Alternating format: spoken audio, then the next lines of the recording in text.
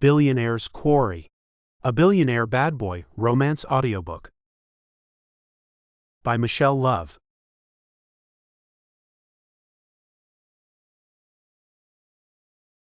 Blurb. She glared at me like I'm trash, and it lit a fire I can't shake.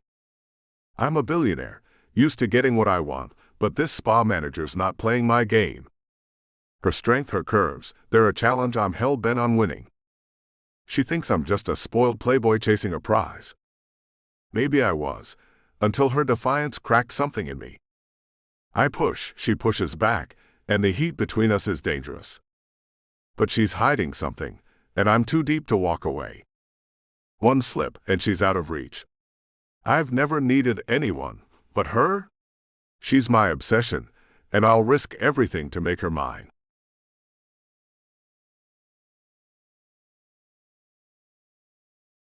The Prey. Mercy.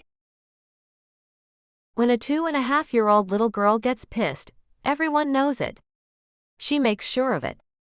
I inherited my niece and nephew 2 years ago when their parents and my parents were going out for a night on the town, while I stayed home to babysit the 2 little ones. A terrible auto accident claimed all 4 lives that were in my father's car that night. The accident changed me from the fun aunt to responsible mother in the blink of an eye. I've taken to it well, I think. It made me hurry up and figure out what's real in this life. I was 24 when that happened. Still young and free, single and alone. With the responsibility of the kids, I grew up overnight. It became apparent that I needed to start making money. I had my business degree and had done nothing with it at that time. With a few interviews, I managed to gain a managerial position at a Dallas luxury spa, and I've done well. I have to say, the hardest part of being a parent is dropping the kids off at daycare. They just never seem to want to go. I suppose because it's so early, and they'd much rather be sleeping. I know I would. I have to get up an extra hour early every day to get them to their daycare so I can get to work. At times I do wish I had help. A man to even out some of the chores that come along with taking care of a feisty 4-year-old boy and a 2.5-year-old girl might be nice. But then again, he might just get in my way. Mia holds on tight to the car door as Carter stands in a sleepy daze, waiting for me to drag his sister away from the car and into the little building which they call home every Monday through Friday, from 6 in the morning until 6 at night. I wish there was another way, but so far I haven't found it. Mia, baby, please come on.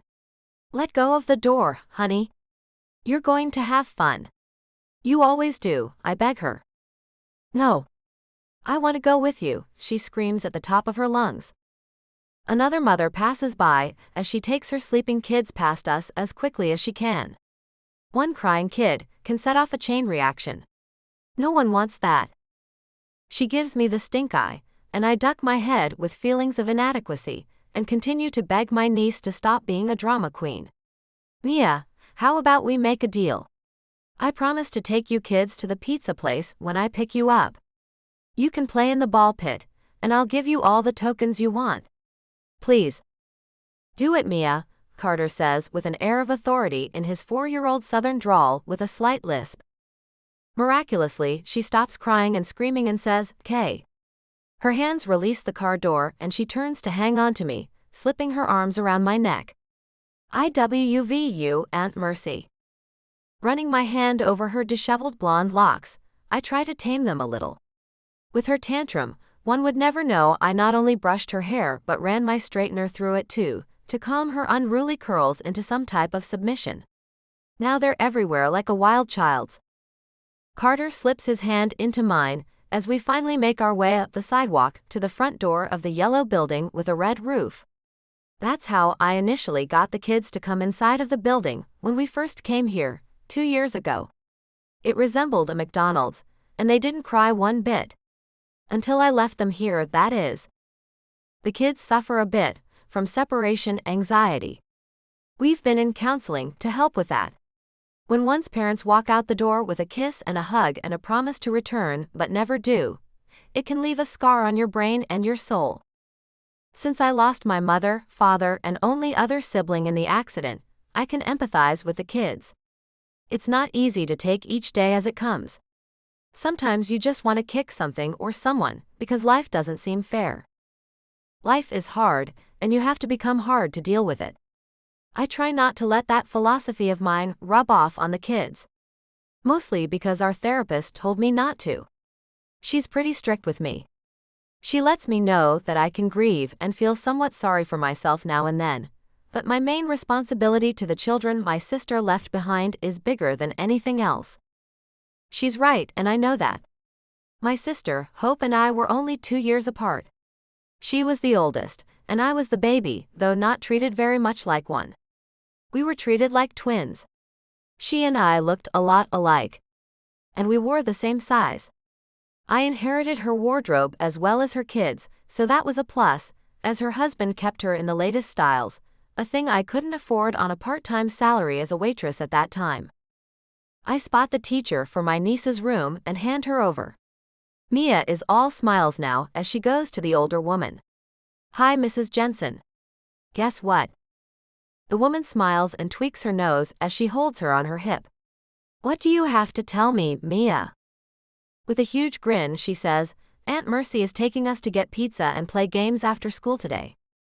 "How nice of her," she says, then puts Mia down and sends her off to put her little backpack, filled with her things, away. "So, being a Friday, have you made any fun weekend plans?" I shake my head as I watch Carter go to his room down the hallway. "Bye, Carter. See you at 6, I call out after him. Just before he goes into the door, he looks back at me and waves. My heart melts a little as I see he's smiling, as I guess he's thinking about tonight and how much fun he's going to have playing the games at the restaurant. Such little things can make them so happy, it's amazing. Mrs. Jensen takes my attention as she says, "You know, Mia, my daughter is taking some childhood development courses. She could use the practice and would babysit for free if you'd like to make some plans anytime. She's free most every night.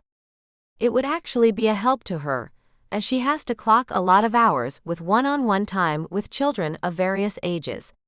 It would help her a lot if you let her babysit even a couple of weekends a month. The kids already have to spend so much time away from me because of work.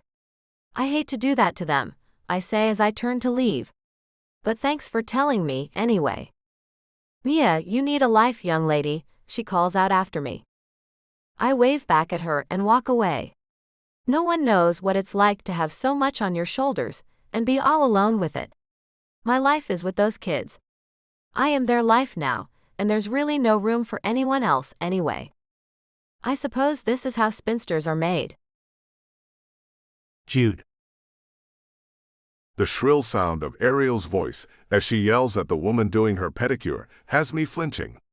I look at the phone in my hand as I sit in the chair across from her and try to act as if she's not with me. "You're a moron," she shouts. Briefly, I glance up and see the poor woman who has the misfortune of getting Ariel as her client today seems to be upset. Her hands are shaking and her face is pale. I should say something to Ariel about not treating people so harshly, but then she might turn that nasty temper on me, and I'd rather not deal with that. Ariel is from a wealthy family, just like I am. Rich from birth, has us a little less tolerable of people. I can't explain it. It just is that way. I'm not as bad as she is, but then again I'm from Texas and she's from New York. The South demands a certain amount of hospitality and manners, whereas the New York socialites don't seem to care too much about such things. I live in a monstrous mansion that my grandfather had built when they discovered oil on his ranch. Since that time, some 60 years ago, he managed to buy several more properties where oil was discovered, and now we are rolling in the dough. I've lived a carefree life, full of the things which come along with an endless supply of money. I've been to the best schools for reasons I do not know. College is where I met my occasional gal pal, Ariel. She was an art major. She nor I do anything with the degrees we've earned. I'm never going to do anything but live off the money that goes straight into accounts for me. My degree is nearly useless. To me it is, anyway. I hold a master's in kinesiology. I know every muscle and every way to get them in the best possible shape they can be in. I use the information I have acquired for myself, and that's about it. I've built a home gym others can only dream about. I also have a body most others can only dream about. Some might call me arrogant, but I think I'm just being honest about my fantastic attributes. I do work hard on making my body this buff, after all. Why not be proud of basically the only achievement I've ever really made? I'm the oldest in my family of 6. Mom and Dad are still together by some miracle, and they had the 4 of us each 3 years apart. I just turned 30 a couple of months ago, and we all went to Greece for the occasion. To say I'm spoiled is just a matter of opinion. Do I get anything I ask for? Well, yes, I do. Do I ask for a lot of things? Again, the answer is yes. I want the latest things just like anyone else does. A robot butler, an expensive drone, expensive watches that I never wear. Those are things I like to call eccentric collections. They're fun to purchase and mess with now and then. It makes life interesting. Much like Ariel is making the lives of the staff here at the luxurious Dallas Day Spa interesting on this Friday afternoon. With another quick glance at the shrieking Ariel, I see another young woman has joined the poor older woman who was doing Ariel's toes. She seems as upset as the other woman, and I don't see how anyone will be able to calm the mad hen of a woman down. This is frustrating for me, as I had high hopes this little spa day would settle her a bit. She's had jet lag since she flew in last night and has been unable to satisfy my physical needs. I foresee leaving her at the mansion on her own this evening and finding a nightclub full of women who've drunk away their inhibitions and are ready to get down and dirty with me. We'll have to see how this plays out. I want to speak to someone in management. Ariel yells, drawing more little women out of their private little cubicles to see who is causing all this racket. I will not tolerate being handled like a piece of crap. She points at the shaking woman in front of her. You have no business touching anyone's feet. None whatsoever. I am so sorry, ma'am. I didn't even know I nicked your big toe. There's no blood. There's not even a red spot where you say I did that, the woman says. I put my phone down to watch Ariel's reaction to anyone telling her such a thing. This should be good. Listen to me, you little nitwit, she shrieks at the top of her lungs. How dare you tell me that I'm lying? No, ma'am, the woman says as she shakes her head and wrings her hands. I did not say that, ma'am. I never would say that.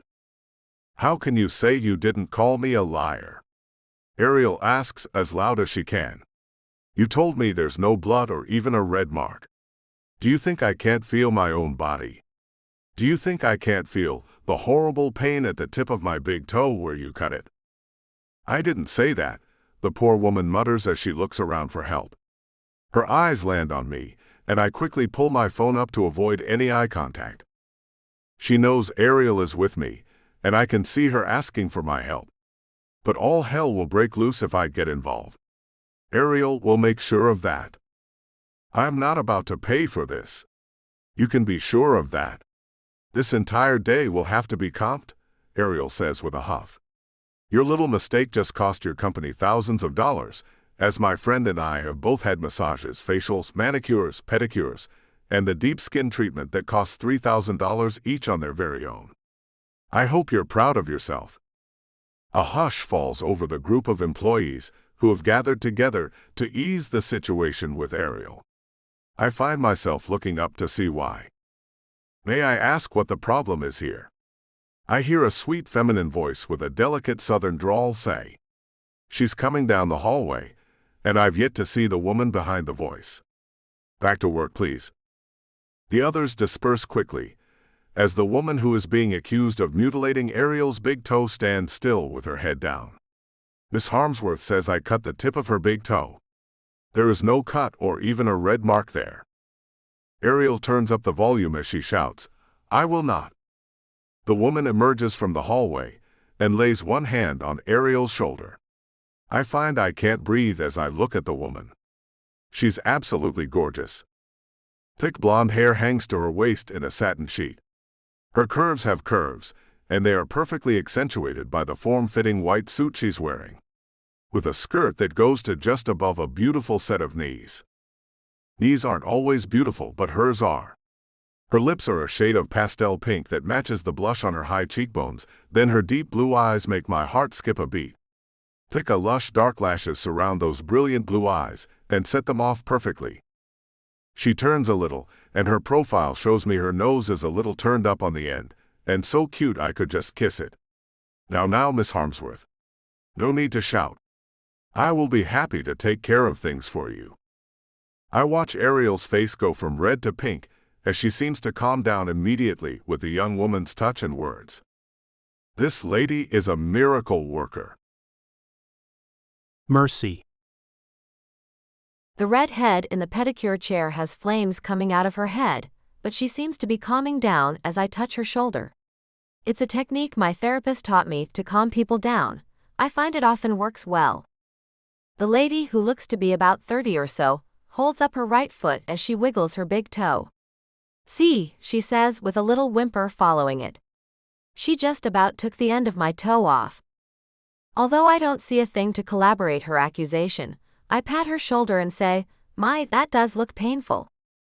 "It's excruciating," she moans. "I doubt I'll be able to wear closed-toed shoes for a month with this horrific injury." Stifling a laugh, I say, "Thank goodness it's summer and sandal season. I'm so sorry about this." I walk past Rhonda, the employee who's on the ropes here. "Rhonda, can you go to my office and wait for me, please?"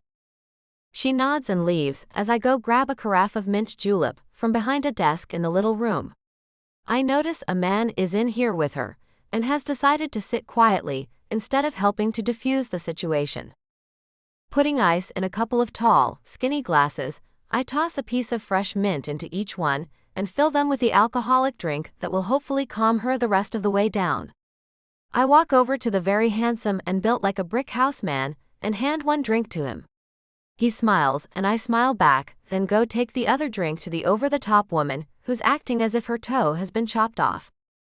"Miss Harmsworth, I'll be comping your visit with us today. Plus, that of your," I gesture to the man who is sitting quietly, sipping his drink. "A boyfriend?" She shakes her head. "We're just friends." She gives me a wink, then whispers, "With benefits." We share a giggle, and I cut my eyes to find the handsome man's cheeks growing pink. Pulling a card out of my jacket pocket that I keep for these occasions when our guests find themselves put out with my staff, I hand it to the woman. "Well, how would you like it if I sent you two out on the town this evening in our VIP chauffeur-driven, brand-new, state-of-the-art limousine? This is a voucher for one of Dallas' 5-star restaurants. Anything you want will be taken care of." I pull out another card and hand it to her. "Then you will be taken to the newest nightclub, where only the most elite people go. It's new and completely upscale. It's usually a members-only kind of place, but this will not only get the bouncer to let you in, it will get you anything you want and the check will be on us." She looks at the man and asks, "How does that sound to you?" He nods without saying a word, and I find him way too handsome to be with this piece of work. He seems laid back and cool and she seems like a nightmare. But that's what some of these rich men want. A complete pain of a woman. It makes no sense to me. She seems pleased as she says, "This will do. Thank you for being so professional with me. I find that refreshing. Our bills will be very high today." I wave my hand at her. "Think nothing of it. And I'd love it if you came back to visit us again. I can promise you won't be getting any of our services done by Rhonda again." She nods and tilts her head to the side as she says, "I may.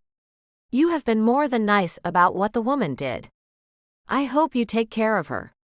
She is not fit for this type of work." "I will take care of her, ma'am. That is a promise," I say as I gesture to the dressing room. "Your clothes are in there.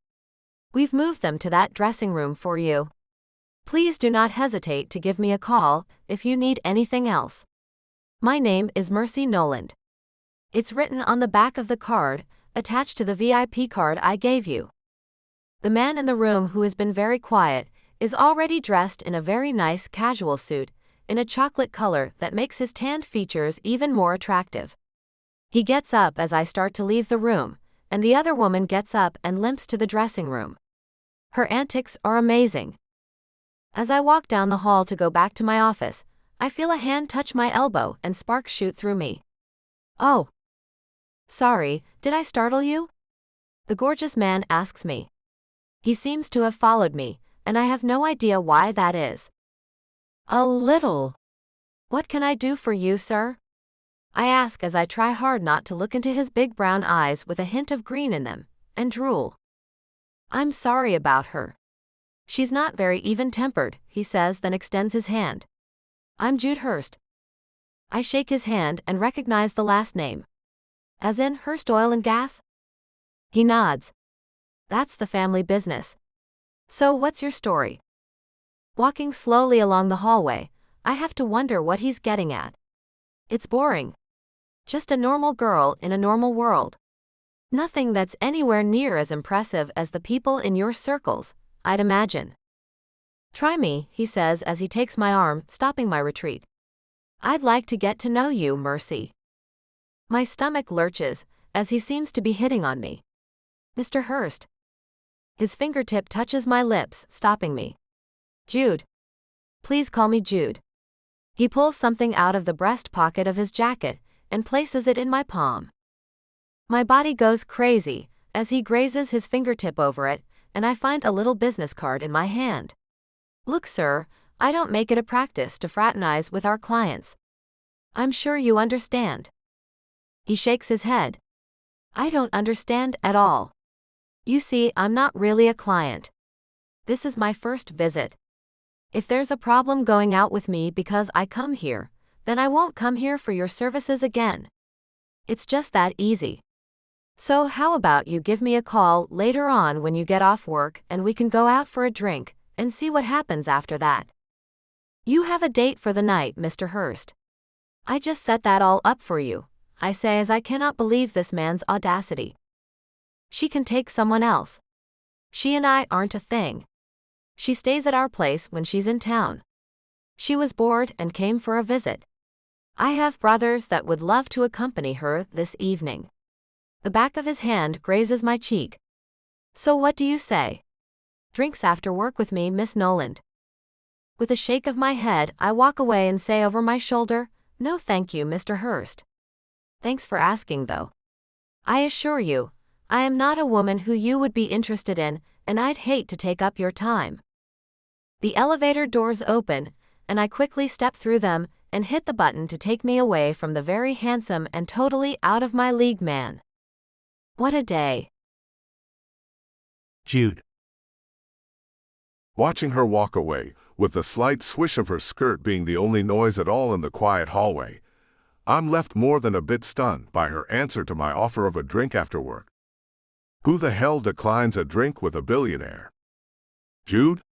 Where the hell are you?" I hear Ariel screaming as she looks into the hall. "Oh, there you are. Come on. Let's get out of this dump." I turn to leave, then stop and say, "You have that private car waiting on you, and I brought my Jag, so you go ahead. I'll tell Zeke to escort you on your evening out." "What?" she shrieks yet again, and it's a sound I am completely tired of. "No. I want you to come with me, Jude. Come on." She comes to where I'm standing in the place that woman left me so callously, and grabs my arm. "You come with me. Zeke can be so handsy, and you understand it when I say I'm tired. He doesn't. Plus my toe hurts like hell." I look down at her exposed toes as she has on these little flip-flops, and see absolutely nothing on either of her big toes. "Which one is hurt again?" "Don't worry about that. I took care of the bill, didn't I?" she asks, spreading an anger through me, as I had an idea she was being scammy, but now I know she was. "Ariel, you may well have gotten that woman fired," I hiss at her, as I take her by the arm and lead her to the lobby so she can get the hell out of here. "So," she asks as she comes along with me, pretending to limp as we go. "You aren't hurt?" It's wrong. I can't believe I have to tell her this. It doesn't matter. These people can get hired right back on at another place. It happens all the time. They're a dime a dozen. And since when did you get all Good Samaritan, Jude? She looks up as a young man comes from behind the main desk in the lobby, walking toward us. Miss Harmsworth, my name's Dave and I have your car ready for you and your friend, he says as he comes up to us. He has a basket full of fruit and wine, and I see some expensive cheeses in there as well. Please accept this gift from us at the Dallas Day Spa. We're so sorry for your pain, and want you to let us know if you experience any type of medical problem or treatment of your injury. We will be more than happy to pay for that. He looks down at her feet, then frowns and looks right back up at her. Her brown eyes narrow as she silently dares him to ask her a thing about her supposed injury. He heeds the warning, and I am glad to say he thinks better about saying anything. Instead, he motions for us to follow him out the side door of the huge lobby. Past the fountain with a mermaid rising from the center and 3 dolphins seemingly swimming around her. We go as we follow the man, all dressed in white scrubs that fit a lot better than any I've seen before. You work out? I ask him as I hold Ariel by the arm and pull her along faster than her fake limping allows. Yes, sir, he says as he looks back at me with a smile. Every day, twice. You know, with the right nutrition and the right exercises, you don't have to work out twice a day to stay in the shape you're in. I work out 1 hour each day, and along with the right foods and nutritional supplements, I manage to keep my body very fit. He opens the side door and looks me over. Wow. How do you manage that? Please don't tell me steroids because I'm against them. I shake my head. I have a master's degree in the fitness genre. I know where each and every muscle is and how to make it work to its best capacity. Do you have a gym or a private training gig? He asks as he opens the car door for us. No, I have a home gym and my own regiment. I could make out a program for you, if you wanted me to. No charge, I say, surprising myself. When the hell did I get so chatty, or offer anything to anyone? Ariel slides into the very nice, deep black, leather-covered backseat and reaches for a bottle of chilling champagne immediately. Look, drinks. Looking inside the car, I say, so off you go, Ariel. If you don't want Zeke to go with you, then I'll ask Rose to. You two can make it a girls' night out. You really are leaving me like this? She asks as she glares at me. Really? What else do you have to do, Jude? I'd rather shovel sheep crap than go anywhere with her after what she just pulled. That was low in my book. The woman has more than enough money. When you add in the fact I was going to pay for everything, it really ticks me off. She pulled the scam just to prove something to herself. I have to take care of some business, Ariel. I'll see you around. I close the door before she can squawk at me anymore. I give Dave a nod and a thumbs up, and he tells the driver to take her without me. As we walk back inside, I tell him, I want to pay the bill anyway. I completely understand, he says without adding any more to it. I like a man who knows when not to ask too many questions. The fact she was being a crazy, conniving complainer is pretty obvious. But when people with vast amounts of money complain, people do what they want with no questions. I've seen it done all of my life. The rich may pay for extravagant things, but let there be the least little complaint about virtually anything, and they get it free with no hesitation at all. I think it's ridiculous. I don't mind spending my money. Even when things are subpar. I have it, I may as well pay for the things I want. There's no reason to scam anyone. Following Dave to the front desk, I take out my wallet to get my credit card as he looks at the computer to find the bill. Let me see here. Oh. Well, I'm sorry, the bill has been removed from the system. I suppose our manager did that. Looks like your spa day was free after all, Mr. Hurst. With a shake of my head, I say, that's not going to do for me, I'm afraid. I live in this town, and I won't have my name bantered about as a person who doesn't pay his bills and pulls scams on the local companies here in Dallas. I'm afraid I'm going to need to see Whoever is in charge here. Dave looks at the time on his watch, then back at me. Sorry, she's left for the day. She leaves at 5:30 sharp every day. You missed her by mere minutes. I can tell you that once she puts her mind to something, she never changes her direction. If she took this bill off that quickly, then she's not going to change things. I want to pay. This makes no sense. Can't you just call her and get her to come back? I look at my phone and see it's only 3 minutes past the time she left. She's probably still in the parking lot. Just call her. I'll wait. I watch him do as I've asked, and am not happy with the results as I hear him telling her things, then saying the words, "Yes, ma'am."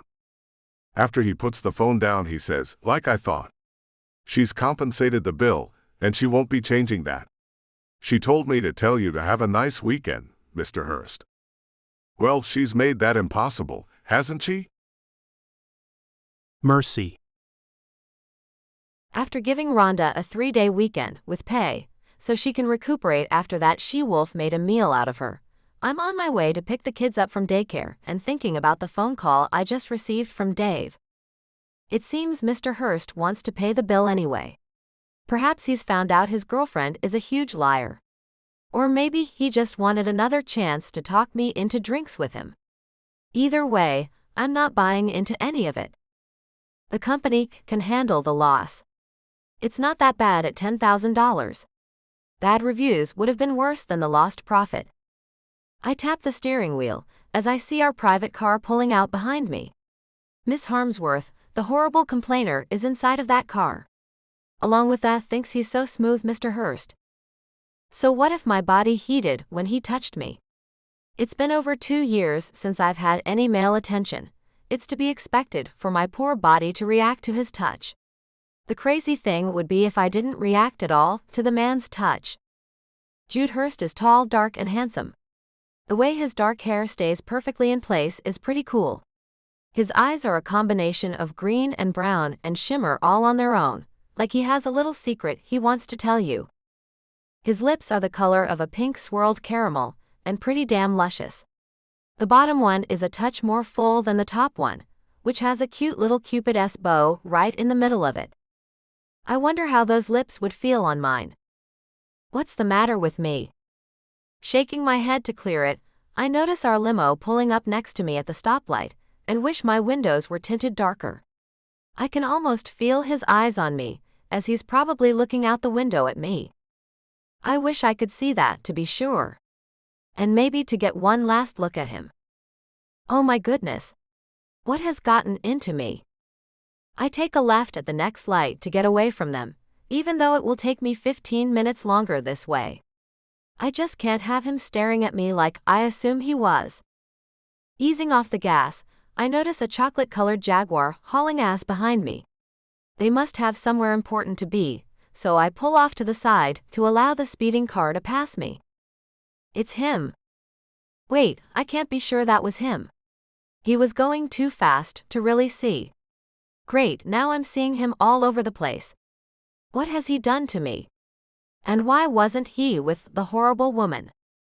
My curiosity is too much, and I hit the button on the screen to call the front desk back at the spa. Dallas Day Spa, Dave speaking. How can I help you today?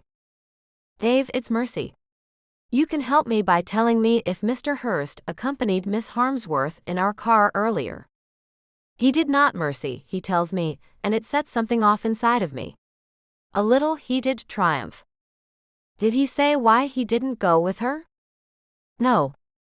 But if you ask me, he seemed to be ashamed of her. How come you didn't let him pay the bill, Mercy? He asks. I have my reasons, I say. I don't even know myself what they are. Stubborn pride, I guess. You didn't happen to see what he drove, did you? A dark brown Jag. It's a beast of mechanical engineering. I saw it when the valet brought it up to the front. I happened to be standing there with him talking about things. He's a nice guy. Not stuffy, like a lot of the rich guys who come here are. He asked a few questions about you. What? I asked like a teenage girl. What did he ask about me? Oh gosh. What did you tell him? Oh my gosh, Dave. Please tell me you didn't tell him anything about me. Whoa. Calm down, Mercy, he says with a laugh. You seem a little frazzled by the man. He's just a man, Mercy. Anyway, he asked about your personal situation. If you had a boyfriend or a crazy ex-romantic partner he might have to contend with. Contend with? I ask, feeling somewhat confused. There will be no contending. He asked me out for drinks. I told him no. See, no need to contend with anyone or thing. Another laugh erupts out of Dave, then he says, okay, no need to contend. And that's what I told him. Wait, you told him I had no one in my life? I ask, feeling embarrassed all of a sudden. What did he think about that? Did he think I'm a complete loser for being all alone? Not at all. He seemed happy you were all alone. He also asked me where you usually hung out on your days off, he says. My gosh. What did you tell him, Dave? I shriek at him. I told him I didn't know, he says. Because I don't know. What do you do on your off time, Mercy? I've kept my private life mine and mine alone. I don't go telling my story to anyone. I don't like the sorrow-filled eyes looking at me with pity and asking how I'm doing with it all. Never mind what I do. I do plenty, I say, because I do a lot on my off time. I probably work harder on my days off than I do at work. Being a mom isn't a very relaxing job. Not with a 2- and 4-year-old, anyway. Did he ask anything else? No, his car pulled up and that ended our conversation. Mercy, why would you tell the man no about having a drink or two after work? There's nothing wrong with that. Never mind, Dave. You'd never understand. Thanks for filling me in. I appreciate your help. You should get back to work. I've taken up too much of your time on this silly thing as it is. Bye now, I say, then end the call before he can try to dive into my personal life any further. The daycare comes into view, and my heart sputters as I think about the kids and wonder how their day went. I love those little midgets. I hope they don't protest too much that I have to stop off at the house and change my clothes. I can't go into Pizza Palace dressed like this. I do foresee a fight though. As I pull into the parking area, I think about that awesome Jag and the awesome man who was behind the wheel. His fast driving was dangerous, and he's nowhere near the kind of man I would need in my life. I need a safe man who's responsible and great with kids. I need a man who drives slow and watches out for other traffic. A real defensive driver is what I need in my life. Not a reckless man who thinks he's invincible. No, Jude Hurst is not the man for me. There may not be a man for me after all. It might be me and the kids forever and ever. Oh my, that sounds a little depressing, doesn't it? Maybe I should think about finding a man. Not Jude Hurst, of course. But someone to share my nights with. Not that I have room in my nights, anyway. Not with getting up to take Mia to the bathroom, at least twice a night. No, I'm better off alone. The kids need me. Jude. Armed with the knowledge that Mercy Noland is free of any men, I'm making my plan to find her this weekend. A little chance encounter might break open some of that person she has closed off. The guy at the spa who works for her gave me some insight into the woman. She's extremely professional at all times. He's never witnessed even one occasion in the last couple of years since she took over the management of the facility where she lost her cool. I'd like to see that woman let her guard down, even just for a moment. Seeing her truly vulnerable and unrestrained would be something. From the way the guy talked, it seems like she hasn't had anyone significant in her life these past couple of years. That makes me highly interested in her. Almost like a new bloom, fresh and ready to be picked. She thinks she can throw me off. But I'm a long-time hunter, and she's in for a surprise with me. An infinite amount of patience is required in hunting, and I have all the patience I need to make her mine. She has no idea about me. I get what I set my eyes on. Always. My sights are set on her now. She is my prey. I have many tricks to catch my quarry. I'm above nothing when it comes to getting what I'm after. Pulling into the private road that leads to our family estate, I see my father has purchased a few more longhorn cattle to reside on the left side of the road. A black and white one and 2 red and white ones. All have extremely long horns and seem to be getting along well with the other 8 he already had. The members of my family have different things they collect. Dad has his cattle of various breeds he keeps separated by miles of fences. Mom has her little dogs, also of various breeds. They are not separated at all and roam freely all over the house. Mom has a maid just for the dogs and the cleanup required, as they rarely like to venture outdoors to do their business, even though they have a yard exclusively for them, and that business they do a hell of a lot of. My younger brother Zeke collects antique cars. My sister Rose collects porcelain dolls. She's 24 years old with a room that adjoins hers, and it's full of her dolls. It's weird if you ask me. Then there's the youngest of us all, my baby brother Ram. He's 21 and as wild as they come.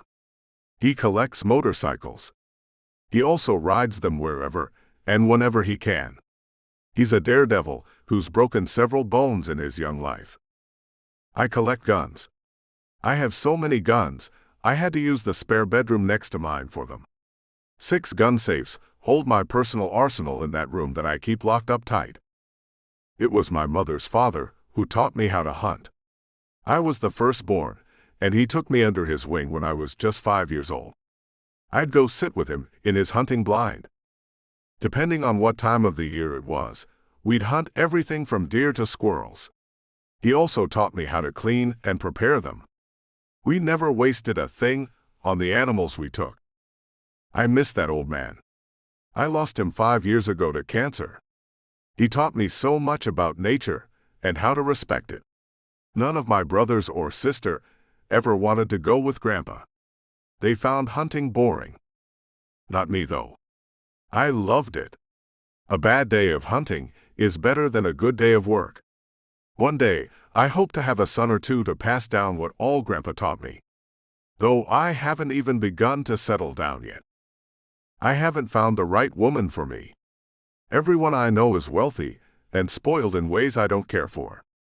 I know I'm spoiled too. I've gotten every single thing I've ever asked for. Well, now that you count Miss Mercy Noland and her not giving me what I want, I can't say I've gotten every single thing I've ever asked for anymore. I'll have to change that. As I pull up, I hear my old hunting dog I inherited from Grandpa barking as he hears my car pull up. The old hound dog knows the sound of my car, and he only gets excited when he hears me pull up. He could give less than a crap about any other member of our household. Well, that's not entirely true. He likes the cook, Mrs. Juarez, too. But that's only because she gives him all the bones he could ever want. He has his own yard right off the kitchen, and his weight is showing that as he waddles around to the driver's side door to greet me. Rubbing his red head, I say, "How's my puppy, Sebastian?" He makes odd little growls and groans as his answer, which I assume means he's seen better days. He follows me along to go inside the mansion. It's a large 3-story number that my parents have added onto at least 3 times since I can remember. All of us have our own suite of rooms, and my old dog follows me as I go toward mine. A shrill cry has us both groaning as it hurts our ears. I see Ariel has made it home first. I didn't even notice the limo out front. "What are you doing here? Where's the car?" I ask. I let it go. "I don't want to go alone, Jude. I want you to go with me." "Since you won't," I told the driver to leave. I kept the vouchers, though. That way you and I can still go out and have fun. Only you can drive us. "Doesn't that sound better?" she asks as she waves the cards around. I hold out my hand and ask, "Can I see those?" She hands the cards over to me as she walks toward the guest house. "I'll be getting ready. I want you to wear something better than that suit. It has no tie or anything. I'm thinking since that one club is private that you should wear a tux. I like the way you look in a tux anyway." I spot Mercy's name on the back of one of the cards, and underneath it, there's a little note saying to call her with the amount of the bill, and there's a phone number. It might be her cell phone. I cross my fingers that I'm right as I walk up the staircase that leads to wing of the house my rooms are located in. Ariel finally figures out that I'm ignoring her, and turns to look at me with a loud yell, "Did you hear me, Jude?" I nod and walk up the stairs. There's no way I'm going to take her anywhere. I have my sights set on Mercy and Mercy, alone. She seems to be the kind of woman who wouldn't give the time of day to a man she sees as a player. To get her attention, I will have to camouflage myself as a one-woman man. It's not that I couldn't be one. I can be whatever I want, after all. I've just never seen fit to before. And after I find out more about the young woman, I may release her back into the singles pit where she came from. Or I might keep her as a trophy. Then again, I might make her my pet. One never knows what they'll do with their prey once they've managed to trap them. Mercy. With both kids in the giant pit of plastic balls, I take the time to myself to use my cell phone to Google Jude Hurst. And just like that, I see a few pictures of him on social media. His Facebook page has a link to it, so I click it, and the next thing I know, I'm stalking his page. What am I doing? Well, I am here anyway, so I may as well see what he's really about. The first thing I notice is his profile picture is new. Like today new. He's wearing the brown suit he had on earlier, and that same little smile that makes people think he knows something no one else does. He has a lot of friends on his page, and I have to say most of them seem to be wealthy too. There are a hell of a lot of pictures of people on yachts and private jets, and in exotic places. No, I am not in his league at all. Then I see one picture of him wearing camouflage with his arm around an old man who is also wearing similar gear. An old red bloodhound is standing in front of them, with a duck in its mouth. Jude's grin goes from one ear to the other, and he seems to be very happy. A few more pictures are here with him doing some type of hunting in them. So the man is a hunter. I didn't call that one. I mean, the wealthy men I've seen at the spa don't seem the hunter type. But then again, I have a mindset that most men who hunt are named Bubba, and have long beards and smell kind of funny. Jude didn't smell funny at all. Quite the opposite, he smelled wonderful. Stop. I have got to stop thinking about this man. Not only am I not in his league, he's not what I need or want. He's a fast man, and I know he only wants to get into my pants, then he'll leave me wanting more as he goes off to Peru or Russia on his next billionaire excursion. That will leave me heartbroken at home with 2 little kids. I couldn't even drink my pain away after he leaves me, because I have to stay sober to take care of my niece and nephew. No, he's a risk. He's a heartbreaker. He's dangerous. But damn it, he's attractive. Oh, look here. It says he has a master's degree in kinesiology. Maybe that's why he's so well built. Here's a picture with his shirt off, and oh my. My body just went about 10 degrees hotter, and I can't seem to take my eyes off the picture of the man with massive muscles all over his chest and those abs. He's built like a statue. He can't be real. That picture has to have been doctored. No man is that perfect. No man.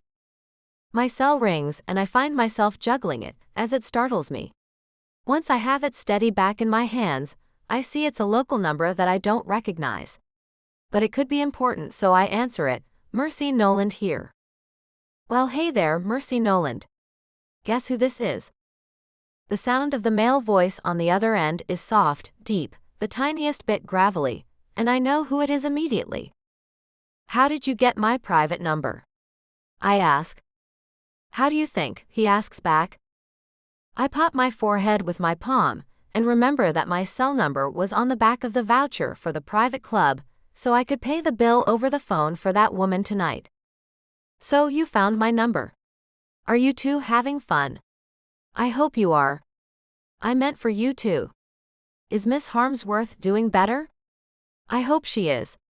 I want to apologize again for her injury. It was a misfortunate accident. Please tell her. Mercy, he says, cutting me off. I'm not with her. I'm in my bedroom, thinking about you. And it sounds like you're at some badass club, having a great time. So tell me where you are, and let me come join you. He could not be more wrong about where I am, and it makes me laugh. Huh? I'm not at a club. And I'm leaving soon, anyway. It's getting late, I have to get back home. It's 8 o'clock, Mercy, he says with a deep chuckle that makes my toes curl. It's so manly and sensual, and oh my, I have to stop thinking about him like that. All ready? I ask, as I really had no idea it had gotten so late. The kids still need baths, and the house is 15 minutes away, and they need to be in bed by 8:30 or they'll be so cranky, and then it'll be hard to get them to sleep. All ready? He asks, chuckling again. Mercy, that's not late at all. Not one bit. Now come on and let me in on where you are, so I can come see you. I miss you already. A little chill runs through me with his choice of words. Then I shake that off and realize he's such a player. Miss me? You don't even know me, Mr. Hurst. Making my way to the ball pit, I start the long process of trying to get the kids' attention with a whistle and a wave. But like all the other mothers, I'm completely ignored. I know that, Mercy. I want to get to know you. What's the harm in that? He asks. I kick off my flip-flops and head into the pit of despair to gather my niece and nephew and say, Sorry, Mr. Hurst. I really have to go. Goodbye. With a swipe of one finger, I end the call and put the phone in my bra as I fish for the kids. Carter, Mia, come on. It's getting late. A voice comes out from under the plastic balls. No? We aren't ready yet. It's Carter's voice I hear. I start to dig in the area I heard his voice come from. I know, Pumpkin, but it's getting late and you both still need baths. A ridge forms underneath the balls, and I see two little figures bolting away from me. Making a lunge to intercept them, I grab the back of a shirt and pull up kids that are not mine. Hey, leave my kids alone, comes a shout from an angry mom. Sorry, I let them go and reach into the balls at another lump in them. There you are, Carter. Grab your sister and let's go. Ah man, he whines as he pulls his hand up and his sister dangles from it. We have to go, Mia. Aunt Mercy is being a grumpy old lady again. Pulling them along with me, I head out of the noisy pen of kids and balls, getting knocking in the head by one, and listening to laughter fill the air as whoever threw it is being high-fived by a bunch of the little scoundrels. As I pull the kids out of the pit, I think about what I could be doing right now instead of wrestling them and dodging incoming tiny plastic balls. I could be sitting across a small table, sipping some fancy little drink while staring into the green-brown eyes of one of the most handsome men I've ever seen.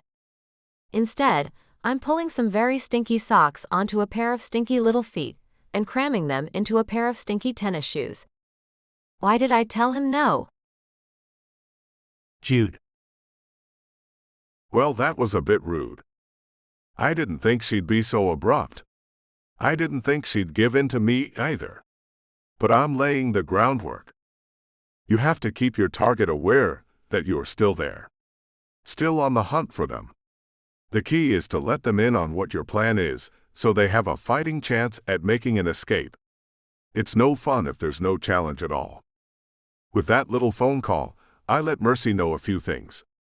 1. That I have her number. I have access to her when I want it. 2. That she's on my radar. And 3. That I'm not about to give up. Now those things are settling into her brain. This is when she'll try to come up with her own plan to stay hidden away from me. Maybe she'll think about going on vacation for a week or two, and hope I'll lose interest in that amount of time, or move on to some other quarry. Maybe she'll fake an illness and stay at home, leaving her phone turned off so she can rest. Or maybe she'll do something smart, like turn the tables on me and become the hunter herself. That happened to me once when we were tracking a mountain lion in Wyoming. It was only when we saw the tracks behind us did we figure out we had gone from being the hunters to being the hunted. The only thing is, that didn't stop me from taking the prize in the end. It just meant we had to have a battle, and I happened to win that one. So even that tactic will not stop me from getting what I want. Loud bangs fall on my door, making me jump. Jude, are you ready yet? Ariel calls out from the other side. I'm dying of thirst out here. I need a drink and you to hang on to while I drink and dance. Come on. If you play your cards right, I'll sleep in here with you when we get back. My stomach twists on itself, and I stifle a gag. I'm not going, I say as I go to open the door. When I open the door, she looks me up and down and realizes I haven't changed like she told me to, and her face goes red in a flash. Jude, damn it. I came all the way out here from New York to hang out with you. It's been months since I've seen you. You seem to be staying to yourself far too much. I came here for you, not myself. Which is not a thing I usually do. Now come on. I guess you can go like that. I mean, you look okay. She grabs my hand and attempts to pull me. With one hand on her shoulder, I push her gently away from me. Go ask Rose to go with you. I'm not going, Ariel. The sound of feet pounding the stairs has us both looking toward them, and my youngest brother's filthy body emerges from them. Hey, he says with a wave. What happened to you? Ariel asks him with wide eyes. Nothing, he says as he stops and looks from me to her. I was riding out on the bike track. You look pretty, Ariel. Where are you two headed? Out, she says as she looks at me. Only Mr. Stubborn here is refusing to go along with me. Hell, I'll go with you, Ram says as he looks at me. Is that okay, Jude? With a nod I say, it's fine with me. Ariel and I are not a thing, Ram. Ariel's head jerks as she narrows her eyes at me. You don't need to say it like that, Jude. You and I have been intimate, after all. It's not entirely out of the realm of things that we could be together. It is too, I say with a little laugh. Anyway, there's your date for the evening.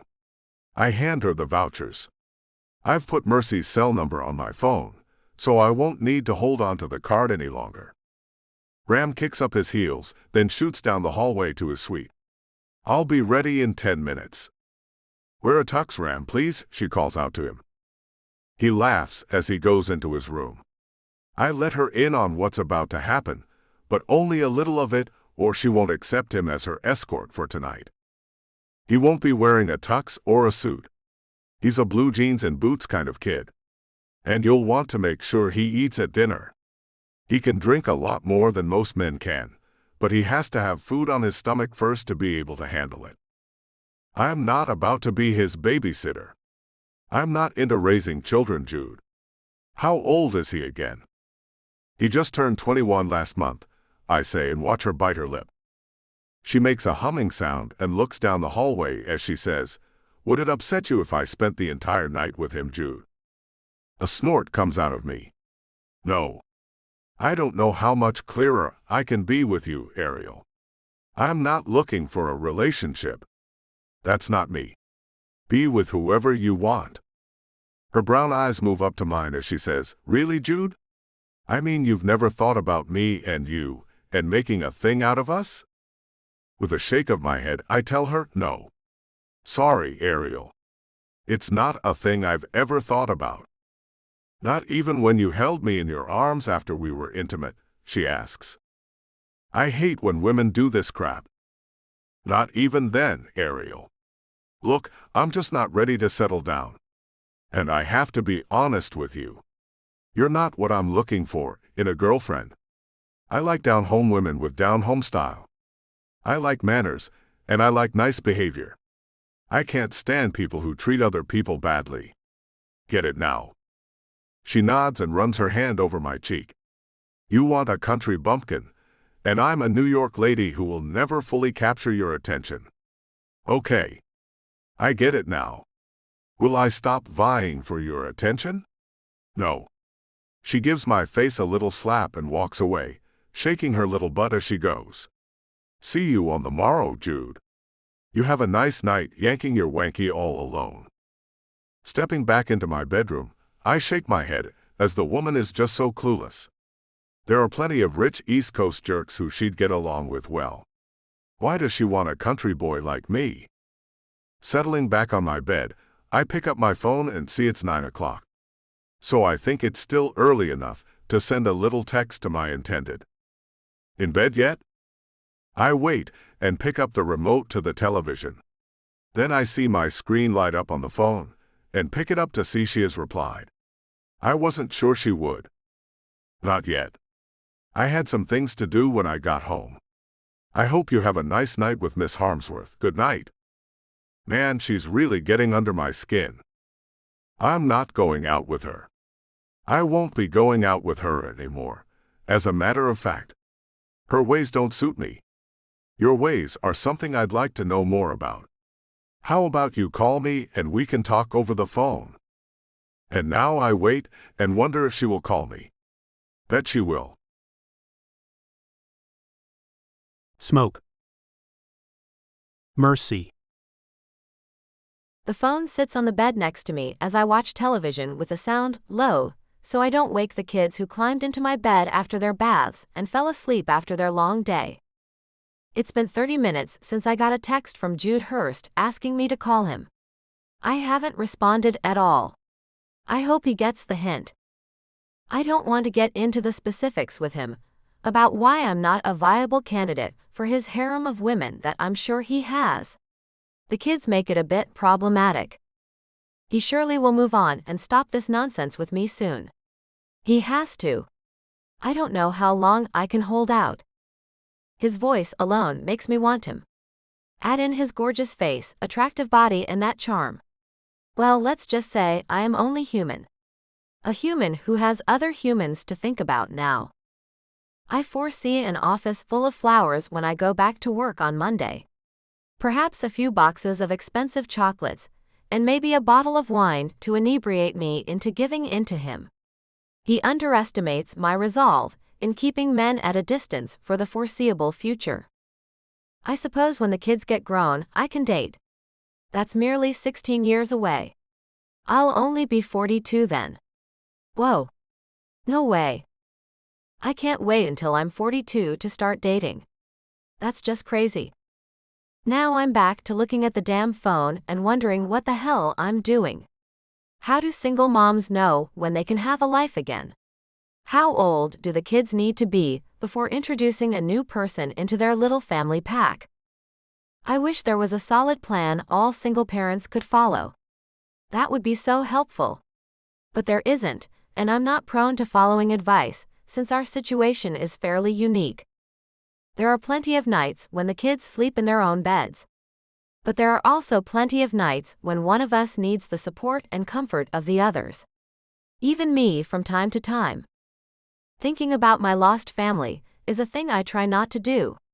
It always brings me heartache and pain. And not in that cathartic way our therapist talks about.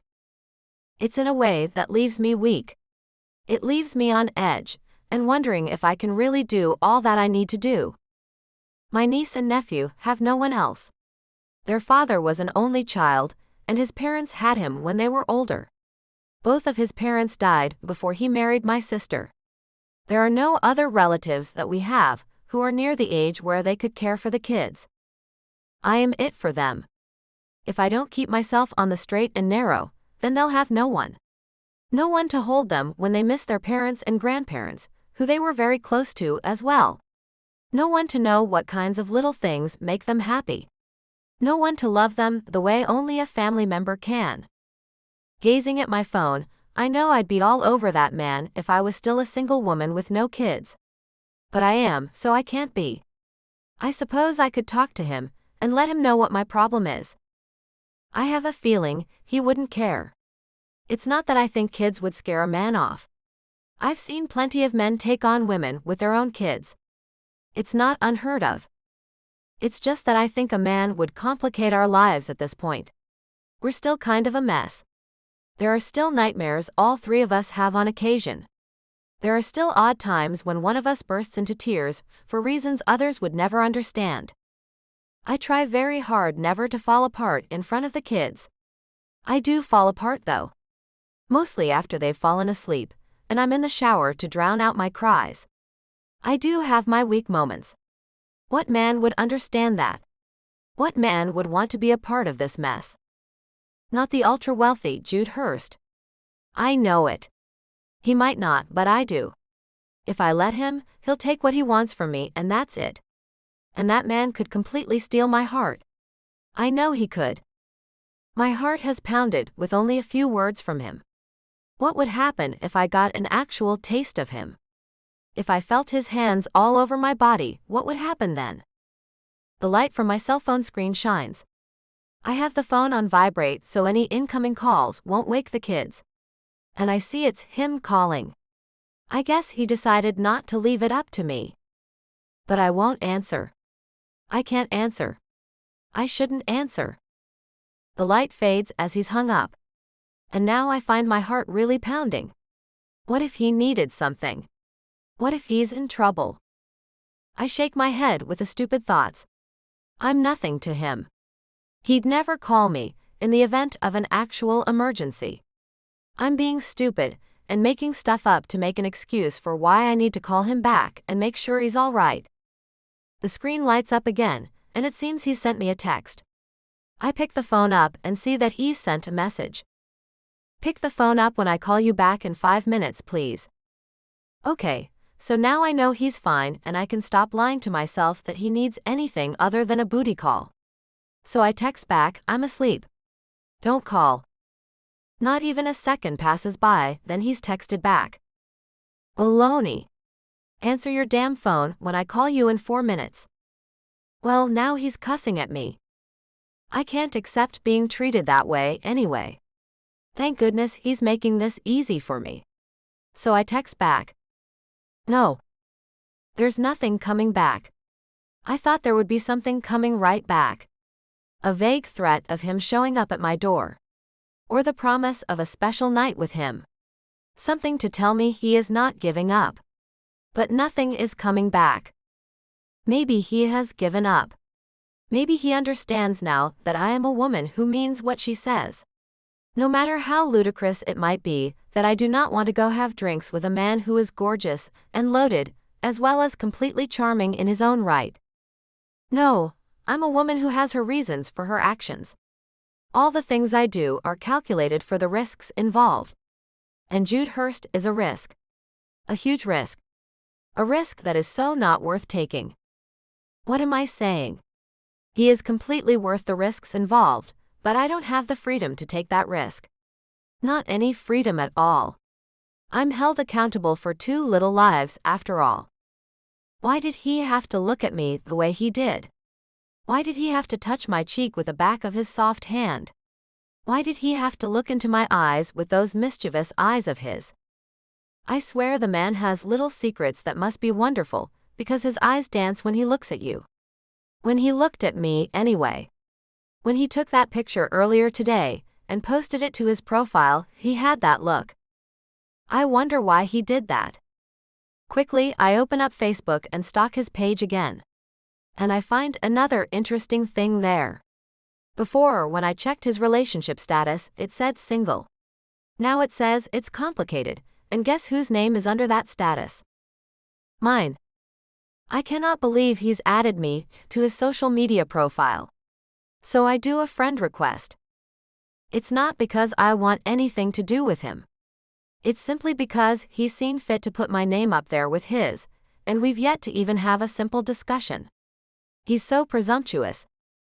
An instant later, he has accepted my friend request and has sent me a direct message full of kissy faces. Then my phone starts vibrating as he's calling me. Well, now what do I do? Jude.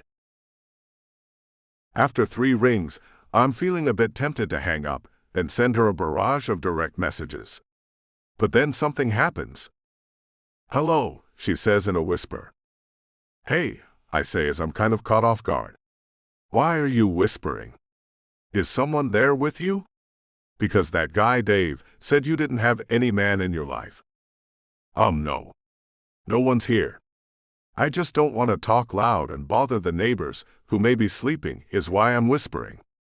I hear a shuffling sound, then she says in a normal tone of voice. So why did you think it would be okay to put my name on your Facebook profile, Mr. Hurst? Why were you stalking me, Miss Nolan? I wait to see how she'll take that because I think she might take it kind of badly. I make it my business to know as much as I can about men who want to go out with me. So I use the resources society affords me to do that, comes her viable answer. Oh, I say as I was preparing myself to get scolded. That's smart of you, Mercy. Very smart. You seem like a smart woman. I am, she says with not one word after that. She just states a fact and stops, so I ask, are you always so professional? Of course not, she says, sounding very professional. I know how to act appropriately in many kinds of ways. Our relationship is a business one, so I will remain on a professional level with you, Mr. Hurst. I am never going to your spa as a client again, Mercy. So you can lose that tone with me. Look, I know you're probably a very nice man. I'm just not available right now. It's nothing about you. I'm not trying to play hard to get in order to entice you. I'm merely unavailable. Can you understand that, Jude? She called me by my name. Now this is progress. Why don't you tell me why you are unavailable, and I will tell you if I can understand that or not. And thank you for finally saying my name. It sounds sweet coming out of your mouth, I say and lay back on my pillows. Talking to her as I lay in bed reminds me of my high school days. Talking to a girl on the phone before I was old enough to simply bring them home with me, or stay at their place, or take them to a hotel room. It takes me back to simpler times. I just am. I don't like to talk about myself. You can understand that, can't you? She asks with a sweet lilt to her slight southern accent. Did you grow up here in Dallas? I ask her, as I just have to put a place to that accent she has. No, I grew up in a tiny town called Utopia. It's in the southern part of central Texas. Have you ever heard of it? She asks. I settle into the pillows and reach over to pick up the beer I've been nursing, as I've been waiting for her to call me. To be honest, I had to give up and call her. Not a thing I usually do, once I've put out a text to call me. I have a lot of pride after all. I have heard of it. So when did you move to Dallas? I ask and take a sip of the beer, finding it warm now, and get up to go get me a cold one from the mini fridge in my bedroom. My parents and I moved here a little over 4 years ago. My older sister had gotten married and moved here with her husband. They met in college. They both went to the University of Texas. She was a cheerleader, and he was a football player, and they fell in love very quickly. Anyway, they got married after they graduated, and when she became pregnant, we all felt like we wanted to be closer to them. To enjoy the baby, you know. I do, I say. Who doesn't want to enjoy the new baby in the family? So that brought you here to our fair city then. And how long do you plan to live here? I'm not sure. I suppose for at least the next 16 years. I do like my job. It pays well and I should stay in one place, she says. Why do you need to stay in one place for 16 years? I ask, as that sounds odd to me. Oh. She's quiet for a moment, and I find myself freezing in front of the little fridge in a panic. Crap. I've hit a soft spot with her. Not that it's any of my business. So let's go on to another subject. When I accepted your friend request, I went to your page and noticed you haven't used it in a long time. Why not take a selfie and put it up there so I can see your gorgeous face? I'll think about it. I'm too busy to get on it. I think it was a little over 2 years ago when I was on it last. I use the site for the spa now. I post a lot on that site, she says. Nothing personal though, I say as I pull out a beer and pop the top open and go back to my bed. No, she says. Personal things aren't meant to go on that site. So who does know you personally? I ask, then take a drink of the cold beer. Not many. I'm just so busy with work and she just stops talking. And? I ask. Work, that's all. I'm very busy with that, she says. What do you do? When? I ask, then feel stupid. I mean, I don't have to work. I do things like travel, hunt on occasion and stuff like that. How rewarding, comes her sarcastic reply. I'd love to get offended, but she's not wrong. I know. I've been kind of consumed with trivial things. Like drinking, carousing for wild women, and wasting money. I need a positive influence in my life, Mercy. Do you know anyone who might be of help to me? She laughs, and I love the sound. It's the first time I've heard her laugh. It's sweet and honest. Not premeditated to enchant me. Not rehearsed to sound exactly on pitch, like I've heard so many times from the pretentious women I now know. Are you talking about me being a positive influence on you, Jude? I assure you I have very little influence over anyone, she says. Then I hear her sigh and wonder why that is. Mercy, do you ever eat breakfast on Saturday mornings? I ask her. Because I know you don't do drinks after work on Friday nights. So I was thinking a little coffee, a few pancakes, maybe a donut or two, and a little conversation would be a thing you might like to do. Really? She asks me as if she doesn't believe me at all. Really, I say, then put my beer down. I don't want to merely get in your pants the way I know you're thinking I want. I want to get to know you. That's like the one thing I can't allow, Jude. I really am sorry. It's just so complicated, she says. See, the thing about that is it's all right with me. Didn't you see our relationship status, Mercy? It says those actual words. So I'm cool with complicated. And I'm only talking about an hour or two for breakfast in the morning. I'm kind of aching to see you again. Aching? She asked. I tell you what. Can you let me call you around 9 or 10 to let you know if I can make it? The only answer I have for her is a quick yes. Wow, we may have a date. Mercy. Nervously, I pace back and forth as I tell the babysitter, Mrs. Jensen's daughter Becky, where the cheese and crackers are that stop Mia from crying and where the first aid kit is. Then she assures me she brought her own. Wow, you are prepared, I say as she nods her head. I am. And I have your number. I promise to call you if anything at all happens to either of them. I've been in the classes for 6 months to learn all kinds of ways to take care of and interact with children. You can trust me, Mercy, she says with a sweet smile. I know I can, Becky. Thank you. I'll only be an hour, I say, then turn to leave but turn back. Or 2. Will that be a problem if I'm 2 hours instead of 1? Heck, stay all day. All night even. I can handle these 2. Have fun. Mom told me you haven't gone out at all in 2 years. Since it all happened. So who is this lucky fella who has you finally going out? I hesitate to say his name, then think maybe someone should know who I'll be out with. One never knows who might be a killer or a kidnapper after all. That's what Mom used to say. His name is Jude Hurst. We're going to meet at the Denny's down the street. I don't want him to know where I live. Not yet, anyway. I completely understand. And are we talking about a member of the Hurst family that owns that huge oil company? She asks as her hand goes to her slim hip. Becky is a young 20 and looks all of 16 with her high ponytail and classic sweet kid looks. Yes, he's part of that family, I say as her mouth drops open. Okay, girl, she says, then holds her hand up for a high five. I laugh as I give her the high five she's requested and feel kind of giddy.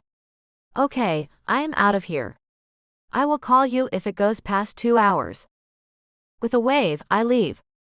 We purposely put the kids in the backyard to play with a puppy she brought to distract them from my departure, which I found pure genius on her part. My hands are shaking as I hold the key fob in my right hand and press the button to unlock the Mazda that was my sister's. I inherited that too. I have 3 cars now. Hope's little red Mazda, her husband Jasper's 4-wheel drive truck that I have never driven, and Mom's Suburban. That's what I use when I have the kids with me. I realize that's been most of the time. As I sit in the soft leather seat of my sister's car, I sink back into it and turn the radio up. It's been a month since I've been anywhere in this car.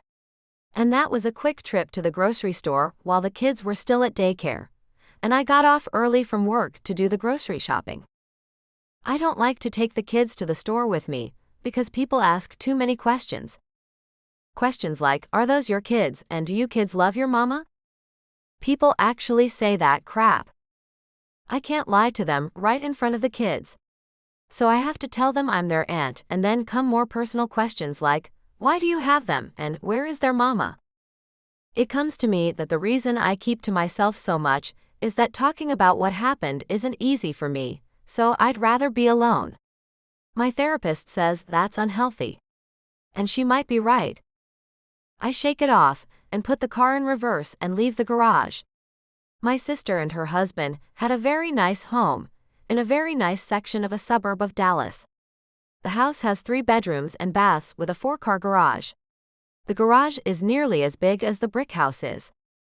The other vehicles I inherited were also Jasper's and also things I haven't driven and never will.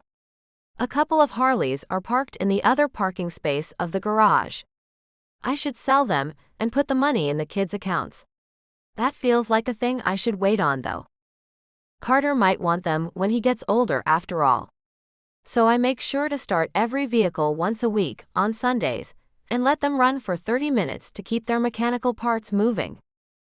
I find myself singing along to the song on the radio as I make the left turn to get to the Denny's where he said he'll be at 9 this morning. I haven't talked to him since 8. He sounded a little tired, and I felt like I should have told him to forget about it, but when I started to say something, he stopped me and told me to meet him, that he'd be there waiting for me. And as I pull into the parking lot, I see his chocolate Jag and feel a smile move over my entire face. He's here. I forgot to tell him what I was driving, and I just realized he wasn't the one to tell me he has that car. He'll know I did more asking about him if I walk up to it. So I text him that I'm here in a red Mazda and see him get out of his car and wave at me. I can't feel my feet as I get out of the car, as I'm nervous as hell. I purposely came here in the same fashion I always spend my weekends in. Hair in a ponytail, makeup free, and shorts with a little top and flip-flops. I have to dress nice every day of the week, so I take my weekends seriously and dress down on them. So let's see if he likes the real me. My voice cracks as I say, "Hi Jude." Thankfully, we both laugh. He's in shorts too and a light green button-down. He has the sleeves rolled up on about a quarter. He's wearing flip-flops too, as I told him I was coming very casual. It makes me secretly happy he dressed down for me. His expensive sunglasses have some name on them I can't even pronounce, and he pulls them off as he gets to me, extending both hands. I take them and give him a smile. "Is it possible?" he asks as his thumbs run over my knuckles as he holds both of my hands. "Is what possible?" I ask as I have to focus so my legs don't give out with how his touch excites me and makes me want to lie down on the pavement of Denny's parking lot and let him have his way with me right here on a Saturday morning. He pulls me closer and kisses my left cheek, then says, "That you look even better without any makeup." I laugh with an elation I've never felt before. Then tone it down. "Jude, you're silly." He lets my hands go but puts one arm around my shoulders. "No, I'm serious. Anyway, you seem nervous and I don't want that. I'm ordering you some happy face pancakes this morning. I want to see that beautiful smile for our whole date." "That's the other pancake place. But you can ask. For you, they'll probably do it," I say as we walk in the glass door and the 3 old men at the counter look at us. And already I feel all eyes on us. This man is too damn good looking. Jude.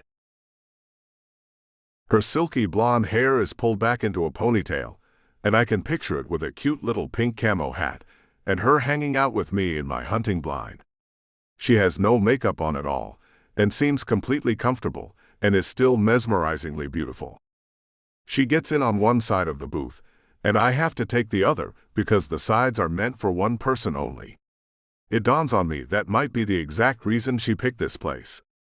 I asked her to go with me to the very classy Regency Hotel for breakfast, and she told me, no way. So here we are at a place I've never been to in my life.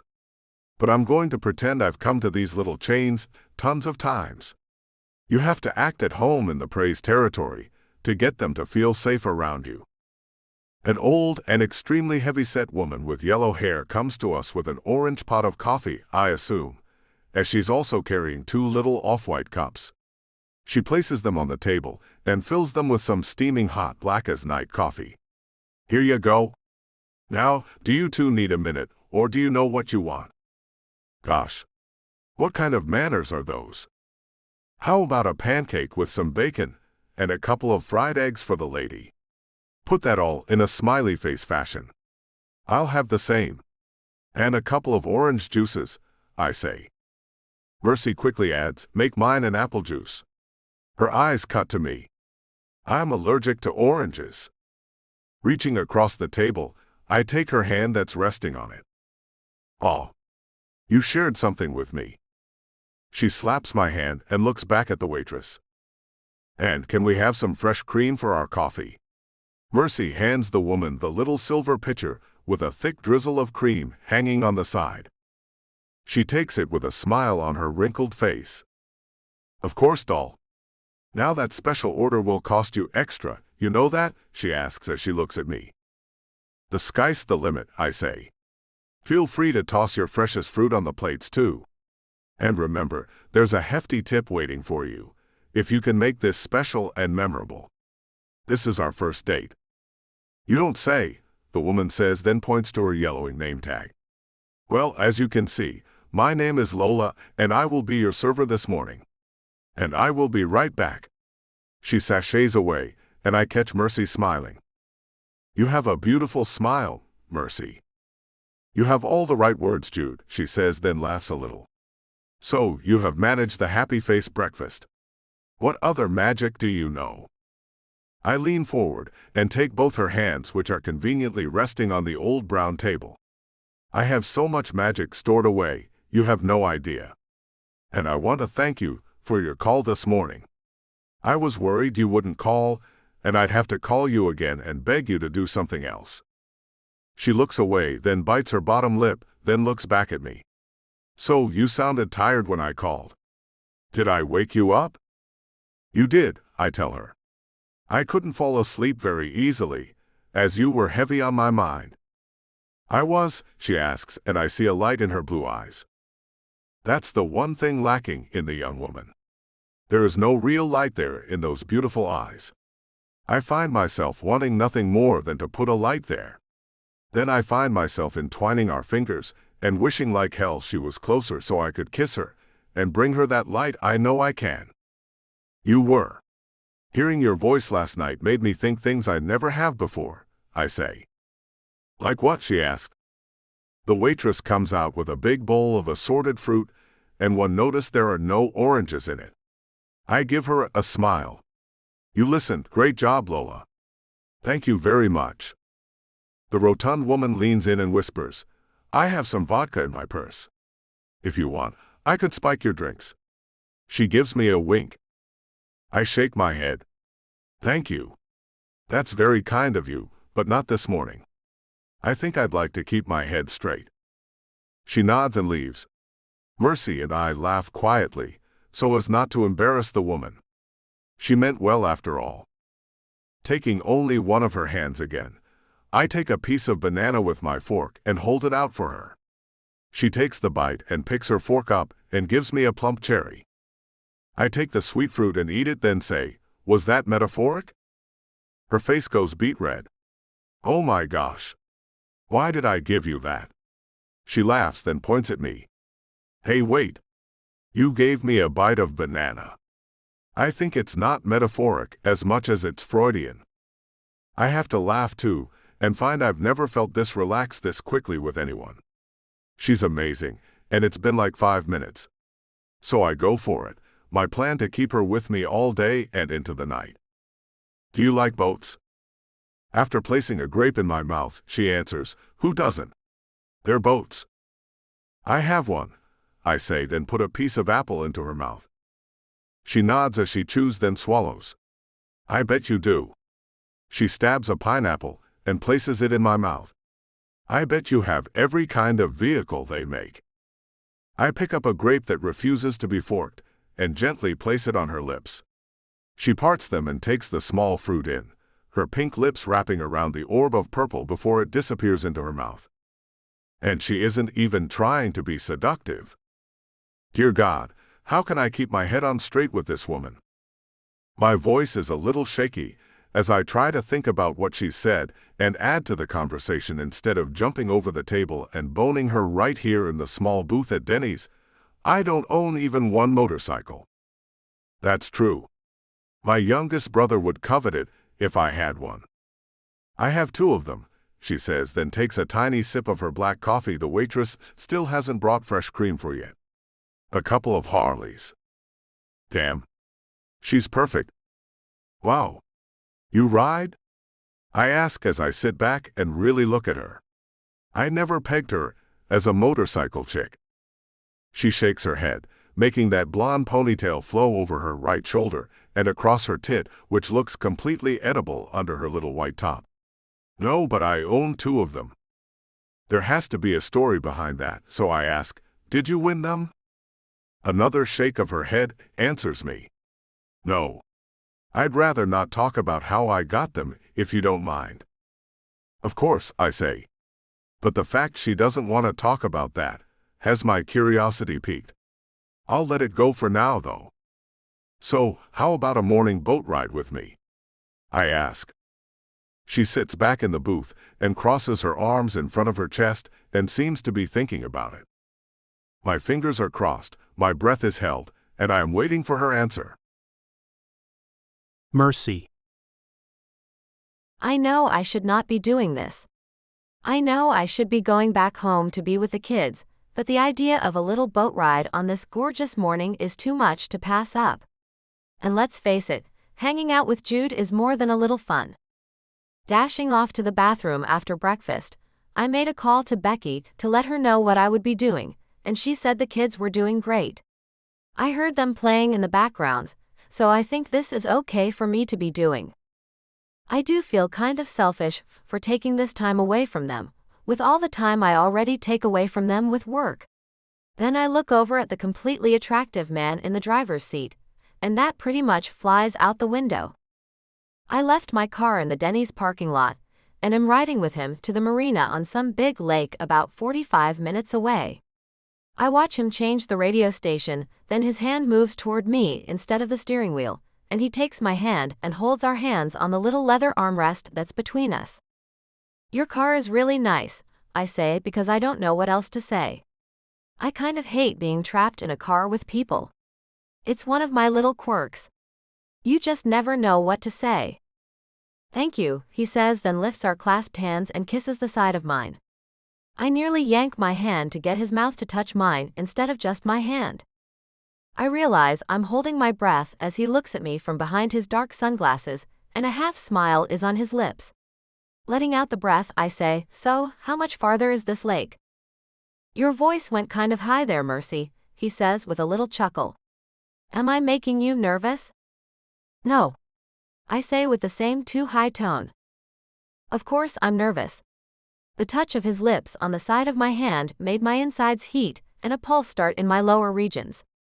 If I don't watch myself, this man will have me naked and writhing in passion underneath him in minutes. Oh gosh, why did I have to make that image in my head? Now I'm aching a little for him to fulfill that little scene my mind created. Imagination can be a truly awful thing. Mercy, when was the last time you were kissed? He asks as he looks at the road. I'd rather not talk about that. Just for the record, I do not want to know when you were last kissed, okay? I say, then look out the window and find the glimmer of water filling in the areas between the tall pine trees that grow along the edge of the road. Is this the lake where your boat is? It is. Have you ever driven a boat? He asks, then gives my hand a squeeze. No, I answer and try not to think of us alone on a boat in the middle of this big lake and what I'll do if he kisses me out there with no one around. Well, you will today. I'll show you how to do it. It's fun, he says, then lets my hand go as he pulls into the small marina with quite a few very nice and expensive-looking boats pulled into separate stalls. You trust me with your boat, Jude? I ask as he pulls to a stop. I'll be right there. Right behind you, making sure you don't get overwhelmed. He runs his hand over my arm and up to take my chin in it. Let me get your door. "'Kay," comes my weak response. I watch him get out of the car and have to adjust myself as he walks around. He has me feeling nervous, and I don't know why I agreed to this. It was the worst idea ever. Alone with him. Him standing behind me as he teaches me to drive his boat. The door opens, and I see I've forgotten to take off my seatbelt. He leans in to do it for me, and is closer to me than he's been so far, and I'm nearly shaking with how bad I want to grab him and kiss him right now. So I close my eyes and feel his lips graze my cheek as he moves back across me and takes my hand, lifting me out of the car. Come on. I can't wait to get you out on the water. Opening my eyes, I follow along until he pulls me up to walk beside him and lets my hand go, running his arm around my waist. I can't stay out here very long, Jude. Maybe an hour. He stops and gets in front of me, taking both my hands in his as he looks at me. Why? He just stands there looking at me, waiting for my answer as to why I can't stay out on this lake with him for more than an hour. I'm like a deer in the headlights. I have no idea of what to say to him, so I make something up. Laundry. I have a lot of laundry to do. He laughs and moves back around to my side, slipping his arm around me again as he says, I can help you do it later on tonight when I take you home. I've never done laundry before, but with you it might be fun. When he takes me home? I have no idea what to say now. He can't go back to my place. I can't bring him into the kids' lives yet. I never can, really. Just the way he drove us over here was a bit hard to take. He drives fast everywhere he goes. Like he's trying to beat some time limit to get from point A to point B or something. I'm sure he's a real daredevil, and the children can't be subjected to that. Not when their parents died in a car wreck. That would be emotionally damaging to them. Jude Hurst can be no more to me than a little secret side action. And even that will have to be kept in check. There cannot be any intimacy between us. Not ever. This man could make me fall for him so easily. I have to keep my guard up or I'll get hurt. I know I will. Here she is, he says as he gestures to a very badass-looking boat. It's white with canary yellow striping on it. A little canopy is pushed back, I assume, so he can drive it faster than the canopy would allow if it was up. He walks onto the flat deck up front, taking me along with him. There are 2 little steps down into the main area of the boat. 4 seats are in the front, and 1 long seat goes across the entire back of the boat. It's so long we could both stretch out on it, and the canopy could be raised to make shade and a little privacy. Oh my. I'm already scoping out a place where we could be intimate. What's wrong with me? Jude. For reasons I cannot fathom, Mercy seems to be trying to figure out reasons why she can't hang out with me for much longer. She's having fun. The smile hasn't left her face very often at all. It can't be because she's bored or doesn't like what we're doing. Maybe she just doesn't like me. No, that can't be it. There has to be something she's hiding. Something she's ashamed of. Maybe she's a hoarder and doesn't want me to see her place. Maybe it's not like that at all. Maybe she's a freaky chick who has a dungeon and likes to play the mistress part in kinky intimate games with strange men.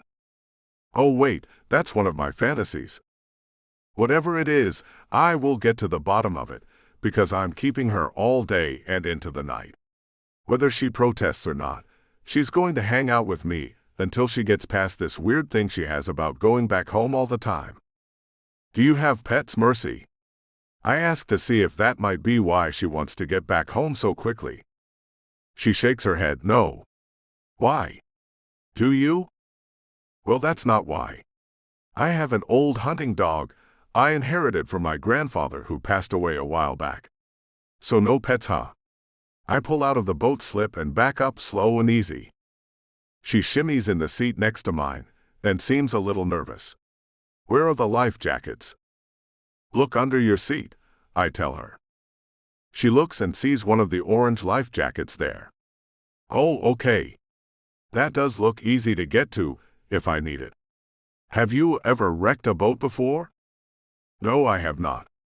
I've been driving boats since I was just a kid. We have a yacht too. There's a captain for it, but he lets us all try our hand at driving it when we want to, I say as I start to pull away from the marina.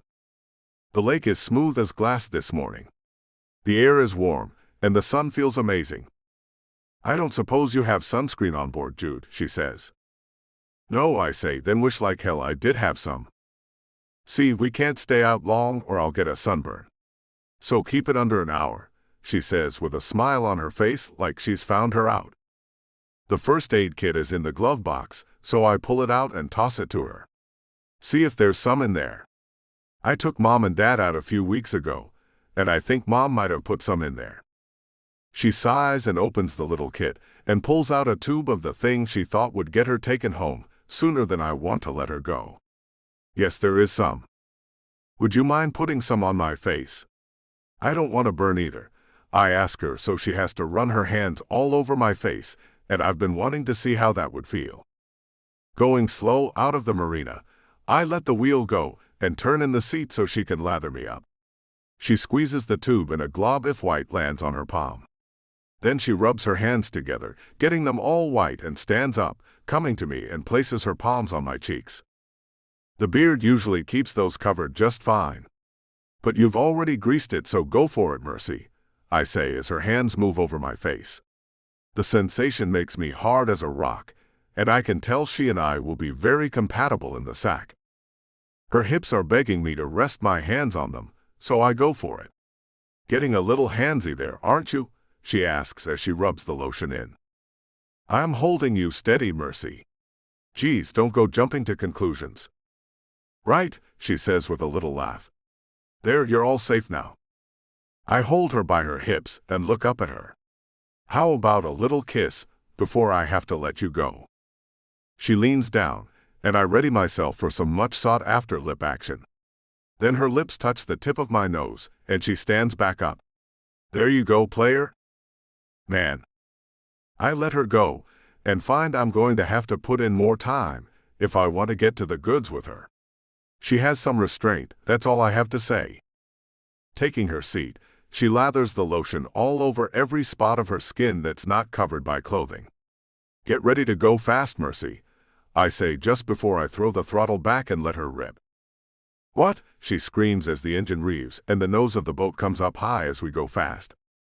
I glance over and see her gripping the seat, and her lips are pressed together in a hard line as she looks ahead. She seems on the edge of being terrified. So that's good. It's not a good ride if you're not a little afraid it's going to all go south in an instant. I decide a little more intensity is in order and shout, "Hold on tight." Her head jerks to look at me. Tighter than I already am, she screams as her head shakes back and forth, trying to let me know not to do whatever it is she thinks I'm about to do. I nod and pull the wheel hard to the right, taking us in a hard circle and watching her knuckles go white as she holds tighter to the seat. It makes me smile like a lunatic as her mouth comes open and she shrieks the entire time. Easing the speed a bit, I give her the idea I'll be slowing down now. Then I rev it up and take off in the opposite direction. She sits back, still holding onto the seat as I fly over the water. Waves from another boat make our boat bounce along on top of them, and she looks at me, then back in front of her. I think another bounce over the waves is in order. I make another hard turn and go back over the waves, catching air 3 times. Her scream is worth it, and I laugh as I watch her coming unglued. Man, this crap is fun. Slowing the boat, I reach over and touch her arm. Her body is shaking, and she has goosebumps. I did good. Okay, Mercy, your turn to drive, I say as I pull her from her chair and onto my lap. No, I don't want to drive like that, she says with chattering teeth. You scared me half to death, Jude. Pushing her ponytail to one side, I kiss the back of her neck. Oh, I'm sorry. I'm not really sorry. I got what I wanted. Her on my lap, shaking like a leaf and needing me to calm her down. Moving my hands over her shoulders and down her arms, I take her hands in mine and put them on the steering wheel. I rest my chin on her shoulder, then turn and kiss her neck as I say, "Just drive it like you would a car. We can go slower now." "Kay," comes her slightly less shaky voice. I have her right where I want her. In my lap. Life is good on a Saturday morning on the lake. Mercy. This man is something else. After the wild boat ride that left my heart racing, he's now whispering sweet words in my ear as I sit close to him, steering the boat slowly. His arms are wrapped around me, and from time to time he brushes a gentle kiss on my shoulder, sending warmth through me. At first I was too shaken to notice, my nerves on edge from the speed. But now his presence feels comforting, and though part of me knows I should step away and keep my distance, my heart won't let me move. Instead, I lean into the moment, letting out a soft sigh as his kind words linger. It's like my body is acting on its own, drawn to his warmth without my permission. His hand grazes my arm lightly, then he turns the key, shutting off the engine. His voice is soft against my shoulder as he murmurs, "This feels right." In a smooth motion, he stands and takes my hand, guiding me to the back of the boat. We settle on the long bench, side by side, his arm draped around me as he pulls me close. His eyes meet mine and he smiles, a warmth in his gaze that makes my heart flutter. I know I should pull back, but instead, I rest my head against his shoulder, feeling the steady rhythm of his breathing. His presence is warm and comforting, like a promise of something sweet and familiar. I hear the soft hum of a motor, and the canopy slides out above us, shielding us from the sun. It's like a little escape, a moment just for us, and it's even better than I could have imagined. His hand brushes through my hair gently, loosening my ponytail with care. I mirror him, running my fingers through his soft, dark hair, marveling at how natural it feels. I can't believe I'm here, doing this. This wasn't my plan today, not at all. I meant to keep things simple, to avoid getting too close. So why am I letting this happen? My heart hasn't felt this kind of connection in over 2 years, and it's aching for more. I find myself leaning closer as he shifts to hold me tighter. His embrace feels steady, grounding me in a way I didn't expect. He murmurs something soft, his voice full of care, and I smile despite myself. I know this moment is fleeting. I know he might move on, leaving me feeling more alone than before. But right now I can't help but stay. His fingers trace the edge of my sleeve, careful and slow, as if asking permission. I take a deep breath, gathering my strength. The woman inside me knows what she deserves. She's not here to be anyone's fleeting moment.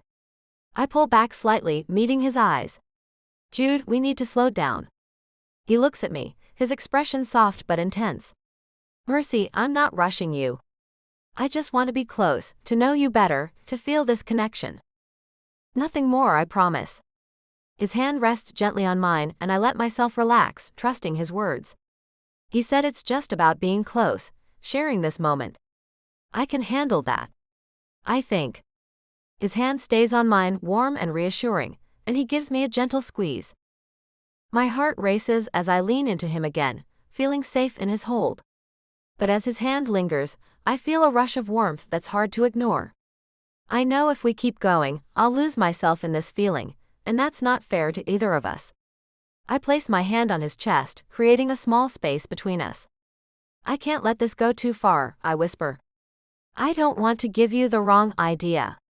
"Why not?" he asks, his voice gentle as he brushes a strand of hair behind my ear, his touch light but steady. "It just can't," I say, my voice firmer now. "This is more complicated than it seems." "I'm not trying to complicate things," he says softly, his eyes searching mine. "Just let me be here with you."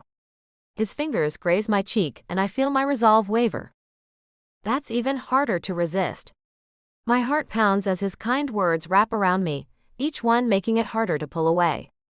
"Jude, you're making this tough," I say, half laughing. "Then don't fight it," he teases, his smile playful but sincere. "Just be here with me."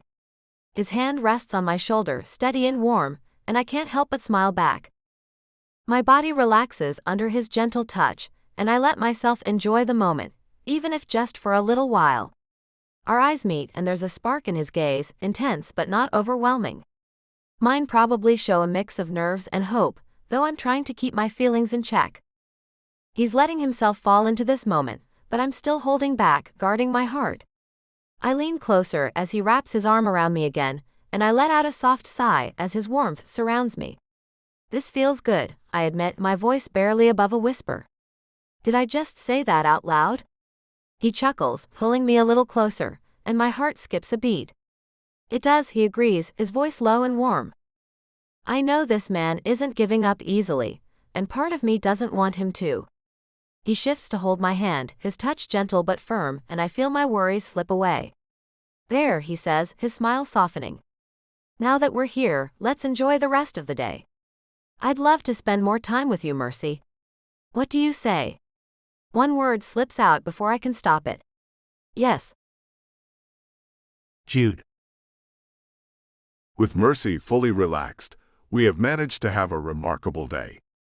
She made me take her back to the dock so she could use the bathroom to freshen up, but other than that, she hasn't said one word about going back home. The sun is setting over the water as we eat a couple of hot dogs I bought from a vendor at the marina, and we sip on some beers I bought from the marina store as we end the first part of our date. After taking the last bite, she puts her head on my shoulder and sighs. This used to be the most favorite part of my days when I was a kid.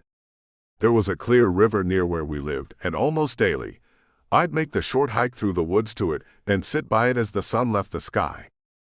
I too love a good sunset, I say, then put the last bit of hot dog into my mouth and wrap my arm around her. We sit in silence while the sun disappears. It's the most comfortable silence I've ever been a part of. Come on, I say as I get up off the dock and pull her up with me. I need to get you home so you can shower and change, then I'm taking you out dancing. No, really, I can't do that. I really cannot do that, Jude, she says as her eyes go crazy wide. You don't dance or what? I ask as I wrap my arm around her shoulders and continue taking her to my car. We don't have to dance. We can drink a little and gaze into each other's eyes a little. When a slow song comes on, I can hold you and rock with you with a little swaying motion. Nothing hard. I can dance, she says as she rolls her eyes. I just can't go out like that. If I go home, I need to stay there. I couldn't possibly go back out after being gone all day like I have. Opening the car door for her, I pull her to the side and press my body against hers as I kiss her neck with soft kisses. Why is that? Because it's like that. And I really should be getting home. I'd like to be all settled in very soon. The time has gotten away from me. My kisses are doing nothing to settle her down, so I stop making an attempt to get her to change her mind that way and try a different tactic. I help her into the car, then get in myself. With a smile, I take her hand and kiss it, then say, I get it, Mercy. You aren't a social butterfly. Going out to clubs isn't your thing. She sighs a deep and long sigh, then says, Thank you for understanding, Jude. That's just not my scene. It's cool, baby. I can go to the liquor store and pick us up some wine and maybe a little popcorn, and we can watch a movie at your place. We don't have to go out. Or would you like to come out to my place? We have a home theater and a bowling alley. I pull out of the parking lot and find her chewing nervously on her lower lip. How can I put this without making you think that I didn't enjoy our time together? Because I did. I really did. Way more than I thought I would. I do like you. And we can talk on the phone if you want. But I have to get home. I can call you around 9, and we can talk all night if you want to, she says, then smiles at me with a devastating smile that is sure to haunt my dreams tonight. If I manage to sleep at all, as I think about what the hell this chick is hiding. A thought pops into my head, so I ask, do you have asthma or some other condition and have to wear a funny-looking breathing treatment mask? Is that why you don't want me to come over? Are you afraid I won't like you anymore if I see you have a special contraption you need because of a medical condition? Because I will not stop liking you over a thing like that. I swear to you, it won't affect me at all. I don't have a weird mask I have to wear, no, she says with a laugh. Just take me to my car. We can have a good night kiss, and then we can go our separate ways. Maybe next weekend, or the weekend after that, we can see each other again. If you want. What the hell are you talking about? I ask as I make a sideways glance at her. I want to see you tomorrow. I want to take you out to my place so we can ride horses. I want to introduce you to my parents. They always have Sunday barbecues and it's very laid back. You'll love it. And I know they're going to love you. That is so nice of you, Jude, she says with this really high voice. But I can't do that. Maybe we could schedule that for next Sunday. I can only do something one day out of the weekend. The other, I'll need to stay home. Were you raised super strict or what, Mercy? I ask with my own high voice. I mean, who can only go out one day out of the weekend? And what about after work? I want to pick you up and take you out to dinner, and maybe a movie or something. I want to see you every day. I want us to hang out together, a lot. Not once a damn week. That shit's for the birds. Oh, she says, then runs her hand over my cheek.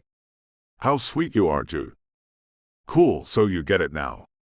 I like you. I want to spend time with you. Lots and lots of time with you. I'm glad you finally understand me. It feels much better to be on the same page. No, it changes nothing. I have a tight schedule. So if you want, you can schedule me and you for next Sunday. Whatever you want to do will be fine with me. I do like you too. I would love nothing more than to spend a lot more time with you and get to know you better. Unfortunately, at this time, that's impossible. I pull up in the parking lot of a Piggly Wiggly grocery store and stop the car, then turn to face her as much as I can in a car. Why? She gets this deer in the headlights look and her mouth drops open. All I have to say is, she better have a good excuse, or I don't know what I'm going to do. Fire. Mercy. Staring back at Jude as he glares at me, I have no idea of what to say to the man. His want to see me again and often is unexpected. I never in a million years saw this coming. I thought he'd be glad I didn't want to take up all of his time. So I make an offer instead of giving him the real answer as to why I can't see him more than once a week. Jude, how about this? How about we do lunch a few days out of the week? Tell me why, Mercy, he says with an icy glare. Tell me why you're so adamant that we see each other so damn much, I counter. I've told you. I like you, and I want to get to know you much better. You're being so damn difficult, it's making me wonder if you're hiding a husband at home or something even worse than that, he says, then he reaches across the armrest and takes my hand in his as his eyes grow soft and he loses the glare. Mercy, this is crazy to be arguing over. Yes, I'll take the lunches with you. Be prepared for me to pick you up every single day and take you somewhere nice. Maybe then you'll see I'm only trying to get to know you. I should have just been intimate with him on the damn boat. Then he'd be rushing to get me to my car instead of doing all this. I know that, how come he doesn't? Okay then. Lunches. Not every single day though. Once a week on Tuesdays, I have a lunch meeting with the owners of the spa. Then on Thursdays, I stop there because that's the day I go to the daycare and eat lunch with the kids. So I make something up. I go to my dentist and get my teeth cleaned and whitened. There, that should do it. He laughs as he shakes his head. Do you expect me to believe you go to the dentist for that once a week? Your teeth are brilliantly white and really gorgeous, but once a week? Come on. Let me in on the real reason Thursday lunches are out. His thumb grazes my knuckles as he continues to hold my hand. Maybe I should tell him. Maybe he'll give up then. Or maybe he'll push to meet them. I can't have that. This man is very pushy already. He's right, no one goes to the dentist that much. I'm so not practiced at lying. You're right, that's not what I do at lunch on Thursdays, I say as I chew on my lip and try to come up with something quick. I knew it, he says with a triumphant shout. His free hand does a fist pump into the air, and I find myself laughing. Really, Jude? He nods. Tell me the real reason. The real reason is pretty embarrassing to me. Do you really have to know?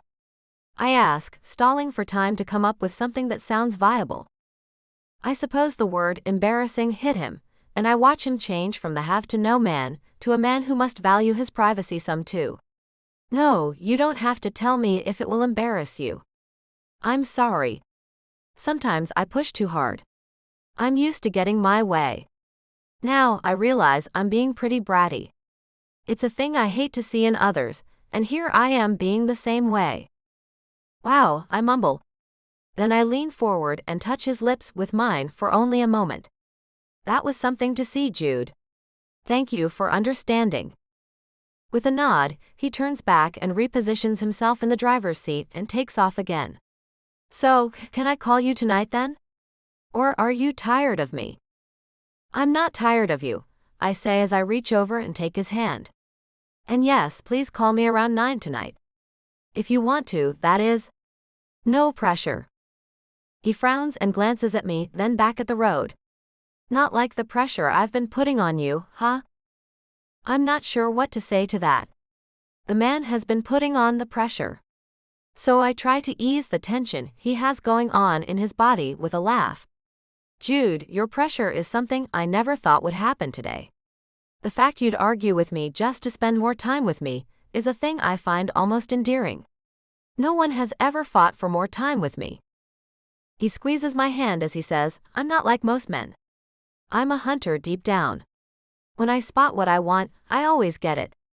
And I want you, Mercy. I want to get to know you and see where that leads. A chill runs through me with his words. He's a hunter. He's looking at me like prey, I guess. I don't know if I like that. My silence has him glancing at me again as he asks, Did what I say put you off?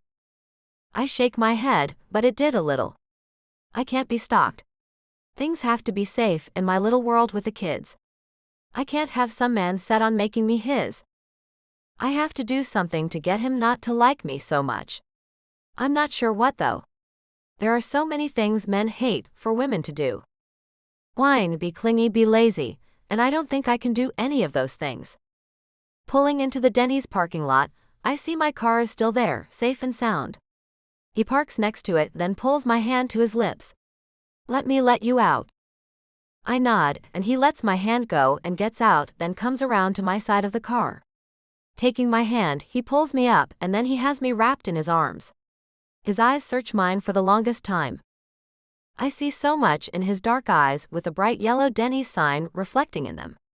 I wish I could spend more time with him right now. I wish I didn't have the responsibilities I have. Or the guilt for leaving the kids with someone else while I mess around. Then I feel awful for thinking that, and I sigh and lean my head on his shoulder. He doesn't say a word. He only holds me and rocks back and forth a little. His lips touch the top of my head, and I find myself wanting to tell him everything. Only I can't yet. It's too soon. He knows I have a secret. I can feel it in the way he's holding me. He's trying to let me know it will all be all right. But it won't. Not anytime soon, it won't. My life isn't really all mine. My life is part of 2 others. 2 very important people to me. 2 little people who have no one else, nor do I for that matter. He starts moving with me, dancing me backward toward my car. I put my hand on his shoulder as he hums a slow tune and takes me to my car. His lips touch my cheek, then his hand takes my chin and I look up at him. His mouth comes to mine and we kiss. Sweet and slow. A good night kiss at 7 in the evening, in a Denny's parking lot, on a Saturday night. Man, I'm lame. Jude. Fighting the urge to follow her out of the parking lot and back to her place, I watch Mercy drive away from me. She's got a lot on her shoulders and isn't willing to tell me a thing about it. I think I'm going to have to light a fire under that girl to get her to trust me. She seems set on taking things way too slow for me. My chest feels heavy for some reason. I guess it's because this is the first time I've ever really felt disappointed in my 30 years. That's a little hard to even wrap my head around. In 30 years, I have always managed to get my way, and this little lady shuts me down pretty damn easily. What's happened to me? I'm not the guy who takes no for an answer. Yet she's made me do something I almost never do. She's made me think about her and her feelings. She's made me think that she's got some things going on in her life that are pretty complex and hard to understand. I should probably just walk away from this thing. It would most likely be the smartest thing to do. Walk away and let her have all the space she wants. I know I should do that. Driving through the city to get out to the ranch, I noticed the difference in the temperature. The streets keep the city hot, and when you go down a little two-lane road with thick green grass on each side of the road and tall trees to give shade all day, it gets cooler. The nights out at the ranch are amazing. You can see more stars than you can in the city. You can smell cleaner air that invigorates you. I wanted to bring her out here so badly. I wanted to show her off to my family. I wanted them to see that I had brought home a real woman. Not a version of a woman made up of Botox and plastic surgeries. A real flesh and blood, completely natural beauty. Instead, I'm coming home empty-handed. I hate coming home with no prize. After parking my car, I go inside and find no one around. Though not unusual, it brings home the fact that I'll most likely spend the entire evening alone in my suite. I don't like to be alone. Going to the kitchen, I find it void of anyone, and I guess my parents gave the cooking staff the night off. Then I go back out to the garage and see everyone has left. So I pull out my phone and call my mother. She answers the phone with a laugh. "Jude, where are you? Did you forget?" I slap my forehead as I recall the date. It's Mom and Dad's anniversary party. I did. Damn it. I'll get dressed and be there as soon as I can. I'm sorry, Mom. Okay, sweetheart. We'll be here all night. Bring a date if you want to, she says, then hangs up. Bring a date. I wonder if she'll do that for me. Making another call, I hurry up the stairs to shower and change. My heart skips a beat when she answers. "Jude?" "Yes, it's me again. Look, I know you said you were swamped and all that, but I have only one more choice if you turn me down, and I sure don't want to have to take her." "What?" she asked. "What are you talking about?" "It's my parents' anniversary party tonight. I forgot all about it because I got myself all wrapped up in thinking about you, and only you. Do you miss me?" I ask as I get to my bathroom and get out of my clothes, then start the shower. "Jude, you're silly," she says with a laugh. In the background, I can hear someone saying something to her, and she asks me to hold on a second. I listen hard to see if I can make out any of either of their words. The only thing I figure out for sure is she's talking to another woman. "Good, no, man?" I'm back. "So, your parents are having an anniversary then?" "That's nice," she says. "It's a big thing downtown. I need a date. I know it is short notice, and I know you said you can't do anything else tonight. If you can't go with me, I'll be forced to take Ariel. You wouldn't subject me to that torture, would you?" I cross my fingers. Some type of jealousy will make her accept my invitation. "Hold on," she says, then I hear her mumbling, and the other woman's mumbles are added to hers, then she's back. "I can't leave until after 9, and I'll need to be back before dawn. And I'll take a cab there and back home." "You sure have a lot of stipulations, Mercy. But I'll take them. I'll text you the address and leave here when you tell me you're calling the cab. I'll meet you out in front of the hotel." "Thank you." She sighs a deep sigh. "No, thank you. I'm glad you asked me and gave me the chance to go instead of just taking that vile woman. I'll leave here at 9, okay?" "Okay, I can't wait to see you again. Get all dolled up. I can't wait to see you like that. Dress sensual. I end the call with a growl and put the phone down, then step into the hot shower. I don't know how I just managed that, but I'm damn glad I did. Singing as I wash my hair, I've never felt more on top of the world. Then the bathroom door opens. Through the glass shower wall, I see Ariel. Her red hair is all up and seems to have been professionally done. Her green dress is sparkly and skin-tight, and she's looking at me through narrowed eyes. "Where in the hell have you been all damn day, Jude Hurst? Do you mind getting out of my bathroom, Ariel?" I ask her in a calm tone, so as not to escalate her sour mood. "Yes, I do mind. You've had your phone off all day. I need you to hurry up. I'm starving and bored. Everyone else left over an hour ago, and I was all alone here waiting for you." "Oh hell. Why is that?" I ask as I finish the shower and grab a towel and wrap it around my lower half that seems to keep catching her attention. "I'm going to the party with you. I didn't want you to have to go alone," she says as she starts fanning the room with the door to let the steam out. "I know how to get her out of here now. The steam is making your hair fall and your makeup run." "No." She hauls ass out of the bathroom, closing the door behind her. Now to figure out how the hell I can get her not to go to the party. And with a glance at my phone as a text shows up, I have it all figured out. I hope. Making sure my towel is secured, I walk out and find her snooping through the top drawer of my dresser.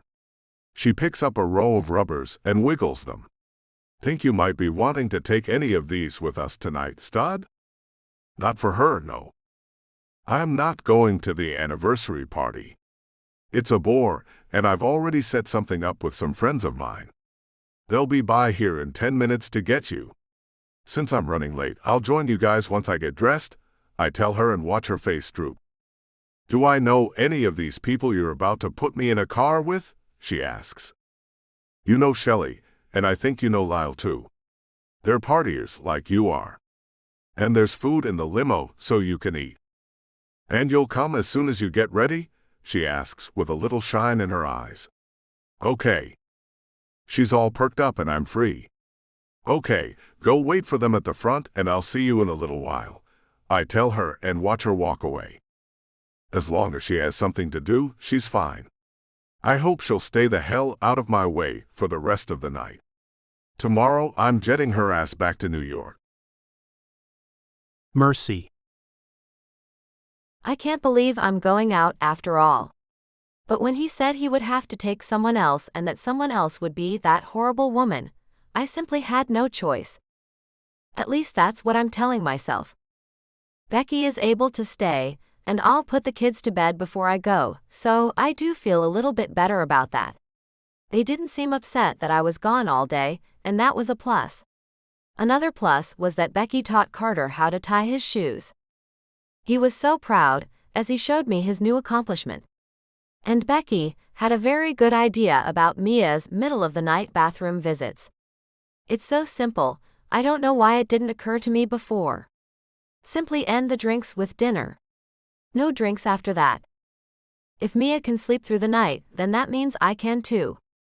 What an accomplishment that will be. I have to be honest with the kids this time, about my going out. I'm all dressed up in a dress that was my sister's. It's tight black and the most sensual thing I've ever worn. Along with some sky-high black pumps, I'm kind of kick-ass looking. Becky helped me with my hair. I have it piled on top, with little tendrils dropping out of the pile every now and then. We found some pretty hairpins with little diamond-looking stones in them, that she placed randomly in the pile on top of my head. Going in to tuck Carter into bed, I sit on the side of the bed and ask, "Do you think I'll get laughed out of the fancy party, Carter?" His little fingers move over my dangling diamond earrings, which were also his mother's. "Nope, you look like a princess, Aunt Mercy. The most beautiful one ever." I kiss his forehead, and think he may be biased, but I'll take the compliment. "Thank you, Carter. You're the sweetest little boy ever. Now you have some sweet dreams, and I will see you in the morning." With a smile, he nods and closes his eyes as he snuggles down, and I tuck the blanket around him nice and tight the way he likes it. "I love you, Aunt Mercy." have fun and dance a lot with the prince tonight. I smile as I walk to the bedroom door. I will. I love you too, good night. Closing the door only halfway, I go to help Mia into her pajamas. She likes to try to put them on all by herself, but never gets it quite right. With a knock on her closed door, I ask, "Can I come in?" "Yes, Aunt Mercy," she says with a little sniffle. She sneezes as I come in and my heart stops. "Do you feel okay, Mia?" "Oh my, don't let her get sick right now." She runs the back of her hand under her nose. "No. I'm just cold from the bath and my clothes won't go on." Hurrying to get her dressed, I notice she has little goosebumps. "Oh my goodness. Let's hurry up and get you warmed up, Mia."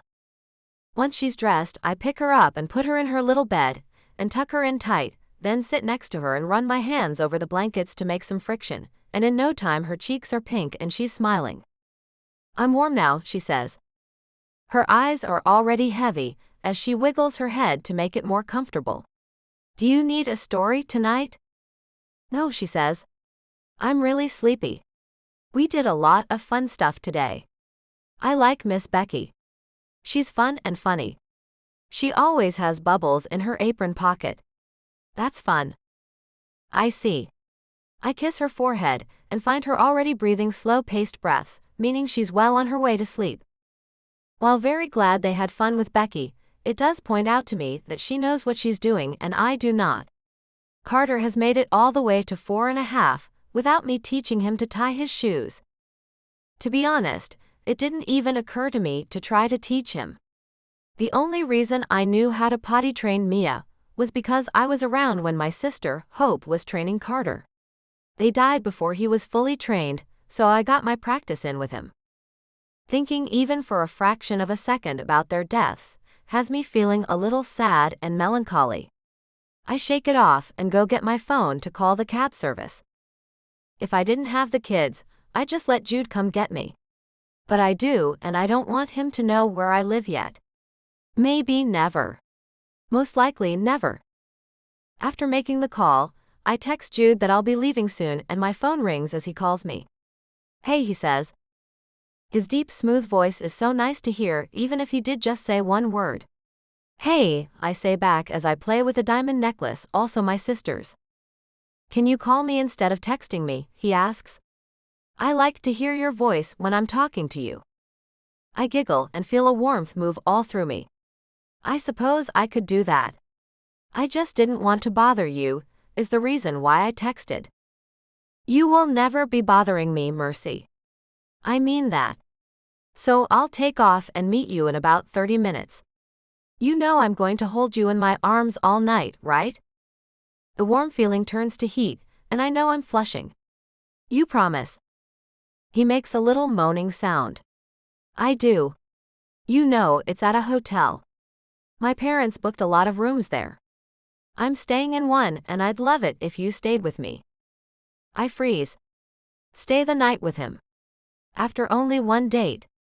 Well, this technically makes it 2 dates. Wait. If you count the breakfast as 1, the boat as 2, and this party as 3, then that's 3 dates. That's the rule, isn't it? 3 dates have to go by before intimacy happens? I shake my head and laugh. You're too bad. I'll see you there. He groans a little, then says, Fine, I had to try. See you there. Making my way down the hall, I check in on both kids and find them both making little snores.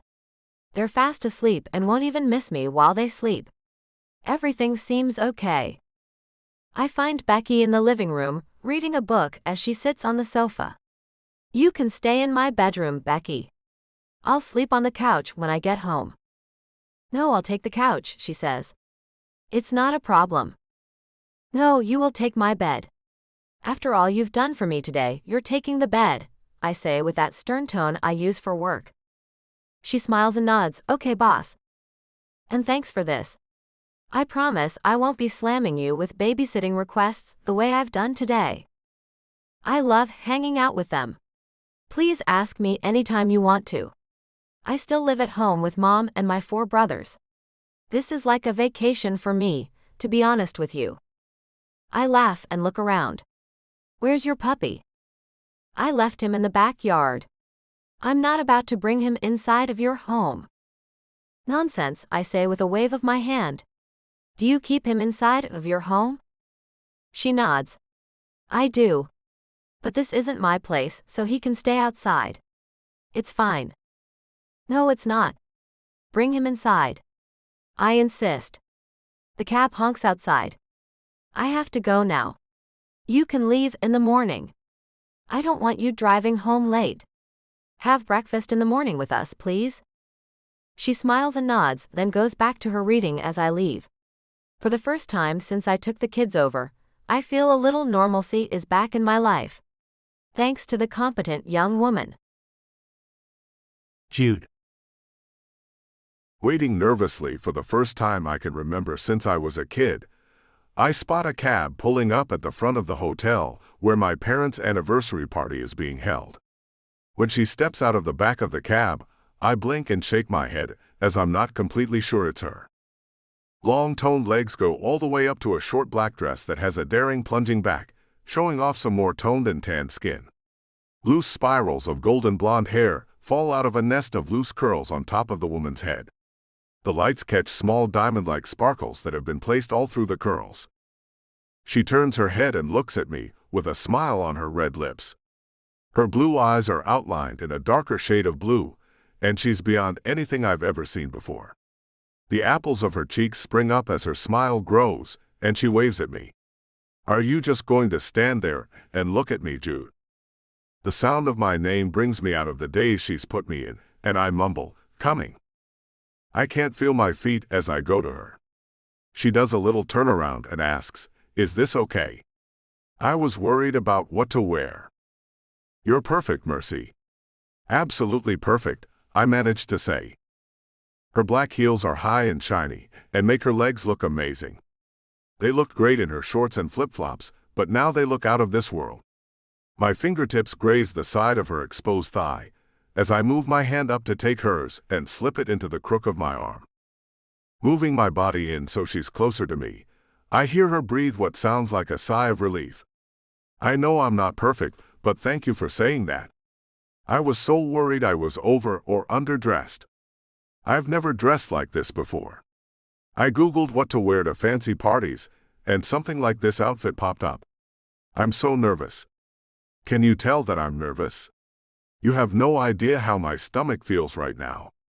Sometimes when I'm nervous I talk too fast and too much. Tell me if I do that. I don't want to, she stops talking. Because I've stopped her with a kiss. My hand holds her face still as I caress her jawline.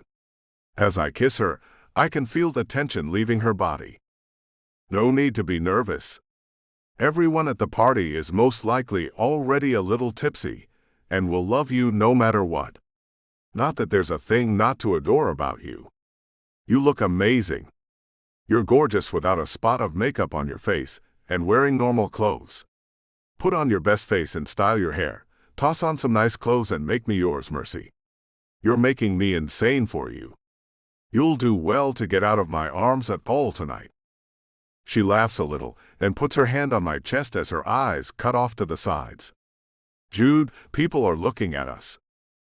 I bet they are. You look like a movie star. I move back to her side and lace our fingers together as I lead her to the elevator that will take us up to the club my parents rented for their party. My parents have a few singers here for the entertainment tonight. Have you ever heard of George Strait? Shut up, she says as we get on the elevator that goes up to the club. You're messing with me. So you've heard of him then? I ask with a smile. He's here, along with a few of his friends, Alan Jackson, this little guy named Kenny, and some guy named Willie. He's old and wears his hair in braids. He's funny though. And he sings pretty good too. For real, Jude? She asks as her jaw hangs open. I'm really about to freak out. Oh my gosh. Don't freak out. They're just people like you and me. The elevator doors open, and we step off of it as I run my arm around her waist. Here we are. What do you think? The room is dim with lights randomly lighting up areas for milliseconds, as the strobe light spins in a circle above a large dance floor that's full of people.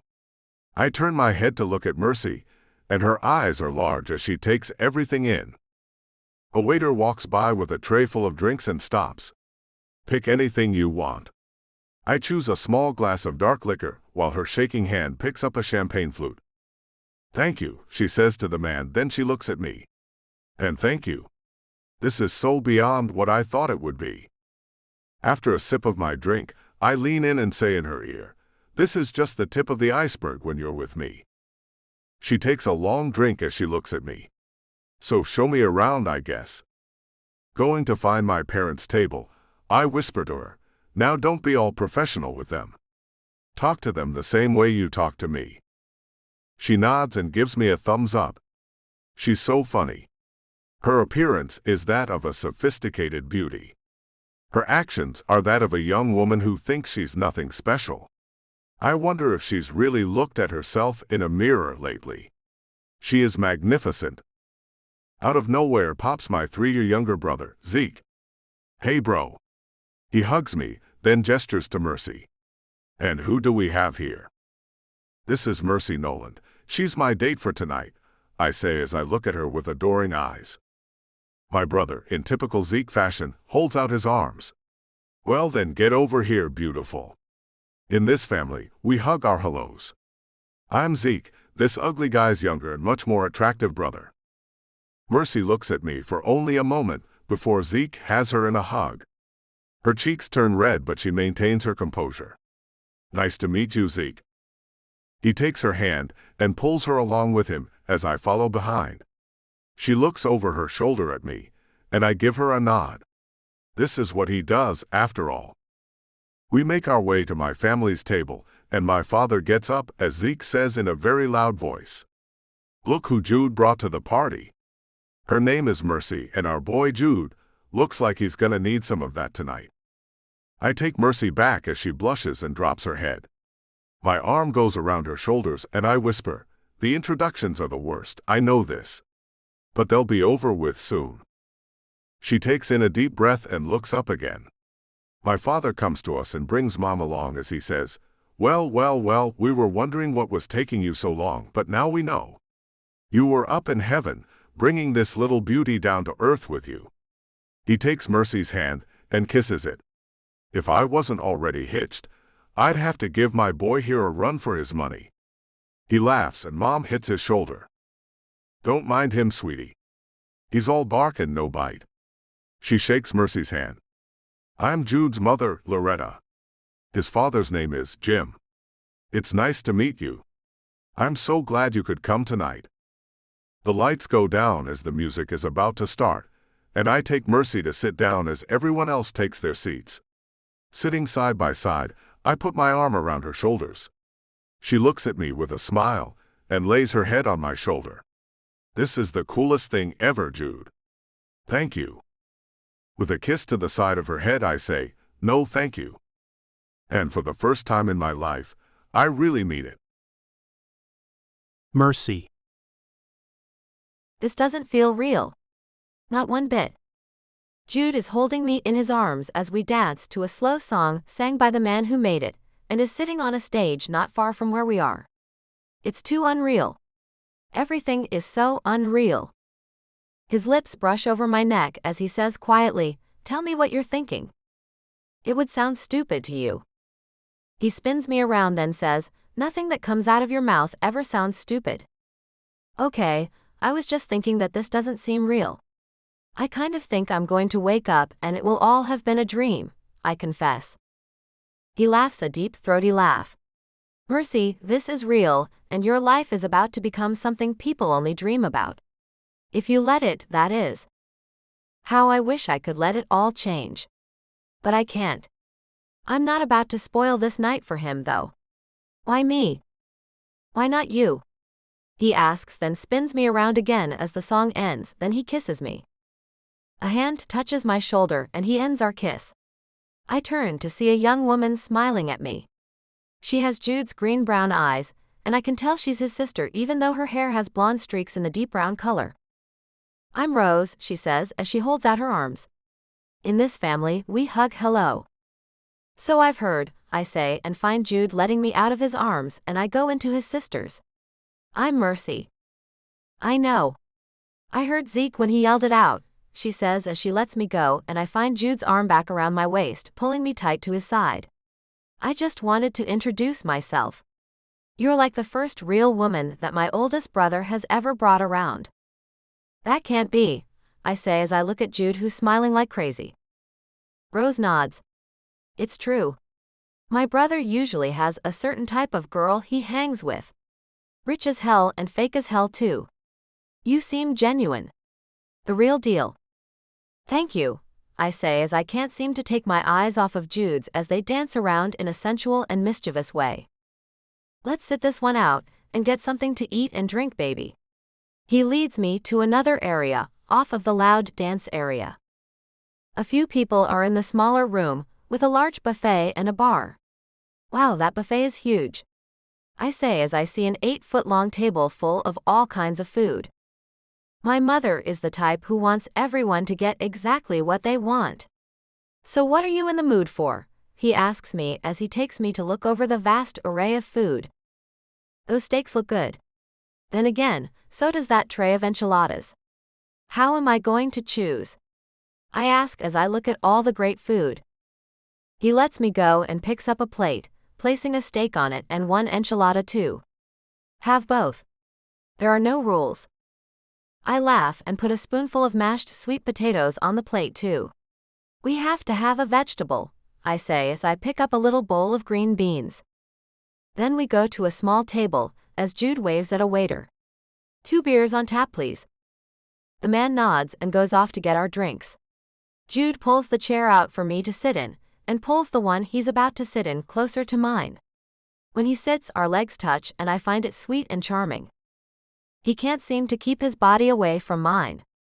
He's the first man to ever want to be around me this much, and in almost constant connection too. Rose comes into the room with a young guy trailing after her. Her date, I guess. They make plates while Jude and I share our plate as Jude cuts the steak and gives me a bite. Rose and her date come and sit across from us.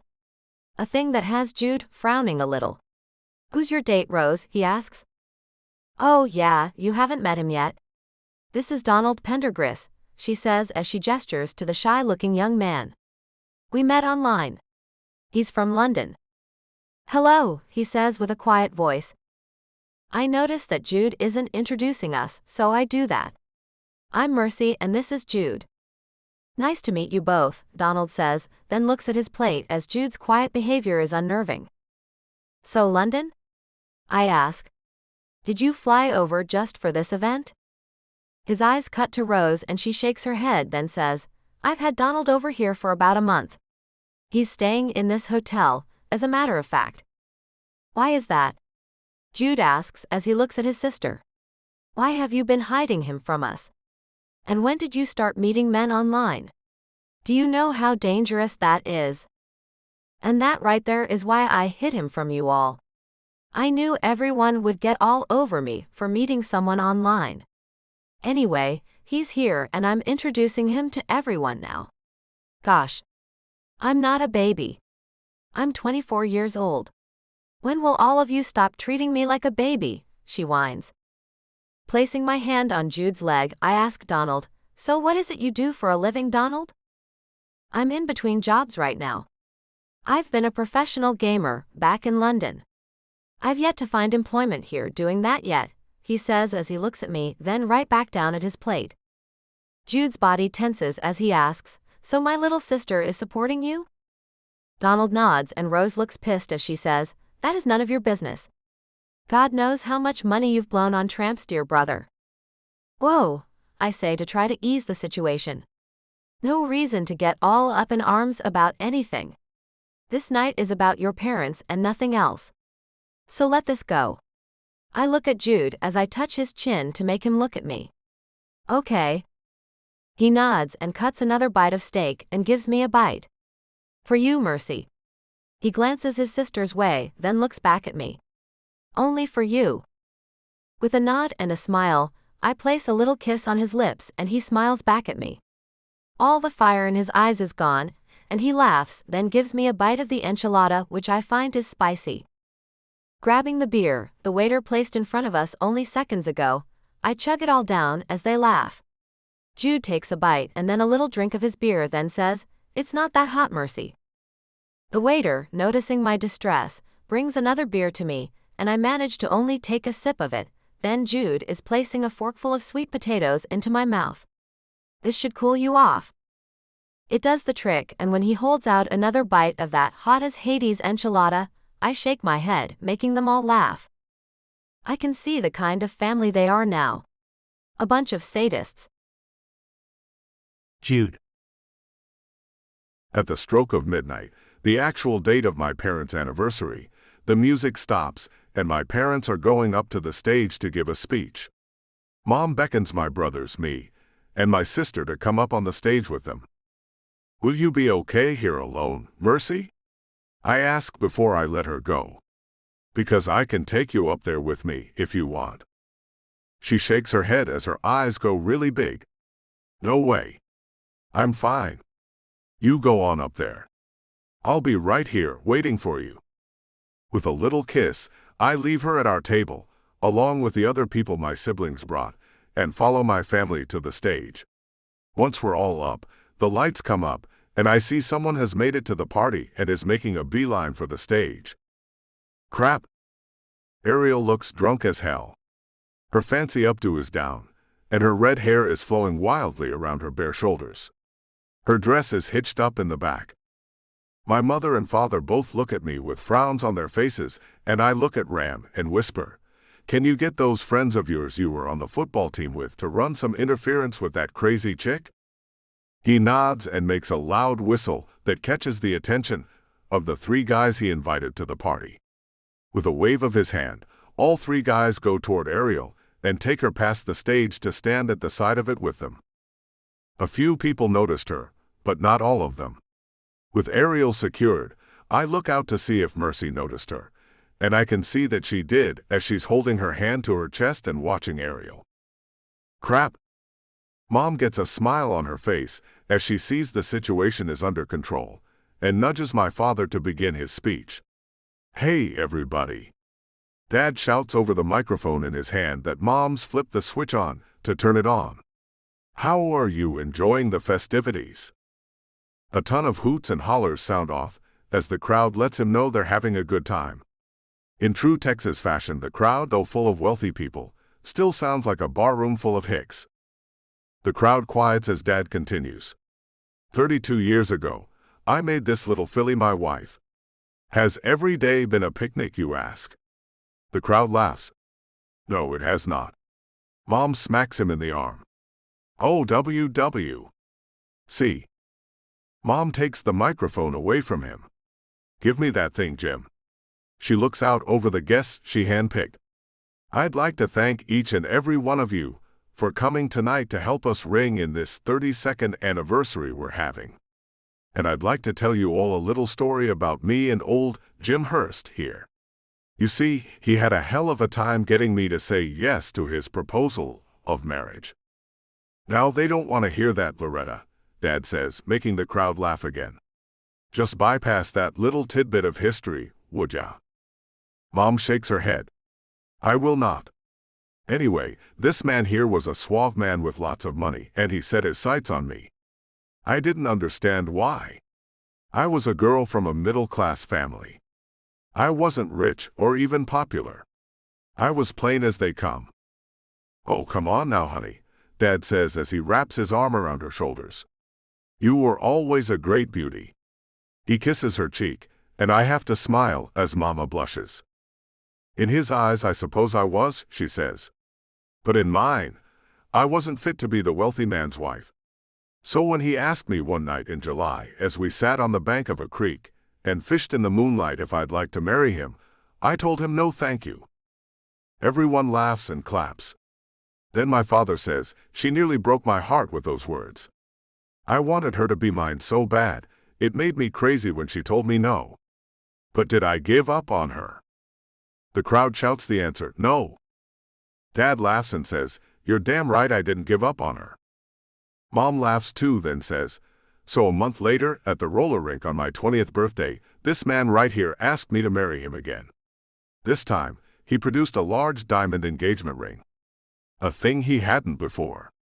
My heart leapt with joy as I looked at that ring. But you know what I told him? The crowd answers, you said no. Mama nods. I told him no. I still thought I wasn't enough for the man. I still felt like a rich woman, a woman in his league, could come along and take him away from me if she wanted to. So I turned him down again. She really broke my heart that time, Dad says as he looks into my mother's eyes. I'd went out and bought a big old rock for her to put on her finger and let the other boys know she was taken. But she pushed that ring back in the little black box and gave me the answer I did not want. Did I give up? The crowd answers, no. Dad shakes his head. But I almost did. I left Dallas and went to Europe to get the little filly out of my head. I was gone a whole year. When I came back, my little Loretta was 21 and more beautiful than I remembered. I fell right back in love with her, and for once, she looked at me with something in her eyes that had been missing before. Mom takes up the story. I'd graduated from college. With hard work, I had managed to graduate with honors, a thing I didn't think I was capable of. Not only did I graduate college, but I also had me a boyfriend. A nice, normal, middle-class boyfriend who was nice enough to me. But he never looked at me the way this man right here did. Dad looks at Mom and says, and you never looked at him the way you looked at me. Mom's hand runs over his cheek, and I feel a little shaky inside as I think about Mercy and wonder if one day that might be us. I wonder too if my mother's story is sinking into Mercy's head. I know she sees me as a man who's out of her league. But the truth is, she's out of mine. But I'm not going to let that stop me. Mom continues as she looks at Dad. No, I did not. She looks back out at the guests as she says, so with my newfound faith in myself, when Jim asked me to go with him to a very fancy restaurant here in Dallas, I accepted. Dad adds, she also finally accepted my proposal, and 6 months later I made her mine forever. They kiss as everyone awes. I find myself looking out to find Mercy, and our eyes meet from all the way across the large room. I throw her a kiss and she acts like she catches it and holds her hand to her heart. Then I hear a shout, what the hell was that? Crap, Ariel. Mercy. The red-headed tramp shouts, bringing everyone's attention to her. Which is a thing she absolutely loves. The three guys who are around her take her by her arms, holding her in place so she can't make her way over to me.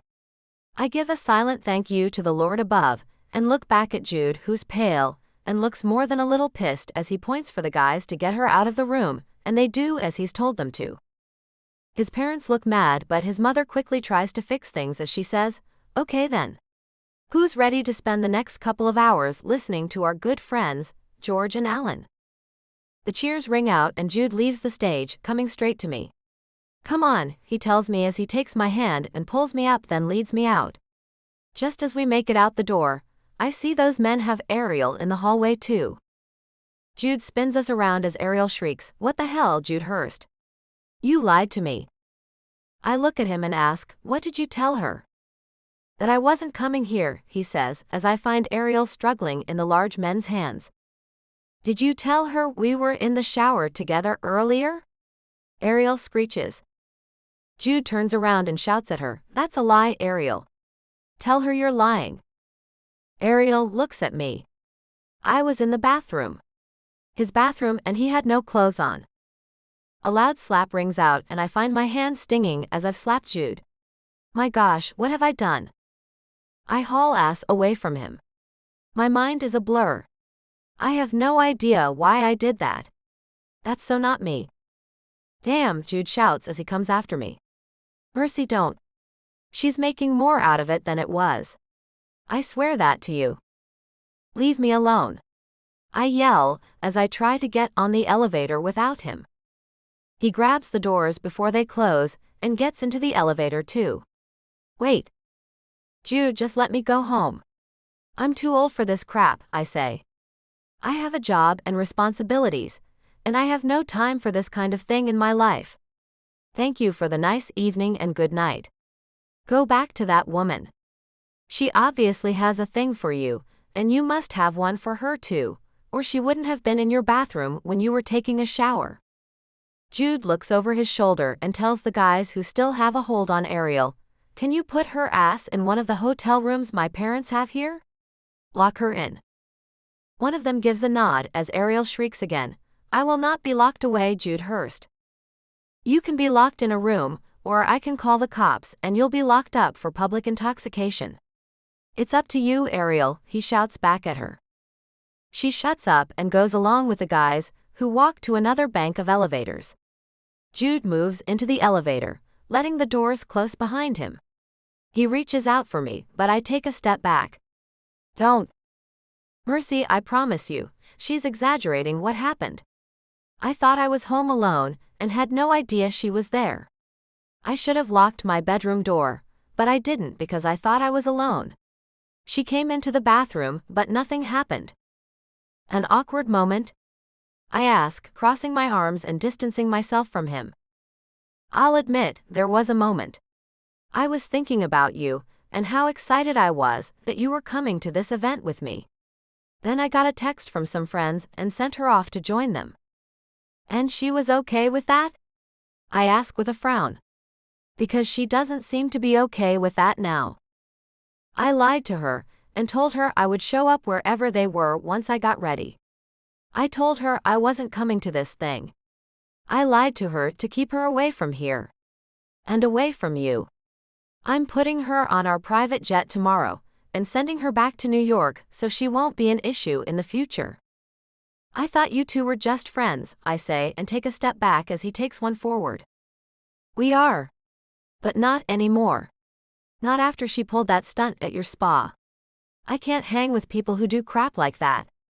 I meant to ask you this. You didn't fire that lady, did you?" "No, I gave her time off with pay for what she had to endure from that woman. So why did she think it was okay to walk in on you in the bathroom?" I ask as I move my arms away from my chest and down to my sides, as I begin to calm down and notice the redness in his cheek where I slapped him, and start to feel like a jerk about that. She and I have dabbled in the intimate department. We were never exclusive, and it was only a handful of times in the last few years. No big deal really. That fact must have made her think she could do that. He moves to my side and takes my hand, then kisses it. "I'm really sorry this happened." I look at the mark one left on his handsome face, then run my hand over the cheek I slapped. "I shouldn't have hit you. It's not a thing I've ever done before. I can't really tell you what came over me. You and I have just met. I have no claim on you. That was completely out of character for me." He grins, which I find crazy, then he says, "I think you found a shred of jealousy over me is why you did that." "Why in the world are you smiling over that, Jude?" I ask as he must be insane. That isn't normal. We've only been around each other for one damn day, and here I am acting like I own you. That was wrong of me. It won't happen again." "You're damn right it won't," he says with a laugh. "Want to know why?" "Because you never want to see me again." I completely get it. I'm obviously not meant to date right now. I have too much on my plate at the moment. That much is obvious. He shakes his head. "No, that's not why, silly girl. It won't happen again, because I'm not going to give you any reason to do that again."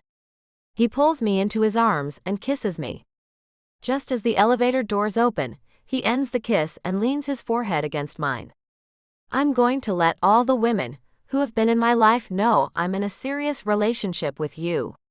Via social media. How about that? How can I tell this man that I'm not available to be in a serious relationship?" Jude. "Come back up with me, please," I ask as we stand in the elevator. Ariel's not around. It's just us now. Mercy looks at me, her eyes softening, then nods. "It'd be rude to leave without saying goodbye to your parents." I press the button to take us back up, then lean in, brushing my lips against hers. Her arms wrap around me, and she melts into the kiss, her warmth pulling me closer.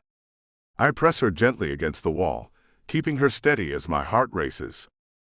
Her hands slide along my sides, and I feel the edge of the keycard to my hotel room in my pocket. A spark of hope flares, and I decide to ask one more time, praying she'll say yes. I pull back, meeting her gaze, her eyes bright with emotion. "Come to my room with me." She traces my lips with her fingertips, hesitating, then whispers, "I can't."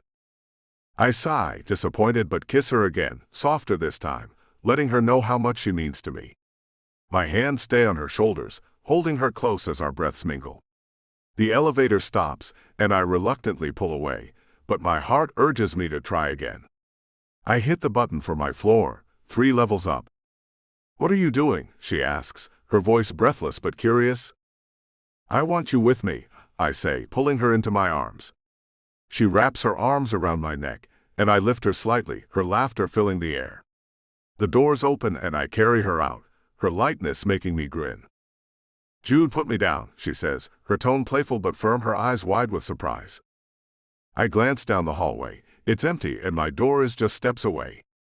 "Not yet," I tease, reaching my door and leaning her gently against it. Grab the card from my left jacket pocket. She pulls out the key card, sliding it into the slot. The door beeps and she pushes it open, her smile hesitant but warm. I carry her inside, my heart pounding now that we're alone. Before she can overthink, I kiss her again, slow and tender, pouring my feelings into it. But she pulls back, shaking her head. "Jude, we can't go further." "I'm not ready." I pause, searching her eyes, and see her sincerity. "Mercy, this isn't just a moment for me," I say, my voice low. "You're special. This means something real." She softens but holds firm. "Let me up, please." I step back, helping her to her feet, my heart sinking. "What now, Mercy?" She straightens her dress, smoothing her hair with a few quick motions, pulling out the remaining clips to let it fall naturally. She's radiant, even in her resolve, and I ache to change her mind. She looks over her shoulder, offering a small smile as she places her hand on the doorknob. I give her my best pleading look, hoping to sway her. She presses her palm to her lips, blowing a kiss across the room. It's her answer, gentle but final, and my chest tightens. "Well, that's that," I murmur, but her smile lingers in my mind as she slips out the door. The chase. Mercy. With one hand on the doorknob, I look at Jude and blow him a goodbye kiss. The man is crazy if he thinks he's getting me into his bed after our first day together. I have to admit, I might have led him to believe I would be sleeping with him. I may have started to take off his clothes, a thing I shouldn't have done too. After falling back onto the bed, he leans up on one elbow as he looks at me with puppy dog eyes. His shirt is open, revealing his tight muscles and mounds of abs. He wiggles one finger at me, and I shake my head. I know I should be opening this door already and walking away, but I can't stop looking at him. His lips part as he says, "Mercy, what do you think will happen if you and I sleep together? Do you think I'll have what you think I want and be done with you? Because that's not how it is at all." I hesitate as I think about what he's said. He wants more from me than I have to give right now. The thought has crossed my mind that if I give in to him, then he might show his true colors and stop chasing me so hard. Weighing the options, I let the door handle go and walk toward him. A smile moves across his lips and grows with each step I take. "You sure about that, Jude?" I ask. "Are you sure that me sleeping with you on the first night we've spent together will not make you think I'm easy and not worth your time?" I push the thin strap of my dress down as I take another step toward him. He shakes his head and sits up. "I know you're not easy. I know you want this too. And I promise you this won't change a thing." Well, that's not true. It may have me wanting to spend even more time with you. It may have me wanting you in my bed every single night. His words make me stop dead in my tracks. This isn't going to go the way I thought it would. Then again, he is a guy. Guys will tell you what they think you want to hear to get to the goods. Every girl knows that. So I move forward again, certain he's just saying whatever he thinks will work to get me where he wants me. This is my chance to reconnect with him after so long, and I'm not going to let it slip away. I slip off my heels and set my necklace and earrings on the nightstand, feeling a flutter of nerves and excitement. My dress feels heavy with the weight of the moment, so I let it slide to the floor, revealing the simple slip I wore underneath. I step forward, my heart racing as I meet his gaze. He reaches out, his hands gentle as they rest on my waist. His eyes are warm, searching mine as he pulls me closer. "You're breathtaking," he murmurs, his voice low and full of feeling. My cheeks flush as I run my hands over his shoulders, easing his shirt off. The fabric falls to the floor, and I marvel at the strength in his frame. He draws me into his arms, his touch light but steady, and presses a soft kiss to my forehead. My body hums with warmth as I lean into him, standing close by the bed. His hands move to my back, holding me as if I'm something precious. "Come here," he says, his voice deep and inviting. He lifts me effortlessly, setting me down so I'm sitting on the edge of the bed, our faces level. I laugh, surprised, as he grins, his eyes sparkling with mischief. "Comfortable?" he teases, brushing a strand of hair behind my ear. "Very," I reply, my voice soft. I rest my hands on his shoulders, feeling the connection between us deepen. The sheer curtain by the window glows with the Dallas skyline, casting a dreamy light over us. It's like the world outside fades, leaving just the two of us in this perfect moment. His fingers trace gentle patterns on my arms, sending shivers through me. "You have no idea what you do to me," he says, his gaze locked on mine. My heart skips and I close my eyes, letting the warmth of his words wash over me. His touch is tender, grounding, and I feel myself melting into it, every worry slipping away.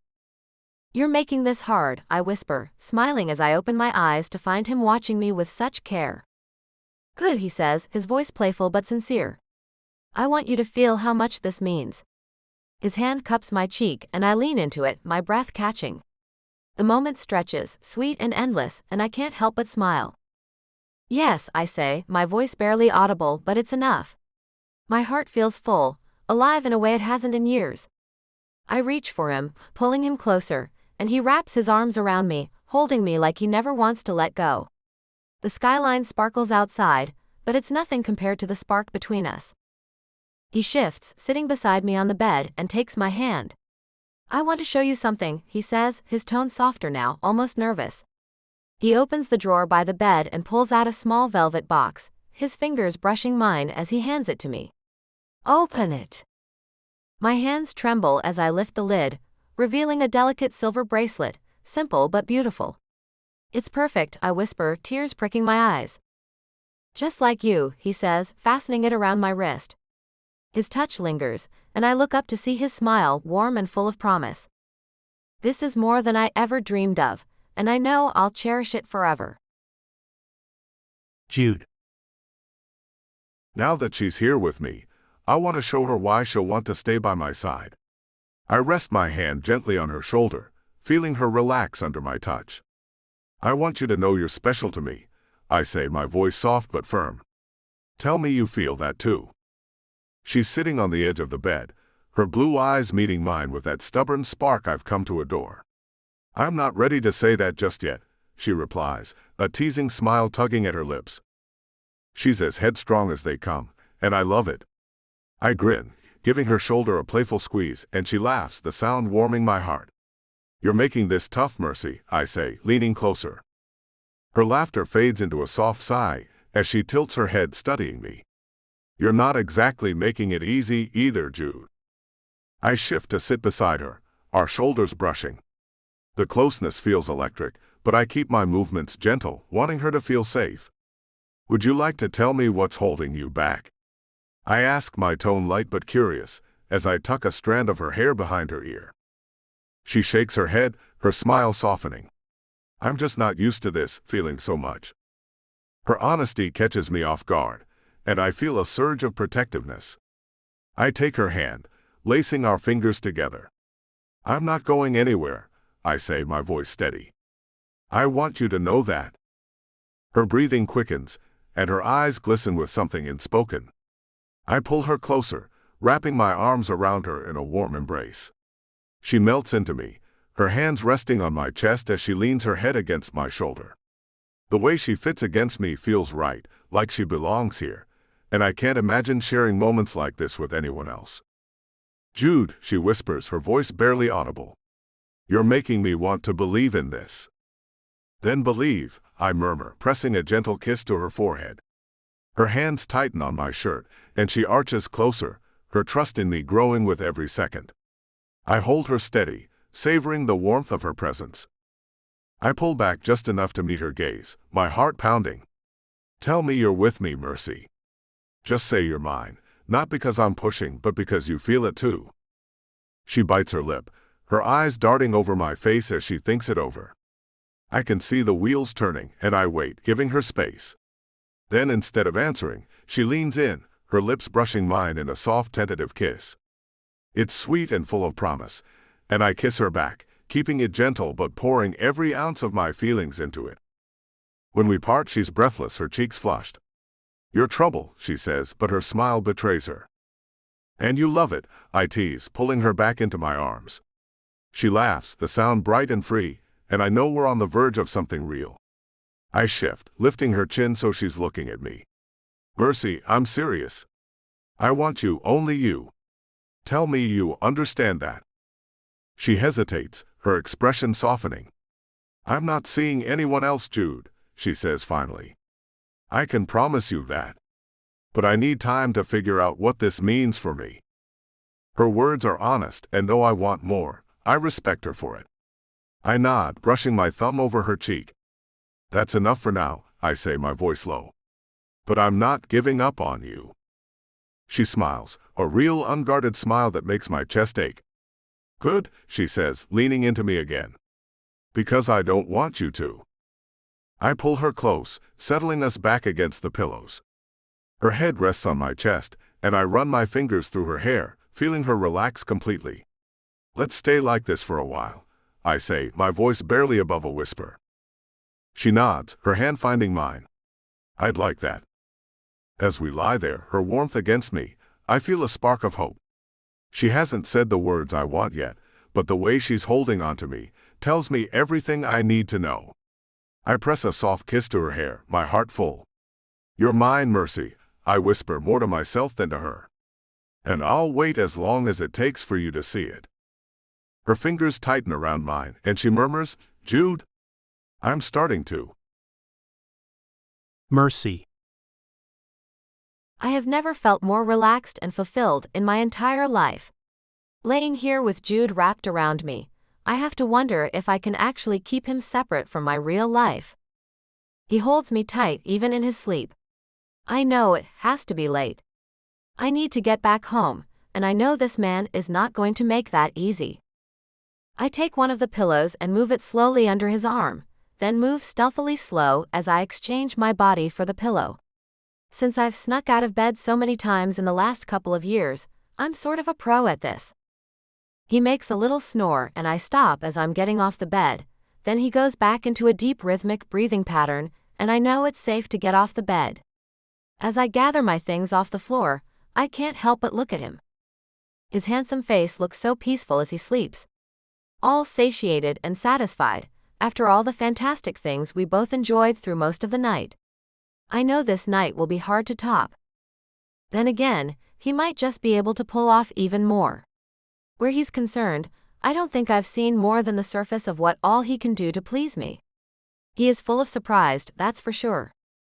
Tiptoeing to the bathroom to get dressed, I begin to feel a little badly about leaving him without waking him up. But I know he won't let me leave if I do that. After dressing and pulling my hair into a ponytail as it is wild as hell after all we've done, I leave the bathroom and pick up my shoes. Then I notice my jewelry on the nightstand and grab it. A pad of paper and a pen from the hotel are also on it, so I jot a little note to him, so he's not too disappointed when he wakes up without me. Had a really great night. Thanks so much. And I get it if you don't call. I won't be mad at you. We both got what we wanted. It was fun. Bye. Putting the pen down, I turn and leave the room. The hallway is quiet, as everyone is asleep on this very early morning. Pulling my phone out of my little purse, I see it's 5 in the morning. After calling the cab company to pick me up, I get on the elevator and go down to the lobby. As I get off the elevator, the non-judging eyes of the staff hit me. Then the shame creeps in and I feel like crap. Why did I do this? The one saving grace is that I see a yellow cab right out front, and I duck out the doors without making any eye contact with anyone.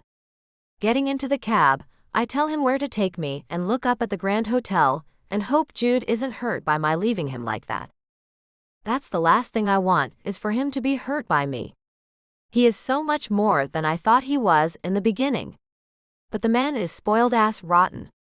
He can't take no for an answer about anything. I don't really know how I could handle him if he and I were to become a real thing.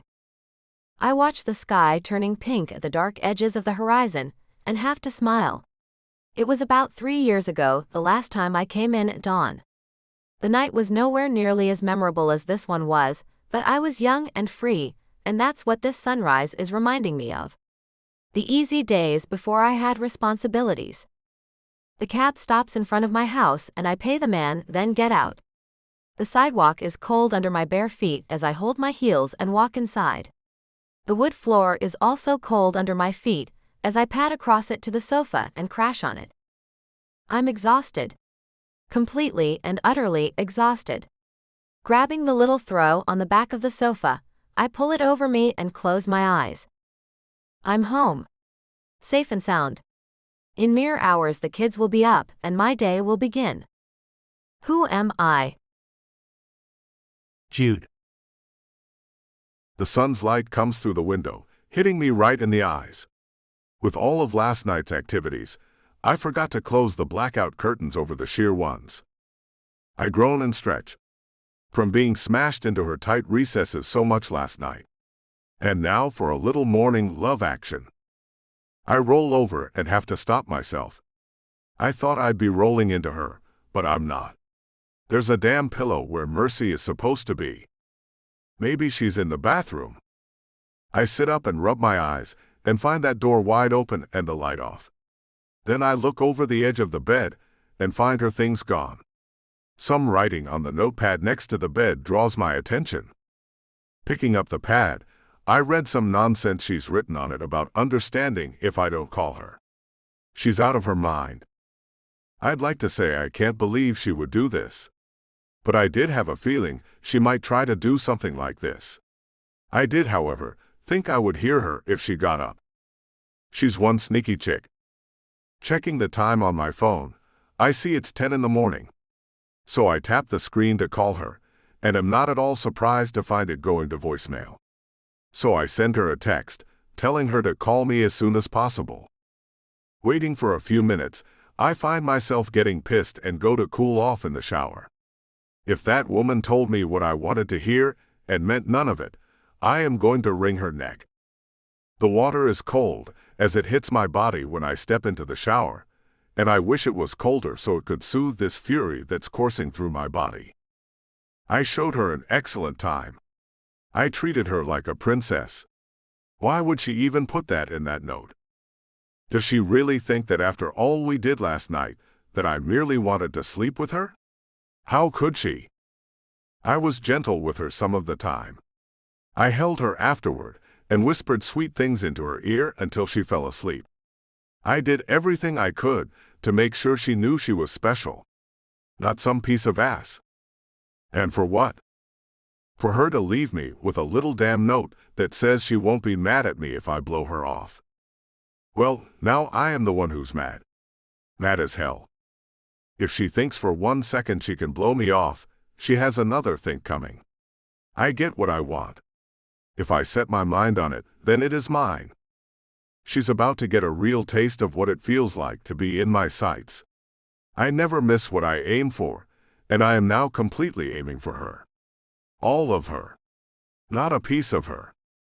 I want all of her, and I'll chase her stubborn ass down if I have to. Mercy.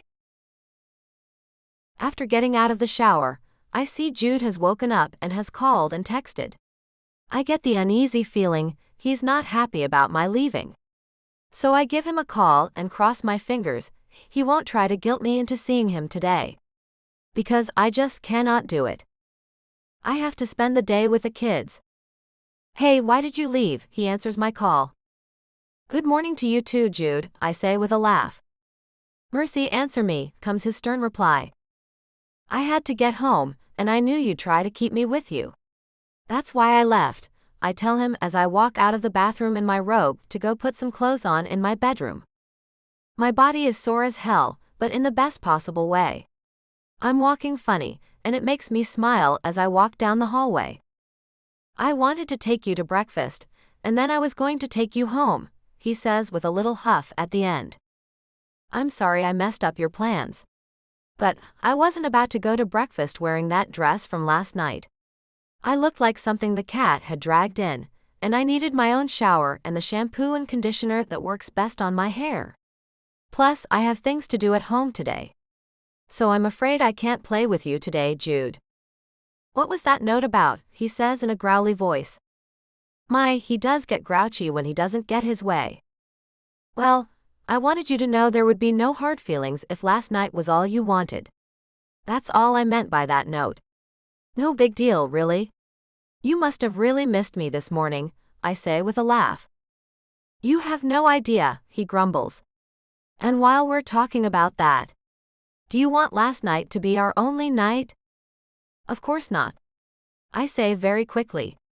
Much more quickly than I even realized, as I hear him making a long sigh of what I believe is relief. Good.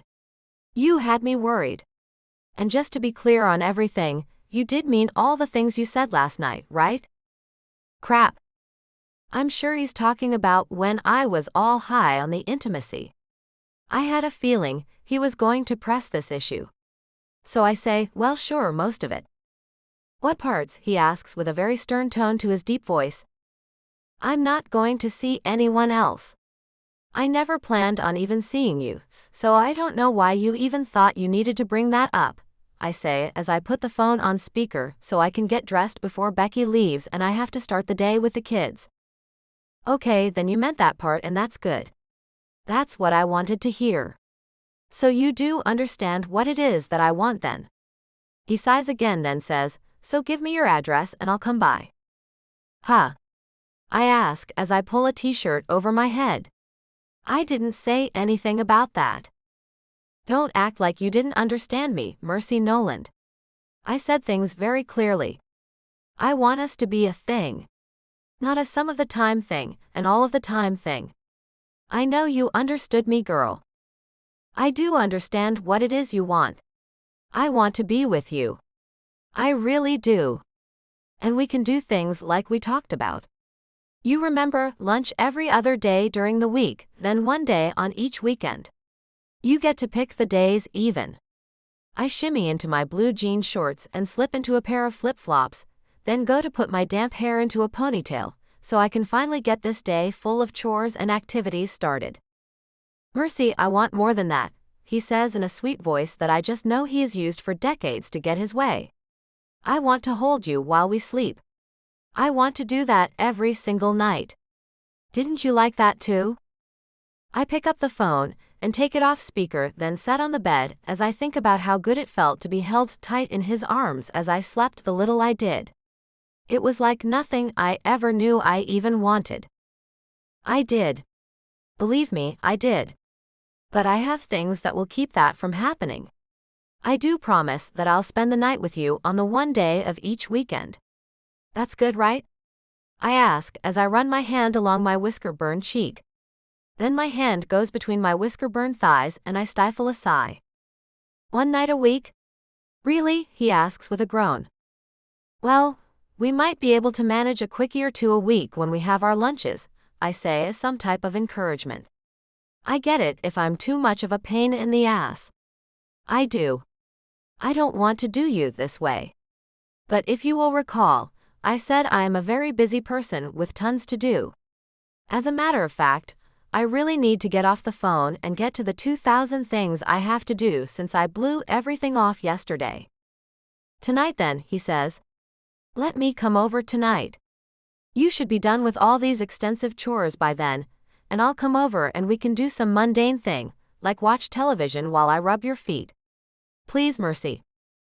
Ah, I say, as I think about how he's most likely never begged anyone to let him come over and do such boring things. You are a doll. You really are. If there was any way I could do that, I would. But I can't. Now on Monday, you can come get me for lunch. That's good, right? I hear something being kicked, then it sounds like it's bounced off a wall, as he says through what I am pretty sure are gritted teeth, that isn't good enough. I want to see you today. Bratty much? I ask, as I'm beginning to get tired of this man wanting what the hell he wants and nothing else. Listen here, Jude. I'm plenty used to dealing with demanding children. I shut up and clamp my hand over my mouth, as I can't believe I've said that. So I fix it as quick as I can. Some of the clients at the spa are real brats. So here's the deal. I can deal with you the way I deal with them. Is that how you want it? Damn it, Mercy, he says with the tiniest trace of a whine in his deep voice. You make me crazy. But you're right. I am being bratty. I'm sorry. I'm just not used to people telling me no to what I want. And I want you more than I've ever wanted anything in my life, and I have wanted a lot of things. Ah, Jude, that's so sweet. If I'm going to be truthful, I have to tell you that I want you too. You really are sweet, and I would rather be spending all the time I could with you. And I am doing exactly that. The time I'm giving you is really all of the extra time I have. I swear that to you. Mercy, why won't you tell me why I can't come over to your place? He asks just as the kids bust through my door screaming for me. I hit the mute button so he won't hear them, and wish like hell my life was less complicated. Jude. After making my youngest brother, Ram, take the jet back to New York to be sure Ariel got the hell out of town, I spent a very frustrating day at home, wondering what the hell Mercy is hiding. She talked to me for about an hour last night, before she fell asleep on the phone. I called her first thing this morning, and she rushed me to get off the phone, and now I'm waiting in her office for her to come back in here so we can go to lunch. But I have a real surprise for her. I brought lunch, and we're going to eat it in here. Then I'm going to take her right there on the sofa, in her large office. I go over to it to test the squeakiness factor, and find there's a little squeak, but it's not loud enough to matter. If it gets too loud, then I can pick her up and hold her against the wall and finish her up. I think that would work. Of course, there's always this nicely tiled floor. I could toss down a fluffy white towel they have so many of here at the spa, to cushion her knees as I take her from behind. Yep, there are many possibilities. Even her office chair has physical position potential. I sit in it and spin around, then stop as her office door opens and she steps inside with a smile on her gorgeous face. Wearing a nice white pantsuit, she looks every bit the professional she is. Too bad about those slacks, I say as she comes in, closing the door behind her. She looks down and runs her hands over them. What's too bad about them? They may get wrinkled, I say as I get up and go to her, taking her in my arms and dropping my lips on hers. Her arms wrap around me as she kisses me back, and I can tell she did miss me. Easing the kiss, I let my lips leave hers, even though they did not want to. Miss me at all, baby? A blush covers her cheeks as she looks at me. More than I expected to. I give her a quick kiss then say, good. I missed you more than I wanted to. She tries to pull out of my arms but I hold her tight. Where are you taking me for lunch? You're here, I say as I use my head to gesture to the Chinese food I have a few containers of sitting on a small table. Then I kiss her again. Her mouth moves in a way that tells me she's more than willing to stay in for lunch. But then she pulls back and looks at me as she shakes her head. Everyone will wonder what we're doing in here. Let them wonder, I say with a laugh, then pick her up and go to the sofa and sit down with her on my lap. So I'll let you make the decision. I take you to bed before or after we eat. We can't do that in here, she says as she shakes her head again. I take her head in my hands to stop her. Baby, you've got to stop shaking your head like that. I'm afraid you might get whiplash. Let me show you a better motion if you want to exercise those neck muscles of yours. I move her head back and forth while I push my cheek out with my tongue, making her laugh. You're silly. She wraps her arms around me and kisses my cheek. But we really can't do that in here. That's where you're wrong, I tell her as I gesture to all the areas I've picked out. The sofa is an excellent place to start. She laughs as if I'm joking. Then her face gets a little pale. You're serious, aren't you? With a nod, I say, as serious as a heart attack. You only give me an hour and a half every other day, and I want to make every second count. I start unbuttoning her neatly pressed white blouse, and she smiles, tugging my t-shirt over my head. Her hands glide over my shoulders, and she makes a soft, contented hum. Is this what you meant when you said you wanted to spend every moment with me? She asks, her eyes twinkling as I help her slip off her jacket. It is. I stand, and we carefully drape our clothes over a chair in her office.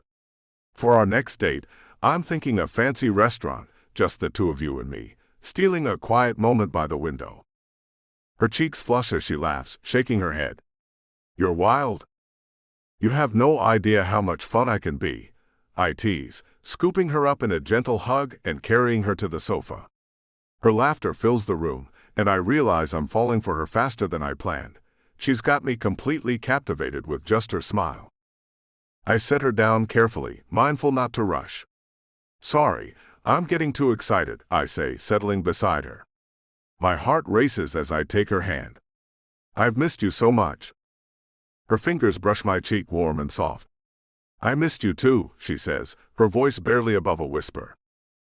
I pull her closer, wrapping my arms around her in a tender embrace. I should have brought something special for today, I joke, thinking of the little surprises I planned but forgot. She giggles, picking up my jacket and pretending to search the pockets. What, no flowers or chocolates? Just me, I say with a grin, pulling her back into my arms. Is that enough? She nods, her lips curving into a playful smile as she leans in for a kiss. Our lips meet softly, and her hands rest on my shoulders, grounding me in the moment. She's always so warm, so present, and it makes me grateful for every second we steal together. I shift to hold her closer on the sofa, keeping my movements gentle.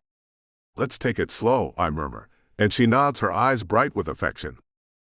Her head rests against my chest, and she traces lazy circles on my arm. You're making it hard to focus on work, she teases, her voice light. Good, I reply, pressing a kiss to her forehead. Her touch sends warmth through me, and I can't help but hope this moment convinces her to let me see her tonight. I pull back to meet her gaze, my heart full. What do you say we make more time for this? I ask, my tone hopeful. Maybe dinner tonight. She smiles, her fingers lacing with mine. You're relentless, she says, but her eyes say she's considering it. Let's see how the rest of the day goes. I grin, pulling her into another hug. That's all I need to hear. Mercy. My back is against the door as Jude gives me a goodbye kiss. He's made lunch a lot more interesting than it usually is. I'm more relaxed than I bet anyone else in the spa is, and that's saying something. How about I pop by later on tonight? I'll come after 9, he says as he runs his hands over my face, holding it tight in his strong hands.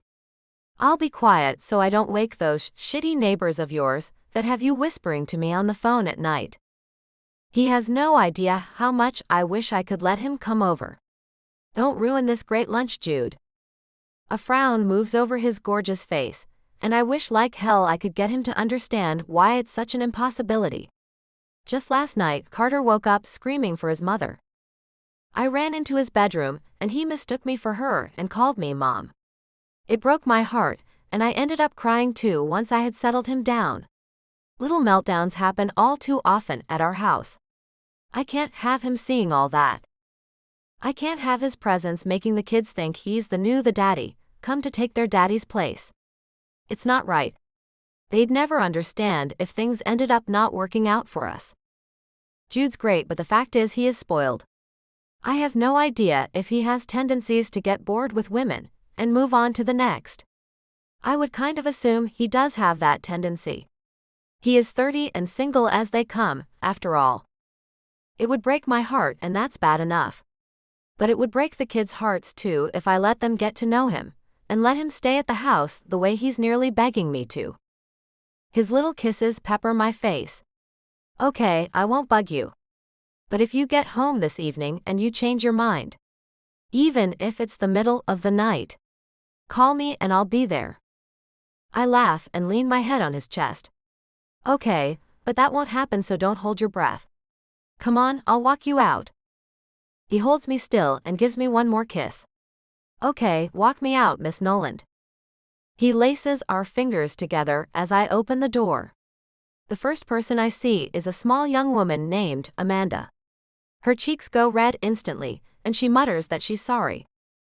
I pull Jude along with me to the restroom across the hall to check my hair and makeup, as she shouldn't have thought anything that bad to make her blush.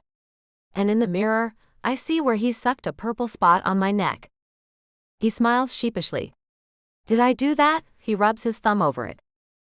I roll my eyes. This is so not professional, Jude. What am I going to do?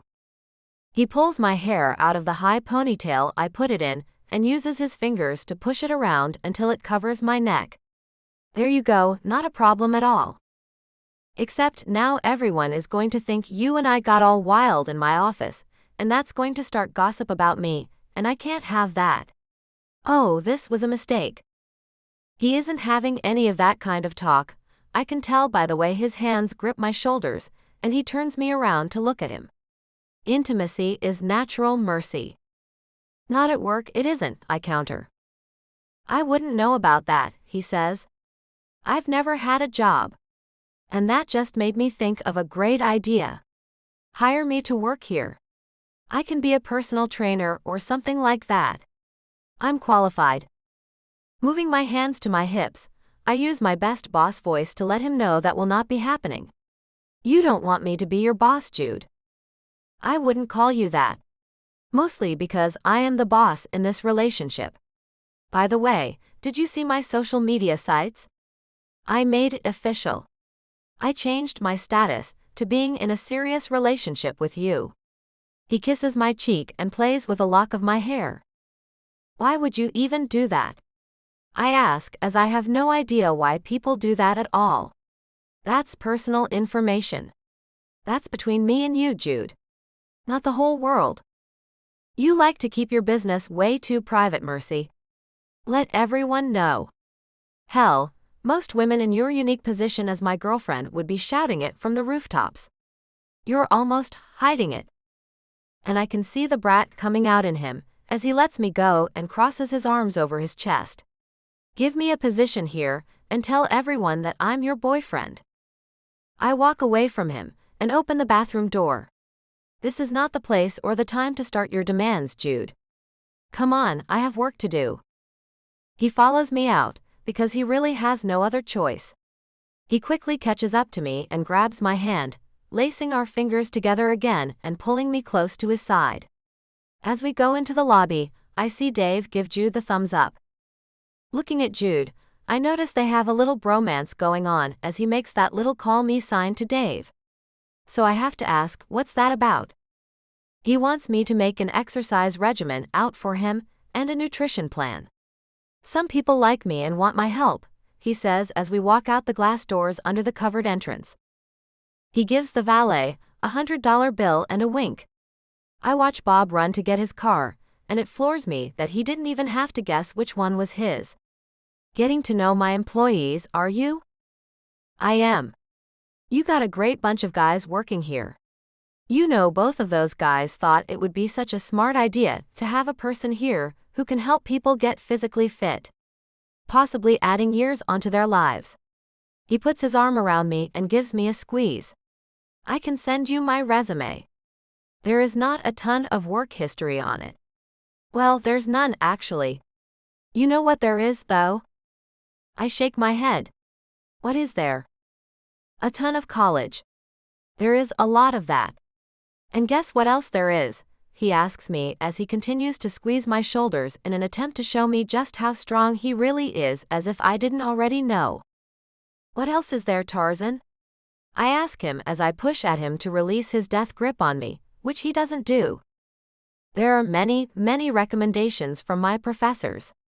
I tell you what, you have that meeting with the owners on Tuesdays, right? Well, I'll get you that resume before that meeting, and maybe you could ask them what they think of the idea. You know, Dave let me know there's an entire room that's not being used at all. When I told him I could furnish it with exercise equipment, he about crapped his pants. I'll make sure to add a whole business plan about what all I can do for this spa to help the owners make a decision. Jude, this will not work. You can't just come to work here.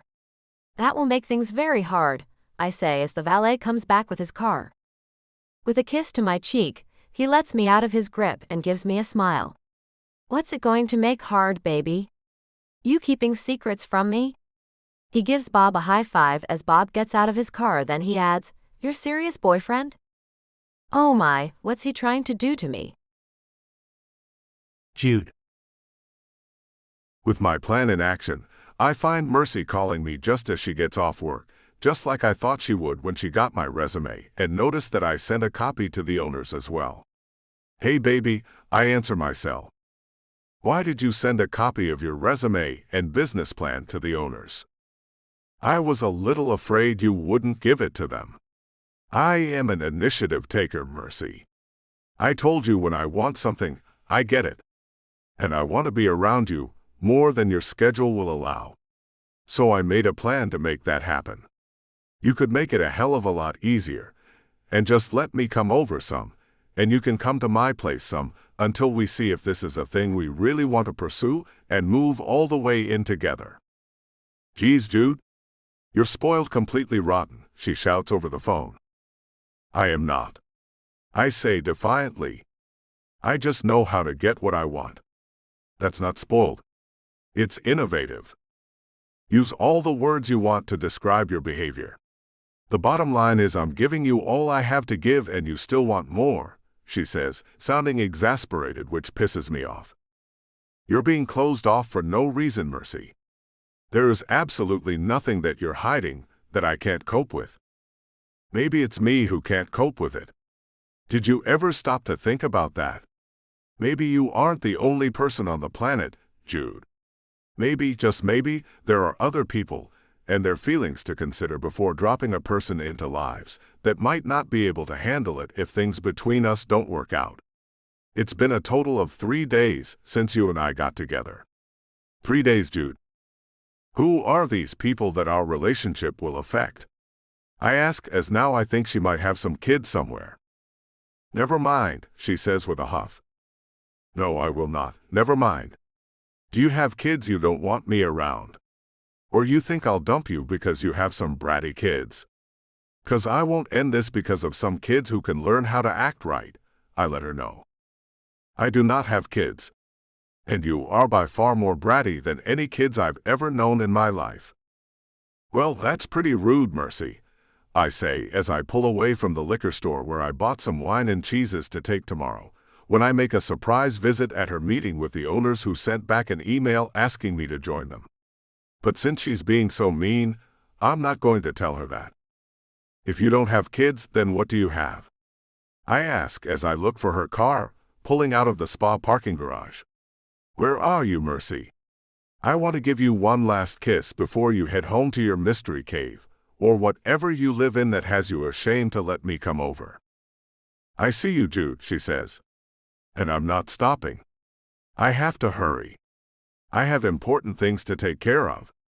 There's absolutely no time for any goodbye kisses." "I don't see that little red car." "Where are you?" I ask again, as I look all around. She laughs and it makes me crazy as she says, "I see you looking around. You won't find me, Jude.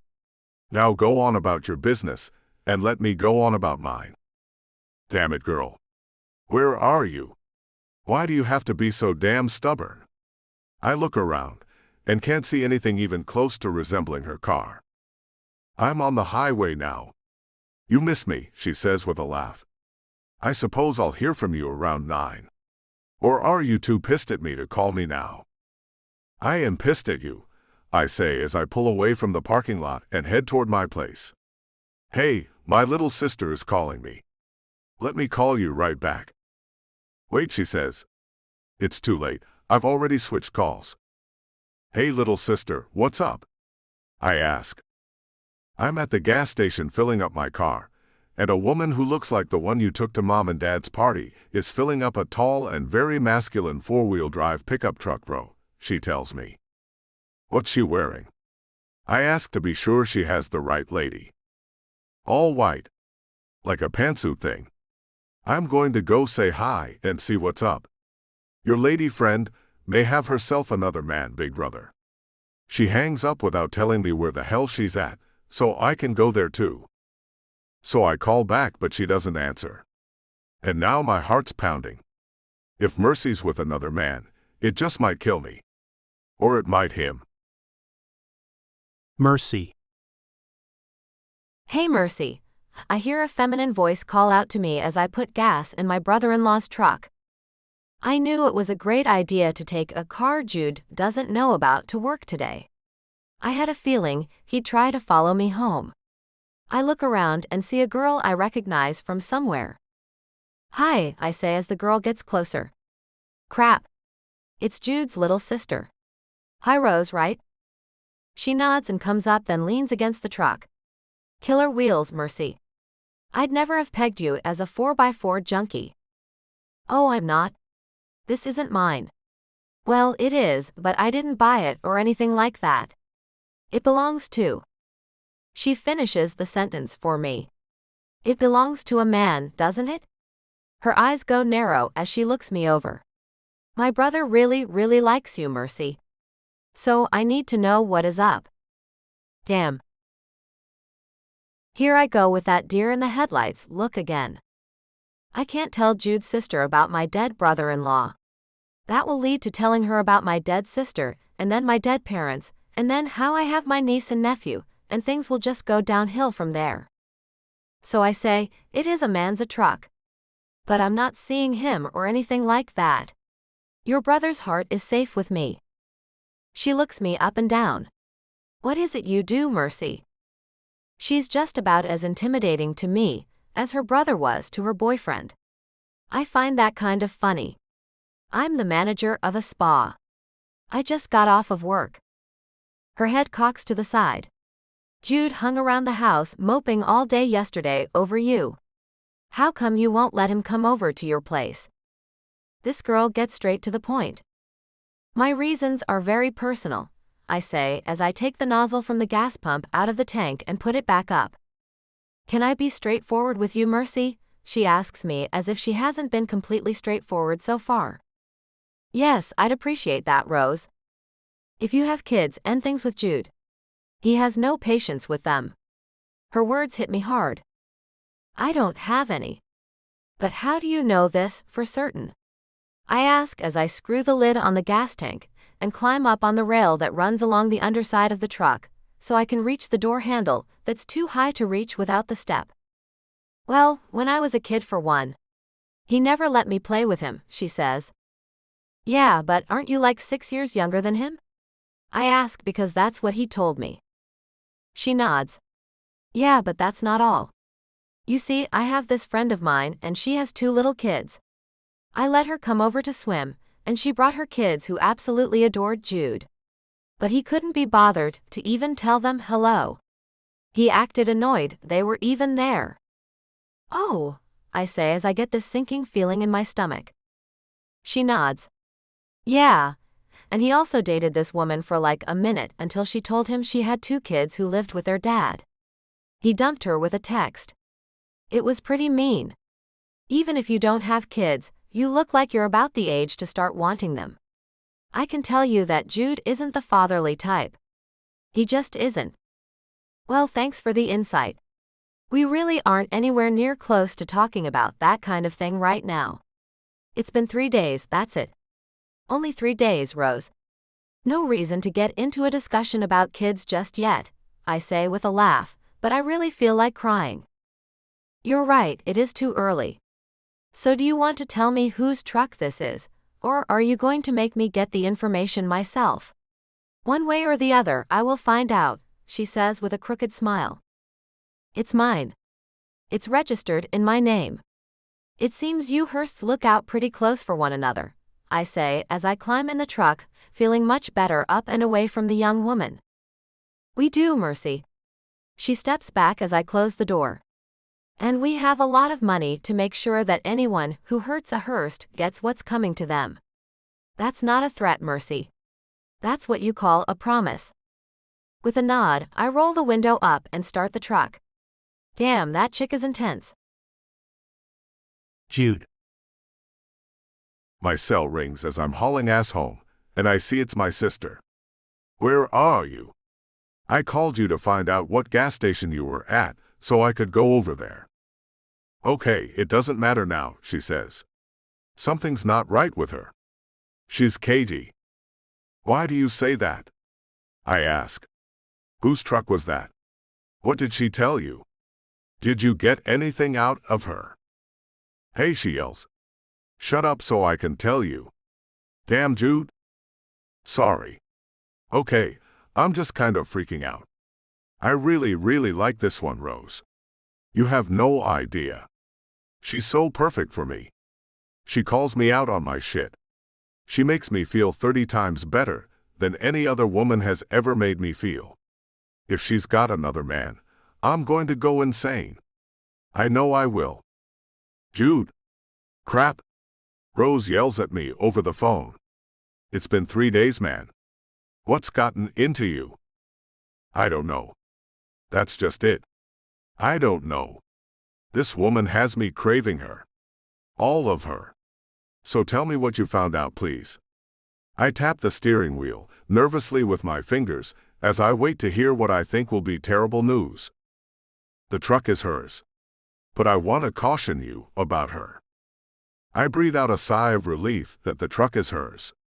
It makes no real sense as she isn't a four-wheel drive kind of woman, but at least it's hers and not some man's. About what, Rose? I ask as I pull into our private drive. I saw a look in her eyes when I was asking her if she had any kids, she says. Does she? I ask as I press the brake for no other reason than I think I should go slow to hear this news. She said she didn't. But I can see it in her eyes. She's going to want kids, Jude. She's not the one for you, she says.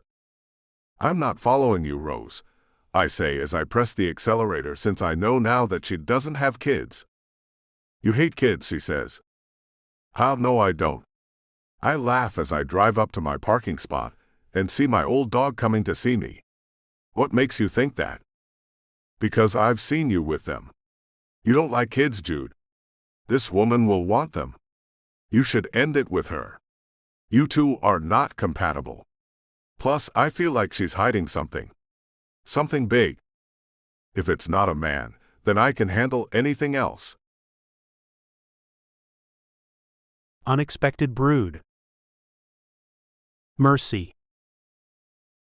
The smell of antiseptic stings my nose as I sit, waiting with Mia on my lap for the emergency room physician to return and let me know what my poor 2-year-old niece has that's making her temperature rise and making her throw up like the girl from The Exorcist.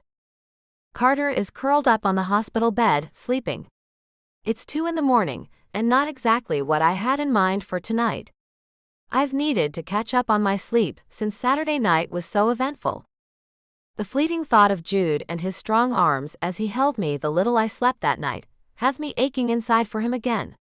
I sure could use him right now. The sound of fabric swishing as someone walks quickly toward our little curtained-off room makes me pick my head up, as it seems to have fallen on top of Mia's for a moment as she's fallen asleep snuggled into my chest. The curtain is slid back, and the young doctor steps inside of our tiny domain. It's that virus that's been going around. It usually lasts only 24 hours. She should be fine by then. Okay, I say as I get up, holding Mia, and I look at the sleeping Carter and hate that I not only have to wake the little 4-year-old up, but I have to make him walk too. The young doctor looks at my situation and frowns. No, Daddy. His light blue eyes look at me with more than a bit of sorrow. I shake my head. Nope. So I guess it's the usual thing for her. Plenty of fluids and rest? He nods and goes to pick up Carter. I'll take him out to the car for you. I breathe out a sigh of relief and he hears it, and it makes him frown even more. Thank you, Dr. Stevens. I really appreciate it. Chances are he'll get this next and he really needs his rest. He follows me out, carrying the still passed out Carter, and says, "It's really none of my business, but why don't you let their father help out? Even if you guys aren't together, he should still help." I slowed down so he can walk next to me. Their father passed away 2 years ago. Their mother did too. I'm their aunt. Their single aunt. Oh, he says as his cheeks go pink with embarrassment. Sorry. I didn't realize that. His silence is why I avoid telling people about my situation. It's uncomfortable, and people always try to find something to say. Some special words to make it all better. Guess what? There are none. The walk to the car in complete silence is excruciating. I know it shouldn't be. Maybe because I tell so few people about the tragic events that led up to me being a single mommy, is why I feel so uncomfortable. I don't know or care, I just wish it wasn't this way. Grabbing my keys, I unlock the doors on the Suburban and point at the back passenger side door. That's where his car seat is. Just set him in it. I'll buckle him in after I get her squared away. Thanks, Doc. Walking around the car, I put Mia in her car seat and pray she doesn't spew again and make a mess that will make me sick too. I notice the young doctor strapping Carter in anyway, and it makes me smile. After he's done, he looks up and smiles at me. Do you mind if I ask you something? Sure, I say as I finish the job of securing my precious cargo.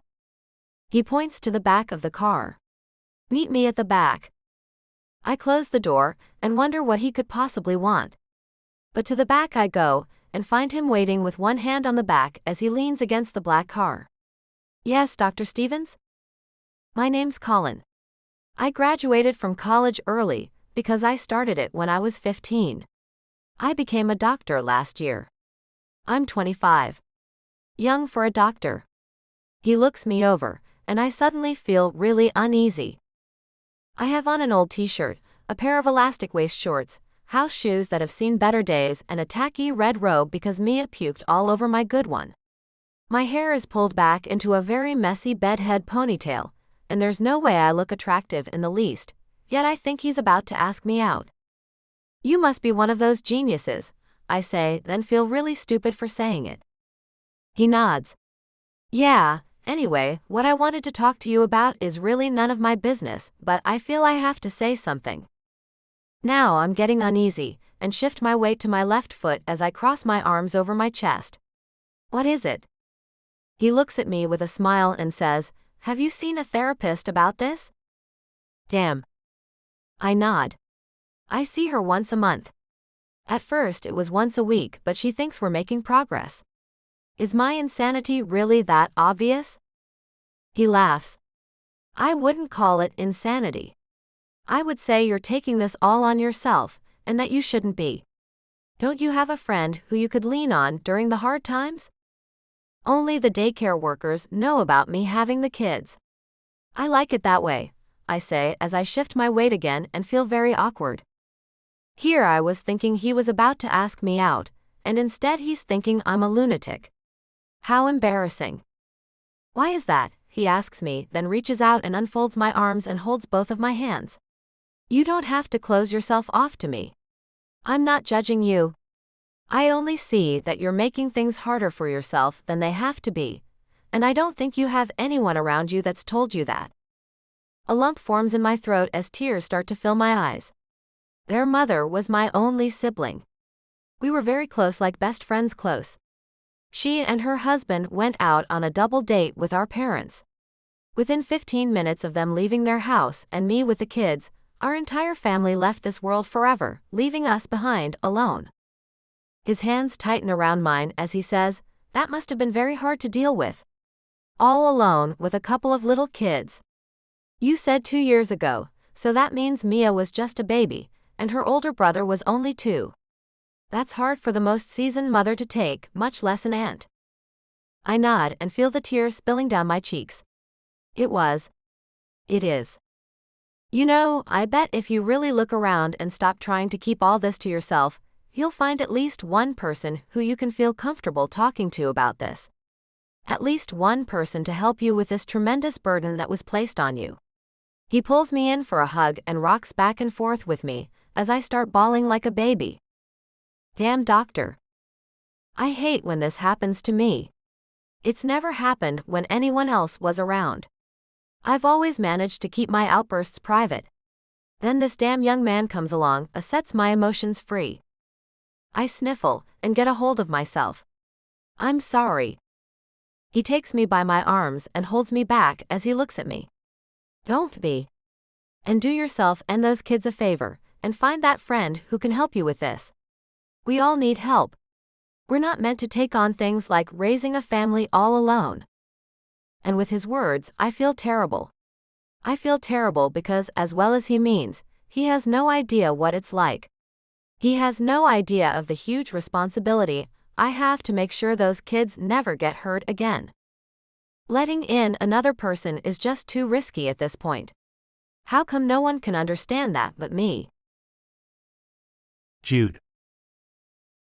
Making my way to the meeting room where the owners of the spa are with Mercy, I take the wine and cheese basket I brought for them and walk down the long hallway. Some lady who works here pointed me down. Behind the clear glass door, I see Mercy sitting with her back to me and an older couple sitting across from her. I push the door open, making Mercy spin around in her chair and look to see who has interrupted their meeting.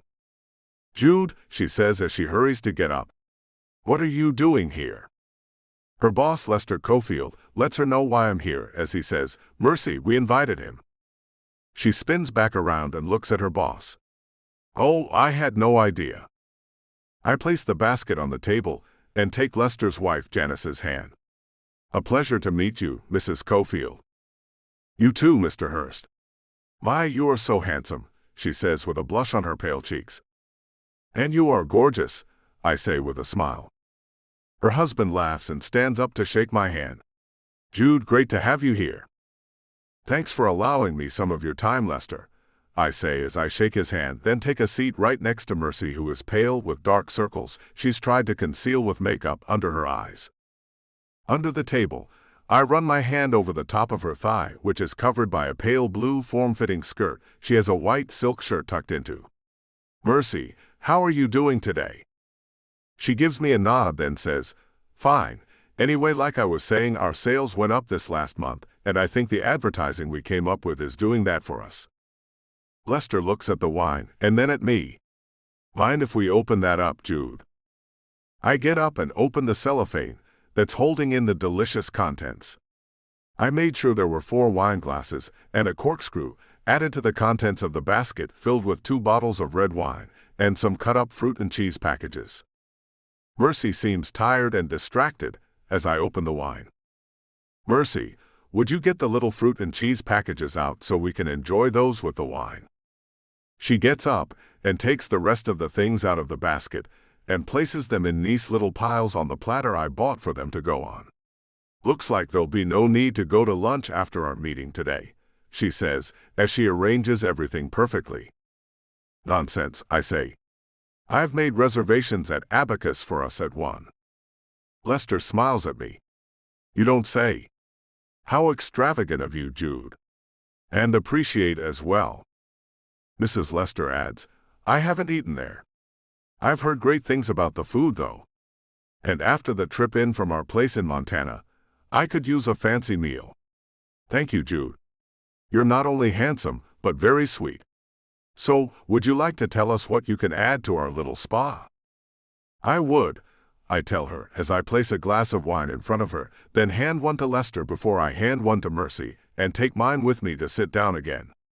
I rest my hand on her leg again, with no one the wiser, as it's hidden under the table. "You did get my business plan in the email I sent you, right?" "We did, and I have to say it looks great," Lester says as he picks up an apple and tops it with a piece of cheddar cheese. "If we decide to take you up on your offer, You do understand our girl Mercy here will still be making sure you run your section up to our very high standards. You don't have a problem taking orders from a woman, do you? I look over at her and watch her take a drink of the wine. Nope. Great, Lester says, then pops the food into his mouth. Is there anything you'd like to know, Mercy? I ask her. She shakes her head. No. Mrs. Cofield giggles and asks, is it his good looks and great body that have you acting so meek, dear? Mercy chokes on the wine as her face goes red. I pat her back and take the glass out of her hand to help her as I laugh a little. You okay? She nods, then stops coughing. I'm fine. And his looks aren't a problem. Well, not to me, anyway. Mrs. Cofield grins as she pulls the glass to her lips. Of course they're not. Lester gestures to Mercy as he says, our girl Mercy here is not normally this quiet, Jude. She's a great gal and knows how to run a tight ship. She'll eventually get used to you, and then you can bet she'll tell you how to streamline your process and let you know the most efficient and profitable way to run your section of our spa. I think it would be best if the two of you had a few meetings to get to know one another and make this thing work for us all. You can do that, can't you, Mercy? You can have a few private meetings with Mr. Hurst and talk to him to find out how we can make his gym and personal training center work best, right? Of course, Mr. Cofield. You know you can count on me, sir, she says with a slight nervous tremor to her voice. I feel like something's wrong with her. Like something's bothering her that she's not told anyone about. I don't think it's merely my presence here. Moving my hand over her upper thigh, I feel it tense up. You know, I think you should let me do a bit of personal training with you, Mercy. Then you'd know what it is I do and can do to make this business more profitable for the Cofields. Mrs. Cofield claps her hands as she says, that's a marvelous idea, Jude. Mercy, you could really learn about what he does to make his body so perfect, and you could get all fit absolutely free, dear. Sounds great, she says as she takes another drink of the wine. So I'll get to work on that project as soon as I get time. Lester picks up another piece of cheese as he says, make that the top priority, please, Mercy. I want to get things going ASAP. Yes, sir, she says, and I can't shake the feeling she has something going on she's trying to hide. So I press it a bit to see if she'll come clean with any information. How about this evening, after you get off of work? I can take you to my gym at home and show you what it is I do. No, she says so quickly it startles Mrs. Cofield, and she drops her apple slice. No. Lester asked. No, I can't do anything after work hours. I can't, she says, then fans herself with her hand. Mercy, we'll gladly pay you overtime to do it, he says. We don't expect you to do anything without being compensated for it. Mrs. Cofield adds, we will need you to work a few extra hours each day until we have that new section running perfectly. You should realize that, Mercy. And let's be honest, spending a few hours after work with Mr. Hurst here will most definitely be very enjoyable. Mercy looks at me with huge eyes. Her lips are forming one straight line, and she seems to be mentally telling me that this little venture of mine is messing up her life. Well, now what the hell do I do? Mercy. Damn this man. Mentally, I'm throwing daggers at him for making things so difficult for me. Not only did I get very little sleep last night, as both kids started puking as soon as we got back home from the emergency room, but I had to call Becky and get her to babysit, since they couldn't go to daycare and I couldn't miss this meeting. I had plans to take off after lunch and go home to take care of the kids, but now it seems like I'm going to have to make Jude and his venture into the spa industry my everything. And he's only doing it so he can spend more time with me. If my bosses weren't sitting here looking at me like I'm crazy, I'd let Jude really have it. He's so completely spoiled, he doesn't even realize he's asking too much out of me. Mr. Cofield looks at his watch and says, well, look at the time. If we're going to make that 1 o'clock reservation, we better get a move on. We'll take the new limo we bought for the spa. I'll just freshen up a bit and meet you all out front. I say as I get up and hurry to my office to take some aspirin for the headache this business of seeing to Jude and his whim of making some type of a personal trainer space here is giving me. Closing the door behind me once I'm in the safety of my office, I lean against the door and fight the urge to start crying. Calm down, Mercy. It will all work out, I say to myself. Then a tap on the door makes me jump. Mercy? Jude asks. Stepping away from the door, I run my fingers underneath my eyes, just in case any tears have slipped out of them. Yes? He opens the door and comes inside. He scoops me up in his arms and I want so badly to cry and tell him everything. But I can't, so I simply rest my head against his wide chest and let him hold me. His lips press against the top of my head as he asks, "What's wrong, baby?" Nothing, I mumble. I'm just really tired. He holds me back and looks at me. And why is that? Because 2 little kids puked all night long, and I had to take care of the poor little things and a doctor made me cry. But I say, I had trouble sleeping. You should have called me. I would have come over, he says as he pulls me back close to him. Maybe you couldn't sleep because you missed me. I know I missed you. Wrapping my arms around him, I hug him tight and wish like hell I could lean on him. But I can't, and I need to set myself straight. Jude, I wish you wouldn't make things hard on me. He eases the hug and pulls back to look at me. Is my opening a personal trainer thing here really too much work for you, Mercy? How can I tell him that I can't possibly spend more time than I already do away from the kids he knows nothing about? Jude, you heard what they said. A few hours after work, that'll make it around 9 before I get off. He frowns at me, then sighs. Look, I can let this thing go. For you, I'll let it go. You really would? I ask as I look into his eyes. With a kiss to the tip of my nose, he says, I'd do anything for you, Mercy. Anything. I hug him again and wish this could all be swept away. Only I know now that the owners want this. It will have to be done. You know Mr. and Mrs. Cofield aren't going to let it go, Jude. His chest heaves with a sigh. Mercy, can you tell me what it is that has your time so taken up? It's just that I have to have a certain amount of downtime. That's all, I lie. It really won't take any time to set things up. I don't need your help. I can pay people to do it all. You and I can go eat dinner, then make a stop back by here to make sure things are done each day. If they're not, then I will take care of that. You don't need to do a thing. I'll pamper you like you've never been pampered before.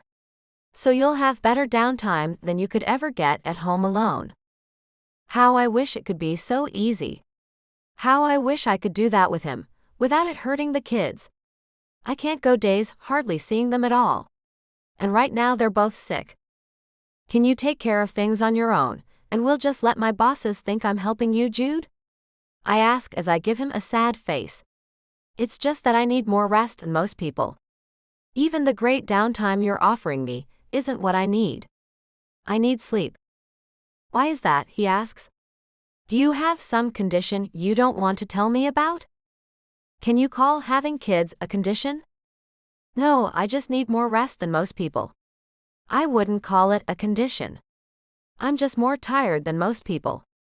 I let him go and walk to my desk to get my purse. We need to go, I'm sure they're waiting for us. He nods and waits for me, then takes my hand when I walk back to him. I need a kiss first, he says, then his lips touch mine as his arms wrap around me and I feel lightheaded. My body melts into his and I want to let him hold me and take care of me and never stop. Then he ends the kiss and rests his forehead against mine. Mercy, what you do to me is unreal. Jude, that's very sweet, but you and I both know you've kissed many a girl in your time, I say as I pull out of his arms and open the door to my office. Now let's get going. I really have a lot to do, and had planned on leaving right after lunch. That little training session is a thing that will have to wait. But I'd like you to keep that little secret for me, please. Okay, he says as he follows me out, placing his hand on the small of my back as we walk down the hall. You look so tired, I'm not going to press you about anything else today. I breathe a sigh of relief, that he's going to go easy on me for once. At least he can see that I really am tired. My bosses smile at us as we get into the limo, and Jude sits next to me, being careful to leave a gap between us so they don't get a clue about our real relationship. Mr. Cofield gives Jude a nod and says, "I see you've had a little conversation with our Mercy, and she seems to be feeling a little less tense with you now. She'll warm up quickly, you'll see. I think you two will work together very well." Mrs. Cofield's light blue eyes light up and she winks at me. "You'll thank us one day, Mercy." And just like that, I can see the conspiracy in my boss's eyes to help me get a real life. Who knew the old couple was a couple of cupids? Jude. As lunch went on, I watched Mercy growing more and more exhausted. Her usually perky eyes were heavy, and she barely talked at all. When Mrs. Cofield noticed a light sheen of sweat form on her brow, she asked Mercy to go to the ladies' room with her, and when she came back out, Mrs. Cofield informed me that Mercy had become ill, and she sent her home in a cab. All of my calls have gone unanswered, and I'm beginning to get very pissed at the woman who seems so dead set on keeping things to herself. I mean, how could she not even let me know she felt sick? Did she really feel sick, or was it nerves? Whatever it is, I want to get to the bottom of it. And I want some answers from her. I got her address from the lady at the front desk of the spa when I told her we had a meeting later, and she forgot to give it to me. So I'm on my way there now to make sure she's okay and doesn't need to go to the doctor and make her let me take care of her. Pulling up in front of the house, I see the yard hasn't been mowed in quite some time. The screen door is hanging by one hinge and it looks deserted. I can't believe she lives like this. Maybe this is why she never wanted to let me come over. I can see why. I wouldn't blame her, though. Well, not really, anyway. I mean, she does live alone, and this place does look like it might be hard to keep up. It's in an older neighborhood, and maybe she doesn't like to be outside much after she gets home. I don't know. Now that I think about her wanting to spend so damn much time in this place, I really don't get it. I walk up onto the little porch and knock on the door. I can't hear a thing going on inside. No television, radio, or anything. I knock again. I'm sure she's asleep. Then it hits me that there are no cars in the empty drive. An old woman comes out on her porch as I walk around to the back of the house to see if there's a back door I can knock at. "Can I help you, Sonny?" she calls out to me with a crackly voice. "I'm looking for Mercy Noland," I say. "They moved," she says. "That house has been empty for about 2 years, I think. If I'm recalling it right. A man, woman, and their daughter lived there. Then they up and moved away one day." "Odd, really?" I walk up to her and ask, "Do you remember if their last name was Noland?" She shakes her head. "Not really. It might have been. Boy, my memory ain't what it once was. Now ask me anything about when I was a kid, and boy, you betcha I can recall it like it just happened. But ask me about what I ate for lunch, and I couldn't tell ya." She laughs, revealing her lack of teeth, and I shudder a little. "So no one lives in the house then," I say to myself. I wonder why she'd give this address as hers if it's not. I give the old woman a wave as I leave. "Thanks for what you could tell me, ma'am." "You betcha, beautiful." She breaks into a fit of laughter again that leaves her hacking and coughing and stumbling into her little house. An old mailbox is at the end of the walkway, and there are a couple of letters still left on it, revealing an N and an A, so it's a clue as to the name of the people who did live here. Noland could have been it. But what in the hell is Mercy hiding from even those she works with? Now my curiosity is out of control. I have to know what the hell she's hiding. Just as I get back into my car, my cell rings and her name pops up. I answer it. "Hey you." "Hey," she says, sounding really weak. "I've got a virus. I hope you kissing me didn't give it to you. But to be on the safe side, you should stay home for the next 12 hours in case it hits you. Because when it does, it hits you like a brick wall." "Mercy, why in the hell wouldn't you tell me that you felt sick?" I ask as I pull away from the old house and find myself really mad at her. And also, why do you have some address on file at your work that's not really yours? Huh, she asks, then I hear her blow her nose. What are you talking about? I'm leaving an abandoned house that I think may have been yours when you lived with your parents. That's the address they have for you at your job. Why is that? Why would you ask that? And why are you looking for me? I told Mrs. Cofield to tell you what happened to me. You knew I was sick, and yet you stubbornly tried to track me down anyway. Jude, that's so beyond uncool, she says. Then I hear the phone fall on what I think is the floor, and her footsteps beat the floor as she runs. Then I can hear puking, and I know she really is sick. I wait for her to come back to the phone as I drive toward my place, as it's evident Mercy has left a path of lies to cover her whereabouts. Not only from me, but from everyone. Some scuffling fills the phone, and then I hear more footsteps. Then Mercy says, "Oh gosh. Did you say anything?" I listen hard and hear nothing. Then I can hear a door close and Mercy is on the line. "Jude?" "I'm still here, Mercy." "Who took the phone to you?" I ask with a ton of apprehension in my voice. "Huh?" she asks, obviously stalling for time so she can think with her fevered brain to come up with some lie to tell me. "Mercy, who's with you?" I ask as I pull into a parking lot and stop. My hands are gripping the steering wheel so hard my knuckles are white. My body is tense and I can't tell if I'm mad, upset, or afraid she's with a man. "Jude, I have to go. I'm going to puke again." She ends the call, leaving me hanging and unsure of anything. I wish I could understand why this chic has gotten so far under my skin, so damn fast that she has me this messed up over her. My heart is pounding so hard in my chest I think it just might explode. So I turn my car off, take the keys, and get out of it. Then I do what I do when I have a lot on my mind. I run. Running out of the parking lot and down the sidewalk, I try to clear my head. Okay, why am I doing this to myself? Why am I letting this woman make me crazy? She obviously has some real issues. There is something she's hiding from the world, not just me. So I should let her go. I should move on and forget about her. I know I should. She's a mess with hidden things in her life, and I should just hang it all up and walk away. She'd let me too. I know she'd let me go, and never even attempt to contact me if I sent her a text telling her I can't do this anymore. I wouldn't even have to listen to her cry or ask why. But why would she let me go that easily? Mercy. I fall on my bed in a heap as I drop my phone on the bed beside me. I should be more thankful. The kids have gotten better and are sitting like a couple of quiet little angels watching cartoons at the foot of my bed.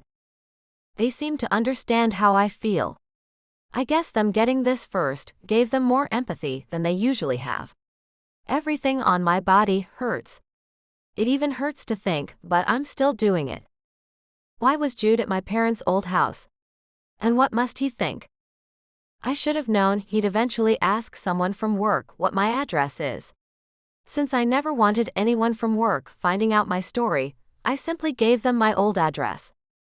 Then I'm reminded of the fact that I haven't gotten around to putting the place up for sale.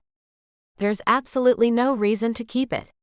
But something about the process of completely cleaning it out and having to pack away or give away my parents' things is way too depressing for me to take. When it all happened, I made a couple of trips back home to get my things, leaving everything else there. Not really knowing at that time what I should do about any of it. With their death, the mortgage was paid off. Once a year, I pay the taxes that come due on it. I've shut all the utilities off there. I never really even think about that house. It hurts too much to. My cell lights up with a text, and I don't even have the strength to pick it up and see what it is, or who it's from. I'm fairly sure it's from Jude since I have no friends. I have no friends. My gosh, how horrible that sounds. Even thinking it makes me feel even worse than I already did. When we first moved out here, I still talked to my old friends from back home. I still talked to my college friends up until the day of the accident. Then I went silent. I had to turn my cell phone off because I didn't want to talk to any of them. I didn't want to hear anyone tell me that things were going to be all right. I didn't want anyone to ask me what they could do for me, because no one could have done what I needed to be done. I needed my family back. Now I know it was shock that had me that way, and I should have gotten back in contact with my friends after it wore off. After a whole year of living in a foggy daze, except when I was at work, the shock finally began to wear off. When I realized I had to go to work, I developed a part of myself that pretended nothing had ever happened to me. I went to my interviews, and I was the woman I had been before the accident. When I got the job as the manager of the spa, I put on a whole persona. That of a confidant woman with no troubles. Nothing personal ever comes up because I won't let it. There are times when I'm walking down the hallways of the spa that I overhear the employees talking to each other about what's happening in their lives. It almost always sends a twinge of need through me. A need to join them and get in on the camaraderie they all share, but I leave myself out of it. I'm not an idiot. After 2 years of maintaining that nothing is abnormal with me, it would make the people who work under me look at me with wonder at how I kept that to myself for so damn long. The thing about keeping things to yourself is that there is a limit on the time you have to let others know about your personal trials and tribulations. What would anyone think of me if they knew I've been single-handedly taking care of kids all this time? What would they think of me if they knew my whole family was killed and I've never told even one of them about it? I can't even recall the number of times I walked in on conversations people were having about their kids and the funny things they did or the terrible things they did. I never made a comment. I never added anything about my kids. I'd simply give a smile and a nod and add nothing to the conversation. If I did, then I'd be asked how I knew anything about kids. Then I'd have to actually lie and say I didn't have any. I don't consider myself a liar. I think of myself as a person who keeps their personal information to themselves. My therapist tells me I have to open up with other people. I tell her I do. I open up to her and the staff at the daycare. Well, I open up about some things with the staff at the daycare. They don't need to know how I cry so much when I take showers. No one really even wants to know that. My cell screen lights up again and Carter says, "Aunt Mercy, are you going to answer that? It's probably that man you were talking to a while ago." With my eyes still closed because they feel better this way, I answer him, "It might be. I'm too tired to talk to him right now." "Yeah, when I was sick, I was too tired to talk to," he says, then his little hand pats me on the leg. "It won't last too much longer, Aunt Mercy." "Thanks, Carter. And thanks for being so good while I'm sick. I really appreciate it, baby boy," I say as I press my face into the pillow to keep myself from crying. I feel so weak and lonely and sad. Most of the time, I don't allow myself to feel so sorry for myself, but this damn virus is making me weak in every way possible. It's been years since I was sick. My mom was the best at taking care of us when we were sick. She'd make homemade chicken noodle soup that would fill the house with the aroma. That alone would make me feel a little better. She'd bring the soup and saltine crackers to my bed and prop my pillows up and help me sit up. She had this tray she decorated with yellow daisies to perk up her patience, is what she told me. I can taste the cold, bubbly lemon lime cola she made us drink. She said the bubbles, along with the citrus juice, which I think there was no real juice at all, made us get better faster. Maybe it did. I don't know. I just know her tender, loving care made me feel better. She had a way of making you feel loved with such small gestures. When we were little, she'd cut our sandwiches into heart shapes with cookie cutters. When we were teens and hard to make happy at all, she'd surprise us with concert tickets every now and then, or do a random load of laundry for us. Now that really made my day. Dad was different. More reserved with his affection. He loved us and he told us now and then, but not like Mom did. No one left the house without knowing Mom loved them. No one. That woman loved everybody. But she loved Dad, me, and Hope the best. Until Kater and Mia came along. But once they came along, everybody loved them the best. Even Dad. He told those kids he loved them constantly. I can still hear the last words he said before they all left this house that night. Papa loves you. How come they all had to be taken away? Jude. So it's been 15 minutes since I left the text asking Mercy if she wanted me to leave her alone forever. Still nothing. Jogging along the sidewalk in the humid heat, my suit is soaking wet. I've had several cars pull up next to me to ask if everything is all right. And I think I've ruined these dress shoes. And everything is Armani. Heading back to my car, I try to get it through my head that something's wrong with Mercy. Something is wrong in her head. Very wrong, and I know I should take her silence and set myself free with it. The woman has consumed me since I met her. My thoughts have nearly all had something to do with her. No woman has ever done this to me. Why does it have to be this closed-off woman with apparent secrets? I've known tons of women. Women from all walks of life. Women of great beauty and poise. Strong women, weak women, and women who wanted me to make them my wife. None of them caught me the way Mercy has. Now why is that? So I ask myself, is Mercy gorgeous? That answer is yes. Her shiny blonde hair is full and wavy and smells fantastic. I think she gets her shampoo and conditioner from the spa. It has to be expensive, and I don't think she's the kind of woman who shells out a lot of money on something as trivial as that. Her body is perfect. Soft where it ought to be, and firm where I like it to be. Her laugh sends joy through me. Her smile fills me with butterflies and rainbows. Her voice can make me hard all on its own. She has this kind spirit. There's a strength about her that I've never seen before. And just behind that strength is a weakness I've never seen before either. There's been a couple of times now that I've held her and felt her body trying to tell me things her mouth wouldn't. Her body has melted into mine with abandon. It's felt as if it was letting me know she needs me, but is too afraid to tell me that. So what is her problem? Why won't she just tell me what is going on that has her so secretive? As I get to my car, I feel a little lightheaded and pull my suit jacket off. I think I may have gotten too hot.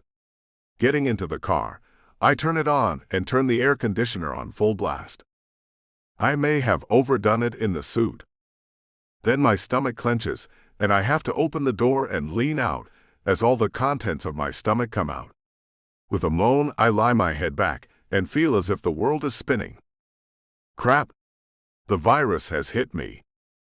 Sitting perfectly still to try to stop my head from spinning, I find myself unbuttoning my long-sleeve shirt and opening it to let the cool air in to help my body cool off that feels way too hot.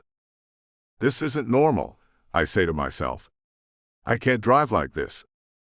So I make the call to Zeke. Hey bro.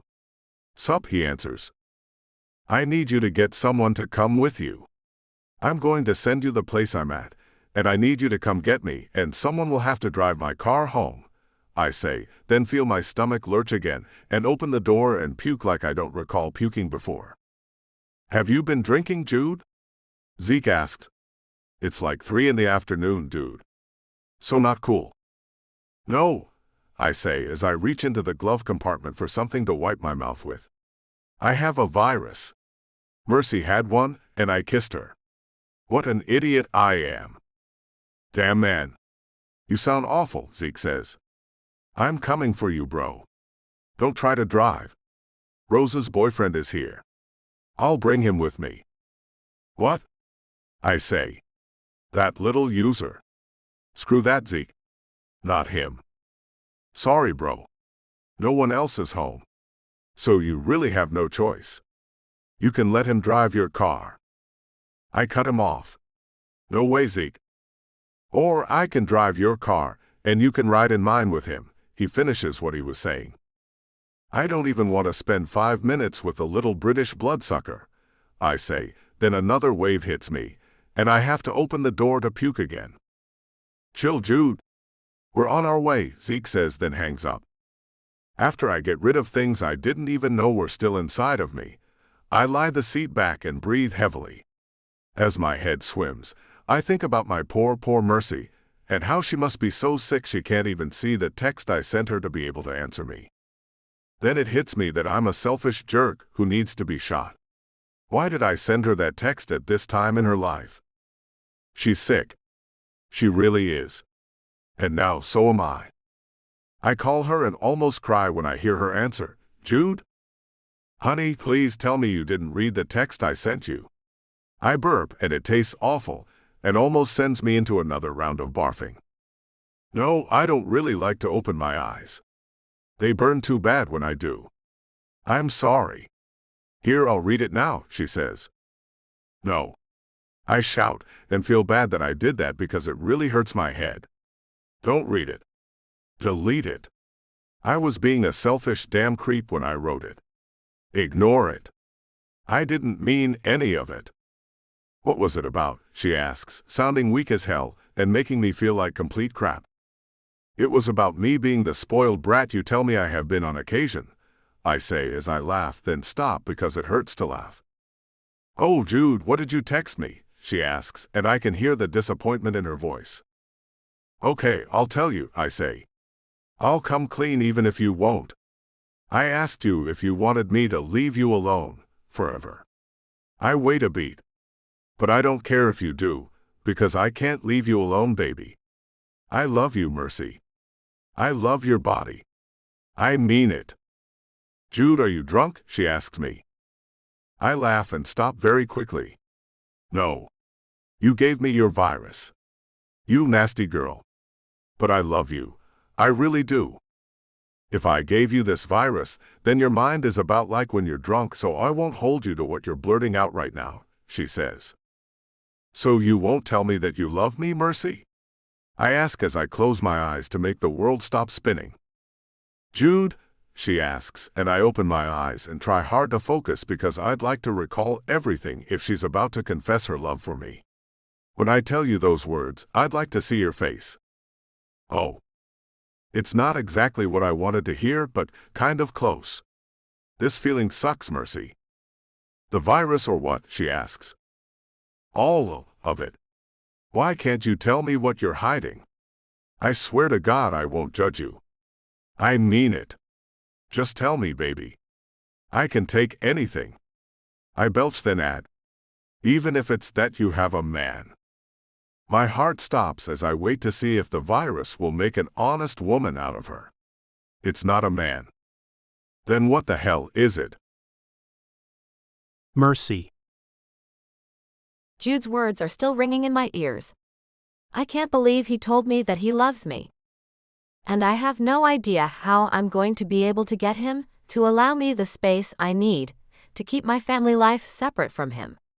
He's more than persistent. He's what I would call obsessive. He's managed to gain a place at where I work in just a matter of days, for the love of God. What the hell am I supposed to do about that? How can I continue to keep him away from my home and the kids if he's insisting on getting close? How can I tell him that whether he loves me or not doesn't matter? I still can't give him any more than I already am. The kids slept in my bed with me. They wanted to cuddle with me to make me feel better. The little sweethearts.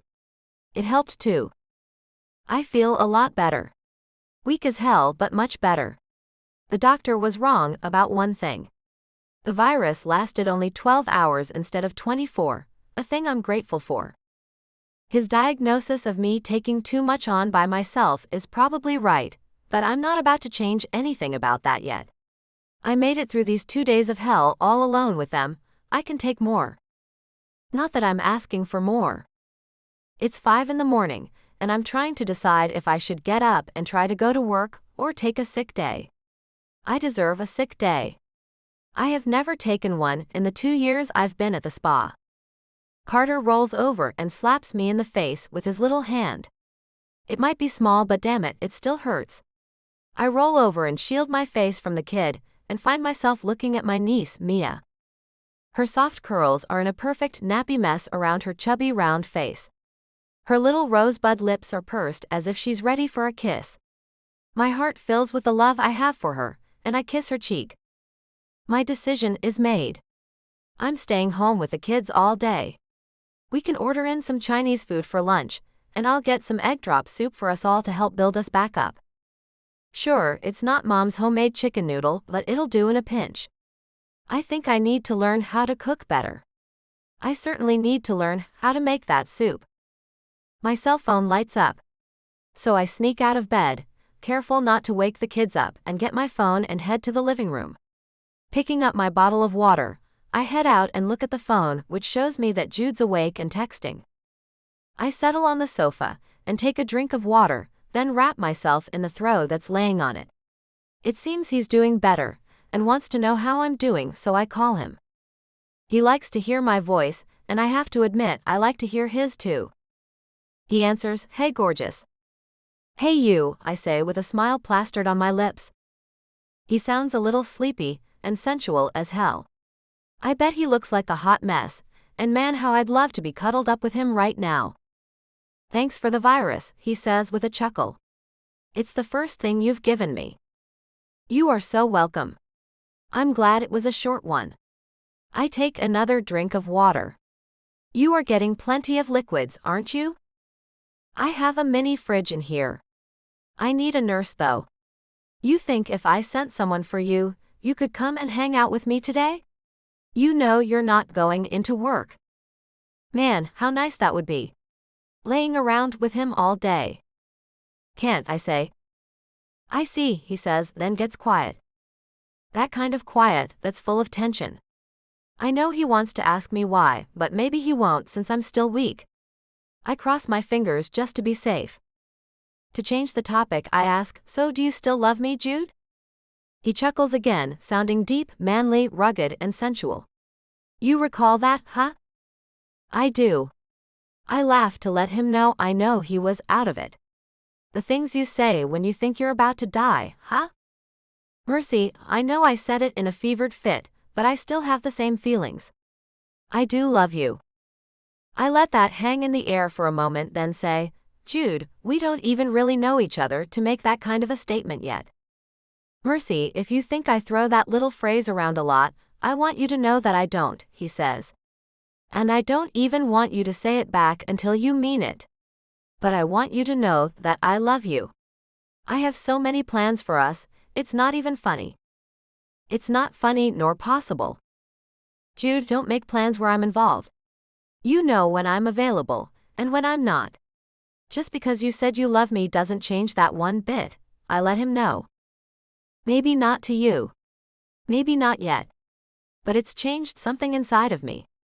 I don't think I've ever really loved a woman before. I know I've never thought about any woman as much as I think about you. You tore up my dreams last night, girl. You were all up in them. And that's how I want life to be from now on. I want you all up in my life. Every aspect of it." "Jude," I say, stopping him. "That's very nice to hear. It really is. If things were different, well, I'd love to hear you say those words. But things aren't different. So for now, can we just take things slow?" His silence worries the hell out of me. Can he let this thing between us go slow? Jude. After a day of recuperation, I'm ready to get back on track and get this thing with Mercy going. She only talked to me twice yesterday because she said she was busy with sleeping and trying to get well. But she never sounded sleepy. I'm taking Zeke's car to the spa this morning so mine can be cleaned up. It reeks of puke and I can't take that.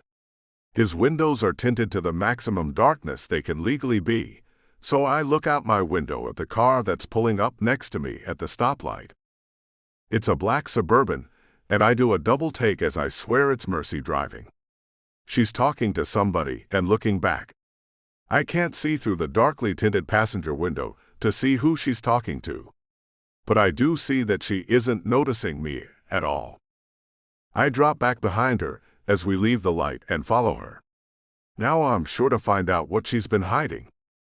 Only 3 blocks up, she turns and I stay back far enough so she doesn't figure out I'm following her. Then she takes a sharp right into a fenced-in parking lot.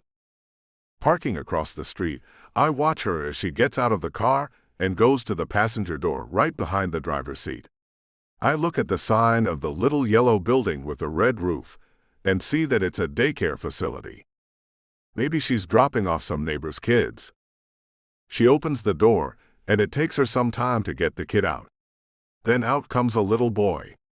She takes his hand, then goes around to the other side, and I can't see what she's doing. After a minute or so, I see her walking up the sidewalk. The little boy is walking beside her, holding her hand, and she's carrying a little girl. The little girl has blonde hair just like Mercy's, only the girl's is really curly. A woman opens the door for her. Mercy kisses the girl on the cheek, then hands her to the lady. Then she kneels down a little and kisses the little boy on the top of his head and pats him on the shoulder and says something to him. I roll my window down to see if I can hear anything. Then I hear her voice as she waves and turns to walk back to the car. I love you too. Be good. I'll be here at 6 to get you. That's not the way anyone talks to a neighbor's or friend's kids, is it? Mercy has kids, and she lied to me when I asked her that question. Why would she lie to me? Following her to the spa, I can't even think about what I'm going to say to her. She lied to me. I'm too pissed to face her right now, so I take the next left and change my plans for the day. I won't be going to the spa today. I have no idea if I'll be able to contain my pissed-off state. Instead, I think I need some more information, and I think I might know how to get that. Mercy may not be willing to let me in on why she's hiding those kids from me, but there's more than one way to skin a cat. A little phone call has me well on my way to finding out what her deal is. Hi, I was wondering if you would be willing to accept a donation of children's books. The woman answers enthusiastically, of course. I thought so. Can I bring them by this morning? That would be great. Any time will be fine. Just ring the bell, and I can come check your ID and let you inside. Your name is, she asked. Jude Hurst, I tell her. Quickly she asked, oh, of Hurst Oil and Gas. Yes, ma'am. Our company is helping out some of Dallas daycares, and I picked yours. She squeals with delight. Will the news media be with you? No, this isn't a public outreach program. This is private. Very private. What are your policies on reading to the kids? I ask as my wheels are turning in my head, as I'm trying to figure out how I can get to talk to at least that little boy, who seems like he's old enough to be able to carry on at least a little bit of a conversation. If you're talking about you reading to them, that will be fine. Your reputation is very public. You have no criminal history, and that's what we care about. So when can we expect you? I'll set up a little reading time today if you want. How about around 9? I'll bring some fruit trays so the kids can snack while I read them a few stories. I really love children, I say as I head out to a bookstore to load up on some books. That sounds wonderful, she gushes. See you then. As I drive down the road, I get the sudden urge to give Mercy one more chance to come clean with me before I go all undercover on her. She answers her phone. Good morning, Jude. Will I be seeing you this morning? No, I say. I have things to do this morning. Oh, okay. This afternoon then, she asks, sounding a little disappointed. Well, so am I. I'm not sure yet. Mercy, are you sure you don't want to tell me why you are so busy? You know, the real reason why you can't do more with me, or let me come to your house. Jude, for G's sake, let it go. Crap. She sounds exasperated, and now I am too. I mean, damn. I told her kids were not a deal breaker, so what the hell is her problem? Fine, Mercy. Forgive me for caring about you. I'm sorry, Jude, she says as her voice goes very soft. Call me when you figure out if you're coming to the spa today or not. Okay? I will, I tell her, then hang up. Why the hell would she hide her kids from me? Or is there more than kids she's hiding?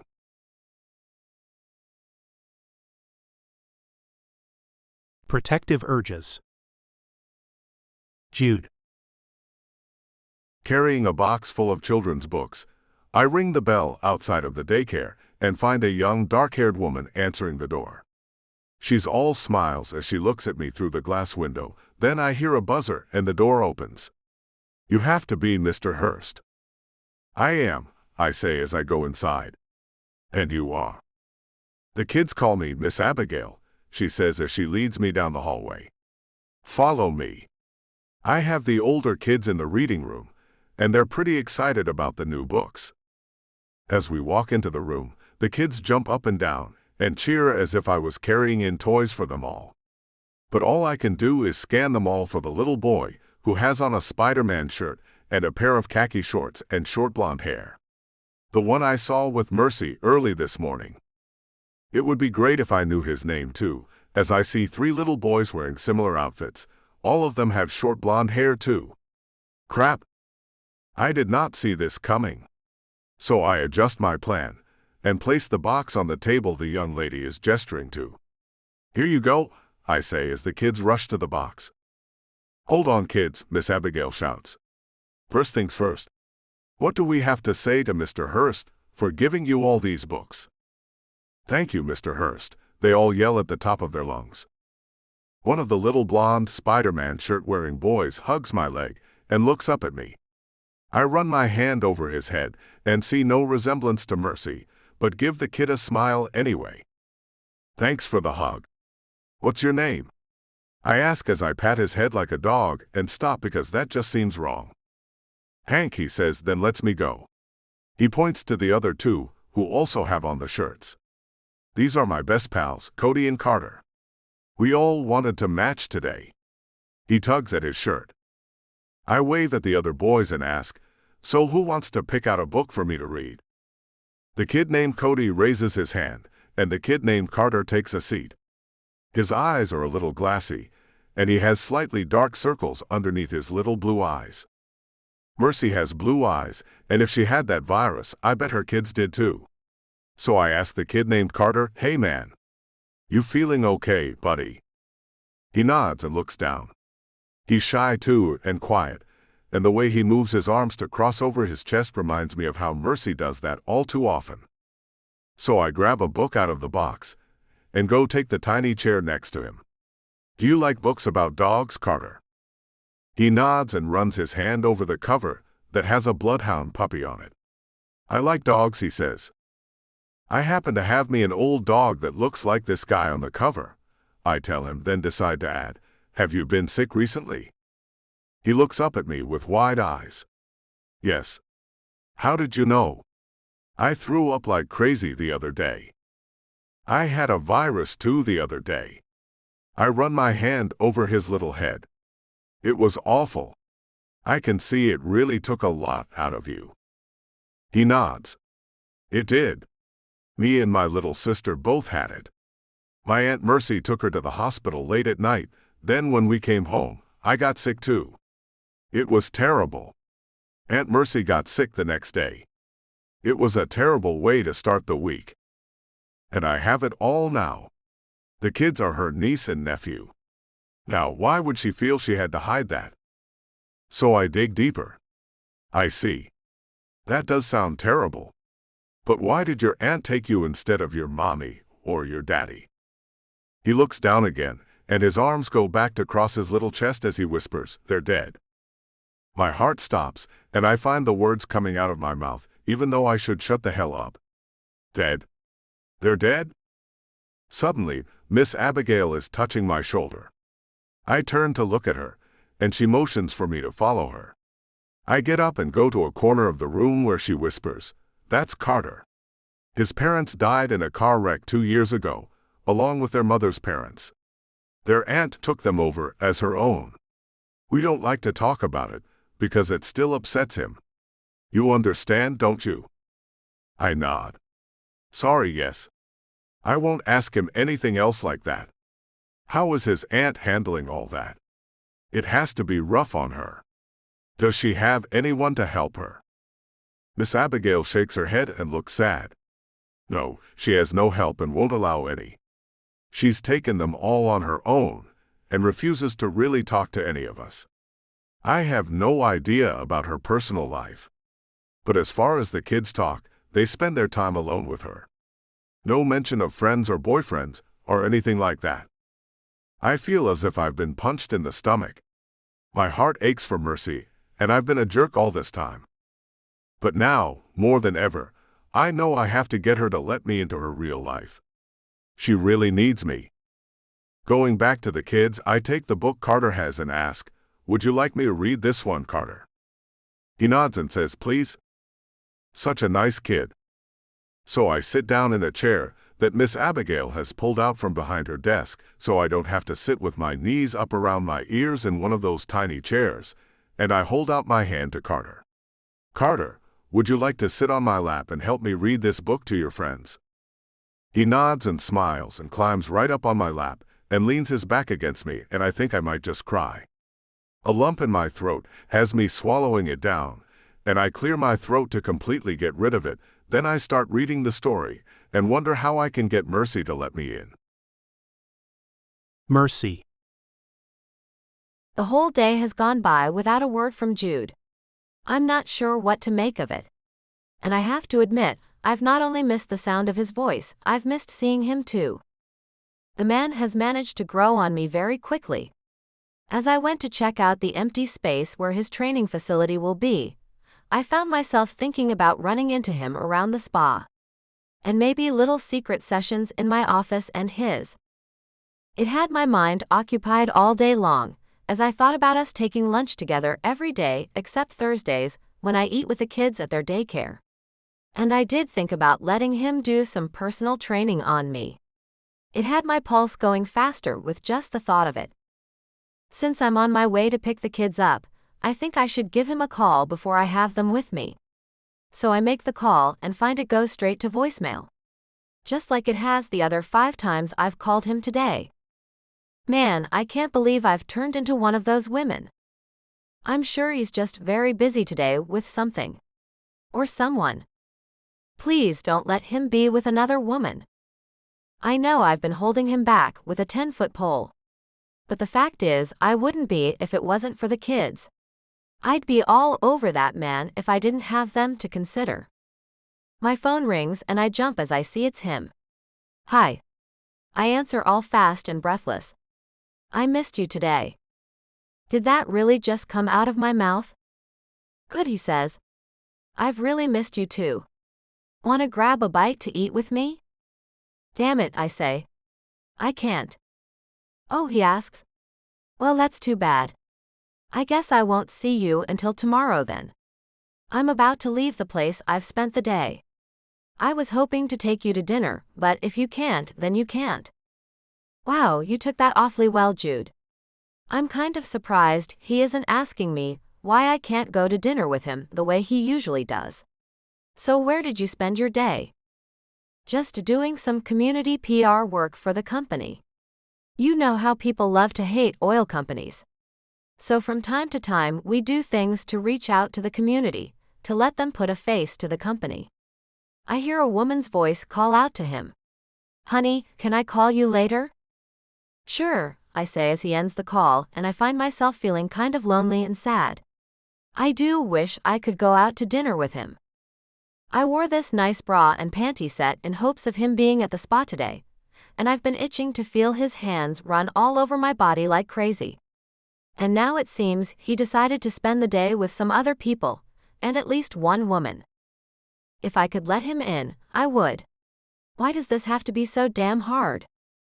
The daycare comes up on the right, and I turn into the parking lot and get out of the Suburban to go inside and get the kids. A melancholy feeling flows through me, and I think I need to have a heart-to-heart with Jude later tonight. Maybe I could let him in on the fact I'm getting pretty excited about seeing him at work every day. Maybe that will keep him interested in me. A fear is creeping in that if I keep being too distant, he'll move on and forget about me. And I have to be honest with myself and say that thinking of never being in his arms again, or feeling his lips on mine again, is a thing I would miss more than I can even imagine. As I go into Mrs. Jensen's room to get Mia, I find her sitting in a corner of the little room designated for the 2-year-olds, looking at a book. "Hey, Mia." She looks up and jumps off the chair, tossing the book on the floor, holding her arms out as she hollers, "I missed you, Aunt Mercy." Grabbing her up, I hug her tight. "I missed you too, Mia."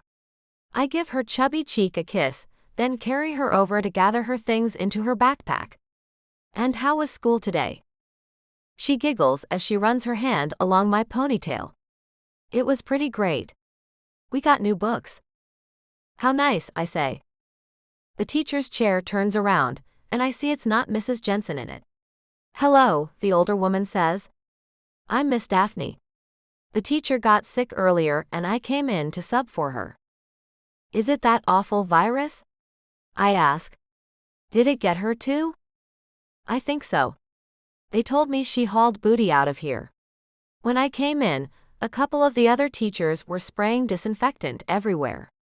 I feel relatively safe." She laughs and spins around in the chair like some kid would. "It was nice to be here today.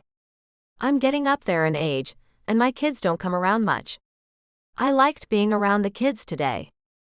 "That's nice. I'm glad you enjoyed your time with them, instead of looking at it like a chore." I gather up the filled backpack and head out to get Carter. "Bye. I'm sure I'll be seeing you tomorrow. I had that virus the other day. It wipes you out." She waves at us as we leave the room. "Bye, Mia." Mia waves back as she looks over my shoulder, then she says, "I like that lady. She's very nice." "That's good. I'm glad you liked her," I say. Then she wraps her arms around my neck and hugs me tight. "I really WUV you, Aunt Mercy." With a laugh, I hug her back and say, "I really WUV you too, Mia." Turning into Carter's classroom, I see that it's empty. I get his backpack and see a note on the desk saying they're in the reading room, so I head out with his things and go down the hallway. "Do you know if Carter's teacher got sick today too, Mia?" I ask, as I've never had to go find any of the kids before. "Nope. Some man brought the books and stayed all day. He's very tall and I think he's cute," she says, then giggles like crazy. "So the big kids went to the reading room to listen to him read. I heard one story when he came and read to us at nap time." "How nice," I say as I turn into the door to the reading room. "Carter, I'm..."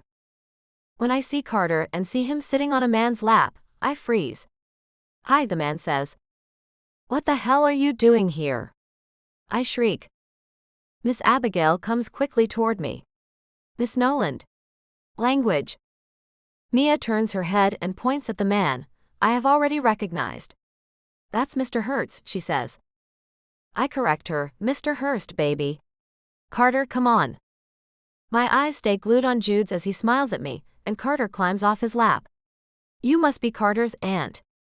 He's told me so much about you," he says. "How could you?" I ask as tears fill my eyes. "How could you do this?" Carter comes to me and takes my hand. "What's wrong with you?" Carter asks me. I can't even talk, I feel so sideswiped by Jude.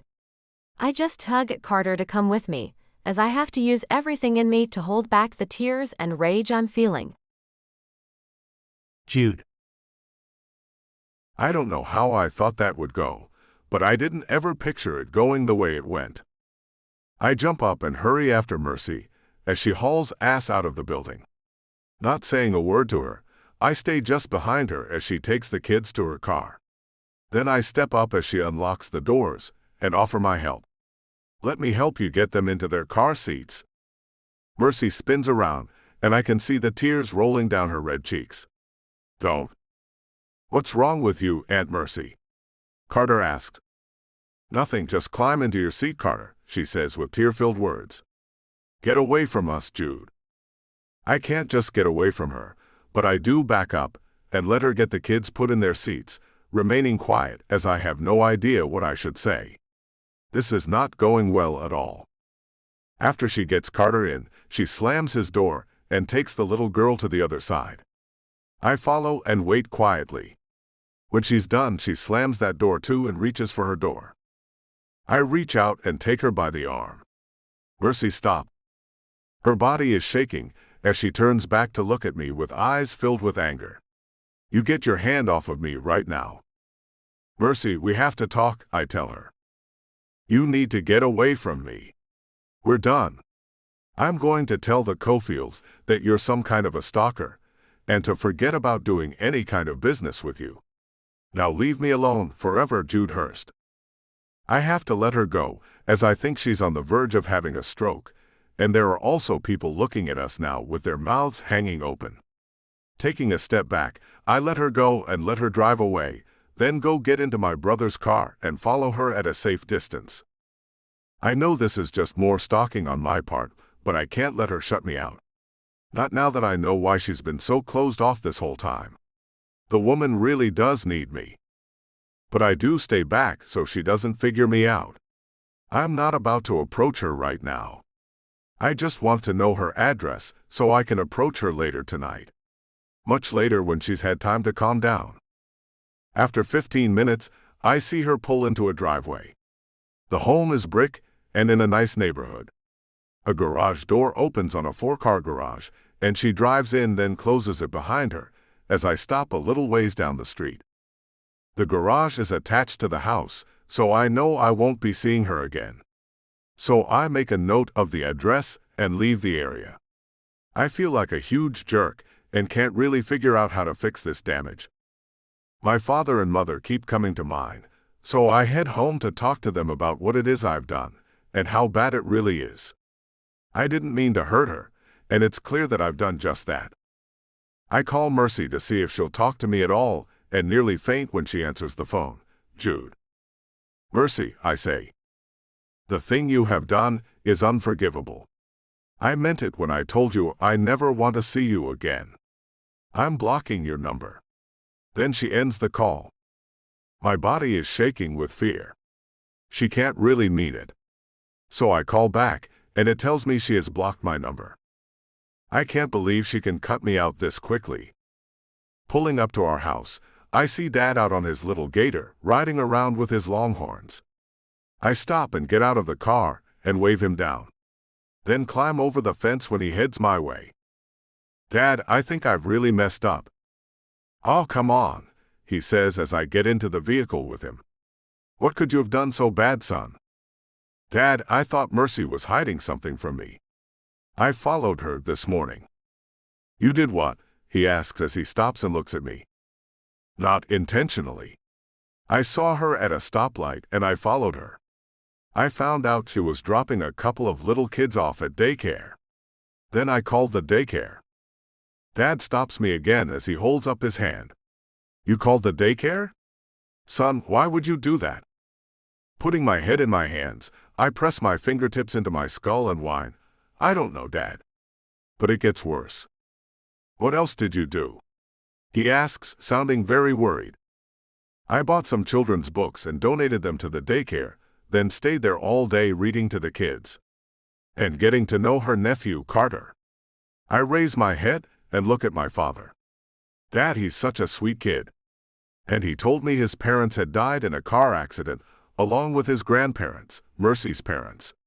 She's taken them on as her own, and she doesn't tell anyone about any of it. Only the daycare workers know the story." "Oh, son," Dad says as he shakes his head. "How did Mercy take it when you told her what you had found out?" "I didn't get to tell her that. I guess I should have handled it like that. I suppose I should have left the daycare after I found that out, and went to her and confessed everything, but I didn't do that, Dad." "What did you do?" he asks me as he puts his hand on my shoulder. "She came to the daycare and I was still there. I had her nephew on my lap and was reading him a book. I just smiled at her as I watched her face fall and her spirit right along with it. I am as close to crying as I have ever been. I look at my father, and all I see is that I may have messed up too bad to get her back." "Oh my boy," he says, then starts heading toward the house. "You need professional help with this one. Your mama may be the only person who can help you. But I wouldn't hold out much hope. You really have gone kind of crazy, stalker man, on the poor girl." Dad's words make me feel even worse. I know I've overstepped my bounds this time. I've really messed up. What if I told you that I really, really love her, Dad? I look at him to see what his reaction is, and see a frown cover his face. Boy, I'm afraid me and your mama always gave you kids what you wanted the moment you asked for it, and it might have spoiled you kids a little. You don't know how to wait for things. And people take time and patience. I'm not saying that you don't love this girl, but you needed to wait to let her catch up to you with that. I know, I moan as we pull into the garage. I wish I had realized that before I went and pulled such a dumb stunt. But now I know. Dragging myself into the house, I pray that Mom has some idea of what I can do to fix things. Mercy. I'm throwing things around as I try to make dinner for the kids, but find myself so mad at myself for letting anyone into my life at all. Mia goes and picks up a small pan I threw on the floor and brings it back to me. Oops. You dropped this. She comes back and hands it to me, and I stop. Thank you, I tell her, then put it on the counter and go to the fridge and pull out a bottle of wine that's been in there since I came to live here. I have no idea if wine has an expiration date, but I have to calm myself down, so screw it. My hands are shaking as I take the corkscrew out of the drawer, as the kids climb to their places at the dinner table and watch me like I'm some kind of a television show. I stop what I'm doing and walk to the living room and turn the television on. You guys come watch this instead of me, okay? They trot into the living room, and I see Carter has a book in his hand. He tosses it on the sofa, and I see a puppy on the cover. He sees me looking at the book, then says, "Mr. Hertz gave me that book 'cause I like dogs and he has one like that. He told me that one day he'd like me to come see his puppy." Hurst, I correct him. His name is Mr. Hurst. And we are never going to go see his stupid dog. I walk away to get my damn wine. I need more than any crackhead has ever needed their fix. His dog isn't stupid, Carter shouts after me. And why are you acting crazy? He's a nice man. Little footsteps come up behind me as I grab the corkscrew again, and a second set follows them. I turn back to see Carter looking at me with a frown, and Mia is mimicking him, with her hands on her little hips. I thought I told you two to go watch television, I say as I turn back to grab the wine from the fridge now that I have what I need to get it open. Well, I want to know why you are so mad and why you were so mean to him, Carter says as he wags his little finger at me. He has horses too. And even some ducks on a pond. He said he would love us to come over. He has a swimming pool and a big yard to play in and some cows too. Pressing the corkscrew into the cork, I feel it push in way too easily, then the cork splits into dry pieces, and a terrible smell comes from the bottle. Crap. I hold my nose as I pour the sour stuff down the drain in the kitchen sink, and feel like throwing a real tantrum. That was all the alcohol I had in the house.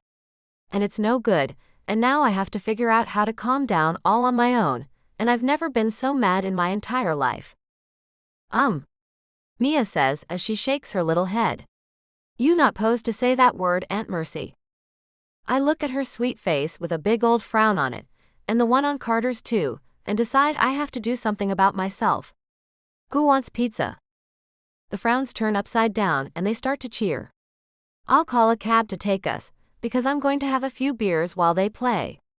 I know it's not a very motherly thing to do, but it's either that, or tear the house apart as I throw things around until I feel like I've dealt with my anger and frustration.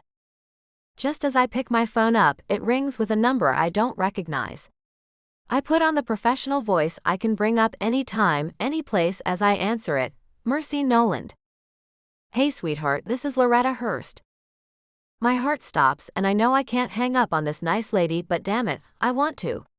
Look, I know what you want to talk about, but it won't do any good. My son is a mess right now, and I feel like I have a hell of a lot to do with that. So could you spare me a moment? Mother to mother, dear, she asks. So he's told them everything I can see. I look at the kids and point them to the living room. You guys go watch television while we wait. I have to talk to someone about business, okay?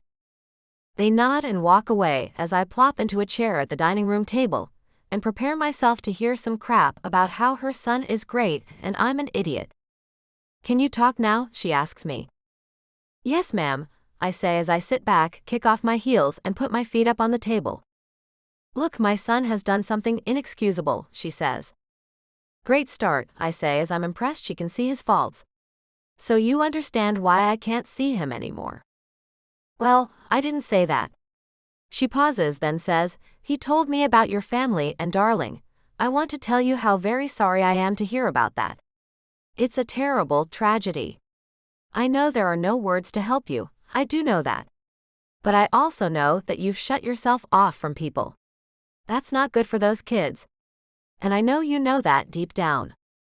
He isn't the answer either, I say as I look up at the ceiling and wish this was all a dream and that I had never really met Jude Hurst.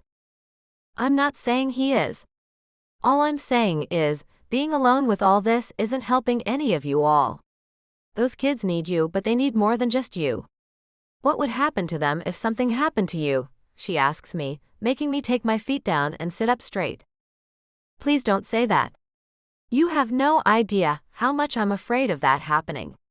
I can feel the anxiety welling up inside of me. I'm sorry if I'm upsetting you.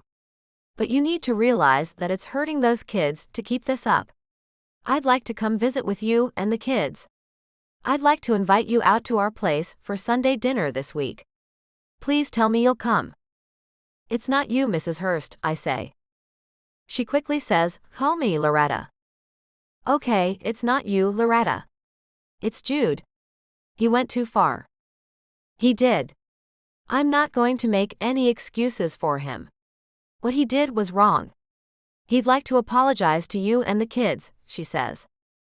No. I say quickly. I don't want that, and I don't want to see him. You can tell him that you told me and that I said, thanks for the apology. I forgive him. I knew he was spoiled rotten, and it's all my fault for seeing him in the first place. This is all on me. You can tell him that. I have no hard feelings against him. He'll be glad to hear some of that, she says. But I'd like to say that I doubt you'll find another man who cares so much for you. Her words hurt me to my core. I probably won't ever find a man who tries so damn hard to get to know me than Jude has. But then again, I never wanted any man to get into my life anyway. Jude. She's going to need time, son, Mama tells me. I shake my head and have to disagree. Mom, that's all she's had is time. It's been a little over 2 years since they all died. She's been alone with this for that long. She needs someone now. Not a month from now. Right now. Well, she doesn't want to see you. She did say she forgives you, if that makes you feel any better. Mom runs her hand over the back of mine as I sit at the kitchen table and look at the glass of scotch Dad poured for me. I can't touch it though. Mercy is over there all alone with the kids. Mad as hell at me. And I don't deserve to be able to get drunk and forget that fact. I wonder what she would do if I just showed up over there, I say as I look at the way the dark liquid makes swirls all on its own. She'll most likely call the cops on you, Jude, Dad says. So don't do that. Give the girl some time. Then maybe go see her at work or something like that. My cell phone rings, and I see it's Lester Cofield. Crap. I get up and walk away. I have to take this call. Walking out to the back patio, I answer the phone. Mr. Cofield, how are you doing? I'm kind of confused, Jude. That's how I'm doing. I called Mercy to see how things went today, and she told me you had pulled out of the deal, he says. Oh, she did. I see, I say as I have no idea what the hell to tell the man. That doesn't tell me a whole hell of a lot, Jude, he says, and waits for more of an explanation. Only I don't have one. Lester, did you know that Mercy is taking care of her dead sister's kids? What? He asks with a very high voice. Since when? For the last 2 years, I tell him. I know she's going to be pissed at me, but let's face it, she already is. No, he says, then sighs. How did you find this out? I saw her on her way to work this morning and fell in behind her. When she stopped at a daycare, I saw her drop off a couple of little kids. I decide to embellish my story a bit so the man doesn't find out I'm a complete stalker.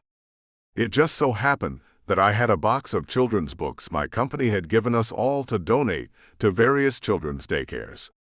You know, a little good PR. So I made a quick decision to give my box to that particular daycare. And you found out all of that about our Mercy? He asks.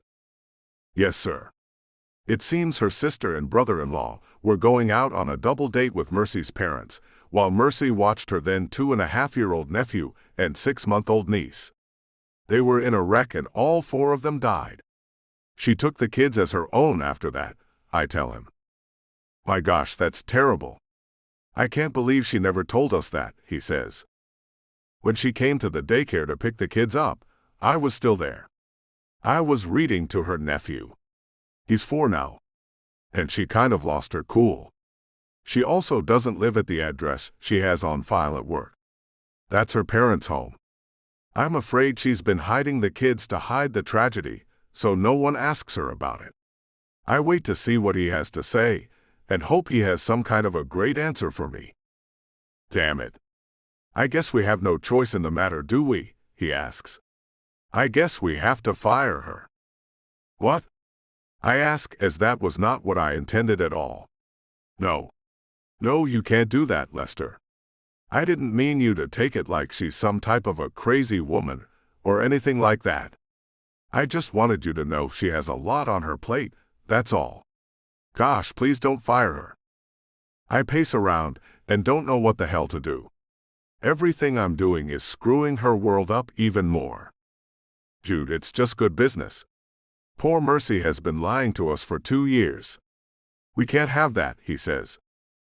Then I hear his wife asking him what's going on, and pray she can talk some sense into him. I hold on as he relays all I've said, then hear her terrible words. Oh no, we have to let her go. Screw me. No. I shout again. Lester, please. Sorry, son. But we can still do our deal, he says. No. I tell him. If that's the way you do business, I want no part in your company. Please rethink things. Please. If you keep her on and never say a word about this, I'll keep the deal. I cross my fingers and hope he takes the offer.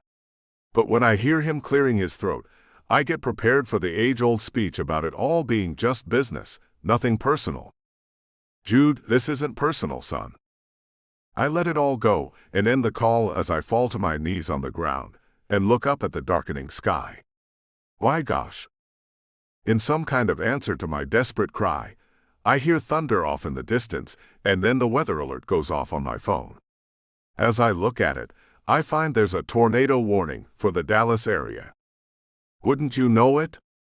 The suburban areas highlighted in red include the one she lives in. I put my phone into my pocket and head through the house to the cars. I stop in the living room where Mom and Dad are watching the news. Oh, son, look at this. There's a tornado warning, Mom says as she points at the television that's hanging on the wall. I know, I say as I make quick strides across the room toward the garage. Dad, I'm taking your 4-wheel drive to get Mercy and the kids and bring them out here. Oh, that's a bad idea, boy, he calls out after me. You're gonna get yourself thrown into the jail for sure. I hope not. Even if I do, I deserve it. I just managed to get Mercy fired from her job too. Mom shrieks, how the hell did you accomplish that, Jude Hurst? I shrug and shout back. I have no idea. As I get to the truck and hop in, I push the button to open the garage door and can already hear the sounds of sirens going off far away in town. I back out and head out as fast as I can to get to them. The woman may not want me, but I sure as hell won't be leaving her alone with 2 little kids during a time like this. I may have completely screwed her world up, but damn it, I'm not leaving them alone to deal with a natural disaster too. Mercy. So it seems God is completely against me getting any alcohol to help me deal with my anger. A sudden storm has come up, and now there's a tornado warning keeping me trapped inside.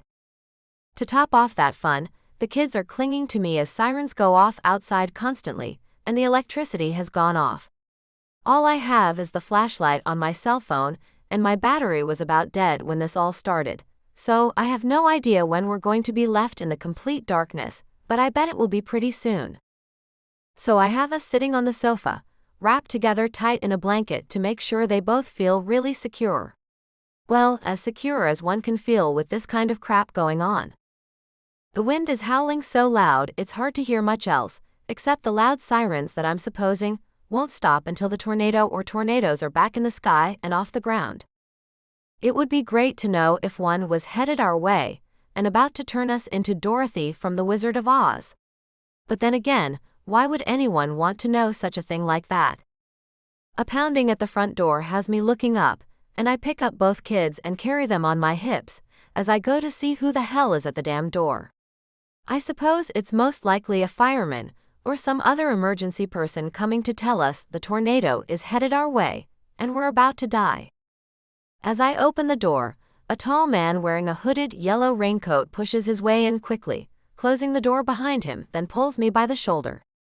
"Where's the bathroom?" he asks with a gruff voice. "Over here," I say and point my phone light to the hallway.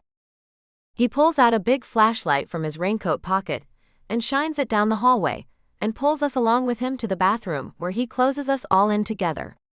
"We're safer here than anywhere else," he says, then pulls the hood back and I see who our emergency man is.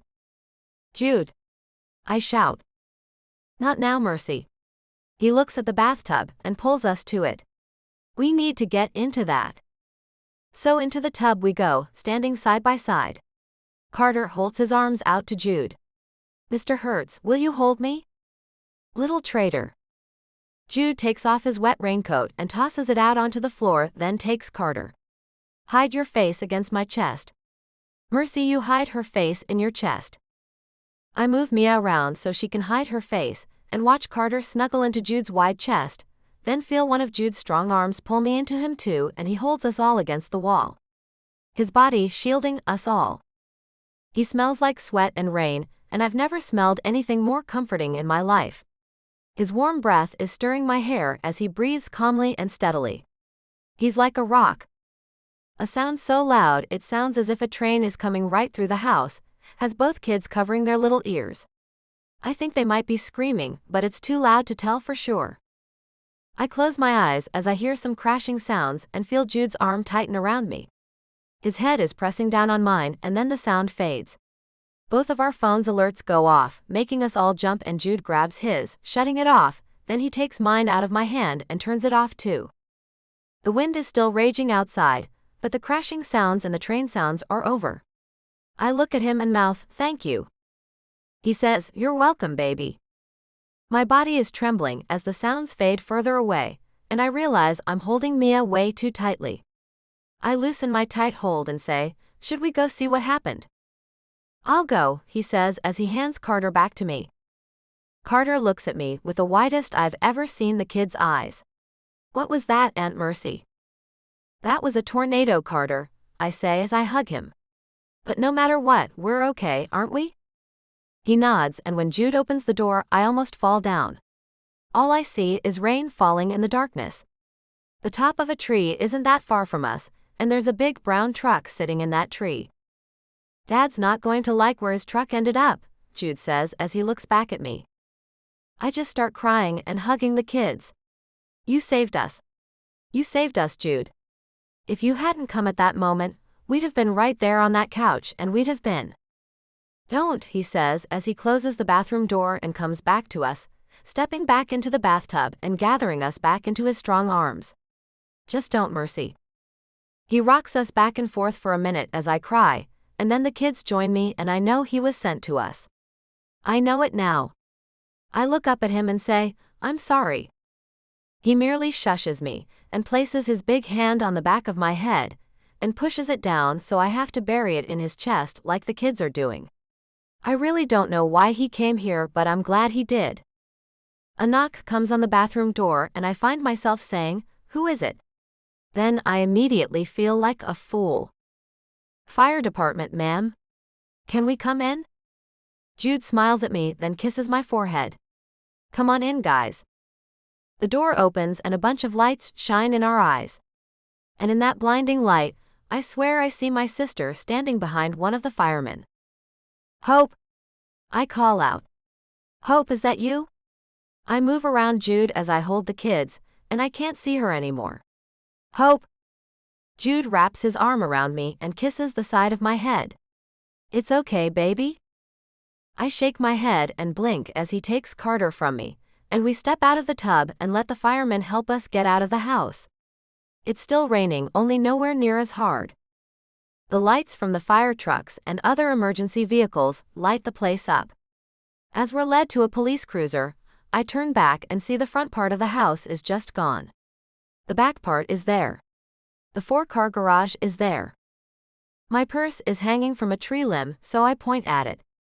Hey, can somebody get that for me? Some nice tall man grabs it and I see it's still zipped up, and since it is leather, I can be fairly sure all my important things are still there, including the keys to all the cars and the motorcycles. The officer who meets us at the car says, "There's a shelter open at the high school. That's where we're taking everyone." I hold up my purse. I have the keys to my cars that are in that garage. And when the electricity comes back on, you can get them, he says. Jude gives my shoulder a squeeze. Come on, let's go to the shelter and we can figure things out from there. The most important thing right now is to get us all to somewhere safe. I can't stop looking at Jude with adoration. That and complete gratitude. Jude. One phone call to Dad and he came to the high school gym and got us all. Then I took Mercy and the kids to my bedroom, where we all are cuddled up after showers, and everyone is wearing my t-shirts, as the kids are snuggled in between us. Mercy can't stop looking at me with such adoration in her blue eyes, and I can't stop thinking about how I'm going to tell her how I cost her job with my fast-acting mouth. Her hair is damp as I run my hand through it, and gaze back at her as the kids fall asleep. You okay? I whisper. She nods. Because of you, we are. Don't go putting me up on a pedestal, Mercy, I say with a light chuckle. I'm not. I'm putting you where you belong. You're our hero, Jude.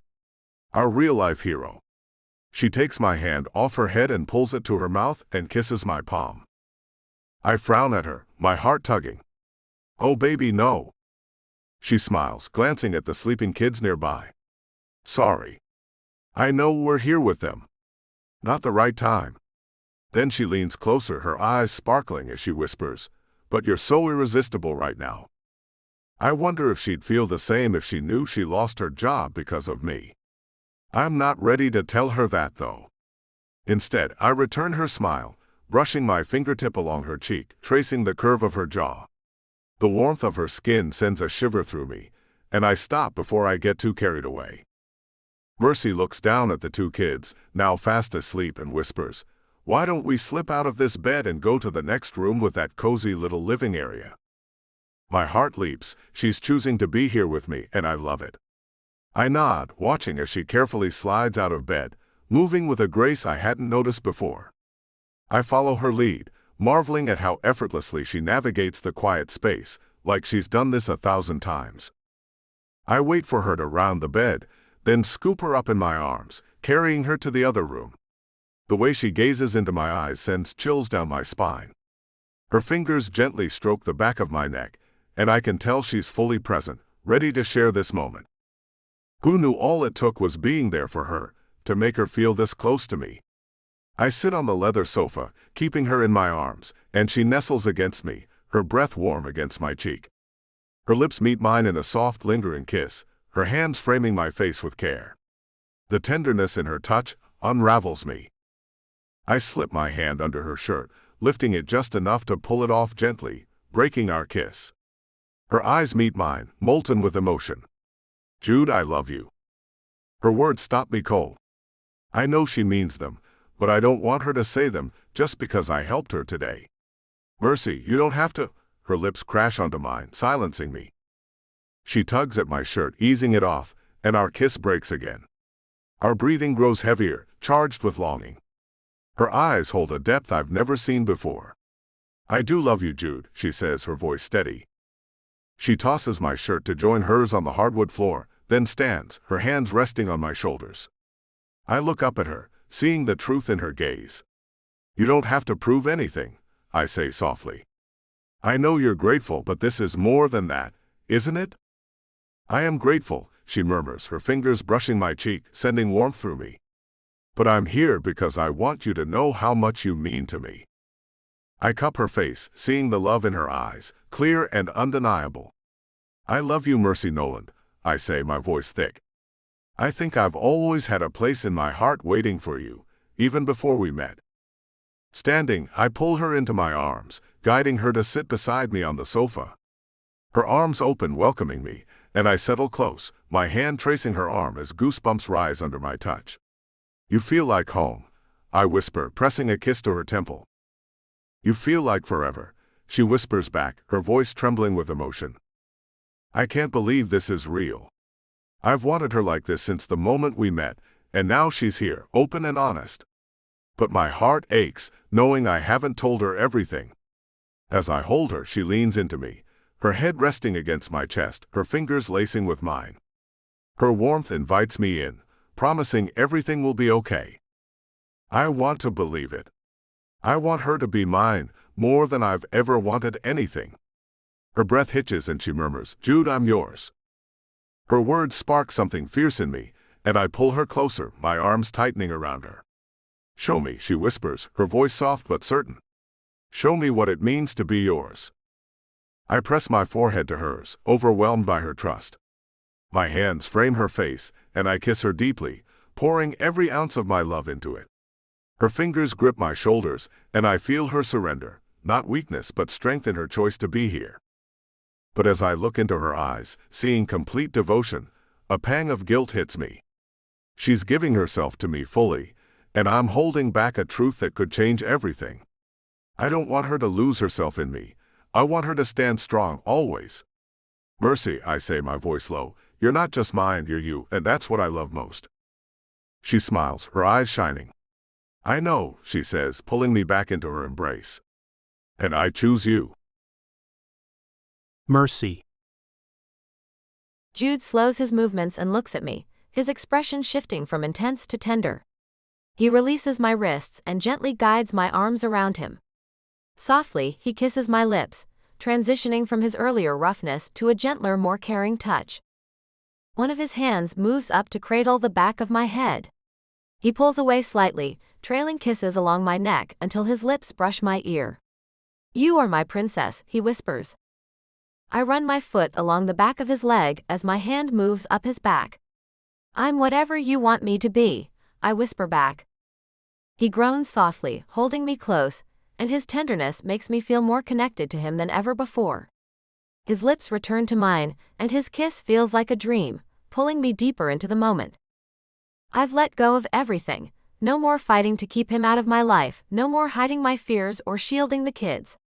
I'm done pretending I can do it all alone. I need him. I want him more than I've ever wanted anything.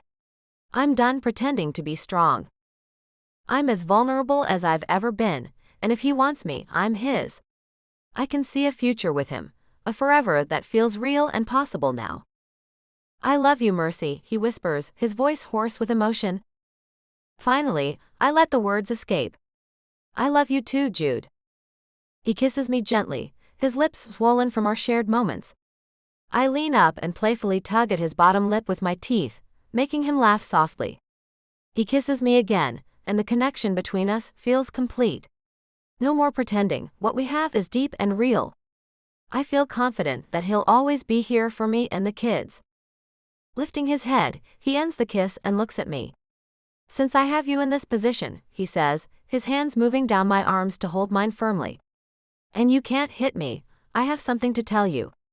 Something you need to know before morning comes and you start worrying about work. I take a deep breath, my mind racing with thoughts of what I need to do. I can't possibly go into work, and the kids are still shaken by everything. Taking them to daycare feels wrong. I need to take time off to handle everything, maybe even next week too. Oh, work? I really don't know how I can do it all, I say, looking away from him. So, it wouldn't devastate you if you didn't have to worry about that? He asks, a small grin on his face. Of course, it wouldn't devastate me. But I still need to figure out how to handle the important things. Talk to the insurance company and be there for the kids. They're pretty freaked out. His laugh interrupts me, and he touches the tip of my nose with his lips. Great. Well, you don't have to worry about work. How about that? I laugh, noticing he hasn't let go of my hands. If only that were true, Jude. Now let me go, I kind of need to go. It is true, and I don't want to let you go just yet. You see, I have something to tell you, and I think the first thing you'll do is start waving your arms around. A nervous feeling washes over me, replacing the euphoria I felt moments ago. What do you have to tell me? I got a call from Lester, your boss. He wanted to know why I was pulling out of the deal. Oh no. I shake my head. I can fix that. You can still do it.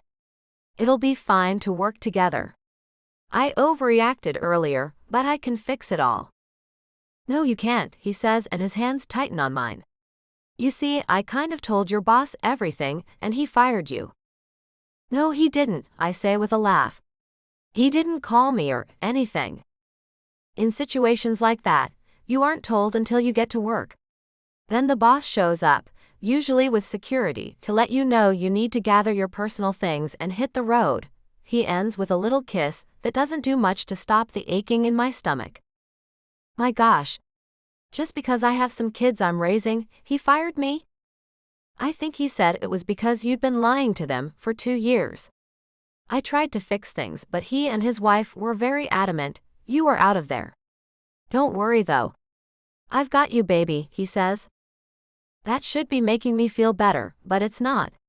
Jude, I can't let you do that. My mind starts racing and I feel like crying. I can't face them. I can't. I have $200 in the bank, and there's going to be some type of deductible for the insurance to fix our home, and I'm out of a job. How did things go from great to completely shitty in a matter of seconds? His hands loosen and he gets up, pulling me up with him. Come on, let's take a shower and I'll make you forget about this. It's great, really. Now you and I can make our own thing. Whatever you want, baby. Anything. As we walk, hand in hand, to his huge bathroom, I realize that we didn't use protection. My heart plunges into my lower regions.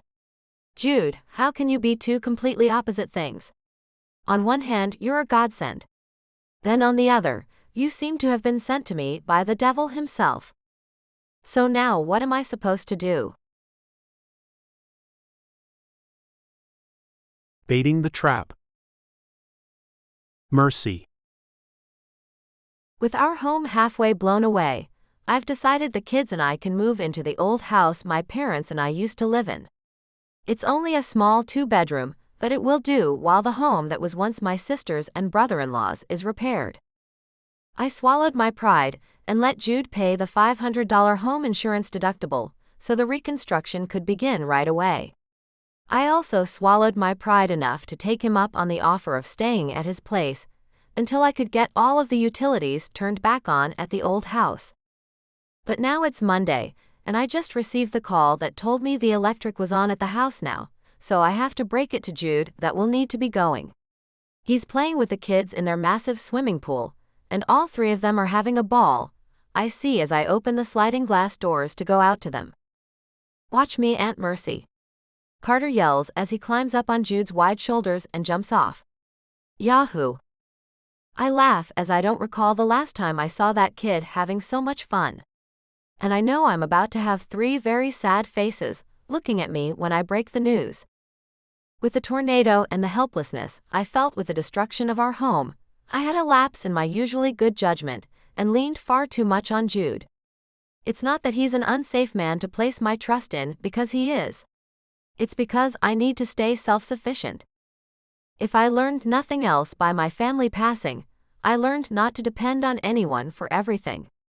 I need to meet with my bosses and let them know I'm not going to be fired without a fight. I didn't do anything wrong. My personal life isn't a thing that needs to be open to everyone. So I made a phone call while I was upstairs getting our things together, and let my bosses know I needed to meet with them later this afternoon. I told Lester that Jude had told me everything, and I deserved a chance to explain things to them. He agreed, and at 4 they'll be in my office, and I'm getting my life back on track from what I'm now calling Freaky Friday. The day my world turned very close to upside down, and now I have to make it right again. I've dealt with far worse, so this isn't anything new to me. Where's your bikini, hot mama? Jude asks me as he looks me up and down. I thought you were borrowing one from Rose. As I get to the edge of the pool, I see how Mia is hanging on to him and running her little hand back and forth in the clear water. He looks so natural holding her as Carter swims all around him with his little arm floaties on. They look like a perfect little family, and I'm about to make them all mad at me. But I have to. Taking a deep breath, I ready myself for the onslaught of protests, then say, the electricity is back on at my old house. So it's time to get over there and start cleaning it and stocking it with food. Later this afternoon, I'm going to have a sitter come and watch the kids while I have a meeting with my bosses. So I need to get going. So it's time to get out of the pool and get real life going. Ah man, Carter says as he starts to swim toward the deep end of the pool. No. I don't want to get out yet. Jude pulls his aviator-style sunglasses down and peers at me over them, looking like a sensual model. I'll send some of the staff over to clean up the other house, and have our cook stock the kitchen for you. Plus, I'll have them move all of your clothes and personal things from the other house to that one. I'll watch the kids while you have your meeting. Okay. I fall back into a lounge chair, and look up at the sky, and ask whoever is listening up there if this man is an angel or a demon, because he's helpful to the point that is sure to spoil me. A little voice speaks back to me inside my head, let him help you. Then I find I'm saying out loud, but I need to be self-sufficient. Jude's voice brings my attention back to him as he says, there's plenty of time for that, Mercy. I'm not trying to steal your independence. Things are tough right now. Let me help you. Yeah, let him help you, Aunt Mercy. Carter shouts at me as he climbs up on the side of the pool and jumps back in. I nod, I know when I've been beaten. But I still need to be taken, so I can pick up one of my cars, so I make another attempt to get them out of the pool. I need to go get one of my cars. You can use my Jag, comes Jude's quick response. I'm afraid to drive that expensive car, Jude, I whine. What if I do something to it? Then insurance will cover it, he says with a laugh. Go find Rose and get on a bikini, and get your little fanny back out here so we can play with the kids together, Mercy. Scat. Yeah, Mia says with a giggle. Scat. Getting up to go back inside, I find myself a mixture of happy and sad. I'm happy and appreciative I have someone in my life to help me now. But sad that I'm losing the strength I felt I had built up after my family left us. The massive rooms of the estate are overwhelming.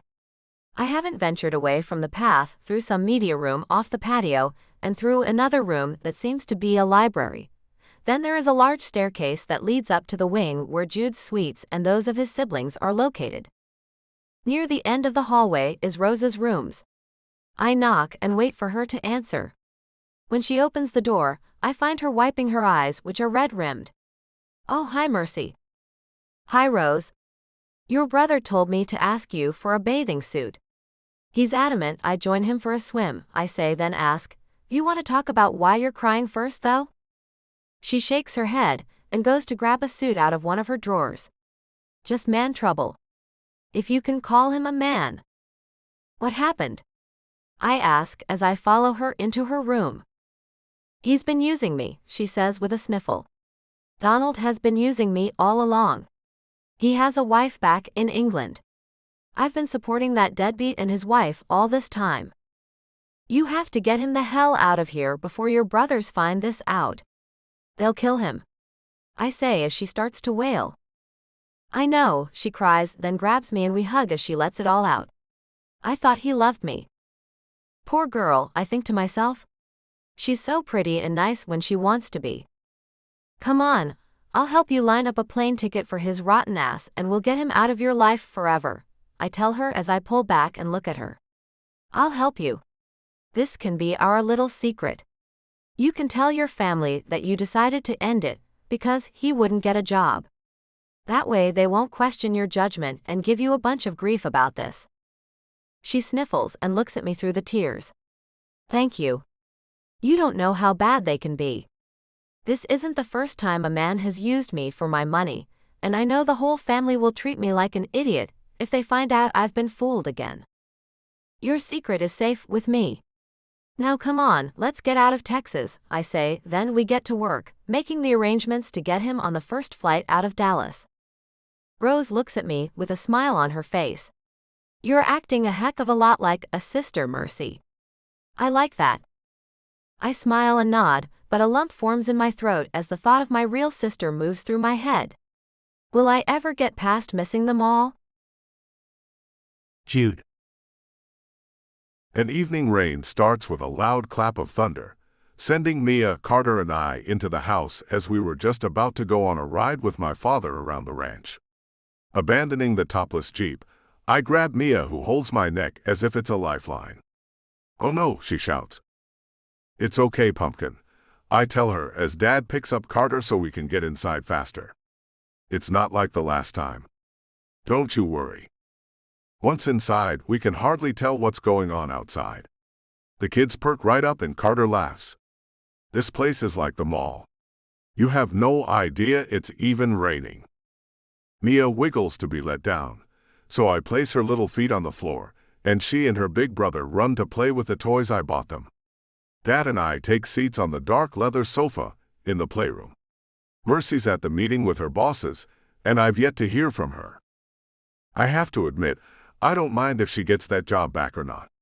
I have my own idea about a training gym, and I'd like her to manage it. I'd like her to do more than just that, though. I want her to become my partner in it. If she's able to keep the job at the spa, then I think that will have her holding off on my project. Where is everybody? I hear my sister shouting. Dad yells, in the new playroom, Rose. Her eyes are a little puffy as she comes in and joins us on the sofa. I have news I want to say only once, so you two can let the rest of our nosy family know that Donald Pendergrass and I are over. He had a specific amount of time to find a job, and he didn't do it, so I sent him back to England, spending the last amount of money I will ever be spending on him again. I'm more than a little shocked. We've had to help her with the last 3 men she ended up taking care of. My sister is beyond naive when it comes to men. They always take advantage of her. Are you growing up, sis? I ask as I look at her, and notice the end of her nose is red too. She was crying, but at least she took care of the deadbeat on her own this time. I just might be, she says, then looks at the kids. How are they taking the news they have to go away after Mercy gets back here? Placing a finger to my lips, I shush her, then say, we haven't told them that yet. I'll let Mercy deliver that bit of news to them on her own. And I do plan on trying to get her to stay at least one more night here. Dad sighs, and I see he looks deep in thought. You know, son, that young woman has a lot going on inside of her. Don't push her too hard, or you may end up driving her away. She's been through a lot, and I can see something in her that isn't ready to give up and hand the reins off to anyone, no matter how capable they are. With a nod, I agree with my father. I know. It's so damn hard to not take over for her. But I know you're right. Rose giggles out of nowhere, then says, she's a good one though. I'd love it if you got to keep her around. She's the first real person any of us have ever brought home. I like her. You do? I ask, as she was just telling me before the storm hit Mercy's house that I should leave her alone, so her turnaround has me a bit confused. She looks at me and pats my hand. I know I was against this at first. The kids, though, that's what made me see you two in a different light. You're doing so well with them. I've watched you 4 together a few times this weekend, and you already seem like a little family.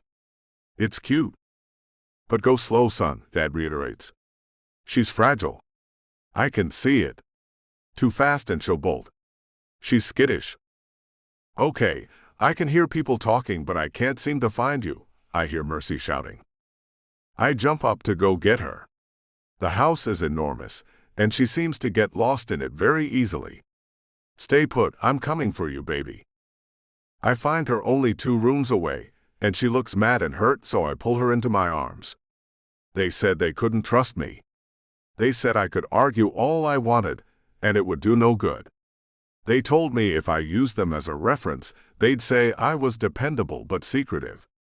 So I can't even use them. I'm back to square one, Jude. She lays her head on my shoulder, and I feel her body shaking as she holds back the tears I know are threatening her. It's going to be okay. I'm in your corner. I have an idea anyway, and if you had kept that job, you'd never accept my offer. Moving to sit in one of the large chairs in the main dining room, I hold her on my lap and stroke her hair. She looks at me with worry-filled eyes. Jude, I have to do this one my own. I have to. You can't hand me everything. I have to know how to pull myself back up on my own. This is important to me. And you will do it all on your own.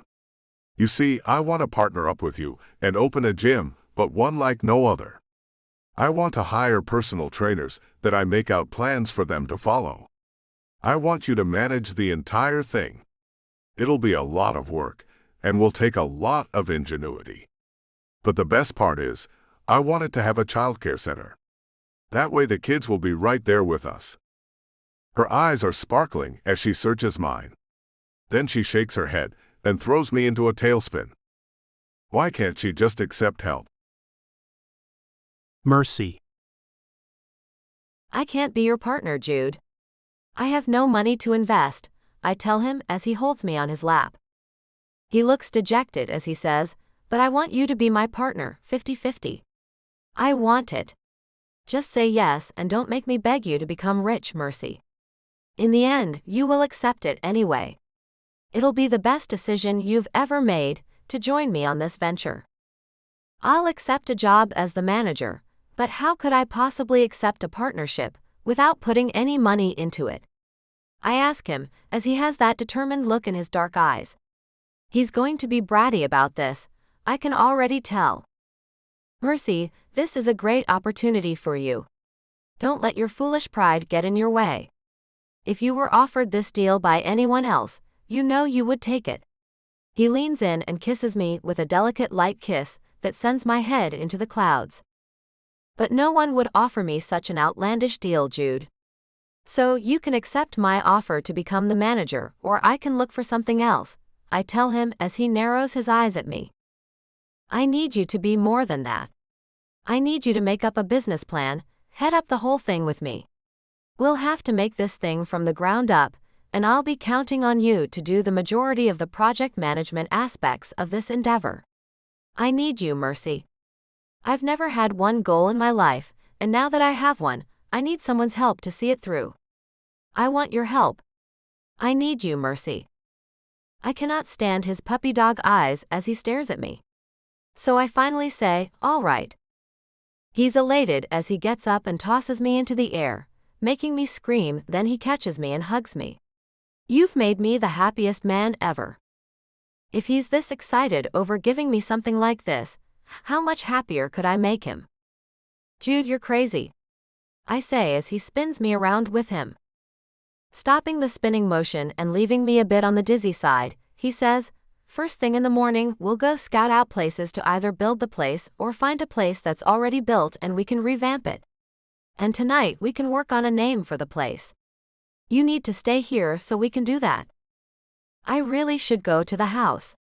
The kids need to get settled in. I stopped by there and your staff has it looking 10 times better than it had ever looked. They really know how to clean. And the bunk beds in my old bedroom are appreciated. The kids will love that since they have to share. He looks at me with a determination I've yet to see in him, then he sighs. Okay, let me come too. To the new house? I ask. What will the kids think? I mean, you'd have to sleep with me, and what would they think? Oh no. You can't do that. He pulls me in tight and rocks us back and forth as he presses his forehead to mine. You and I and those kids have slept in the same bed for the last 2 nights. So what's the big deal if I share your bed? I don't know. Damn, Jude. You just don't understand. I feel like I have to keep a stable situation for those two. Right now, they think you're my very good friend. We don't kiss or touch too much in front of them.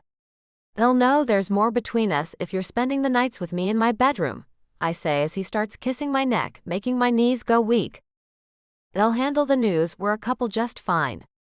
Give the kids some credit. I'm positive they'll be fine with us in that way.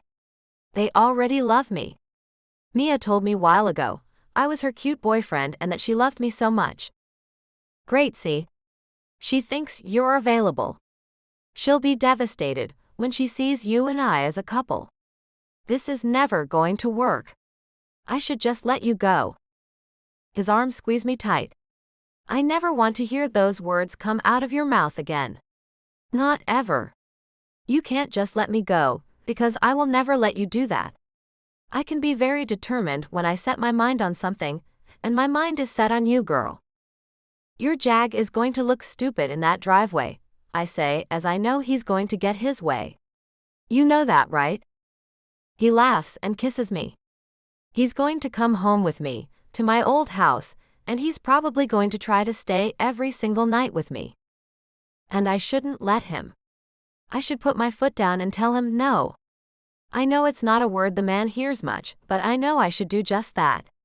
But his mouth is making my stomach tighten. When he pulls his mouth from mine, we're both breathing hard. I win, he says with a chuckle. Well, now you've gone and messed up, Jude. I can't let you win, I say with a giggle as he runs his hands up my sides. I won. Admit it. His fingers move over my waist as he begins to tickle me, and I giggle some more. I'll never admit that. You didn't win, I just changed my mind is all. His laughter along with mine has the kids seeking us out, and I hear little screeches of laughter pealing through the air as they run into the dining room. Carter grabs my leg and looks up at me. What's so funny in here? Mia is tugging at Jude's pants leg and holding up her chubby little arms. He lets me go to pick her up and kisses her cheek. There's my girl. She puts her little hands on both of his cheeks and kisses him on the tip of his nose. My cute boyfriend.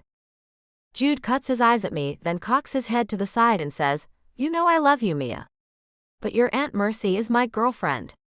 You can accept that, right? Mia's little eyes go wide as she looks at me.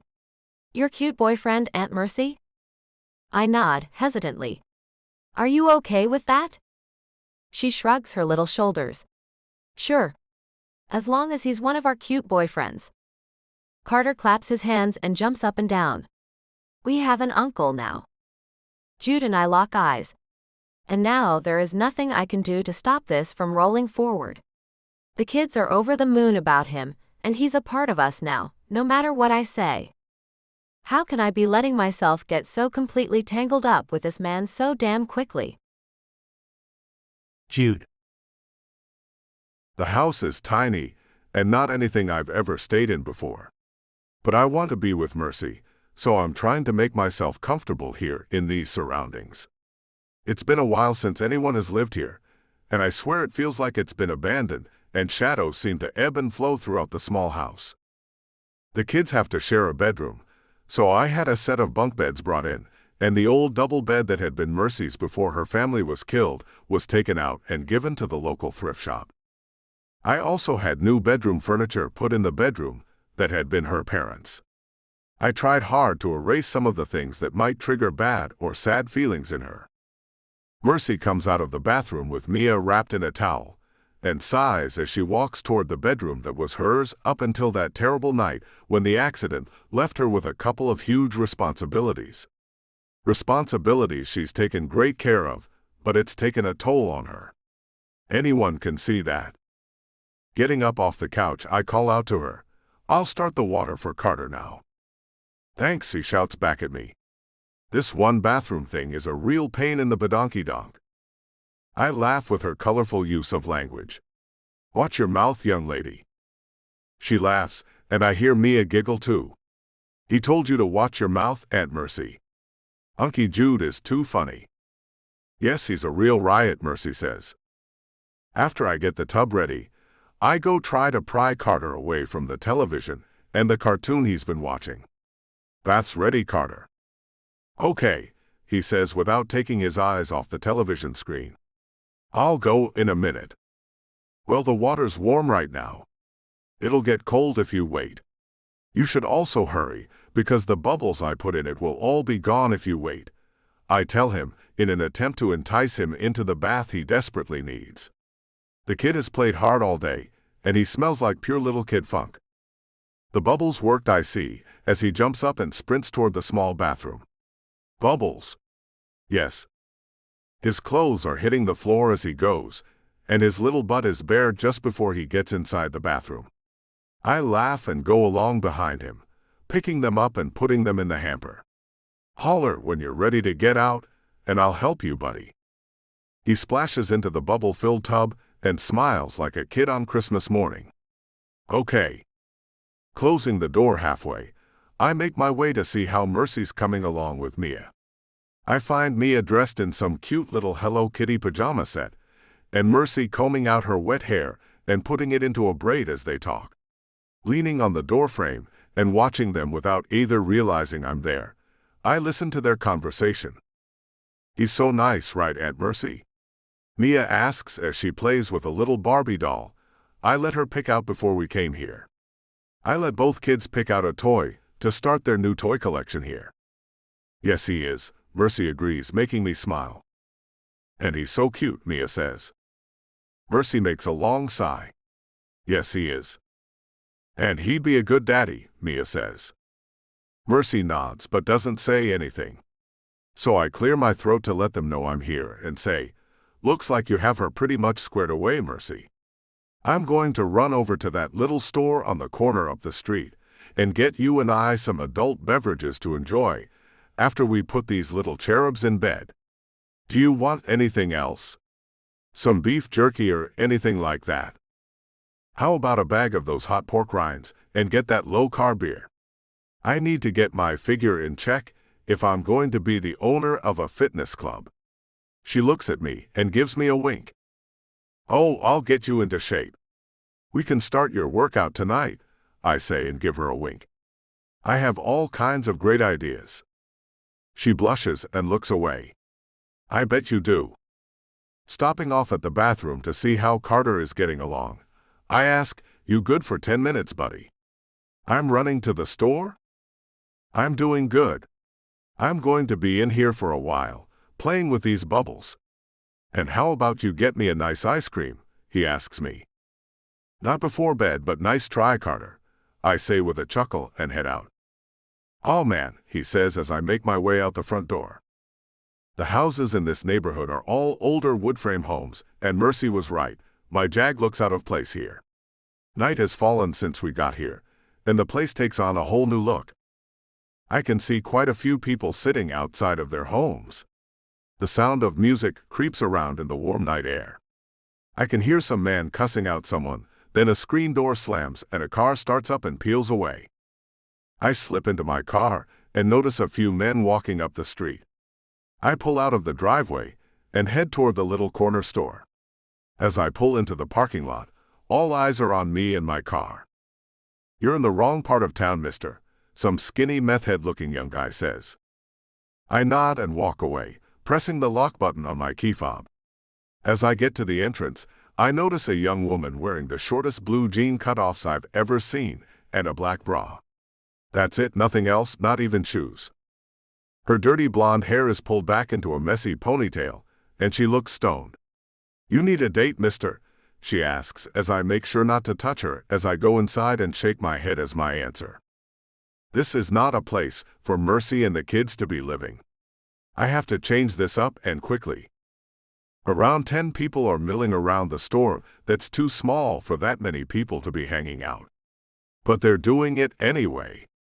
I grab the beer and the pork rinds and make my way to the cashier, who is a man behind a bulletproof glass window. You want lottery tickets? He asks me as he rings up my purchases with a handheld scanner he holds outside of a hole only big enough for his hand and the scanner to pass through.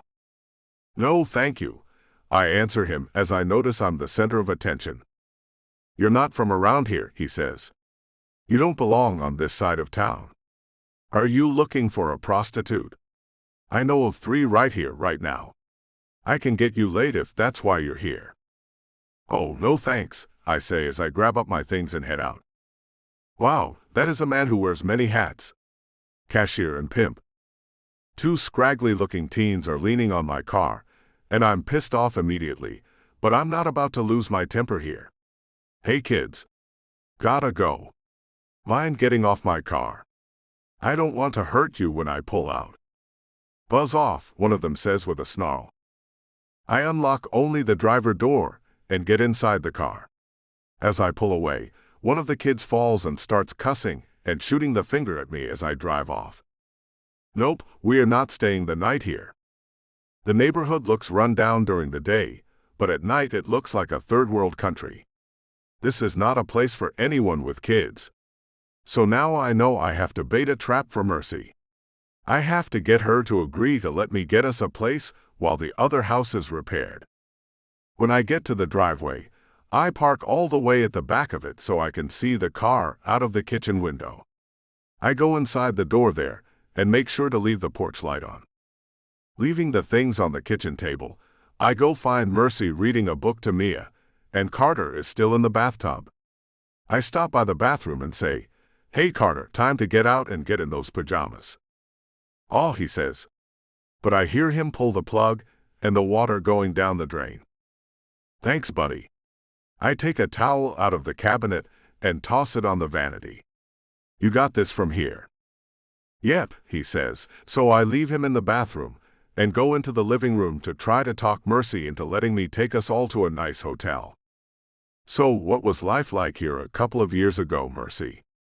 I ask her, as I take a seat next to her on the couch.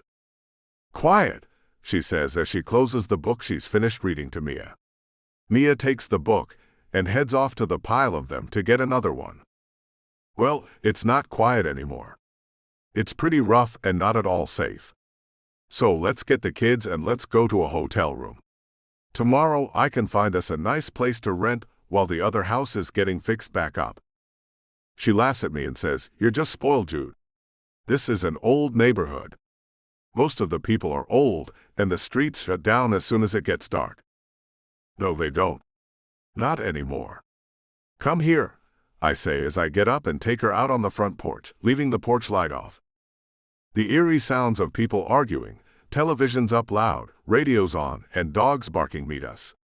The squeaks from some bicycles come from the left, and we look to see about 7 young men riding them down the middle of the street, and one of them throws a bottle right in the driveway. "Screw you," one of them yells as they pass us. "See," I tell her. "It's chained." She looks at me with a frown. "Jude, I can't keep moving the kids from place to place." "I can't." "We can't keep them here, baby." She nods and runs her arms around me. My world is a mess. I hate this. Running my hands over her back, I say, "I know. Let me take care of things. Everything will be all right." Her arms tighten around me, then she lets me go and turns away from me. "I can't continue to let you fix everything." What the hell does that mean? Mercy. How can one tornado mess up my life so badly? I ask myself. Jude is standing next to me, and I suppose he's taking offense at my words. Messed up? Mercy, I'm here with you. You're not alone in this at all. And I can fix it all. Sitting on the cement stair of the small front porch, I feel like crying. The house Mom, Dad, and I shared is no longer the home I knew. The neighborhood has gone to hell, just like my life has. Jude doesn't understand me, and that's hard to take. He sits next to me and sighs. Talk to me, baby. You wouldn't understand. No one can, I say as I look up at the black sky. You can't even see the stars here. He puts his arm around me. Talk to me anyway. I managed to pull myself out of shock and get a job within a month of my family's departure from this world. I had to gain access to all of their bank accounts, not an easy thing to do. I had to call the insurance agencies that I had to dig through tons of files and paperwork to find in the first place. And I managed to get it all taken care of in a month's time. And if you were all alone, you could manage it again, he says. But you don't have to. I love you and I'm here now. I swallow the lump in my throat and whisper, but what about if one day you're not? Mercy, no one knows the future. He kisses my cheek. I'm not going anywhere, though. And the future I'm building with you will always be yours, no matter what. I look at him and have to wonder if this is all true. If this is real, and if he was sent to us. No matter what, I'll be a full partner in that business? I ask. Even if you and I don't work out? He nods. I'm going to make it legal. I can't pull it away from you, no matter what. It's not sinking in. Maybe because at this time, the new business is in the talking stages. There is nothing concrete to make it seem real yet. And maybe it will never get past this stage, and I will have wasted precious time. Jude, I'm having a hard time with everything. All of it. You, the new job. Not a job, Mercy, he says as he shakes his head. Opportunity. Okay, the new opportunity, you, the fancy houses, expensive cars, all of it, I say, then lean my head on his shoulder. All of it. It doesn't feel real. And now that I've lost all I've worked for, I feel lost. I don't have the luxury of feeling lost. I have to stay strong for those kids. And you are doing that. He takes my chin and makes me look at him. Mercy, you are an extremely strong woman. I don't want to take that away from you. I merely want to be a part of your life. A person you can count on. Everyone should have that, shouldn't they? I'm beginning to feel like a burden. 2 kids and myself, that's a lot to ask anyone to take on. When you add in that I'm pretty much homeless right now and jobless, well, it really makes me feel like a freaking loser. You can do better, and you know it. No, I cannot, he says, then his soft lips touch mine. You are the best, I can do no better than you. I don't feel like you or the kids are burdens at all. I feel like you all are enhancements. I had no goals, Mercy, until I found you. Do you have any idea how boring it is to live a life with no goals or aspirations? No, I say. I've always had them. So can't you see how you and those kids are helping me too? You all are helping me to be more human, more present, more of everything. I need you guys just as much as you need me right now. So let it all go for a while. Take it easy and let me handle things. I'll get us set up in a nice home, and things will start falling into place. Just you watch. Gazing into his eyes, I want desperately to let him take care of me. Take care of all of us. But I know that's not his job to do. A little voice comes from behind us. I'm sleepy, Mia says through the screen door. Jude looks at me and whispers, can you let me take over for a while? I nod and lay my head on his shoulder. Take over, Jude. I'm giving in for now anyway. I'm too weak to do any more anyway. He looks back at Mia and now Carter, as he's joined her at the door. Go grab your toys and books and put them in your backpacks. We're going to a nice hotel to spend the night, and tomorrow we're moving into a nice home, because you all deserve that. I jump as the kids start screaming, yes. Carter starts running off with Mia right on his heels as he shouts, this place is scary anyway. Jude gets up and pulls me up with him. Thank you, Jude. I hope one day I can repay all this kindness you're showing us. Don't even think about it, Mercy. As we go inside to pack up once again, I'm left with an odd feeling. I've given up. I've given it all to him to take care of, but the weight is still there. Nothing feels awesome like I thought it would. Why is that? Jude. It took a whopping 2 days for my mother to track down one of her friends who has a house in Preston Hollow, a posh Dallas neighborhood full of mansions and much more like home to me. The owners actually live in Italy, and the house is more of a tax write-off for them than a home they use.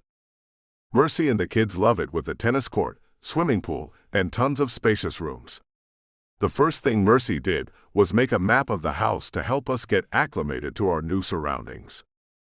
The house had a skeleton staff, but a full one was easily brought in to keep things running smoothly here. Mercy and I are lounging by the swimming pool while the kids are getting swimming lessons, and I've never felt more calm and complete than I do right now. Mercy's on her notebook, looking at properties to build the fitness center on, and holds it up. Look at this place. It was an indoor shooting range.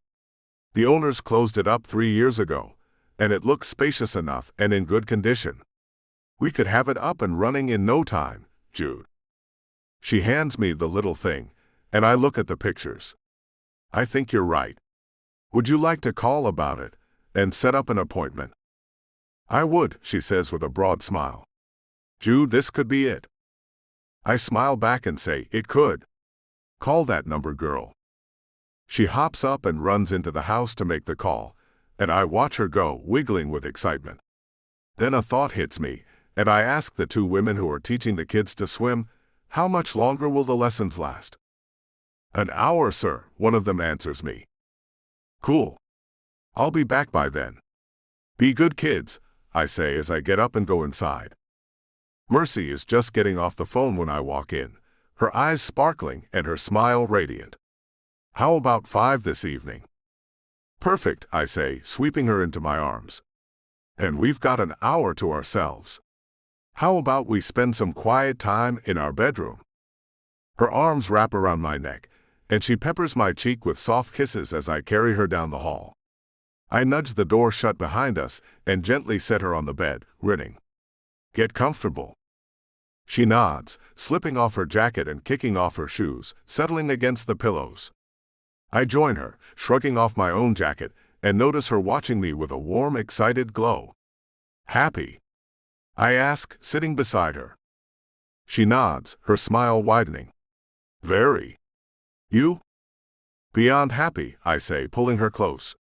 Her laughter bubbles up, filling my heart, and I brush a strand of hair from her face. You're absolutely beautiful. Her hands cup my face, and she pulls me into a tender kiss. I rest my hand on her shoulder, feeling her relax under my touch. Her fingers trail over my arms, then up to my hair, mussing it playfully. I chuckle, loving how easy this feels. I slide closer, wrapping my arms around her, and she nestles against me, her legs tucked beside mine. The pale peach curtains soften the afternoon sun, casting a warm glow over her. Her deep blue eyes meet mine, full of love. I love you, Mercy, I whisper. She smiles, her fingers tracing my jaw. I love you, Jude. As I hold her, my love for her grows stronger, each moment deepening our bond. Looking into her eyes feels like the most intense connection I've ever known. I smooth her blonde hair across the pillow, the sunlight catching golden streaks in it. I want you, I murmur, kissing her forehead. Her arms tighten around me, her voice soft. You have me. I press a kiss to her cheek, feeling her warmth. I need you. She sighs, content. You have me.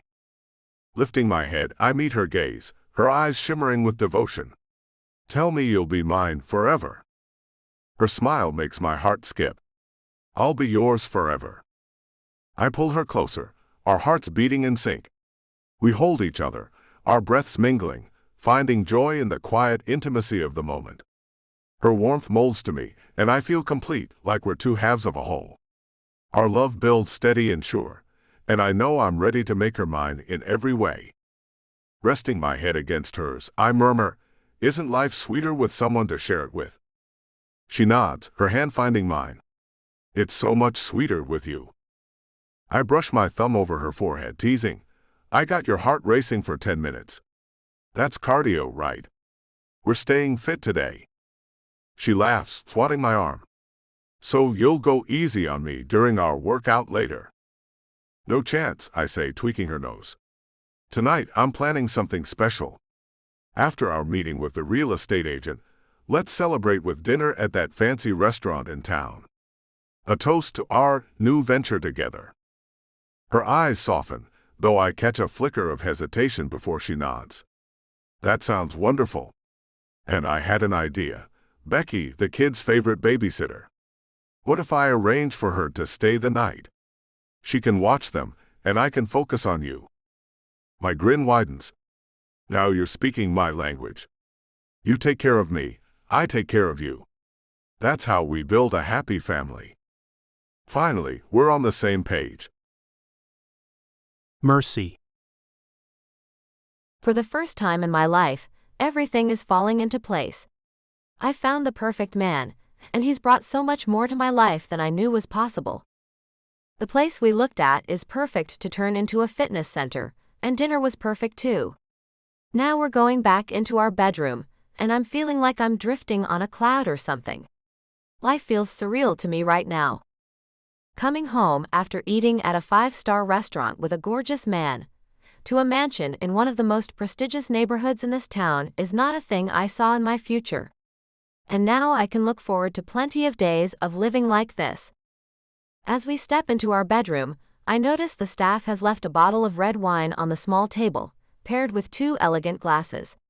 The way the people who care for this house think of everything is incredible, I say, dropping my purse on the chair by the bed. I slip off my high heels and sink onto the bed, feeling the day's events melt away. Jude pours us each a glass of wine, his smile warm as he hands one to me and taps his glass against mine. To the start of a great thing. I nod, my heart full. To new beginnings.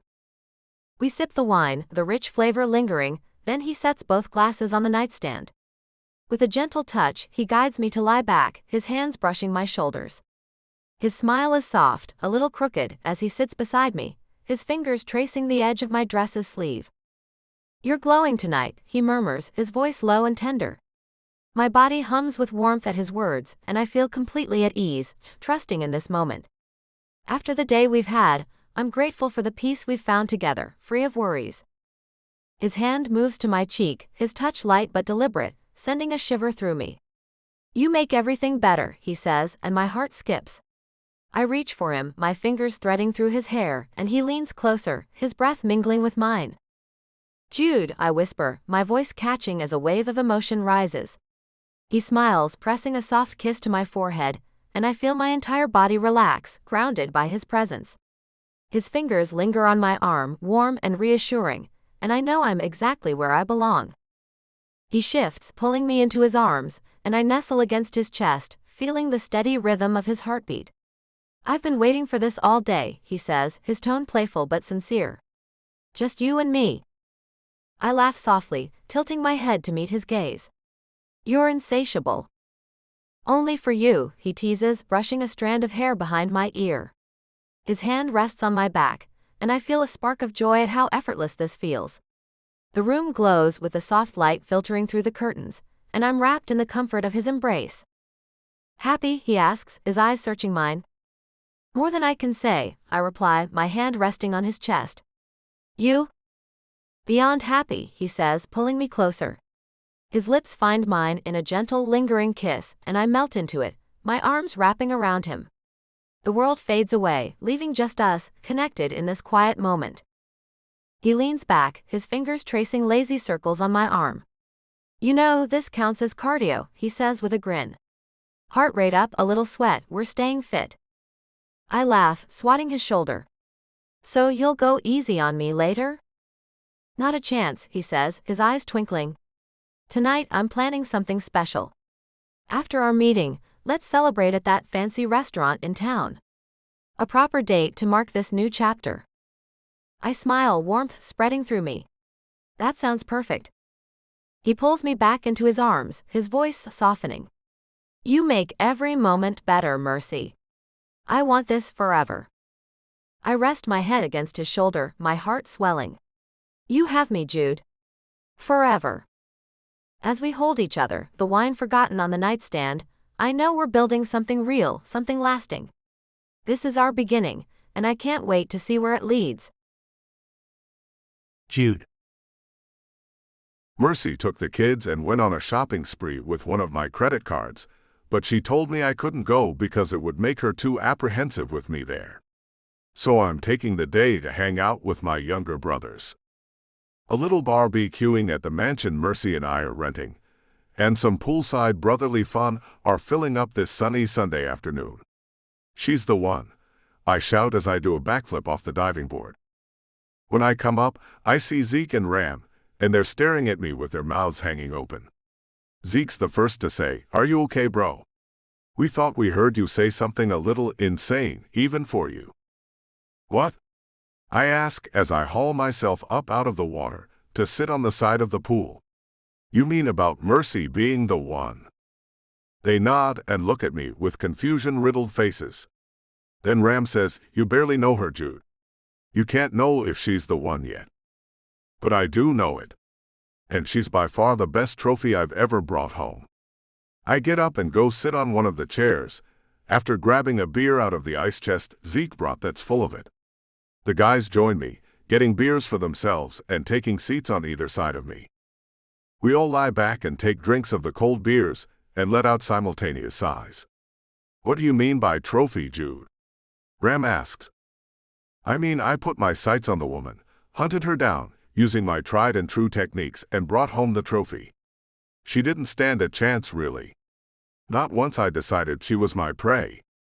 Once I've made my quarry, there's really no getting away from me. I did have to use nearly every trap in the book, but I have her where I want her now." Zeke holds out his beer as he gestures to the house. Setting her up in this place was a true piece of genius, I have to say. When you want to bring that prey in, setting up an attractive trap is the perfect answer. Ram laughs, then says, "And acting like you accept their pack is pretty smart too. The way to a woman's heart is through her kids, they say. Smart move on making the kids your best friends, bro." We all clank our glass bottles together, and I say, "To the capture of a beautiful woman who will fill my bed every night and become the perfect trophy to mount in my home." Ram cracks up and says through his laughter-ridden words, "And mount her you will." We all laugh and clank our bottles together again as I say, "That I will," over and over again. Mercy. My heart has stopped. I came to the back door to let Jude know I was back from shopping. I had Becky take the kids up to their rooms to help them put away the clothes. When I got to the room just off the patio, I could hear them all talking. The beer has them boisterous and loud. I heard Jude say he'd hunted me. I heard him say he used the kids to get to me. I heard it all and I can't believe it. Spinning on my heel, I hurry upstairs to stop the kids from putting all those clothes away. We won't be keeping them. My body's shaking as I run up the stairs. As I get to the room that Carter is staying in, I see Becky and the kids are in there. "Hey guys. Come on, we need to go. I forgot something." I try to steady my words, but my face has to be flushed as it's hot, and I know I have to be exhibiting some signs of being upset. Because I can't recall feeling exactly this way before. Not even with the death of my family. I suppose I feel betrayed or used or something. I'm not sure. I just know I feel terrible, and it has encompassed my entire body as I fly back down the stairs. At least I have my own car. I picked up the Suburban the other day, so I can take it and get the hell out of here. Everything we have here was given to us by Jude as traps to bring us in and make us his or some crap. I have no idea why he'd do such a thing. And the worst thing of all is he used the kids to get to me. How could he be so evil and deceitful? How could I have let my guard down? His handsomeness, the killer body, that southern charm, his tons of money. It's all too much. And I fell for him, hook, line, and sinker. I grab up Mia and put her in her car seat, as Becky puts Carter in his. "Hurry, Becky. We have to hurry," I tell her. She gives me an odd look but does as I've said. "Is everything okay?" she asks. "Sure," I say. "No problems. I just have to get somewhere.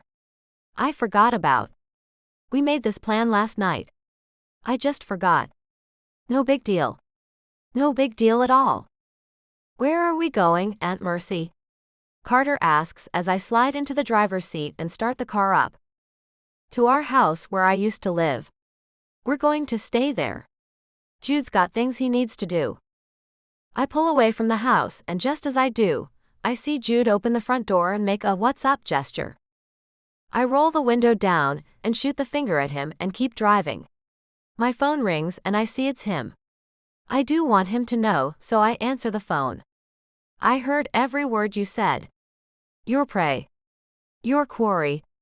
I can't believe you, Jude Hurst. I end the call and look in my rearview mirror at the man I will never see again. Not ever. Reckless Pursuits. Jude. I heard every word you said. You're prey. You're Quarry. I can't believe you, Jude Hurst. What? I ask. But she just drives away as she ends the call like that's it for us. Hell no. I call her back, but she sends me straight to voicemail. So I take off, heading for the garage to get my car and follow the crazy woman. I don't know why she'd take offense at anything I said. Grabbing the keys off their place on the wall, I get into my Jag and haul ass after her. She doesn't have but one place to go. The house she shared with her parents is it for her right now.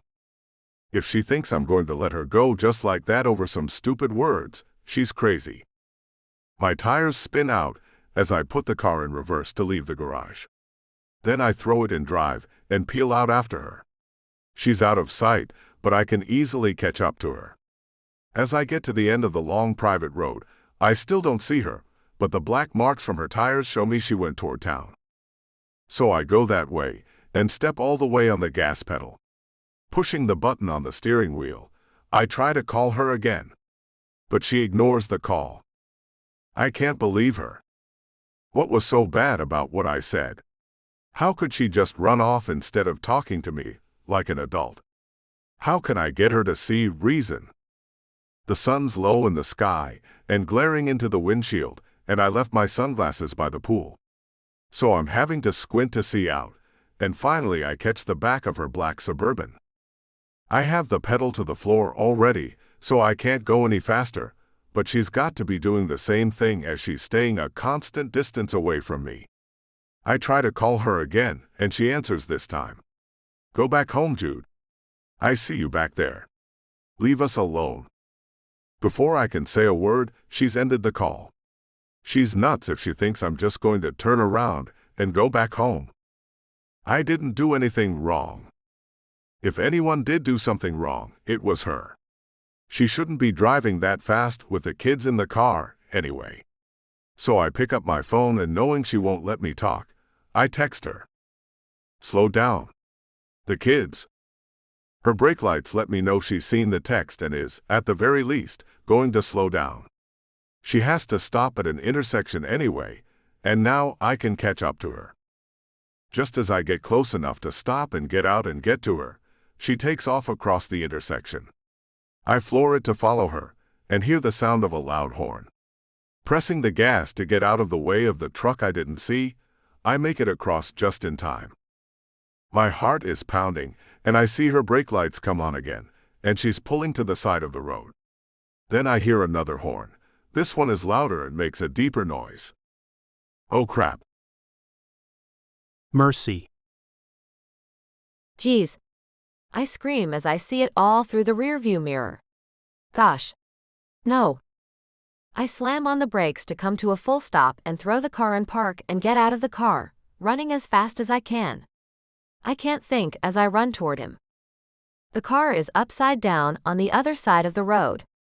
The truck that hit him is jackknifed, blocking the traffic, and the driver is coming out of it. Damn, that car came out of nowhere. Just as I make it to Jude's car, I can hear the hiss of hot metal being sprayed with liquid. Do you smell gas? I ask. The truck driver stops and grabs me, holding me tight and dragging me back away from Jude's car. Stay back here. It is gas. Any little spark could set it off. So do you know who's in the car? Yes, it's Jude Hurst. You have to help me. I have to get him out of there, I say as I struggle to get away from him. This is all my fault. The sound of sirens starts to filter into my brain as the man continues to hold me tightly, No, ma'am. I can't let you do that. Let the pros do what they do best. They'll get him out of there. You wait back here. Jude. Can you hear me? I scream. There's nothing moving in the car that I can see. The top is crushed against the ground. The car is still running, and I think his foot is on the gas as it's revved way up. Please let me go, I say as I start to cry. I have to get him out. The first police cars pull up on the access road, and 4 officers get out and come running toward us. Get back. We'll handle this, one of them barks. The man in the car is Jude Hurst. I'm his girlfriend, I shout. I have to see him. Another officer comes up behind me, and I feel him take me away from the truck driver. I'll take her from here, he says.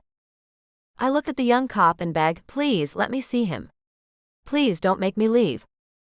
Calm down, ma'am, he says with a commanding tone that's doing nothing to calm me down at all. Then I hear it. The sound of fire. It's a quiet swishing sound, then I see the yellow and orange flames as they crawl all over the car. No. I scream. Get him out now. Now. A fire truck and an ambulance pull up, and several of the firemen get out of the truck and run toward us with fire extinguishers. As they run past us, one of them looks at the officer holding me. Get her out of here.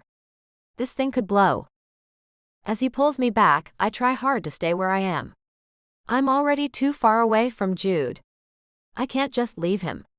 Not after all he's done for me. I can't just leave him. But the man lifts me up and takes me back toward his car. I'm going to put you safely in the back seat of my patrol car, ma'am. No. I shout. My car is right there. Please let me go to that. My kids are in it. Just as he turns to take me to my car, a loud sound makes my body shake.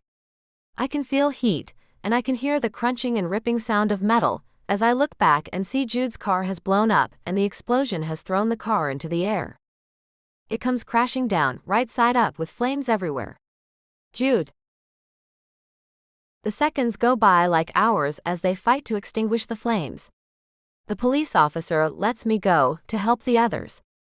I feel a hand on my shoulder and turn to see Becky. The kids need you, Mercy. I nod and look back as the flames engulf Jude and his car. Then I fall to my knees and cry and look up and beg, Lord, please don't take him. Please. I will do anything. Don't take him. Hands on my shoulders have me coming back to myself as Becky tries to pick me up. Look, the flames are out. I let her pull me up and hang on to her for support. Please, Lord. Please don't take him away for us. The paramedics hurry to bring a stretcher as the driver's side door falls off the car with a loud squeaking groan of melting metal. I see one arm fall out of the side. It's limp, but there's no blood on it. I can't breathe as the people in different uniforms surround the car, and then I see a bunch of movement, and the paramedics have him and are hurrying toward the ambulance. I bolt toward them, and an officer tries to intercept me, but I dodge him and make it to them. Is he alive? They're in a mad hurry, and Jude looks like he's asleep. I see no burns or injuries to his head, the only piece of him that's showing under the blanket they've covered him with. One gives me the briefest glance, then says, he has a pulse and is breathing some. Do you know this man? I do. His name is Jude Hurst. I'll notify his family. Where are you taking him? I ask as I breathe in with a bit of relief. He's not dead. Parkland, he says as they load Jude into the ambulance. I nod and run back to my car. Becky's already made it back, and the kids are crying incoherently. It's okay, kids. It's okay. He's alive. Jude's alive.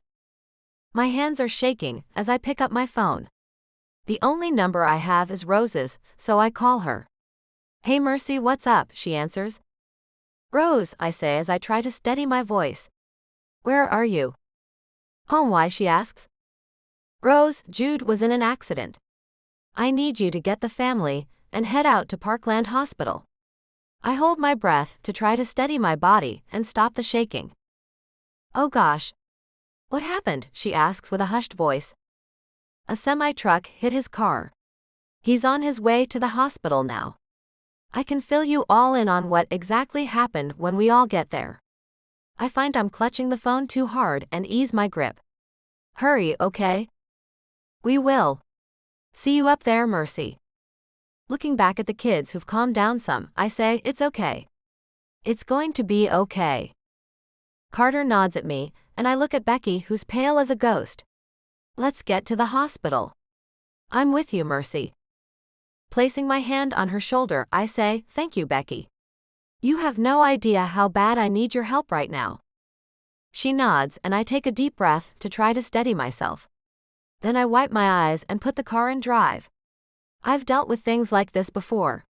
Just stay calm and deal with things as they happen. That's all I can do. Going very slow, I make my way across the median and go up the access road to get to the hospital. I can't believe what I've done. This is all my fault. How can I ever look at Jude in the eyes again after doing this to him? He's going to hate me. He should hate me for what I've done. Why did I run away like a dumbass kid? Should I drive, Mercy? Becky asks me. I look at the speedometer and see I'm going 10 miles an hour. Yes. I stop and get out of the car, passing her as we change seats. She stops and pulls me to her. We hug as she rocks me. Don't beat yourself up, Mercy. If I hadn't run, this wouldn't have happened, I say. She lets me go and looks at me with a frown. He didn't have to follow you so recklessly. Don't blame yourself.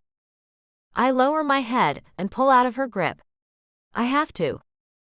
Getting into the car, I look back and see Mia's little nose running, and dig in the glove compartment for a tissue. I turn around and hold it to her nose. Blow. She does, then she says, Unky Jude? He's going to the hospital. We'll see him there, I tell her. Then I look at Carter, who is pale and stunned. It's going to be okay, Carter. I want to go home, he says as he looks at me. I want to go back home, Aunt Mercy.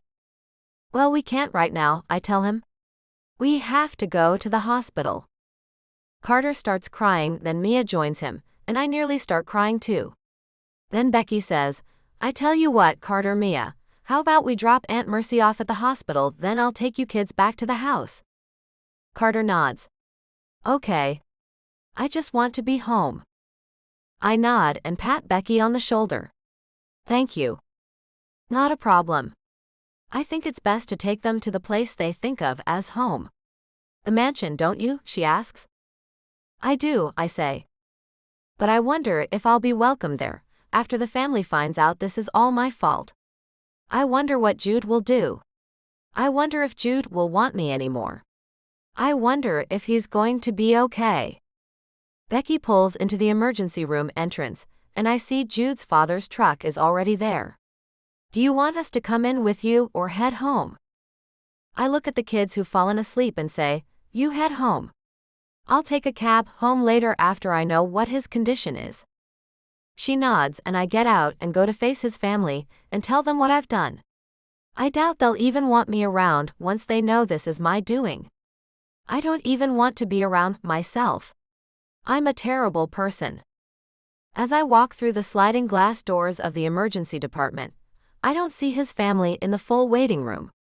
So I go to the nurse's desk. Jude Hurst was brought in here.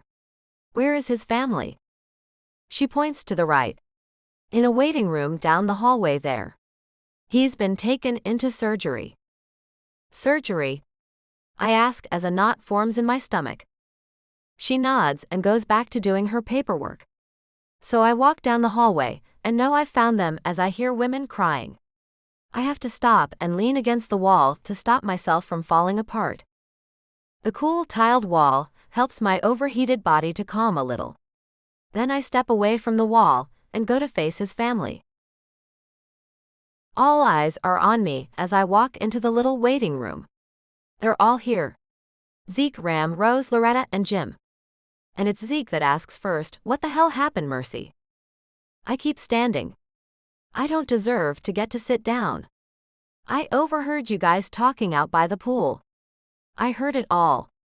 The part where Jude said he had hunted me down. Where he said he got to know the kids and get them to like him to get to me. The part where I was his trophy. Ram shakes his head. Okay, but why did you run off? I mean, that stuff isn't that bad. To me it was. At the time, it was that bad. Now of course, it seems harmless. I can't explain to any of you the guilt I feel over this, I say, then put my face in my hands as I can't hold the tears back any longer. I feel an arm go around me and pull me close. A wide chest is there, and I lean against it as I cry. I can't stop the sobs from coming. Then I feel more hands on me, and I hear his mother's voice say, "Mercy, you can't blame yourself. The doctor told us he had a pretty high blood alcohol level. If he'd been sober, he wouldn't have gone after you like that." I shake my head as I know that's no excuse. No, this is my fault. I accept the blame. Don't blame him. If I would have stopped when I saw him going to his car, then this wouldn't have happened. I was childish and now he's hurt. He drank some 10 or so beers, Mercy. He knew he'd had too many to drive. He shouldn't have done that, Ram says. I look up and wipe my eyes, and can't believe his family is rallying around me like this. After what I've done, they're finding it in their hearts to look past it. I can't believe it. And I don't deserve it. Jim takes my hand and pulls me out of the family huddle, and takes me to sit in a chair. Let me fill you in on what's happening with him right now, honey. I sit down, and he hands me a box of tissue. Taking one, I blow my nose, then say, okay. Tell me why he's in surgery. It's his legs. They were pinned and his pelvis seems to be crushed, his father says. I feel another wave of shock flow through me. His pelvis is crushed. No, I mumble. No way. His mother sits on the other side of me and takes my hand. Things could be so much worse. I'm thankful to have him alive. He may not walk again, but he'll be with us. He's going to need you, honey. I nod. I'll be there. I'll never leave him. Unless he sends me away for doing this to him. Zeke makes a huffing sound, then says, don't let him. I nod. Did they give an idea of how long the surgery will take? I ask. His mother shakes her head. There's just no way to know that. I nod and get up. I have to call the babysitter and let her know. Leaving the room, I make my way to the bathroom because I have to fall apart. I can't let them see me when I let it all go. I turn into a puddle of a human being, and no one should witness that. I find a small bathroom that I can lock myself into alone, without fear of anyone coming in and finding me. Then I call Becky. How is he? She answers. Well, he has a crushed pelvis and he's in surgery. His family doesn't think there is anything life-threatening, but they have no idea how long the surgery will take. I'm worried because they said he'd had a lot of beer, and the bleeding that comes along with alcohol in the system gives me cause for concern. But I'll keep you informed.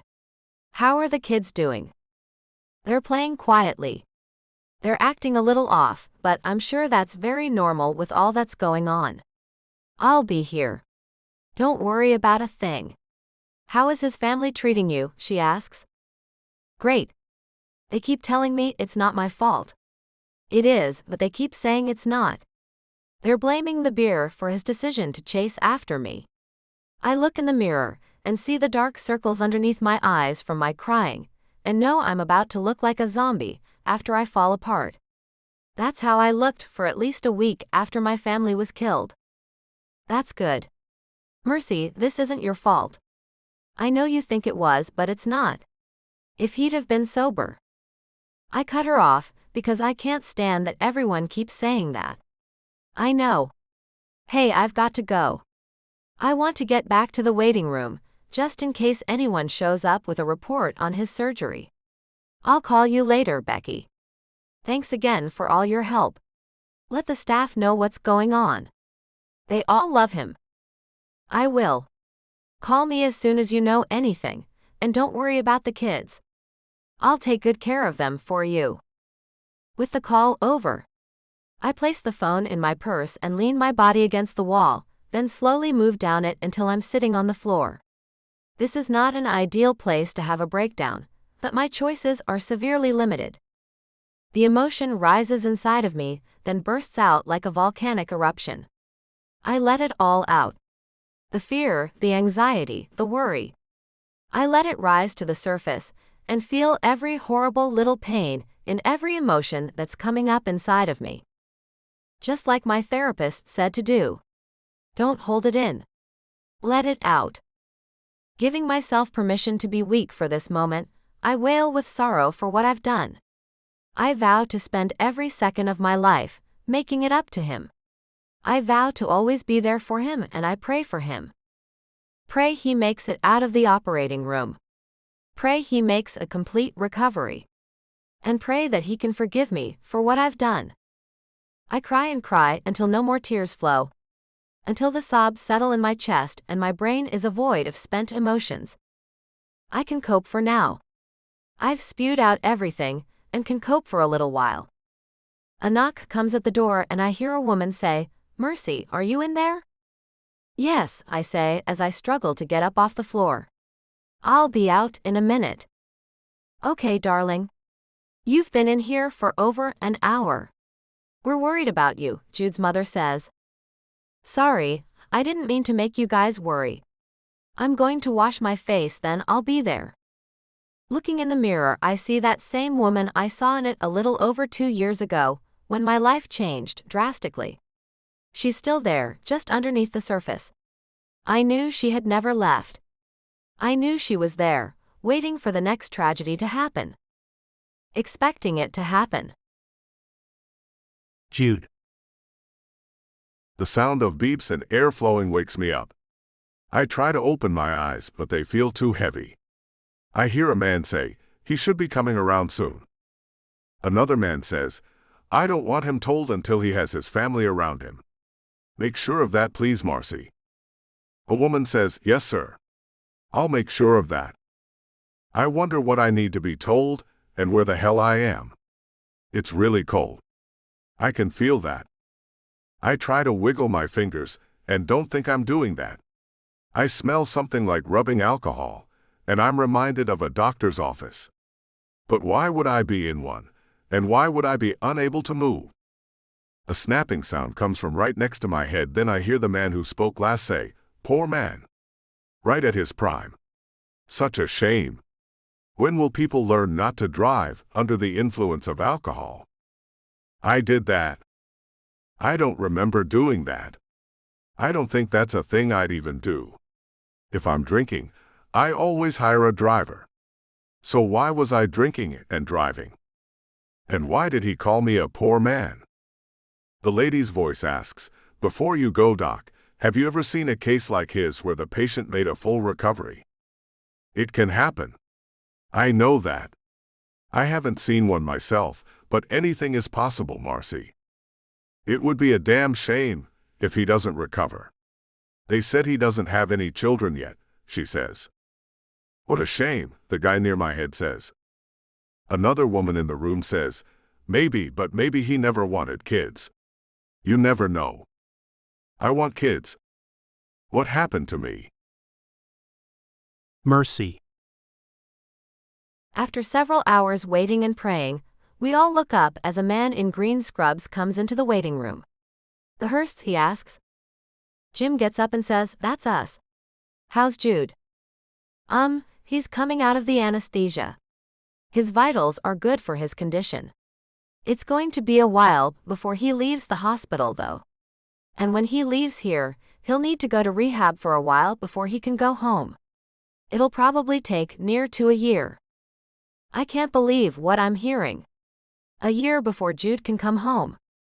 Jim puts his hand on Loretta's shoulder as he asks, "Will he be able to walk again, Doc?" I hate to say yes or no. I hate to give false hope, but I have to tell you that anything can happen. He's in fantastic shape. He seems like he must have a determined spirit. "You have no idea," I whisper.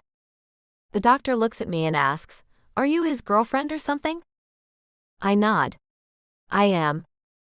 "Oh well." He stops and looks down at the floor, and moves his foot over it in a nervous-like way. I probably am not in the right by saying this, but I'm going to say it anyway. He most likely will never be able to have children. There was extensive damage to some of his reproductive organs. Several gasps come from around me, and one may have escaped myself. Oh. He nods. So try not to bring anything like kids up with him right now. He's most likely not going to take the news he can't walk real well. At his age, most don't. Adding in the inability to reproduce too might cause him to go into a depression, which hinders progress as one can imagine. Okay, I say and smile. The most important thing is we still have him. He nods. That you do. His injuries are not life-threatening. So there are multiple blessings, and that would be best to point out as this news is given to him. I've instructed his charge nurse that his family is to be around him when he's informed of his condition. I'm about to go into another surgery, so my fellow surgeon will be coming into his room after he's finished in the recovery room. We'll be brought in then, right? His mother asks. The doctor nods. Yes, before he's told anything, you will be allowed in. And just remember to keep good spirits. Upbeat attitudes help. But if he needs to cry, let him. Okay, Dad, he says as he looks at Jim. I know cowboys don't cry, but when they lose the use of their legs and their private parts, most do. I find the words coming out of my mouth before I know what I'm doing. He can't have any intimacy at all? Even when the wounds have healed. The doctor smiles an embarrassed smile. We won't know until that time comes. Sorry, I wish I could tell you more, but time will let us know more about what he'll be able to do. Rose asks me, Mercy, even if he can't ever be intimate again, you'll stay with him, right? She looks worried, and it makes me feel terrible. Of course I will. I love him, I say as I look her in the eyes, then move them to look at his mother. Don't even worry about that. Loretta gives me a nod, and then Ram says, he's going to hate that. Probably worse than not being able to walk. Crap. The doctor says, but you don't need to act like that's a big deal. Remember to remind him that he's alive and well loved by you all. Don't commiserate with him. That's never a good thing to do. Let him know there is more to life than those things. Ram looks away and puts his hands in his pockets as he bites his lower lip. Yeah, you're right. Well, I'll leave you all to talk. Someone will come get you when he's put into a room. Goodbye, he says, then leaves us to look at one another. My cheeks are hot with a flush as I think about the talk of him not being able to have intimacy. He'd really hate that his whole family was just talking about that. I think he's going to hate so much about his new condition. I think he's going to hate me. Zeke goes to the vending machine in the little waiting room and gets himself a Coke and takes a long drink. Then his eyes land on me. I know what he's thinking. He's thinking the same thing I am. He's thinking that Jude is going to hate me. Then Ram just blurts it out. Jude may not want Mercy around when he finds this out. Hush. Loretta says, sharply. You just hush up. What's wrong with you? Your brother loves this woman. He's not going to blame her. You'll see. Her eyes cut to me. Don't you worry. He'll deal with this just fine. He's a fighter. If he wants something bad enough, he makes sure he gets it. Don't you worry at all. The sound of the aluminum can as it's thrown into the trash can has us all looking at Zeke. His eyes are narrowed at me as he says, You better not leave my brother, Mercy. After all this, you better not leave him. Jude. I can feel my body being moved, and the hardness that was under my back is replaced by a softer cushion. A mattress, I guess. It's pretty evident that I'm in the hospital and have undergone surgery. I feel like crap, sluggish, and kind of nauseous, but not completely awful. I try to move my fingers again as I'm rolled away to somewhere. I still can't open my eyes, but I can tell my fingers are moving as I can feel the sheet moving around them. The sounds come and go as I listen to the constant sound of the squeaking wheels as they roll along the floor. Then I feel the hesitation of a door being pushed open by my bed, and the woman who's walking next to my bed says, "This is Jude. I have to pee like a racehorse, the surgery went so long. Page me when he wakes up, will you, Bonnie?" "Okay, what happened to him?" the other woman asks.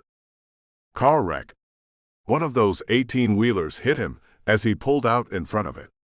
And he'd been drinking, so here's another story to tell those teenagers of yours about when you get home tonight." I hear the door close and feel warm breath on my face. A hand moves over my cheek, then I feel a little pain as something's pulled away from my skin. "Let's get this out of you, so you can be more comfortable, Jude." I feel something slipping up my throat and then it's gone. A cool cloth is run over my forehead, and the lady starts humming. She runs the cool cloth over my face and then along my arms and the back of my hands. "Time to wake up, Jude." I try to open my eyes and find I'm in a dim room, and an older woman is hovering around me. "Hey," I say with a whisper. She looks at me and smiles. "Hi there, handsome. It seems you got yourself in a little accident and landed yourself in the hospital. How are you feeling?" "Tired," I say, and can't really understand why my voice sounds so damn scratchy. "Is anyone here for me?" "I don't know. I'm just the nurse who makes sure you come all the way out of the anesthesia they used to put you under to do surgery on you. I don't know anything else," she says as she looks away to check some lines that seem to be going into me. "So you don't know what happened to me?" I ask as my voice seems to be getting a little stronger. She shakes her head. "Nope." "Are you waking up more?" "Yeah," I say. She presses a button and says, "Recovery, paging Marcy Kingston." "Marcy Kingston, your patient is ready in recovery." Then she smiles at me. "Your nurse will be here soon to take you to your room." "I guess you also don't know how long I'll be staying here?" I ask her. She just smiles and says, "I have no idea. I don't even know what they did to you." The door opens, letting in a bright light, and I close my eyes. Ouch. "Good, you can see," the woman's voice I've come to know as Marcy says. It opens again, and some man comes in and starts pushing my bed out of the room. Marcy walks alongside it again and messes with the lines that are attached to me. "How are you feeling, Mr. Hurst?"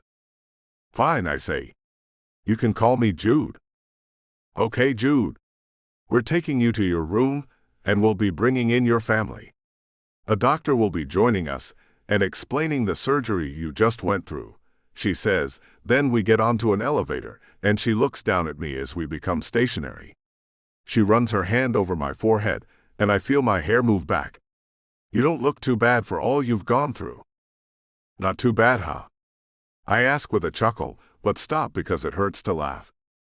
The elevator doors open, and the big guy pushes me out into the hallway, where I pass some other poor man on a bed too. Only he's all propped up and looks like crap. "Hi," I say as we go past him. He just looks at me like I'm stupid. My nurse looks at me with a grin. "Don't mind him. He's kind of crabby. He's been here for a week and wants to go home." "Oh, I bet he does. How long am I going to be here?" I ask. She shakes her head. "I don't know. The doctor will be a better person to ask that." "Okay," I say. Then my bed is turned, and I find myself in a small hospital room. The curtains on the one window in the room are pulled back, and I see that it is nighttime. Wow, it was daytime last I recall. "What do you recall?" the nurse asks as my bed is placed smack dab in the middle of the room, and the bags of fluid are hung up on a new IV stand. The big guy leaves without saying a word, and Nurse Marcy is looking at me, waiting for me to tell her what I remember. Well, I was swimming with my brothers," I say as I try hard to remember why I was driving. A scene flashes in my head, and I see us laughing as I talk about Mercy being the one for me. Then I see the back of her Suburban as it leaves the house. And that's it. But I know something was wrong. "I think my girlfriend was mad at me," I say. I have a distinct feeling she was mad and leaving our house. "Oh," the nurse says. "Okay," I'm about to go get your family. They're all here, and I think there's a young blonde woman with them. Is that the girlfriend? Yeah, that's Mercy, my girl. So I guess she's not mad at me anymore if she's here. Probably not, the nurse says. So I'll go get them if you're ready for them. How do I look? I ask as I have no idea. She smiles and pulls a tray to the bed and presses a button on the bed to lift my top half up. When she opens it, I see my reflection in a mirror. I don't look too bad. I don't look too great either. She nods. There you go. I think you look wonderful, considering what you've been through. She leaves, and I move my hands to lift my body up a little better, and notice my legs are very heavy as I pull myself up. There's no pain, but when I go to pull the sheet back, I stop as I see my hospital gown is bunched up at my side. I see a bag of yellow fluid hanging from the bed rail and pull the sheet back. I'll let the doctor tell me everything. I don't want to see something that might freak me out. The door opens and a tall man walks in wearing a long white coat. Hey son. How are you feeling? He asks me as he looks at a clipboard full of papers. He hasn't even looked at me yet, as his forehead is full of creases. His eyes are trained on the page, then he looks at me. He seems to be looking around for someone else. Is anyone with you, son? Not yet. He looks back down at the clipboard, then back at me. We'll wait. How bad could it possibly be that we need to wait? Mercy. It feels like it has been forever since the doctor came and told us Jude was out of surgery and would soon be in his own room. Silence has entombed us since Zeke let me know what he thinks. I don't know how they're going to take it if Jude wants nothing to do with me after all I've taken away from him. We'll see if any one of them is still telling me the same thing in a little while when Jude finds out some pretty hard crap about himself. Damn, I caused him. A lady in purple scrubs comes into the room and says, "He's ready." All of us breathe sighs of relief after hours of waiting, and we all get up and follow the nurse down a series of hallways. She walks at a fast pace as I lag at the back of the line of his family. Finally, she turns into a room, and we file into the little room. I see a doctor standing at the end of a bed, and when I get inside, I see Jude laid up in that bed. His family is all over him, kissing, hugging, and murmuring soft words. Our eyes meet, and I find mine burning with tears that are threatening me. He wiggles a finger at me, and I come to his side. "Hi," I whisper. "You don't know how good it is to see you, Jude. You don't know how good it is to see you, Mercy." He takes my hand and pulls me in for a kiss. As our lips touch, my heart pounds and I have to struggle not to cry. I pull back and look at him, then he pats the side of the bed. "Sit with me, baby." I do as he's asked, and he moves his arm around me. I hate how everyone is watching us. I completely hate it. Then the doctor gives us a nod. "Your better half, Jude?" Jude nods. "This is Mercy." The doctor lifts his light eyebrows at me. "Pleasure to meet you. Before I proceed with this information, I'd like to let you know that how you handle this is important to this young man's recovery, Mercy." I nod. "Yes, sir.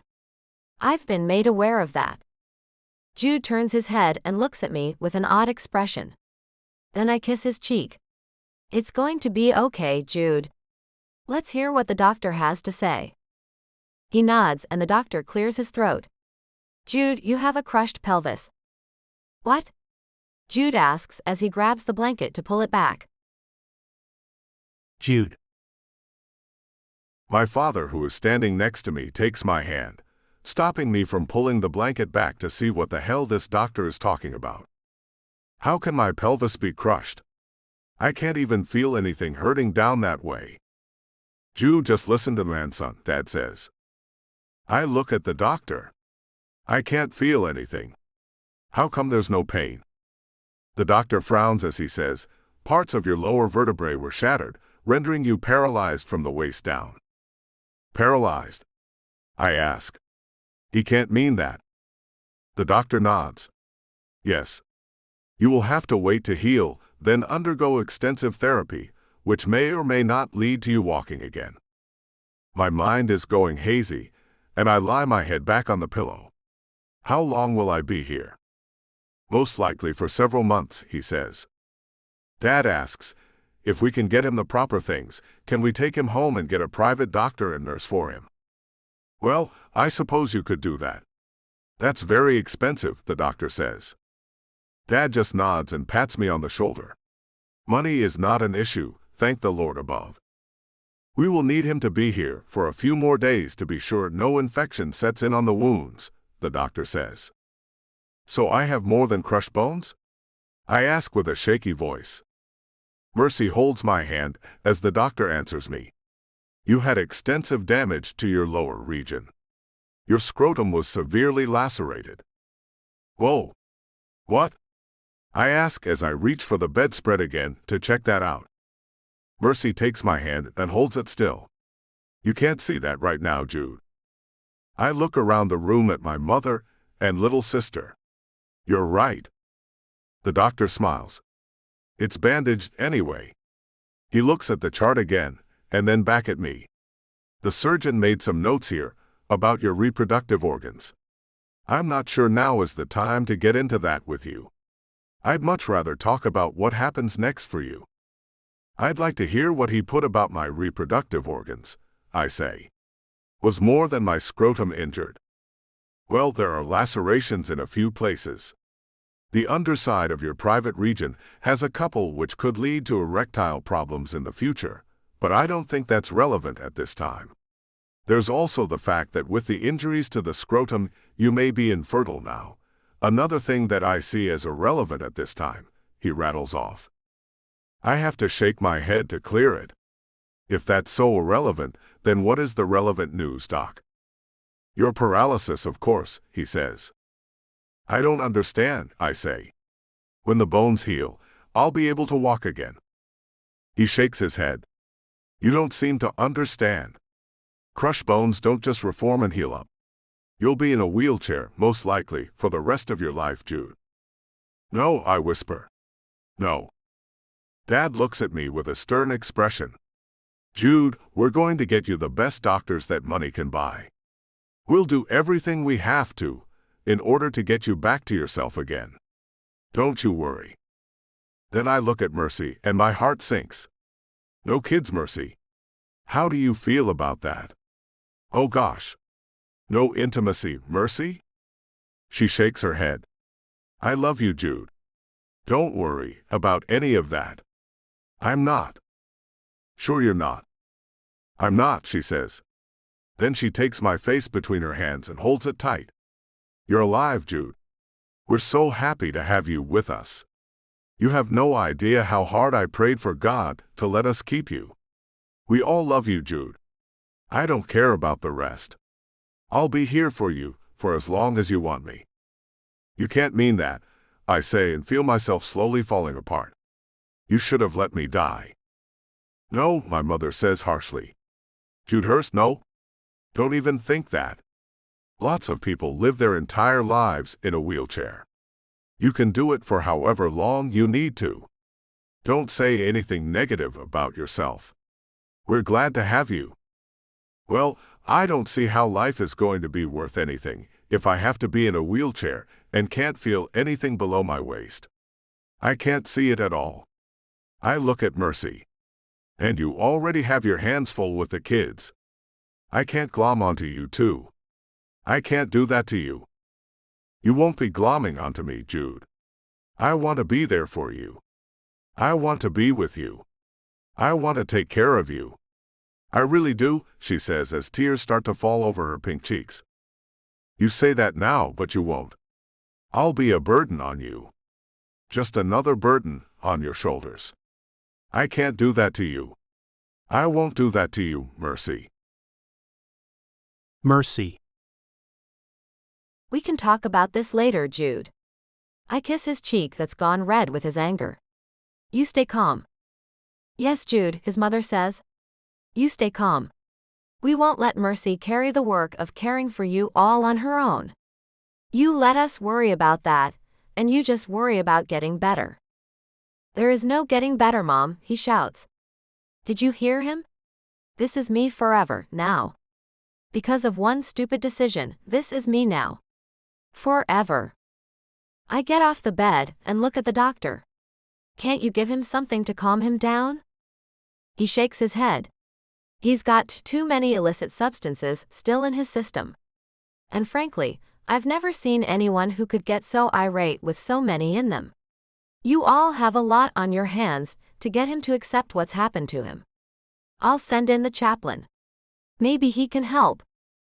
I watch the doctor leave the room and turn back to see Jude's face is red and he's pissed at the world right now. So I reach deep down into my own private misery and pull out a bit to try to help him understand things better. Jude, I say, pulling his attention to me. I know this is hard.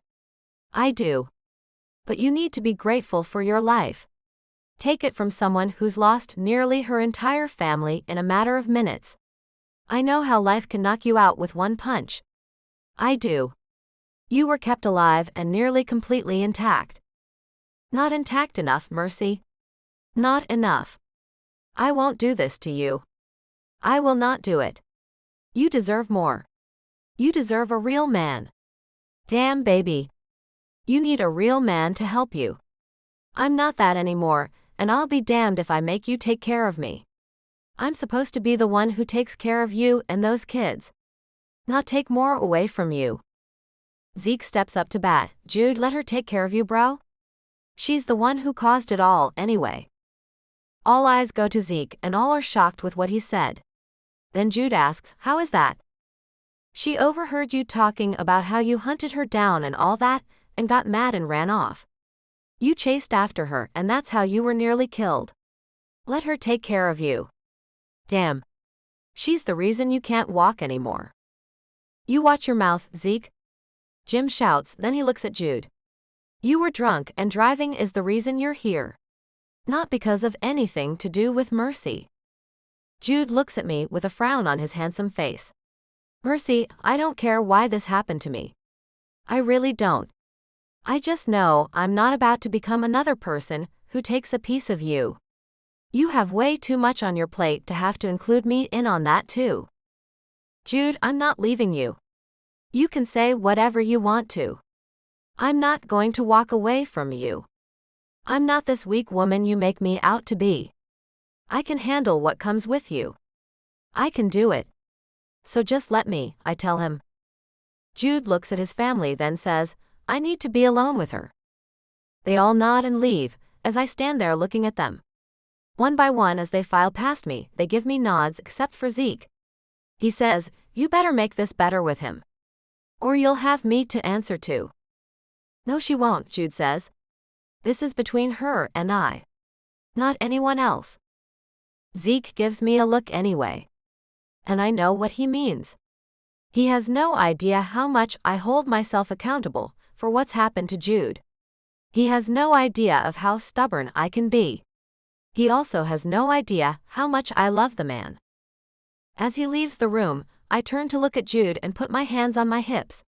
Before you say a word, let me tell you how my day went today. I know yours was hard, but so was mine. So will you allow me to let you in on my roller coaster ride of a day first? Then you can tell me how yours went. He cocks his head to the side as he says, do you really think you can top mine, Mercy? We'll see, I say as I start to walk slowly in front of his bed. First thing this morning, I was met with Mia's wet bed. She was afraid to get up and go pee, and she said she had called out for me, but I didn't hear her because the house is too big. So I put on my list of things I need, a baby monitor. He looks a little sad as he says, I didn't know that. Did she feel awful? I nod. She was pretty upset for wetting her new bed. But I bathed her and dressed her, and told her it was all right, and that I was going to fix that problem today. Good, he says, then looks at me. You're very good at problem solving. Has anyone ever told you that? You're the first, I say as I turn and walk back in the other direction as I go on. So I took the kids shopping. Let me tell you how fun that was. Not one bit. I should have never taken them. They wanted everything but clothes. Becky was a help, but we both were running in circles, trying to keep them in the clothing sections of the stores rather than the toy sections. He makes a low chuckle. I bet they were handfuls. They certainly were. Then we took a lunch break, I say as I continue walking back and forth. I pull at my pink shirt. Did you notice that my shirt isn't the one I left the house with today? No, he says as he shakes his head. But in my defense, I did nearly die today. I stop and smile at him. That you did. Well, the reason is that at lunch Carter was shoving a hot dog into his mouth like he hadn't eaten in a year, and he choked on it. I had to give him the Heimlich maneuver and the hot dog came out, and he started crying, so I turned him around to face me and hugged him and he puked chili all over my shirt. Poor kid, Jude says as he shakes his head. He must have been so scared. I choked on a cheese stick once. I was so afraid I was going to die, and no one even noticed I was choking until I fell on the floor. I was 6. He was scared and we both were messes. So I had to go to the bathroom and change him. Luckily, I had him some new clothes, so that was an easy fix. I hadn't bought me a thing yet, so I had to put one of the little t-shirts of his on myself, and go back out into the mall with my tiny shirt, looking very trampy, and getting many whistles. I bet you did, he says as he raises his eyebrows. Jude. Jude, I know that's weighing heavily on you right now. But you're going to get therapy, both mental and physical, to help you with that. Don't let that be the thing that settles on you. It's just not going to be a healthy thing for you right now, Mercy says as she comes and sits on the bed next to me, facing me and running her hand over my cheek. I grab her hand and pull it to my lips. With a soft kiss to it, I can't help but notice the absence of the usual stirring in my groin. I can't help but notice how when I run my hand through her hair, and she leans her cheek against my hand, how nothing is happening in my lower regions like it has always done for me. This isn't the man I wanted to be for you, I tell her as I take her by the chin to make her look at me. It doesn't matter. You are still the man for me. Can you tell me that you don't love me? She asks. No, I say as I run my fingertip over her red lips. I can't say that. I love you more than I can imagine loving anyone. I love you so much, I can't do this to you. I can't make you take care of a man who can't do a damn thing for you. I think you can figure out how to do lots of things. Given time, she says. Not be close to you, I say as I run my finger down her neck and trace the outline of her breast. There's more than one way to share our hearts, Jude, she says. As long as we feel it in our hearts, that's all that matters. She takes my hand and pulls it to her mouth, leaving a kiss on it, then holding it. I can't stand the thought of you having to push me around in a wheelchair. Then get a motorized one, she says with a light laugh. How can you not be running away from all of this? I ask her. She should be hauling ass as fast as she can. Then I remember that she doesn't have a nice place to live right now. It makes me think that she might be thinking she has to hold on to me. Running away. From you? Never, she says as she leans in and kisses my cheek. You're stuck with me. So just get used to it. I'm not ever going to run away from you. Not ever again. You're not blaming yourself about me, are you? I ask as I can see it in her eyes. I just want to see if she'll be truthful with me. Her head cocks to the side as she says, You want a lie or the truth? The truth, I say. Always the truth. Then the answer is, yes, I do feel I'm to blame. But that's not the reason I'm determined to stay with you. That reason is pure love. Nothing else. I promise you that. I'll let you stay in the house. I'll still take care of all of the bills until your house is ready for you to move into it. I'll still do the partnership with the fitness center, and everything will stay the same. Only I'll set you free. Free of taking care of me, and free to move on to a man who can really take care of you in every way. She looks at me for a long time, then she leans in and kisses my lips. Thank you, Jude. I guess that's her answer. I guess she'll accept what I want. I can't let her waste her life away with me. Half of a man. I completely understand, I say. Do you? She asks as she runs her hand over my chest. Do you really? I nod. I'm not about to let you end your life by being with me. She nods and looks at me, then gets up. So the rest of my day went like this.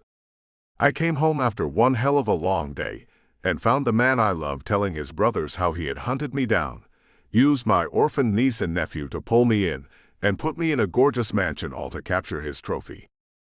About that, I say. You don't know how sorry I am. She looks at me with a stern expression. Don't you dare try to explain that. I have to say, I didn't expect her to scold me after all I've been through. But I do believe she's about to give it to me, and I have to say, I don't think I can take it. Not right now. Not with everything that's happened to me. I don't know what came over me when I first saw you. I wanted you like I've never wanted anyone before. And I'm a hunter, Mercy. That's what I am at my very core. So when I set my mind on you, I went into hunter mode. But I swear to the Lord above, I didn't pretend to love those kids to reel you in. I swear that. I genuinely love them. As a matter of fact, I want you to bring them to see me. No matter what our situation is, I want you to know I'll be there for those kids forever. I mean it. So you are admitting that you did some pretty sneaky things to get to me, she asks as she puts her hands on her hips. I nod. Yeah, I did. I made sure you fell into the traps I set for you.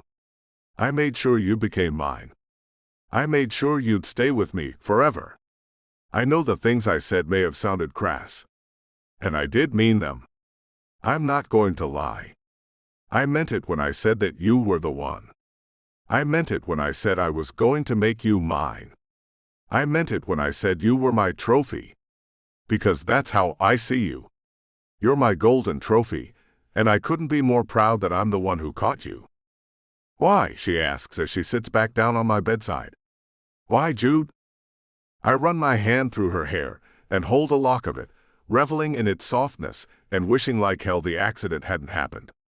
If it hadn't, I'd have given her the ring I have at home. I was going to ask her to marry me tonight. Instead, I'm lying here, half the man I was earlier today. All because I hauled ass after drinking way too much.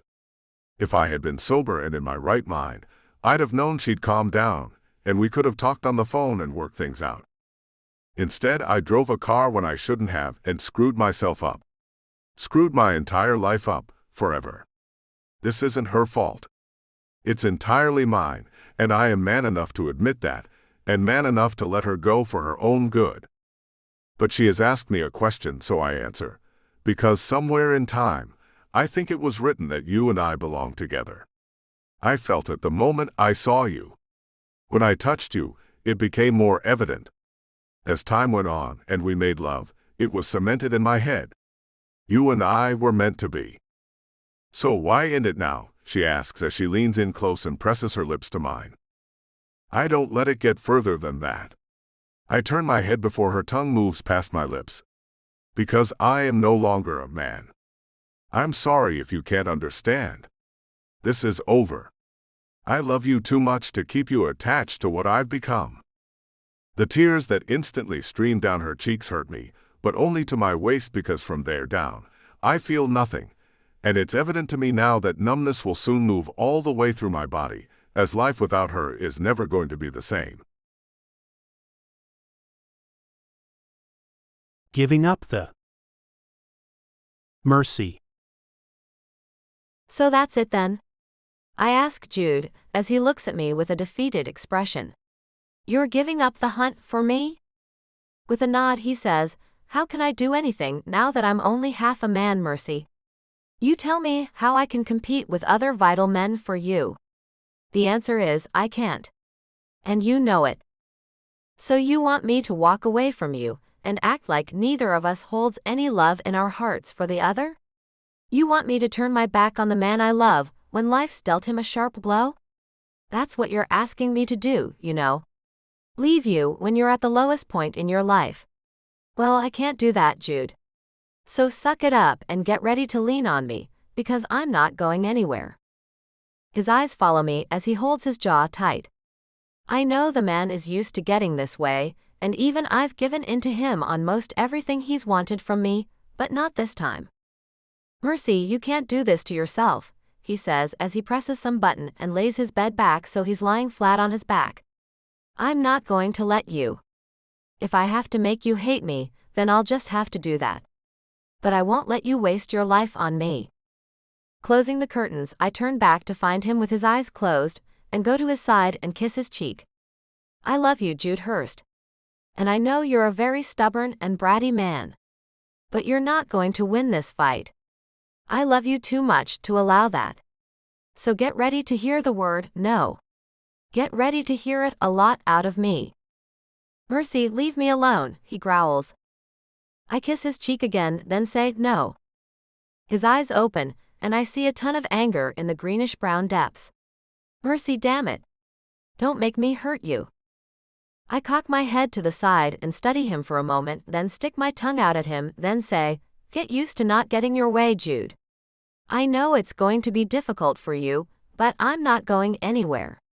If you say mean things, I'll know it's the protective side of you saying them. Not the man I know you are and will be again in no time. You'll see. The door to his hospital room opens, and an older man with a Bible in his hand comes inside. Hello, Jude. I'm Pastor Stevens. I heard about your terrible accident, and I'm here to lend an ear and tell you about some fascinating miracles I, myself, have witnessed. And who is this lovely young lady who stands at your side, Jude? This is Mercy, and she needs to leave me alone, he says with a snarl. I give the man a smile. Nice to meet you, Pastor Stevens. I'm Jude's girlfriend. His live-in girlfriend, and I'm not going anywhere. The man takes a seat in the one chair in the room and opens the Bible. Jude, let me hear your story, son. I raise the bed back up so Jude can talk to the man and get an icy stare from him. Placing another kiss on his cheek, I say, so tell him your story. Not much to tell, Jude says. This morning things were great. More than great, actually. I had ordered something special, and it had come in. I went and picked it up. I had big plans for this evening. Big plans that were crushed like my body was. The end. What was this special thing you got this morning? Pastor Stevens asks. Jude looks up at me and says, it was an engagement ring. I was going to ask this lady to marry me. My heart stops and I stare into his eyes. You were. He nods and the pastor says, so why change things now? You can still ask her. You're not dead, son. Jude looks away from me, and my head is still spinning from what he was going to do, but now it seems marriage is off the table. I might as well be. I'm not a man anymore. The pastor pulls out a paper from the back of his Bible and looks at it. I don't see that here that has happened to you. I see paralysis that might be operable sometime later to restore mobility, and some injuries to your reproductive organs, but nowhere does it say that you're not a man anymore. Nope, not anywhere on this paper. I can't feel anything, Jude says. Nothing is moving or putting out any kind of anything. I'd welcome pain right now. That's how dead it feels. I run my hand over his head and whisper, but you aren't dead, and I, for one, am glad you're not in pain right now. The pastor smiles at us, then looks at Jude. Jude, you have a good woman right there. Don't let your foolish pride rob you of her. I'm here to tell you about some of the things I've seen. Now, nothing happens overnight, mind you, but with time and work anything can happen. Even if it's acceptance of new limits. You haven't even seen a specialist yet, Jude. You never know what can happen. Don't try to throw us away just yet. Give this some time. Give yourself some time. I run my hand over his cheek and smile at him. Use that determined streak in you to move forward. This is a setback for certain, but it doesn't have to be the end of anything. He takes my hand away from his face, then moves it with his and holds it near his heart. I'm sorry, Mercy. I am so sorry I did this to us. I take my part of the blame in this too. So don't say it was all you because we both know it wasn't. Since we made this situation together, let's learn how to live with it, together as well. I pull our hands up and kiss his. I love you, Jude. I always will no matter what. Can you please go get Zeke and tell him I need to talk to him? He asks me. I nod and walk away to get his brother. I have no idea why he wants to talk to him, but I know I need to let him talk to other people about his situation. I know he needs help from everyone. As I walk outside the door, I see his family leaning against the wall, waiting. They all look exhausted, and I know they need to go home and rest. Making my way to Zeke, I touch his shoulder. He wants to talk to you. He nods and goes into his brother's hospital room as the rest of us wait, and I hope Zeke is able to convince his brother to stop trying to protect me and accept the fact I love him and want to be here for him. Jude. I honestly don't know what to do, Zeke. I tell my brother, after I've explained things to him about how I feel about Mercy now. The pastor heard every word and seems to be sitting on the edge of his seat, waiting for Zeke's answer. Zeke paces around next to me, then stops and looks at me. You have to ask her. You had planned on doing it anyway. So don't let this change anything. The pastor nods in agreement. He's right, Jude. Don't let this stop you from doing anything. This is where you take the reins and hold tight and let the Lord know you're ready to take this little setback head on. Or you take the other path where you let this terrible thing that's happened to you take away your spirit. Your God-given spirit. Zeke smiles at me and pulls the little black box out of his pocket. Look what I made sure to bring. I hold out my hand and take the box. The diamond sparkles as I open the lid. My plans were so very different from how this is going to happen now. I was going to propose, then we'd be together until dawn. Now I guess I'll propose, and that'll be it. No lovemaking. Maybe not ever again. And here I am back to square one again. I can't do this to her. I can't tie her to my broken body. I can't do that to her. Closing the lid, I hand the ring back to Zeke. I can't do this to her. Zeke takes the box and opens it back up. Look at this, Jude. You spent so much time picking this ring out.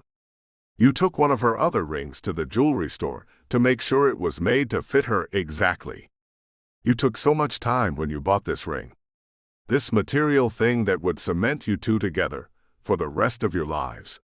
Jude, if this accident had happened one day after your wedding, would you ask her for a divorce? Of course not, I say as I look away. But you don't seem to understand.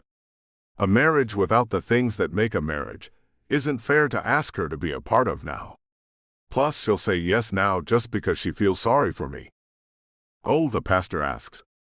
You think all that love she had for you has gone away, and all that has been replaced with merely feeling sorry for you? No, I say and feel utterly confused. Look, I just think this isn't the right time to ask her to join me in what is sure to be a boring marriage. So keep the ring for me, Zeke. If things change later, I'll ask you to give it back to me. For now, though, keep it and don't bring it up. The pastor leans back in the chair and taps his fingers on his chocolate-colored Bible cover. You know, there's going to be lots of paperwork with your recovery. Lots of things to sign and decide, and a spouse can help with all of that. You know, making it all legal will also mean she and those kids you were talking about are taken care of no matter what happens. You did say you wanted that, no matter what. With a nod I say, yes, but I don't want her trapped with me. Trapped? Zeke asked with a laugh. What a horrible trap. Married to a wealthy man with so much financial security that even those kids will have it the rest of their lives, and then some. That's some terrible trap, all right. I look at him and say, trapped in a bed with a man who can't function. Zeke looks at the pastor and asks, can you do me a favor and cover your ears for just a moment? I need to remind my brother of something. The pastor places his hands over his ears and nods. Sure. Zeke leans in close to me and whispers, stop talking like you only have one way to please a woman, Jude. We both know there is more than one way to skin a cat. I want to laugh, but it hurts when I do that, so I smile at him. I don't think that was so bad. The old guy needed to cover his ears for that. The pastor laughs and pulls his hands away from his ears and says, "No, that wasn't quite so bad, Zeke. He's right, you know, Jude. There certainly is more than one way to skin a cat. But isn't there a very good chance that I'll get pretty grouchy and hard to be around, as I'm sure I'll get frustrated a lot by this whole thing?" I ask the man. He nods. Sure. But if you have a loving woman to ease that frustration, it sure does make life easier. Looking back and forth at them, I lay my head back and think about everything. Life would be easier with her in it. Life would suck without her in it, that's for sure. But asking her to marry me now seems wrong. So how do I get around this? Zeke puts the box with the ring in it in my hand and walks away. Come on, Pastor. Let's tell Mercy to come see Jude alone and let him do what he's been planning for some time now. We've been in his way long enough. The pastor gets up and gives me a nod. God bless you, son. I'll be around to visit you every day while you're here. And if you'd like me to, I'd love to officiate your ceremony. I'll let you know. Thanks, guys. Pressing the button to take me back a little more, I hear a buzzing sound coming from my IV and see a drip of clear liquid dropping into the line that leads into my arm. Mercy comes in, and her gorgeous smile makes my heart skip a beat. She looks tired, and there are dark circles under her blue eyes, but she's still so beautiful. Hey, the nurse told us we need to let you rest. So everyone wants to say goodbye before they have to go. I feel a little tired all of a sudden too. Whoa, I suddenly feel really sleepy. She points at the bag at the very top of the IV stand. The morphine timer went off. You got a few drips to take you into La La Land. I'll be here in the morning to hang out with you for as long as they'll let me. Can you bring the kids tomorrow? I ask as my words get slurry. Can you put this on the table for me? I hand her the little black box with the ring in it. She doesn't ask, she just sets it on the table and smiles at me. I'll give you a kiss goodnight and send the others in. I'll bring the kids to see you in the morning. I love you, Jude. I love you, Mercy. I'll see you tomorrow, I say as my eyes start to close. She presses the button to lay the bed back and kisses my lips. You have sweet dreams. I love you. Love you, I say, then I am out. Mercy. A week has passed and I've spent every day with Jude. Everything is healing well, and there are no setbacks, which is great. The kids are sitting on the bed, as his doctors have yet to let him get up and into a wheelchair. He's been scheduled for an MRI today to see how he's looking from the inside, and he seems apprehensive about it. I think because the nurse told him a couple of the male nurses would be by to help him get into a wheelchair and position him for the procedure. I can see it written all over his handsome face that he's not looking forward to it at all. To top things off, I keep seeing him glance at the black box that's still sitting on the table where I placed it the night he got here. I know it's an engagement ring, and I'm not about to bring anything up about it to him. It doesn't take a mind reader to know he must think if he asks me that all-important question that I'll simply accept because of his current situation. Which isn't true. I would have accepted the proposal before the accident, so why wouldn't I accept it now? Unky Jude, when will you be home? Mia asks him. I hope soon. This MRI will help the doctors decide if I'm stable enough to be moved. He looks up at me, and then back at Mia. And a bedroom has to be all set up for me at my parents' estate. I can literally feel my stomach drop. Why not come home to our place, Jude? I ask him. He just shakes his head. Can't. I'm not about to let him stay anywhere but with me, so I say, there's that large bedroom downstairs that's completely empty. It wouldn't be hard to get that set up. Plus, it's closer to the hospital.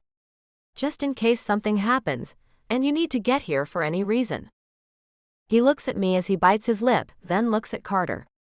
Hey buddy, Can you get me that bottle of water on the table? I can't reach it. I get up and grab the bottle. I got it. Here you go, baby. As I hand it to him, our fingers touch and he moves them back very quickly. He's told me to keep my hands to myself. He said the way it used to make him feel is now bothersome.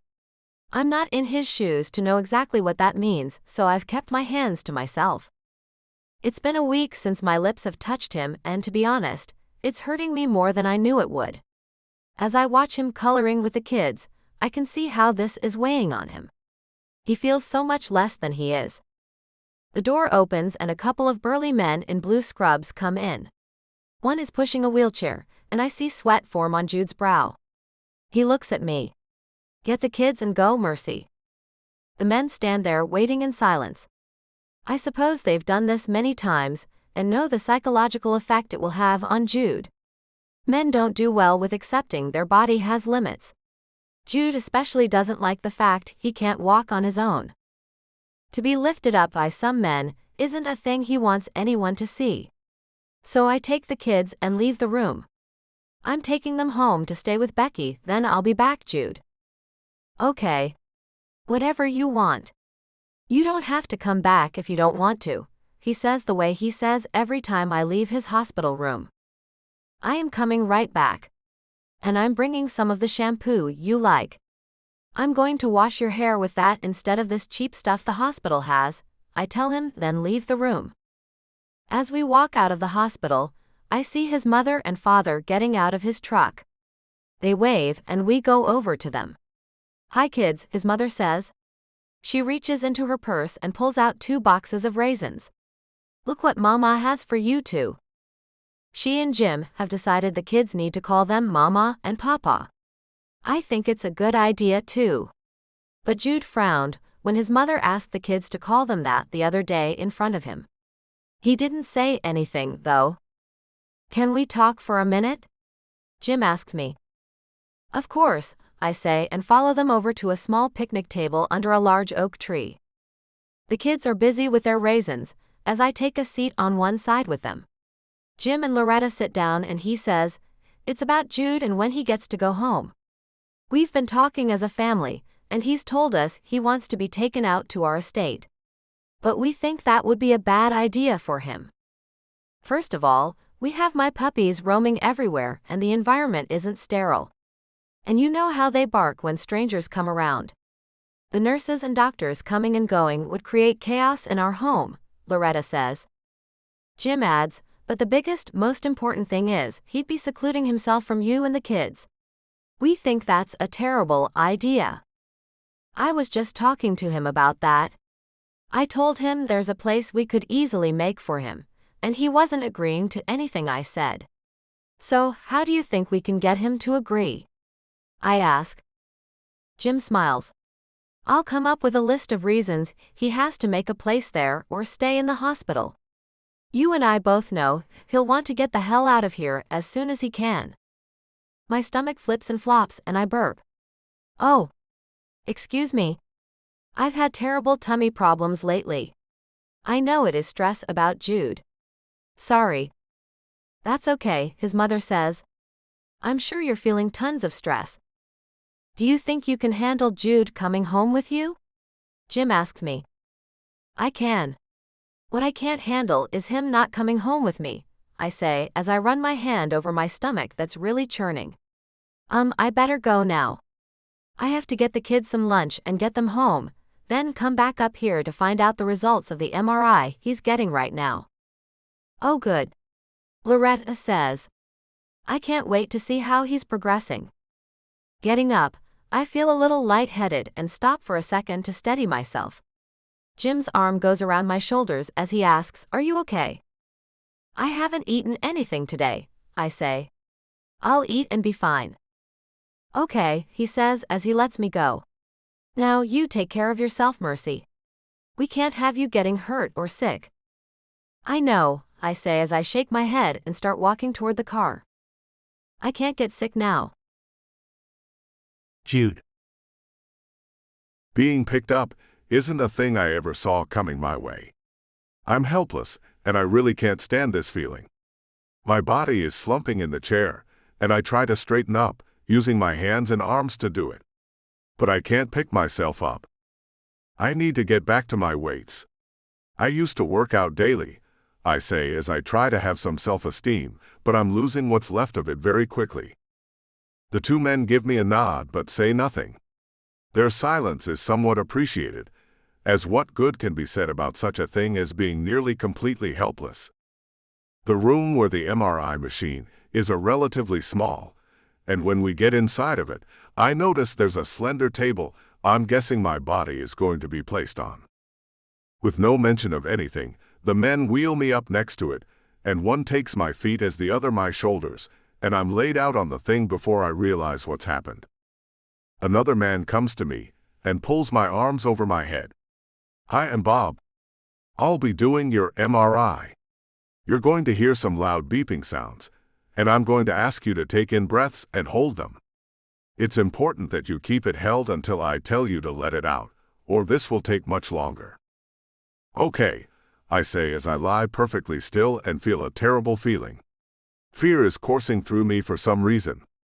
It's stupid to be afraid of this painless procedure, but I feel it nonetheless. "I am going to be putting a nuclear dye into your IV to check for any blood clots. It's going to cause an odd sensation in your lower regions. You'll feel as if you're actually peeing, but don't." One of the nurses who brought me in interrupts him as he says, "He's not feeling anything from the waist down." "Oh, I didn't realize that," the guy named Bob says. "Sorry about that." "Okay, just lie still, and this will be over soon and you can get back into your bed." Back in bed is the last place I want to get back to. I want to get the hell up and walk out of here. I'm so tired of this, and it's only been a damn week. I'm not sure how long I can take this. The table I'm on begins to rise up, and the donut hole contraption is coming closer to my body. The table moves my body back and forth as the machine makes beeps, and then I'm up very close to it as the man tells me to hold my breath and my entire body gets scanned. It's over in no time, and wasn't bad at all. Yet I still feel nervous and anxious. How I wish I was a year down the road already and used to this mess. This is terrible, and I keep thinking that it would have been better if I died in that wreck. My body is lifted again by the men and placed in the chair, and I'm going back down the hallway toward my room. I pass an old man in a hospital bed who's being moved, and he looks tired, depressed, and hopeless. We just look at each other as we pass. No nod, no wave, nothing but two men who know this is the worst time in their lives. I see Mom as I'm brought back into the room. "Where's Dad?" I ask. I hear the toilet flush and water running in the sink, then he steps out of the bathroom. There he is. "How'd it go, son?" One of the men moved to take my feet, and I stop them. "Wait, Mom, Dad, can you get out while they do this?" They leave quickly, then the men move me back to my bed. "Your doctor will be here soon to discuss your results," one of them tells me, then they both leave. Mom and Dad come back in, along with a nurse. "Hello, Jude. Let me get you all situated again," she says with a pleasant smile.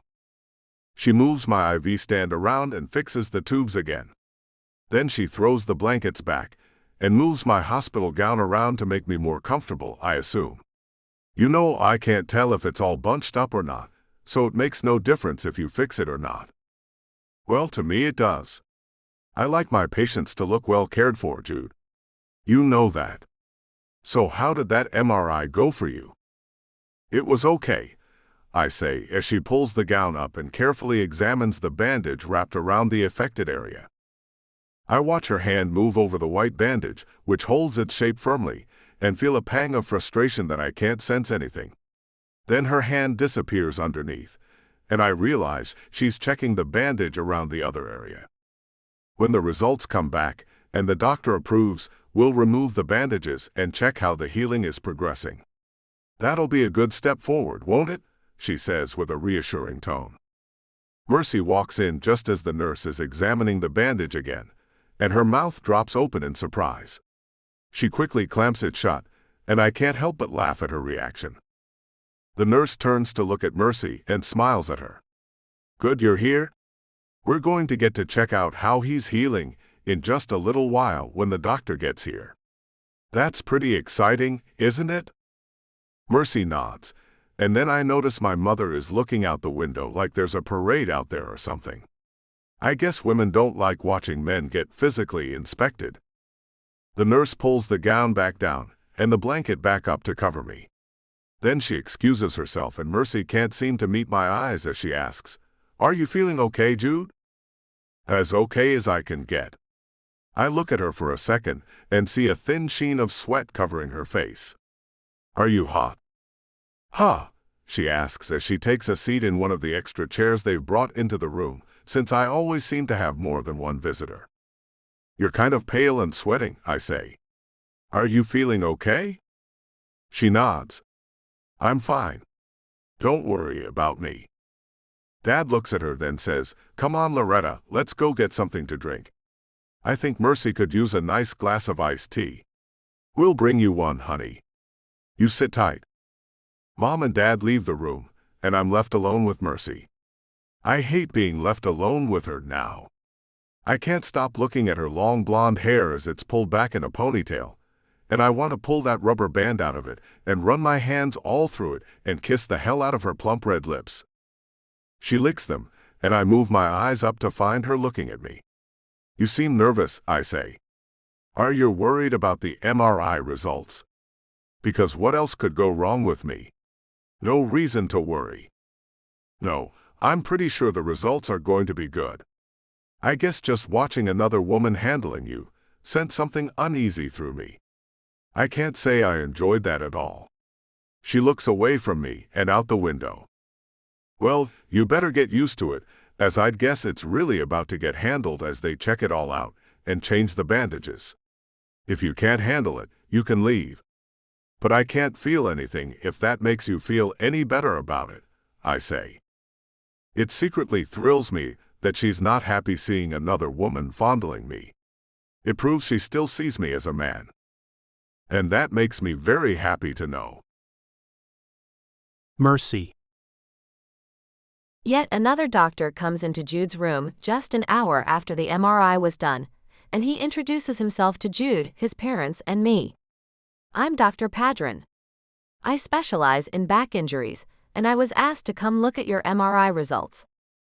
Jude pulls himself up a bit, and I go to move the pillow behind him, and realize my breasts are all up in his face as he pushes at me. "For Christ's sake, Mercy." "Oh.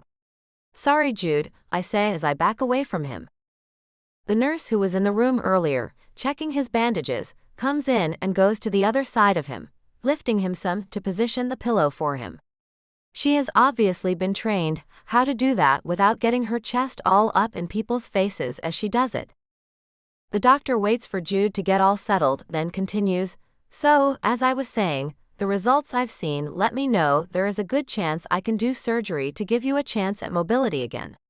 With the improved mobility, the nerves may repair themselves as they will be realigned again, and it could occur. You could regain feeling, control, everything." "I could go back to normal?" Jude asks as he looks at his father, then his mother, then me. His eyes linger on mine, then he looks back at the doctor as the doctor says, "I don't like to make any promises to my patients. But I have had success with this type of injury in other people. Especially people who are physically fit. The recovery period is relatively shorter when the patient has the ability to rehabilitate the muscles by exercising according to our guidelines." Jude's face splits into a grin. "I don't know why I haven't thought about this at all. I know most everything about the human body and the muscle systems. I could make sure I exercise what needs to be built back up in order to regain everything." The nurse smiles at him and pats him on the shoulder. "Some good news for you, Jude." The doctor turns what looks like a picture of bones toward us. There are 2 places where the bones look pulverized, and he points them out. "I can replace these sections of destroyed bones with a new technology. We use the bones of pigs to make a fusion between the existing healthy bone. The pieces usually adhere to each end they're joined to and mesh well with the human bones, creating a healthy structure once more. This is amazing, I say as I look at the picture and can easily picture the smashed bones being taken out and a whole bone being placed in the spot that would be left open. Jude looks at me with the first real smile I've seen from him since this happened. It is, isn't it?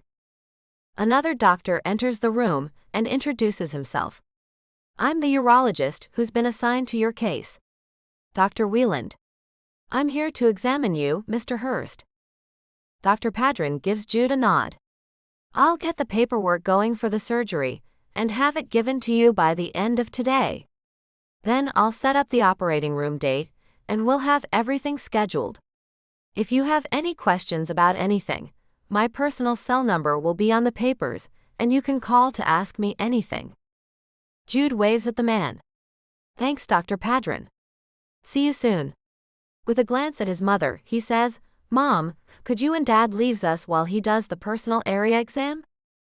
His mother and father hurry out of the room, and I kind of feel like I should go too. I get up out of the chair. I guess I'll get out of here too. Jude holds out his hand and gestures to me.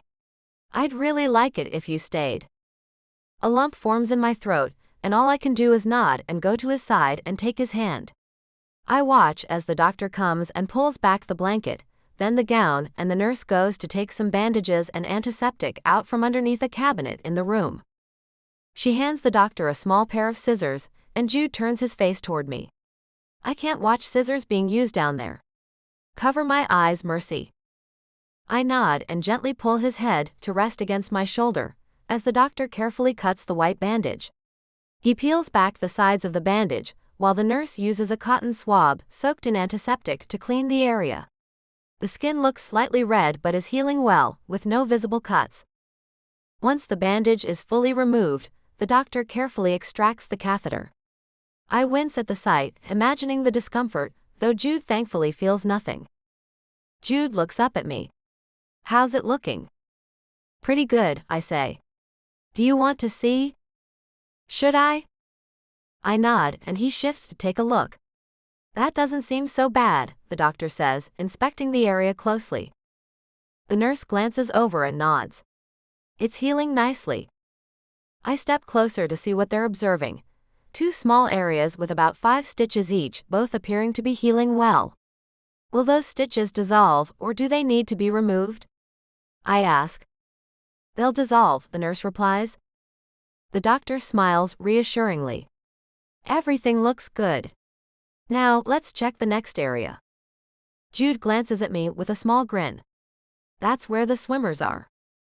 I chuckle softly. Don't worry about a thing. The doctor and nurse work together to get the bandage off that area, and his facial expression is hard to read, so I step back over and see what he's uncovered. I try to hide my surprise from Jude, as I see 3 lines of stitches that travel around his entire ball sack. The stitches look good, the doctor says. No signs of infection. In about a week, when the stitches have dissolved, we'll check on your progress. For now, we'll remove the catheter to see if your body can function on its own. I can't feel when I need to go, Doc, Jude says. I understand, the doctor replies. We'll use a medical garment to manage that. Your body can still work, even if you can't feel it yet. Will I ever be normal again? Jude asks, his voice tinged with hope. The doctor offers a kind smile. Jude, your injuries need time to heal, so don't rush things.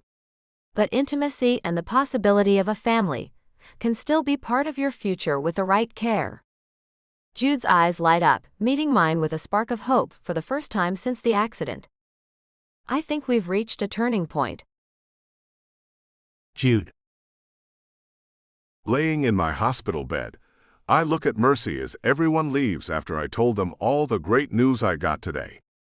Her blue eyes are all sparkling, and her smile is radiant. I wish you could stay the night and cuddle with me, I say as I pull her to sit down on the bed with me. A nurse comes in with a clipboard, and a stack of papers are on it. Here are the forms you need to read and sign for the surgery by Dr. Padron. Just leave them on the table when you get through, and I'll pick them up when I come back later. She looks at Mercy and smiles. And stay as late as you want. I won't tell on you. Mercy smiles at me as the nice nurse leaves us alone. Setting the clipboard aside, I say, "Can you do me a favor and hand me the little black box on the table over there?" She hesitates, then nods, and gets up to get it. Her hand is shaking a little when she puts the box in mine. "Here you go." I pull her to sit back down facing me and open the box. "I bought this for you and had planned on giving it to you that day when my world turned upside down. You stayed right by my side even when I told you not to. You proved to me that everything I thought about you before was right. You're the strongest, smartest, most loyal person in my life. I was a fool for the way I've been treating you." "No, it's really normal, Jude," she says with a smile on her beautiful face. "Well, normal or not, I'm sorry. And I'd like to know if you'd like to marry me. You can say no if you want to. I'd completely understand." She laughs and holds out her hand, wiggling her ring finger. "If it fits, I'm yours." Taking it out of the box, I act as if I'm nervous it might not fit, even though I know it will. "If it doesn't, then what?" I ask as I hesitate at the tip of her finger. She winks. "Let's see what happens." I laugh and slide the ring onto her finger, and she holds it up and looks at it. "That's one very big diamond, Jude. I picked it out to show you how big my love for you is," I say as I take her hand and pull it to my mouth. I kiss her finger and look into her eyes. "So your answer is, yes, I know that. But can I hear you say it?" "Yes," she says, then she leans in and kisses me gently. "Yes, Jude. I would be more than honored to become your wife." For the first time since that terrible day, I pull her into my arms and kiss her like we used to kiss. My hands move up her neck, and I pull that damn rubber band out of her hair, releasing the ponytail so I can run my fingers through the soft waves. Our breathing gets heavy. Then she ends the kiss with little kisses. "We can't get you too excited, baby." "Not yet, but soon we can get me as excited as you want," I tell her as I hold her tight. "Now that we have that settled, let's read this mountain of paperwork and get this all signed." She moves to sit on the bed beside me and picks up the clipboard. "Okay, these are a list of all the things that can go wrong." "Great. They've left nothing out. Paralysis, hives, fever, and even death. So here you go. Sign at the bottom of the page." I take the pen from the top of the clipboard and sign the bottom, then look at her. "Hey, how about you and I get married before I get this surgery? That pastor said he could do it. My father is good friends with a judge who would gladly backdate a marriage license for us. We could do it tomorrow. What do you say? Do you really think we could get that all pulled together that quickly?" she asks as her eyes dance. She's excited, and I think I have another yes. "I bet we can," I say. "So, what do you say to becoming Mrs. Jude Hurst tomorrow?" Her smile makes my heart fill with love and joy. I say yes. "Yes, Jude Hurst. I'd love to become your wife tomorrow." She turns and I take her into my arms again, and we seal the deal with another kiss. Our hearts are both pounding in our chests. I can feel hers as I hold her tight to my body. I've been an idiot. I've had the perfect woman for me right here, and waited to ask her to be with me forever. I was a fool, but this fool is through feeling sorry for himself, and I am taking things into my own hands. Running my hand under her shirt, I place it over her heart, then pull my mouth away from hers. "Mercy, I promise you that I'll always guard your heart with everything I have in me. I'll do my best not to hurt you. I'll do my best to be here for you, even if I'm not 100% of the man I used to be." A tear falls down her face. "Jude, you're one hell of a lot of man, even when you aren't 100%. In my eyes, you'll always be the complete package that you've always been. Nothing can take that away from you. Mercy, I'm never going to let you go. Not ever. I love you more than words can express." I pull her close and kiss her gently. It's a strange feeling. Though I have no physical sensation in certain areas, my heart aches with the overwhelming love I feel for her. It aches with the need to hold her close and kiss her tenderly. Then I stop the kiss and push her back a little. Do you think that door locks? Huh, she asks as she looks worried. You can't do anything, Jude. My mouth works, doesn't it? I say with a smile. And this bed lays back, doesn't it? And if that door locks, I can kiss you somewhere else so I can show you how happy you've made me by accepting my proposal. Her eyes glow as she shakes her head. Jude, that's not fair to you. I want to. Let me. Go lock that door, lose those panties, and come back over here so I can show you and myself that I'm still a man who can please a woman. She hesitates, but only for a moment, then she's flying off the bed and hurrying to the door. Huh? There is a lock. Watch out, baby. Here I come. Mercy. My heart races as I cross the small hospital room to Jude, my fiancé. His presence pulls me like a magnet, and I can't help but smile at the warmth in his eyes. Mercy, he murmurs, his voice soft but full of feeling. You light up this room.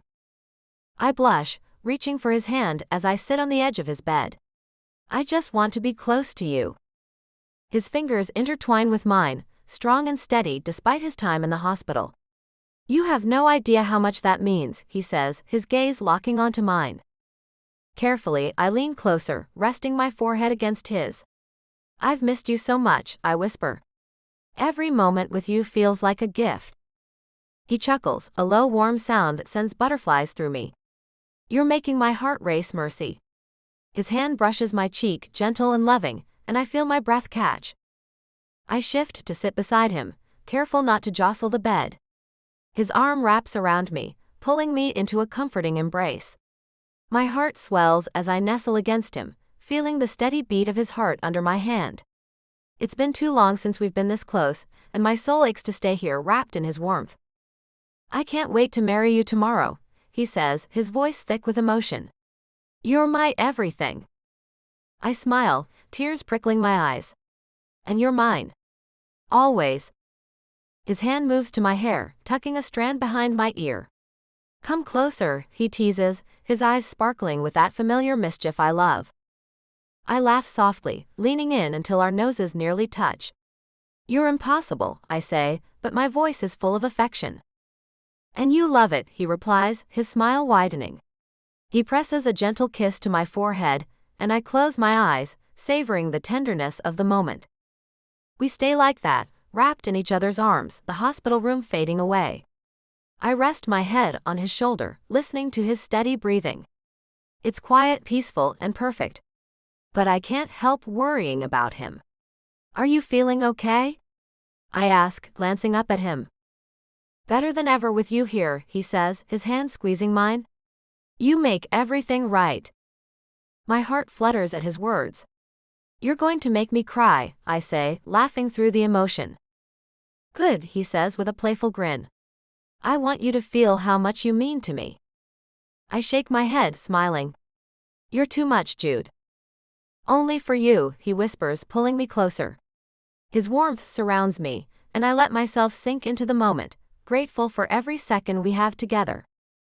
After a while, I notice his expression shift, a flicker of nervousness in his eyes. He takes a deep breath and presses the button to raise the head of the bed.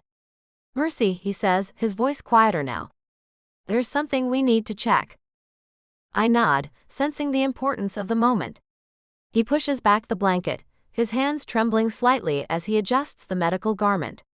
We both hold our breath, our eyes meeting with a mix of hope and fear. Then we see it, and his face lights up with a smile that makes my heart soar. Tears spill down my cheeks as I laugh, overwhelmed with joy. Miracles can happen. Jude. With the realization that I can regain some function down there, Mercy looks at me with concern etched on her face. Jude, do you really need to go through with that surgery if you're already making progress? Absolutely. I say, pulling the blanket back to cover the medical garment. Mercy, I want to walk again. I want to feel like myself. You can't imagine how frustrating it is to rely on others to move your body, because you can't. I need this surgery. Mercy studies me for a long moment before taking my hand and placing it gently on her stomach. Jude, I was going to wait to tell you this. But given what we know now, I think you should know everything. Her hand over mine, resting on her stomach, sets my mind racing. I'm fully aware that we haven't used any form of birth control since the night I brought her home after the tornado. But she had taken a test and assured me it wasn't the right time, that we were safe for a while. She better not be springing something unexpected on me. Jude, I felt sick today. It's not the first time either. So I decided that it would be smart to take a test. It came back positive. Now I have no idea how far along I am, or anything like that.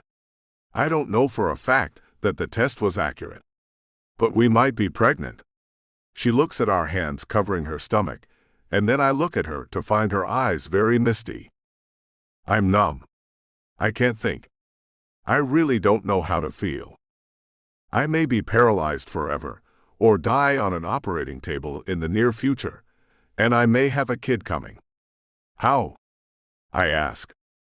She laughs, then says, "Okay, Jude.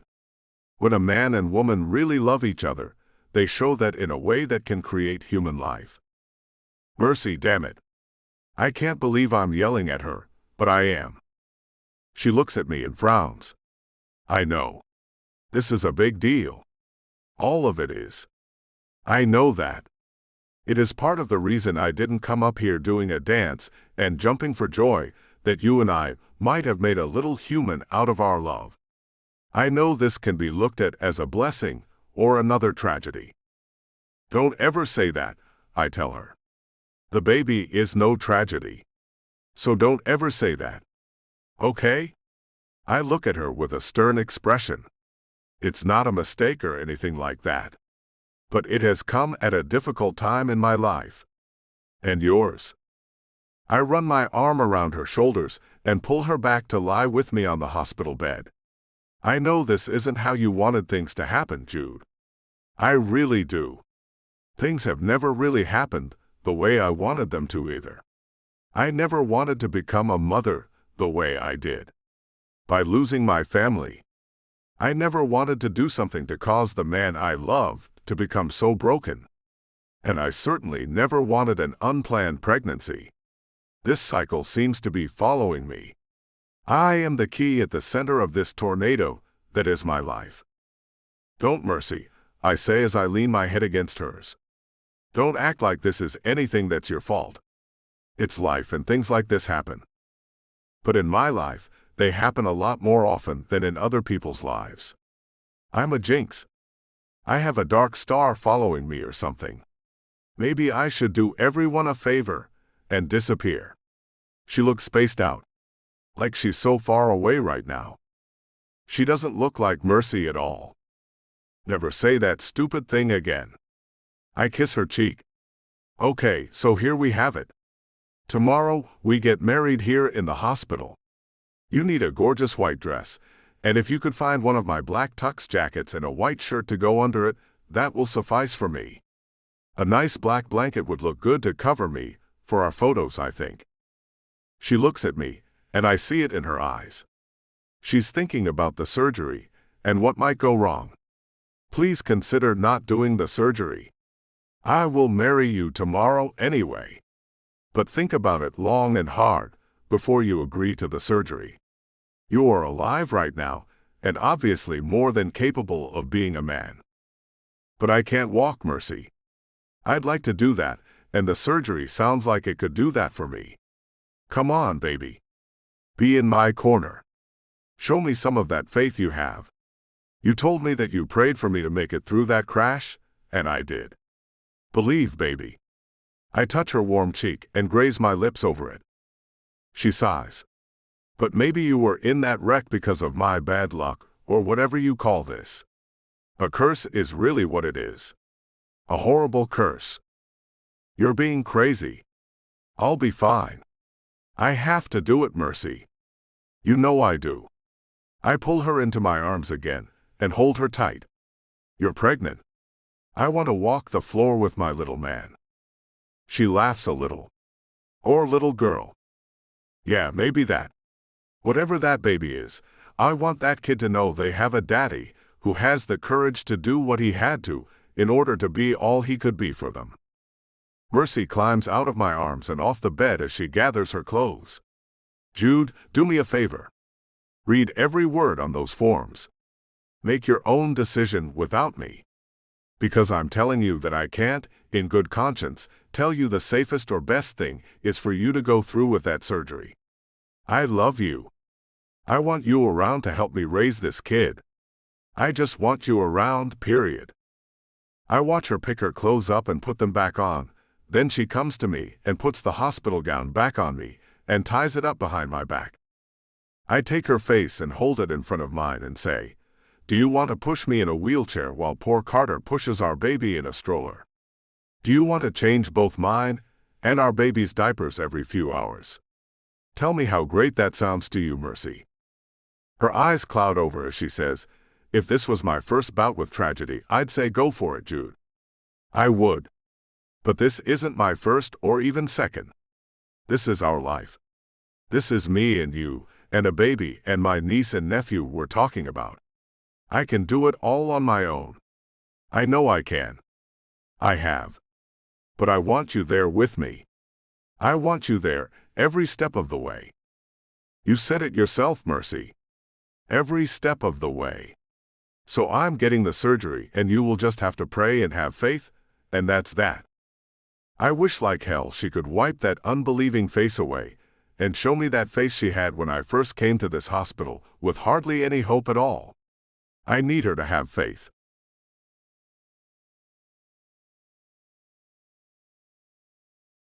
Surrender. Mercy. Page by page, Jude signs them all, cementing the fact he will be getting the surgery. With each page he signs, my worry increases. I can't think of a life without him in it. "Stop," he says as he glances at me. "Just stop.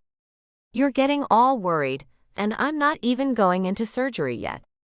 You'll be a wreck by the time the actual surgery date comes if you keep this up." "I can't," I say, then his fingers go to my lips, shushing me. "No," he says. "You can and you will. I want you to go home and get some rest. At 8 a.m. sharp, I want you to get up and get going on our plans. Get a dress and I want it to be really gorgeous. I know it'll have to be off the rack, but make it a great one and spend lots of money on it. You have 3 of my cards, so you better not spare any expense." "Jude, I shouldn't," I say, then he pulls me in for a kiss, stopping me again. He ends his sweet kiss and looks at me with so much love in his eyes, it makes me want to cry. "Go do what I said. Get the kids something nice to wear too. I want tons of pictures with us all, and I want everyone to look fantastic. Get your hair and makeup done, and come back here when you're ready and we'll do this thing." I don't know what to say to him. So I don't say anything. I just nod and climb off the bed and grab my purse and head toward the door. Then I stop and turn back to see him still signing papers. "Good night, Jude. I love you." "I love you too. Go get some rest. Tomorrow you and I are tying the knot, and I want that worried, doubt-filled expression you're wearing completely gone." "Got it." I nod and turn to leave the room. I wish he could see inside my head and feel how heavy my heart is. I wish he could understand how much has gone wrong in my life and know that just him being alive is enough for me. A woman's voice stops me in the darkened hallway. "He's up for that surgery with Dr. Padron." I lean against the wall to listen, as I know she has to be talking about Jude. Another woman says, "He should definitely do it. I know the risks are huge, but he's young and has a lot of life in front of him. Being a paraplegic has more problems that go along with it than just the inability to walk. All kinds of health problems come along with it." "I know that," the other woman says. "But the risk of death is worse than that, in my opinion. What about the fact that being a paraplegic most definitely will limit his lifespan and his quality of life? My uncle completely lost his legs in the war, and he had one ailment after another. He was miserable. When he passed away at 45 from pneumonia, his wife was sorry he was gone, but happy he was no longer miserable. I lean back on the wall and press my cheek against its cool surface and know in my heart she's right. So I turn and go back into Jude's room. I'm on board with you, Jude. I'll be in your corner through this whole thing. No matter what happens, I want you to know that I am on your side. I watch his eyes turn glassy, and he puts the clipboard down, then holds his arms open.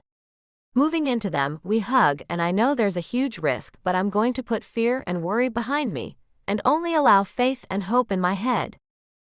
It's good to hear you say that, he tells me as he lets me go and runs his hand through my hair. I know I've only been in this condition for a week, but it's been one horrible week. I know, I say and try hard to put my worries away, but it's not easy.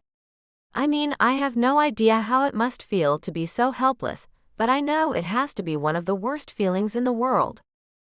I'm glad you're starting to understand, Mercy. The risk is worth it to me. The word risk is a word I don't like very much. I don't like taking risks. I never have. But I guess I'm learning that when you get involved with someone, everything becomes a risk. There's always a risk that one day they will simply be gone. I know that better than most people do. Just like in the matter of a few minutes I found out I just might be bringing another life into the world. Someone else might have been finding out someone they love just left it. Running my fingers through his dark hair, I say, Jude, you're teaching me so much more about life. You've been a godsend in more ways than one. So I'm going to go home and get some rest and wake up in the morning and get myself ready to become your wife. His smile makes my heart pound, as it's a thing I haven't seen much of this last week. Good. Go home. Sleep. As I turn to walk away from him, he slaps my butt and I laugh. Bad boy. Walking back out into the hallway, I make my way down it once more. As I pass the nurse's station, I see Jude's night nurse. He's got those papers signed, I let her know. So he's going to get the surgery? She asks. He is, I say, then walk away. Mercy, she calls out to me. I know it's scary, but I think he can make it. I turn back and smile. I hope he can. She nods and I turn to walk away. The fact is, life hangs in the balance most of the time. Little things here and there can happen to change it all in the blink of an eye. So I have to accept it and move on. But I'm praying with everything in me that my bad luck, or whatever this is that has tragedy following me around, doesn't affect Jude and his outcome. Walk you to your car, ma'am? The security guard at the entrance asks me. It's pretty late. That would be nice of you, I say and walk out of the door he's opened for me. I've never stayed here this late before. I didn't realize it had gotten so late.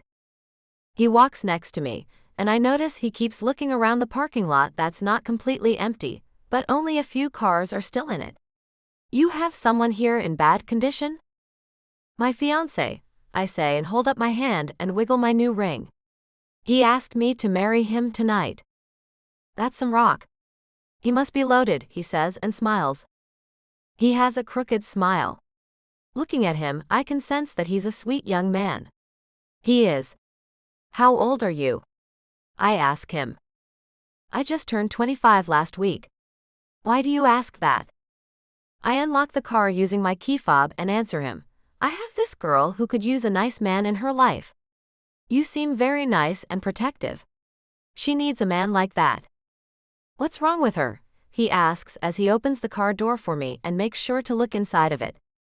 Nothing, she's just a poor judge of character. I don't suppose you're available. As I slide into the car, he smiles at me. I might be. What's this woman look like? I tell you what. I look at his security badge and read his name. Mr. Crosby, I'll be getting married in room number 553 tomorrow evening. I'd like to invite you to join us there, and you can check her out for yourself. She'll be the only single lady there. I might just do that, he says, then gives me a wink. Will there be cake? Of course, I say. What's a wedding without cake?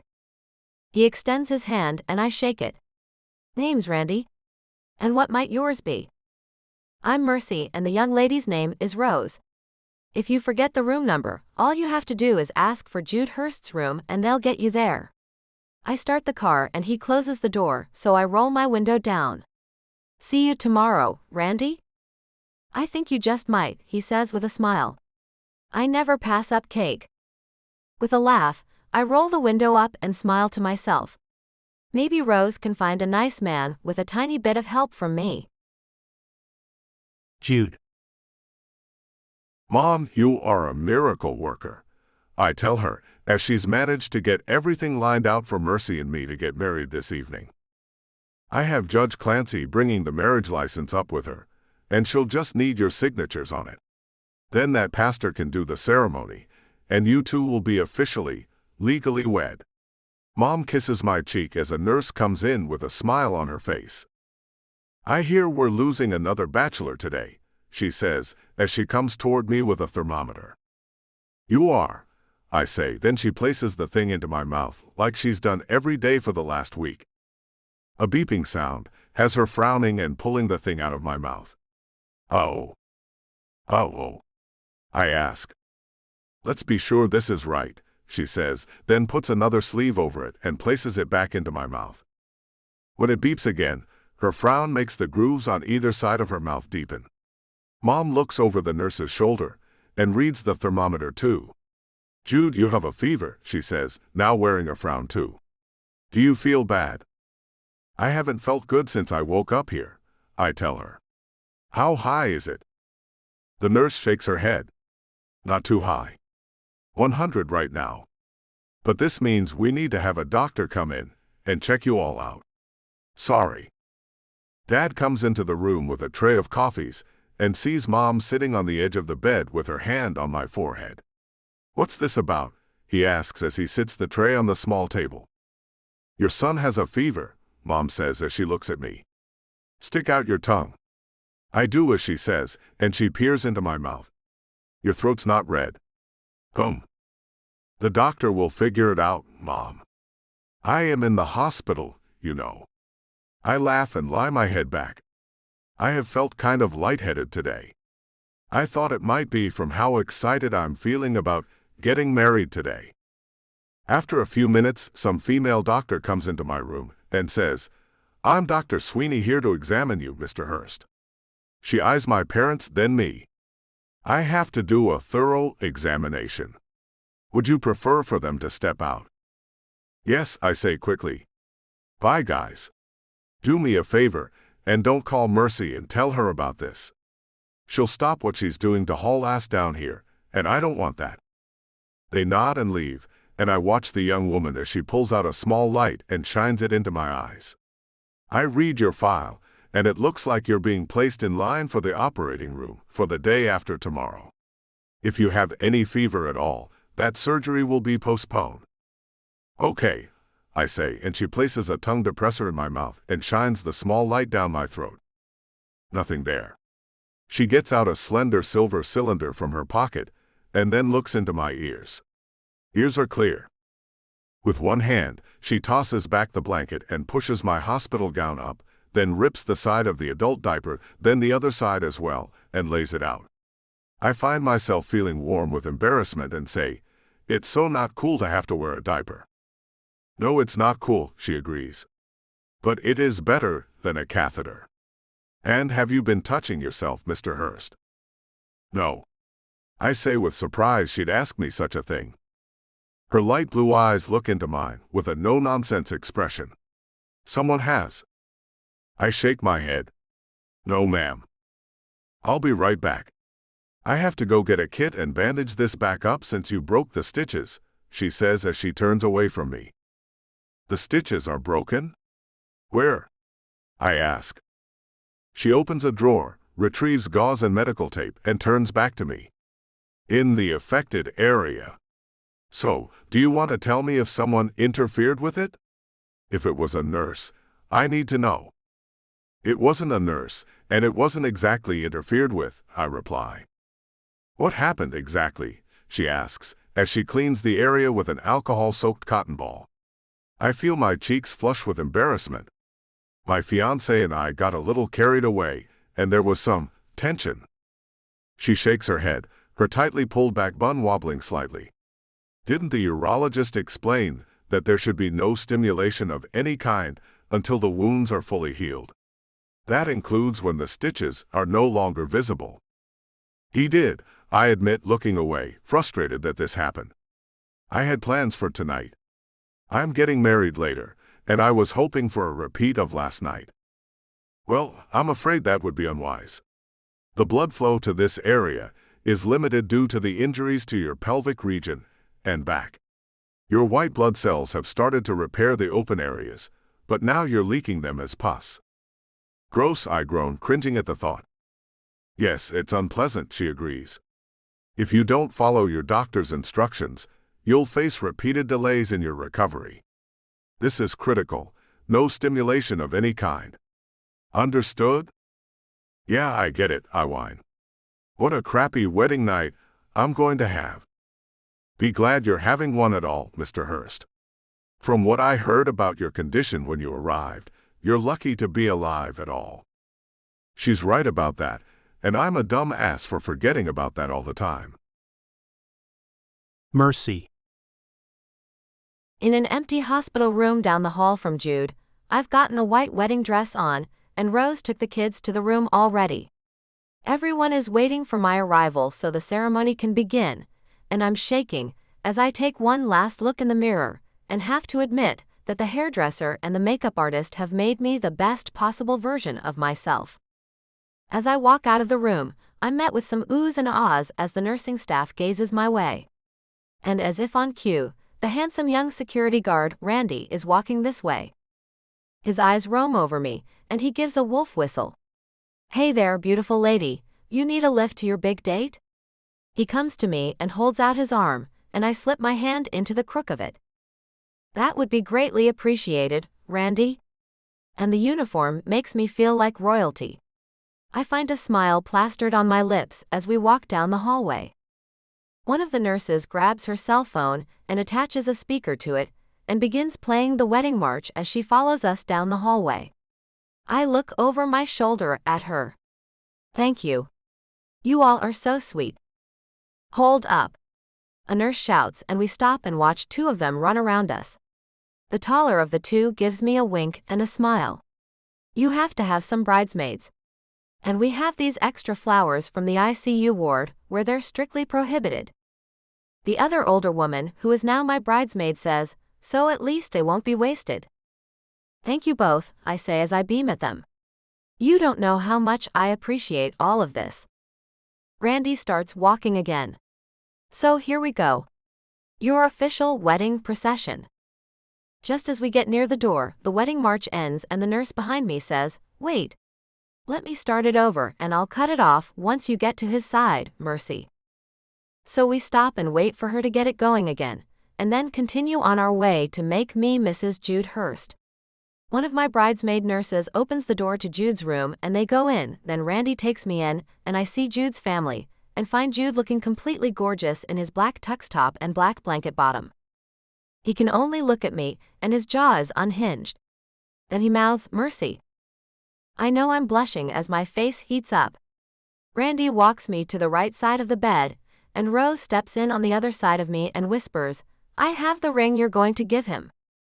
I give Randy a nod to gesture he might want to stand on the other side of her, which he does with a huge smile on his handsome face.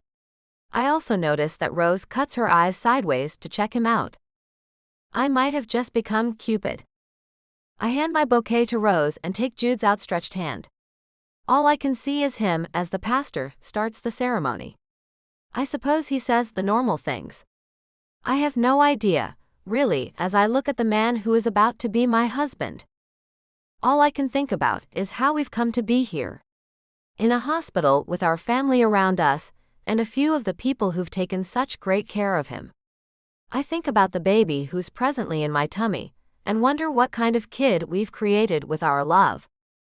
He looks so deep into my eyes, I wonder if he's reading my mind. Then I see his lips move and the words, I do, come out of them. So I stop spacing out and start listening, as it's about to be my turn to say those words. The pastor asks me if I promise to love this man, and I agree to. He asks if I will honor this man, and I agree to that too.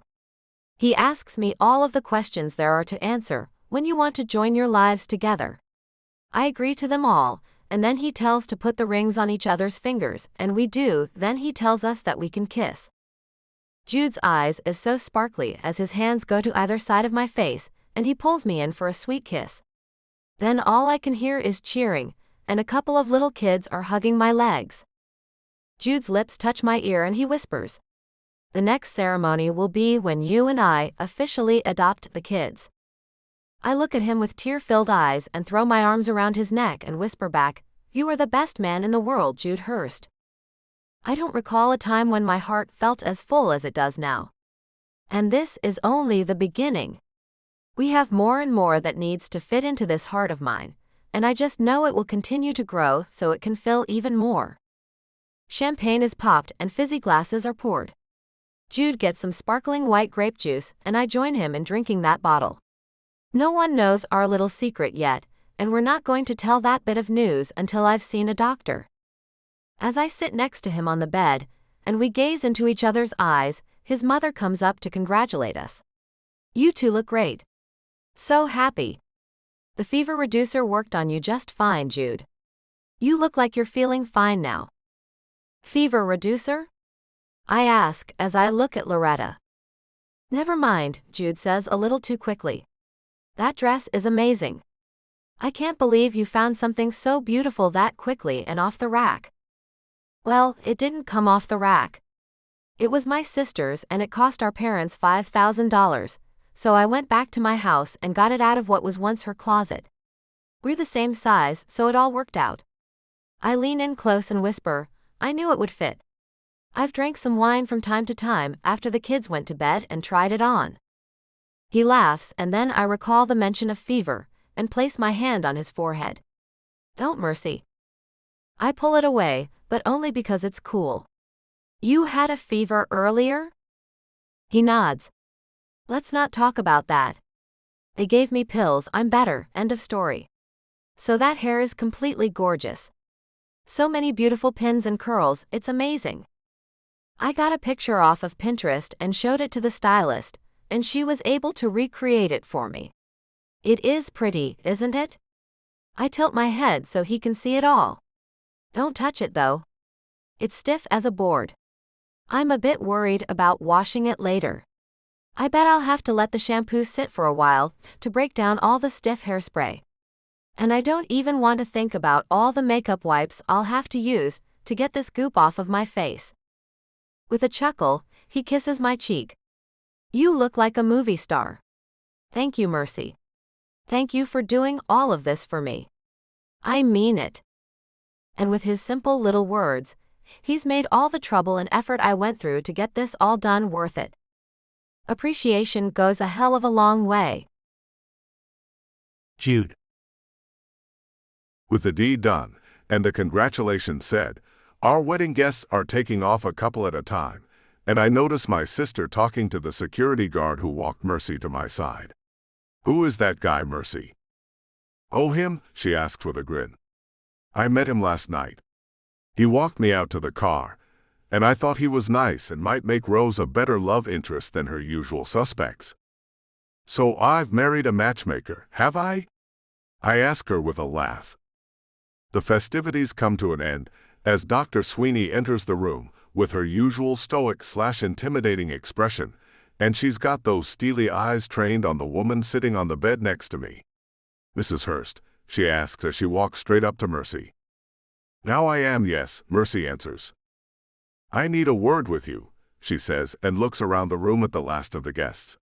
"The rest of you need to leave. This man needs his rest." Mercy cuts her eyes at Rose. "Rose, can you take the kids out and wait for me?" Rose nods, and she and the security guard take the kids and leave the room. I wait for them to get out before I say, "Look, I'll talk to her about it, Doc." "Talk to me about what?" Mercy asks with a frown. "About your makeout session last night, and how it set him back several days in his recovery process, and could have even been worse," the doctor tells her.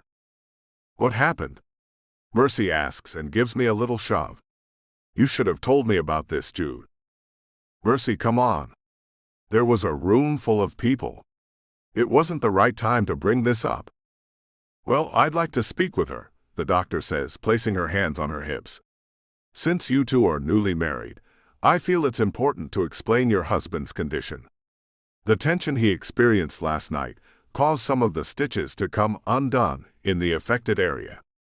For his recovery, it's crucial to avoid any activity that might lead to such incidents.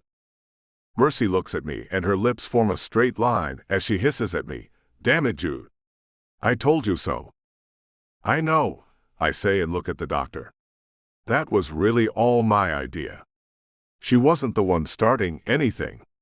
And now that I know what can happen, I'm not about to go trying to get excited again until I'm healed. The doctor focuses on Mercy once again as she says, "I need to hear it from her." Mercy laughs a little. "I won't be trying to excite him either." "Okay, because I don't know you, but I know this man has a ton of money, and you just married him right before he's to go into a dangerous surgery, and I have no idea if you love this man or want him to die so you can end up with his money," the doctor says, making both Mercy and my jaws drop. Before I can say a word, Mercy gets off the bed and throws her arms around the young woman, who seems to think I need her to guard me for some reason. "Oh my gosh. Thank you," Mercy says, then stops hugging the woman who looks as if she hasn't been the recipient of very many of them, as she's as stiff as a board. "Thank you for really looking out for him. That means so much to me. And I love this guy with everything in me. We haven't told anyone, as I haven't gone to the doctor yet, but I took a pregnancy test, and it came back positive. I want this man alive and well. But thank you for caring enough to tell me what you did." I look at the doctor, who is still wearing a stoic face. "She handled that a lot better than I thought she would," I tell her. "So we're all good here." The doctor nods and spins around, and now I can see she was nervous about the whole thing, as she stumbles a little. "Okay, see you in the morning to examine you again, Mr. Hurst." "In the AM, Doc." "Good night," I say, and take Mercy by the hand and pull her back to sit next to me. So that was weird. Mercy's eyes are shimmering, and she dabs underneath them with her fingers. That was the sweetest thing I've ever seen. I pull her in for a hug and say, "I think those pregnancy hormones are already kicking in. I thought you'd be mad for her talking like that." "No, she cares, and that's a relief. I want all of the doctors and nurses to care that much," she says with a little whimper. "And now I'm going to get the kids so they can tell you good night, and we'll go home and let you rest. It's been a long day, and you apparently weren't feeling well."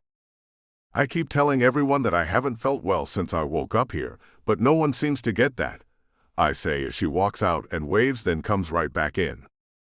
Carter and Mia come running into the room. "Tell Uncle Jude good night, kids." Mercy picks up Mia so she can reach me, and she gives me a kiss on the cheek. "Good night, Mia." "Night, Uncle Jude." As I run my hand through her perfectly coiffed blonde locks, which are usually on the unruly side, I think about the day when we adopt her and make her our first Hurst daughter. Mercy puts her down, and Carter gives me a salute. "Good night, sir," he says, then laughs. "Me and my friends were pretending we're in the army. That's how we say hello and goodbye now." So I give him a salute back. "Good night to you too, sir. And that little man will be our first Hurst son, our oldest child, and my heart swells with love for my little family." Mercy kisses me on the forehead. "I'll see you in the morning after I drop the kids off at daycare." "Mercy, about that. About help with the kids. How about we hire Becky as our full-time, live-in nanny?" I ask. The kids' faces light up, and they both jump up and down. "Yes." Mercy looks at them, and then me. "I'll ask Becky what she thinks about that. Make sure you tell her a safe car comes along with that, to cart the kids around when necessary. And tell her she'll have every other weekend off. We won't monopolize her time. I'm sure she'll like that." Mercy kisses my lips only for a moment, then they're gone, and I feel the absence of them already. The room is quiet, and I feel lonely. For the first time since I've been here, I feel lonely. I wish I was going home too, and spending the night in bed with my wife. But that day will come soon. Please let that day come soon. Mercy. In the small waiting room, we all wait for news of how the surgery has gone. We had an update a little while ago, and the nurse said Jude was doing well. The surgery was pushed back 3 days after he spent 2 of them with fever. But once the small infection cleared, he was fever-free and eligible for the surgery once more. Rose and I are sitting in a corner, looking at the pictures on her phone of our little wedding, and laughing at some of the sillier ones. We look up as we hear a man's voice say, "I wanted to be the first to tell you," Randy walks in and says as he looks at Rose. "He's in recovery. He looks great." Rose gets up and goes to hug him. The two have been inseparable since they met at our wedding, and I have to say my matchmaking skills rival those of the best. I get up to hug Loretta, as Dr. Padron comes into the room. We all look at him as he smiles at us. It went better than I even expected it to. I was worried about all that time in bed affecting his muscles, and I have to say if it did, I sure as hell couldn't tell. That man is in perfect shape. I don't know how he did it, but he needs to patent his workout and diet. I laugh. He pretty much is going to do that, Doc. So he might walk again? He nods.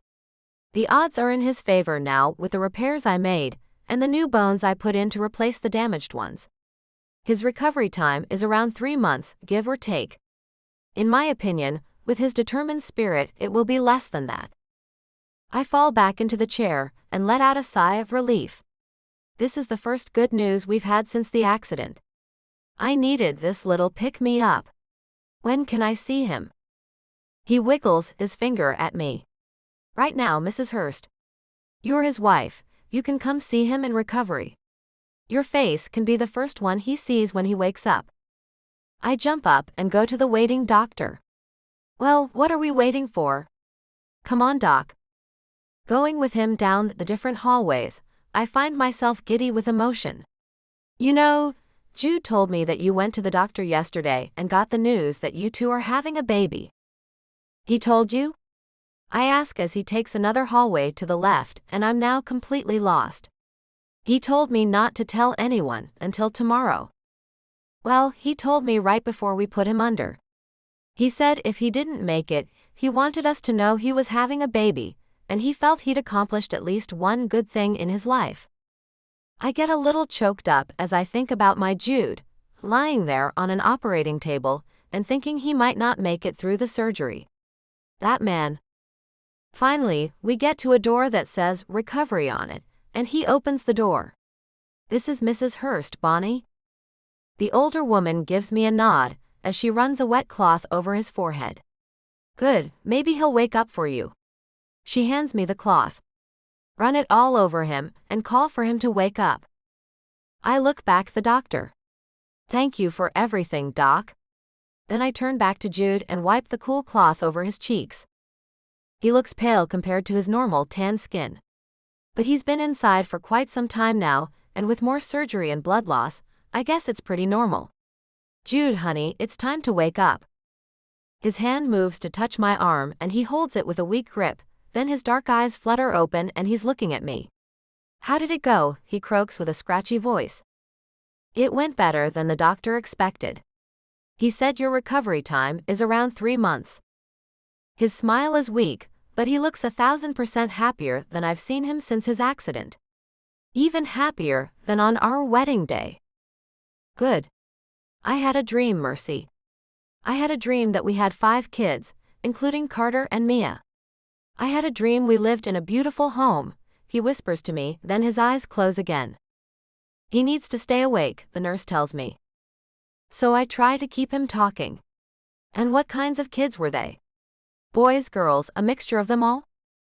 I touch his cheek with a cloth, and his eyes open again. You have to be surprised. Come on, I say with a smile. Did we have any pets? There was a bird, he says, and he looks past me like he can see something behind me. Hey, is that her? What? I look back and see no one there. Is who her and who is her? I think that's your sister, Mercy. She's nodding her head. Her hair is blonde, but her eyes aren't blue like yours, they're green like Carter's. I look back again and feel no presence at all. Then I look back at him. You're right. She's mouthing thank you to me. He blinks and smiles. You're welcome, Hope. I promise to always take excellent care of them all for you. I'll never let them forget you guys. I glance back again. Me too, Hope. Even though I can't see you. Which isn't fair at all, may I add. It's the medication, baby, Jude says, drawing my attention back to him. She's gone. I run my hand through his hair and kiss his forehead. The medication, huh? Yeah, this stuff is working well. I don't feel anything, but in a good way this time. And when I'm fully recovered, you'd better watch out for me. His hand moves slowly up my arm and rests gently on my shoulder. Because I'm going to make up for lost time, over and over. Shush, Jude. I say as I blush. There's a nurse in here. The older woman laughs. I think it's sweet. I lean over and kiss his lips. Okay, we can talk about that much later in your recovery. I get it, he mumbles. You're afraid of that little Dr. Sweeney getting all over our asses again, huh? Don't worry about her. I'll protect you. I look at the nurse. He sounds like he's drunk. She nods. You wouldn't believe some of the things people say when they're coming out from the effects of the anesthesia. It's hilarious. All I know is I can't wait to get this man home where he belongs. And in our bed. Right, baby? He asks as he pulls at a lock of my hair. Oh my, how am I going to keep him calm with this attitude? Jude. Standing in front of the judge, Mercy, Mia, Carter, and I become a legal family under one name. I know pronounce you the Hurst family, the judge says. Carter asked, so now my name is Carter Hurst? The judge nods at him. How do you like that? I like it just fine, he says with a smile, and he turns to me and holds his hand up for a high five, which I give him. So can I call you Dad now? You better call me that, buddy, I say as I pat him on the back. I'm your dad now. Mercy picks Mia up and straddles her over her large baby bump. You can call me Mom now, Mia. If you want to. Mia takes Mercy's face between her palms and places a kiss on the tip of her nose. I do, Mama. That little girl has never been able to call anyone that before, and it stirs my heart. I just might cry. But men don't cry in my family, so I sniffle and shake away the tears. See you, Judge. I'm taking my family for pizza. Carter jumps up and down as he walks out ahead of us, and Mercy puts Mia down to join him in his jumping as they shout, Pizza, yes. I put my arm around her as we follow them out and whisper in her ear, I love you, Mrs. Hurst. Her hand flows over my cheek. I love you too, Mr. Hurst. We're a real family now, aren't we? I nod. We always were, but now it's official. She runs her hand over her stomach. And in about a week, we'll have this little guy to add to us all. Our son will be born soon, and then things will really be flowing with us. It's hard to believe that less than a year ago, I had no hope of ever walking again, much less having an entire family of my own. Mercy won't let me talk openly about things like her days of tragedy being behind us all, but I do think that's the case.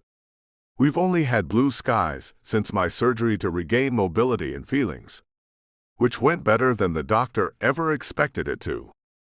I feel almost like the man I was before the accident, thanks to his special work on my broken body and my continuous work on keeping it strong and healthy.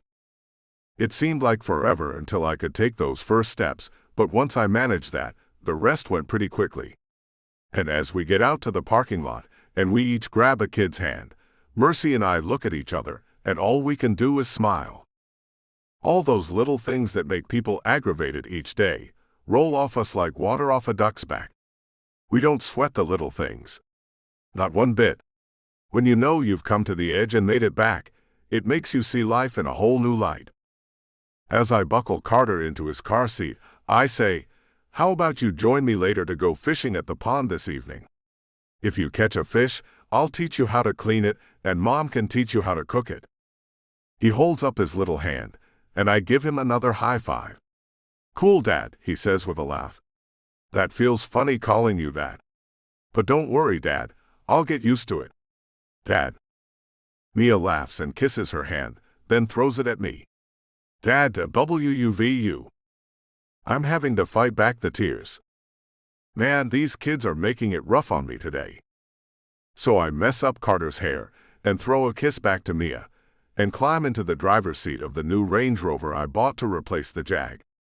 I figured something a little more family-oriented would be better than another speedy car.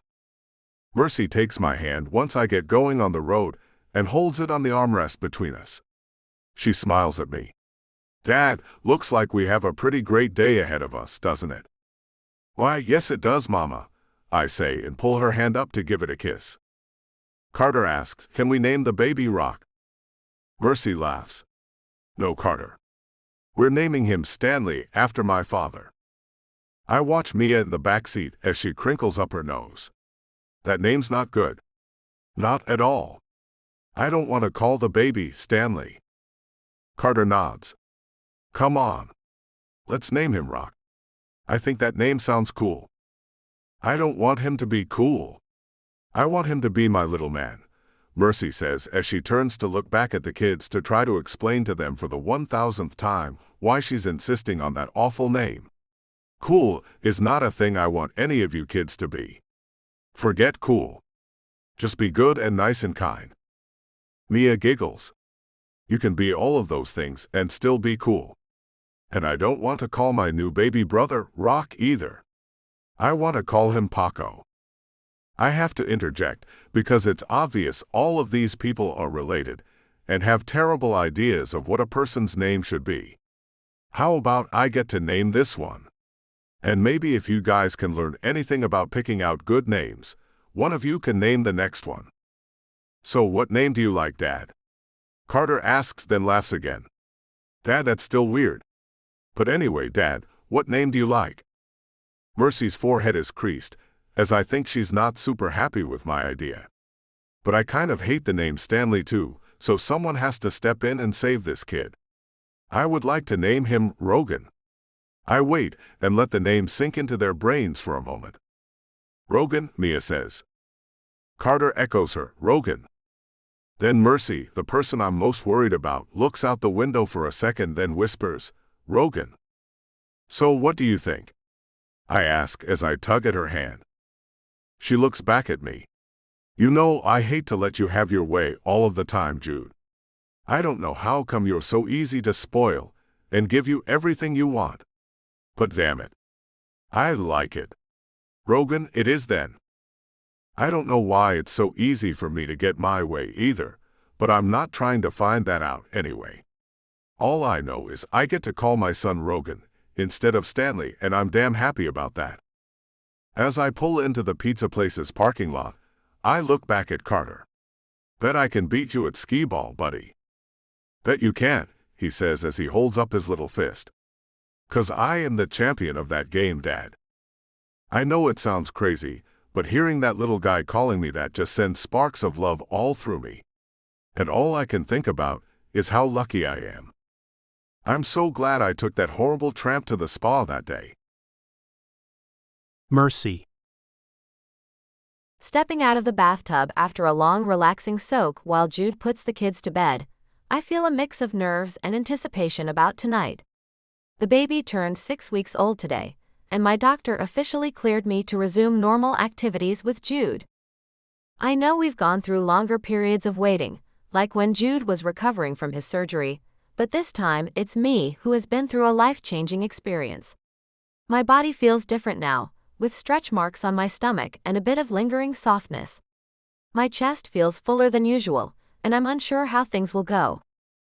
Wrapping myself in a robe, I step into our bedroom and find Jude lying comfortably on the bed.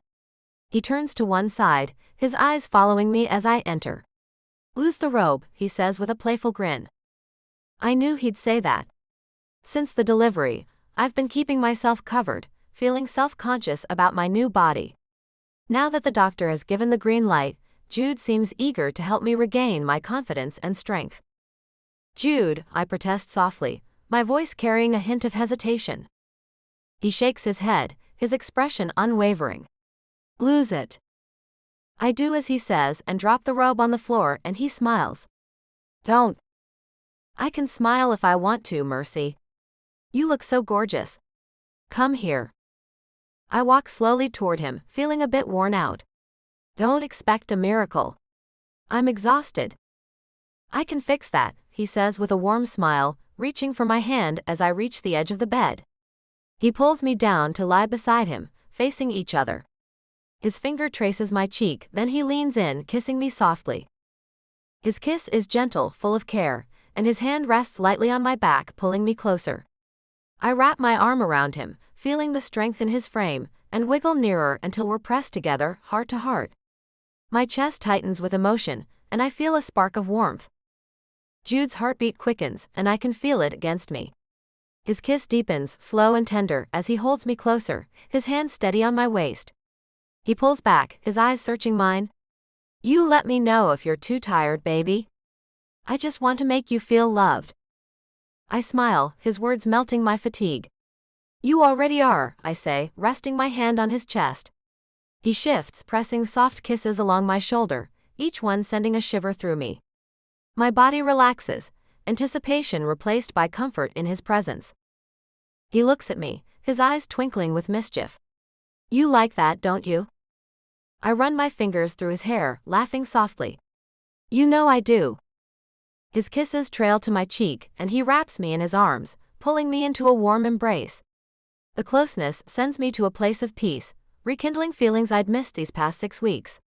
You're everything, he whispers, his voice thick with emotion. I sigh, content, as his hand rests on my arm, grounding me. Jude, I murmur, my heart full. He smiles, pressing a kiss to my forehead, and I feel myself unraveling, lost in the joy of being with him again. He shifts to lie beside me, his arm around my waist. You're perfect, he says, his voice low.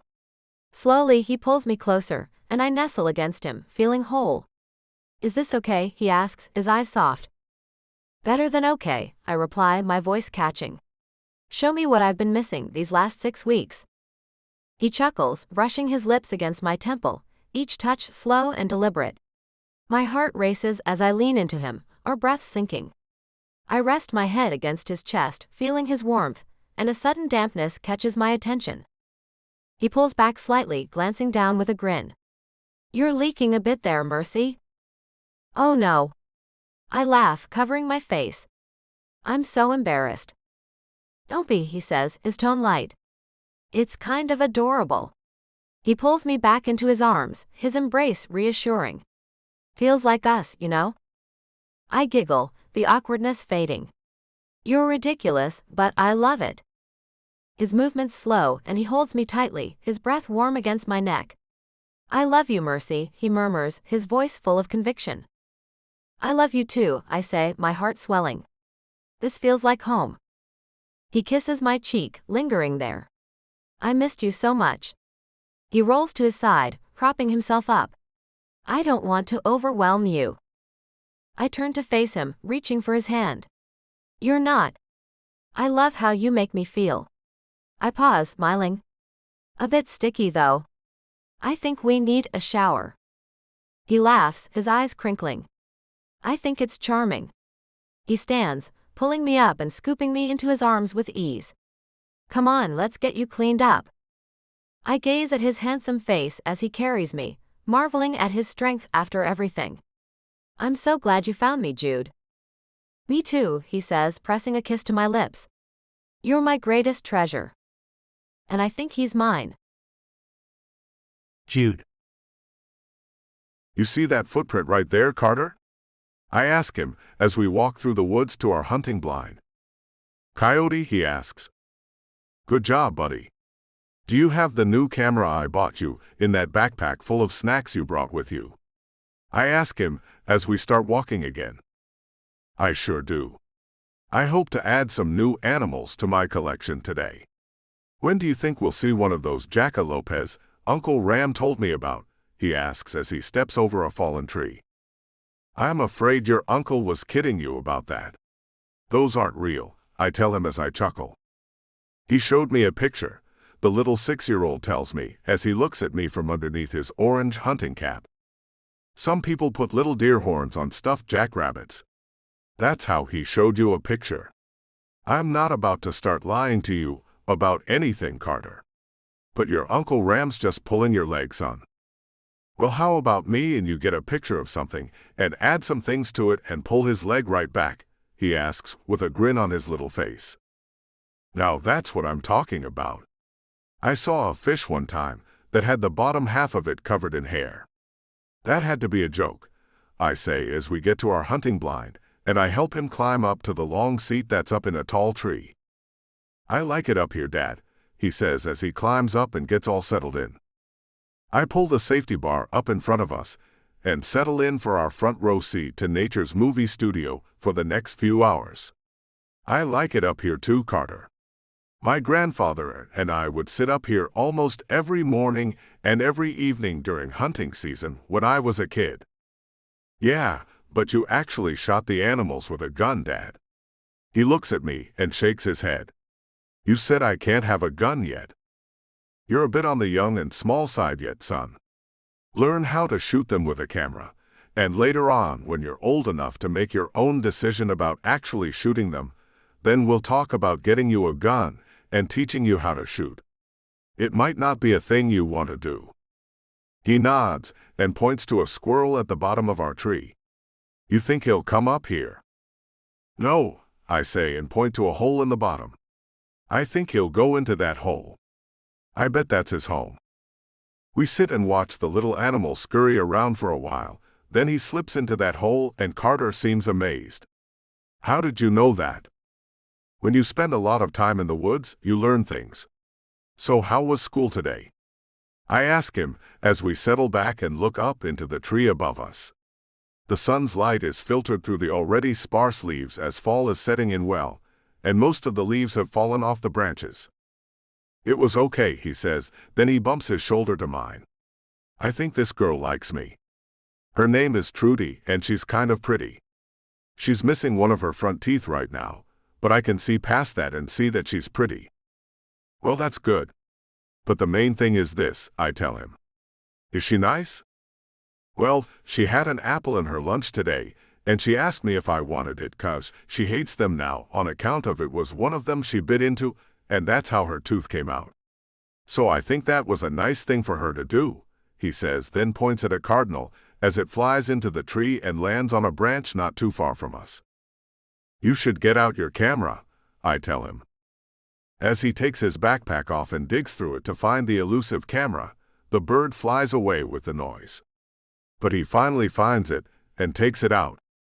I'm ready now. With a nod, I look around, and so does he. A little baby deer comes out of the brush, and I touch his shoulder to get him to look that way. He pulls the camera up and takes the picture, then shows it to me as he whispers, I got it. You did. I whisper back and pat him on the back. When I was a kid with my gramps, I just thought I loved doing this. But I found out it's even better on this side of the game. The teaching side. Every single day, these kids teach me a little something I never knew about myself. I learned from Rogan that I am an expert diaper changer. I'm much faster than Mercy is at it. A thing I wish I hadn't gloated about so much because now she uses that to get me to do most of the diaper duty. Mia taught me that I can braid hair like a professional. She likes the way I do her hair, so that's another thing that I'm the go-to guy for. And Carter has taught me that being a good role model is my top priority.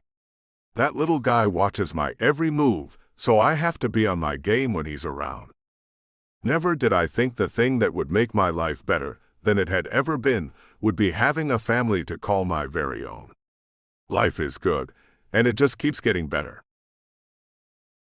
Mercy. Sitting in a rocking chair on the wraparound porch of the ranch house we recently bought, I rock little Rogan to sleep as I watch Jude teaching Carter and Mia how to ride the horses he just brought home for them. He spoils these kids the same way he was spoiled. Not a thing comes out of their mouths that they have the slightest interest in, that he doesn't show up with one day out of the blue. At first, I was all over him about doing that. But in true Jude fashion, he was going to do what he was going to do. So, like everything Jude related, I got over it and let him have his way. There's no stopping the man anyway. That determined spirit he has might seem like a real pain in the butt at times, but it got him through a patch of his life that would have been devastating if he didn't have that. So I have to respect that aspect of him. Jude has made my life so much more than what my initial plan was. To become a lonely woman who lived her life merely to work and raise kids, and leave romance and relationships out of it. He forced his way into my world, and I can't stop thanking God that he did that for me. Pulling the baby off my shoulder, I look at his sleeping face. He's a combination of me and the man I love with all of my heart. A testament to our love and our commitment to one another. Our family will be strong because of Jude and his love for us all. And I'll never take that man for granted. He is a gift to us, and I'll always treat him like that. The day Jude Hurst came into my life is a day I'll never forget, and I will cherish the gift I was given on that day for the rest of my life, and then some. The end.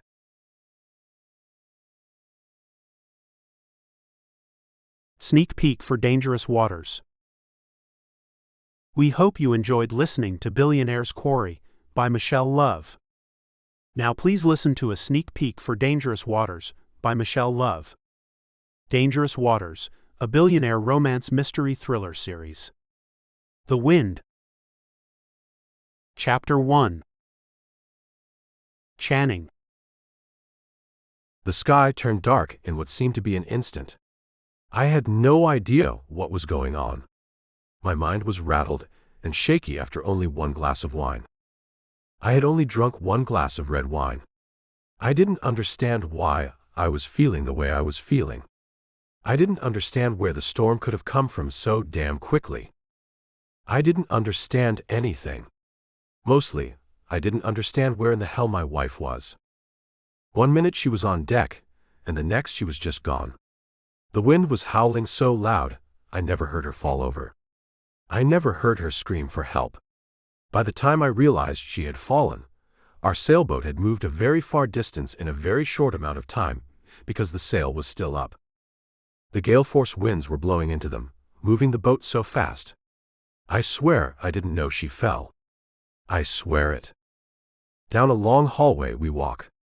I follow the detective I was sent to, just after I came into the police station in Miami, to report my wife missing at sea.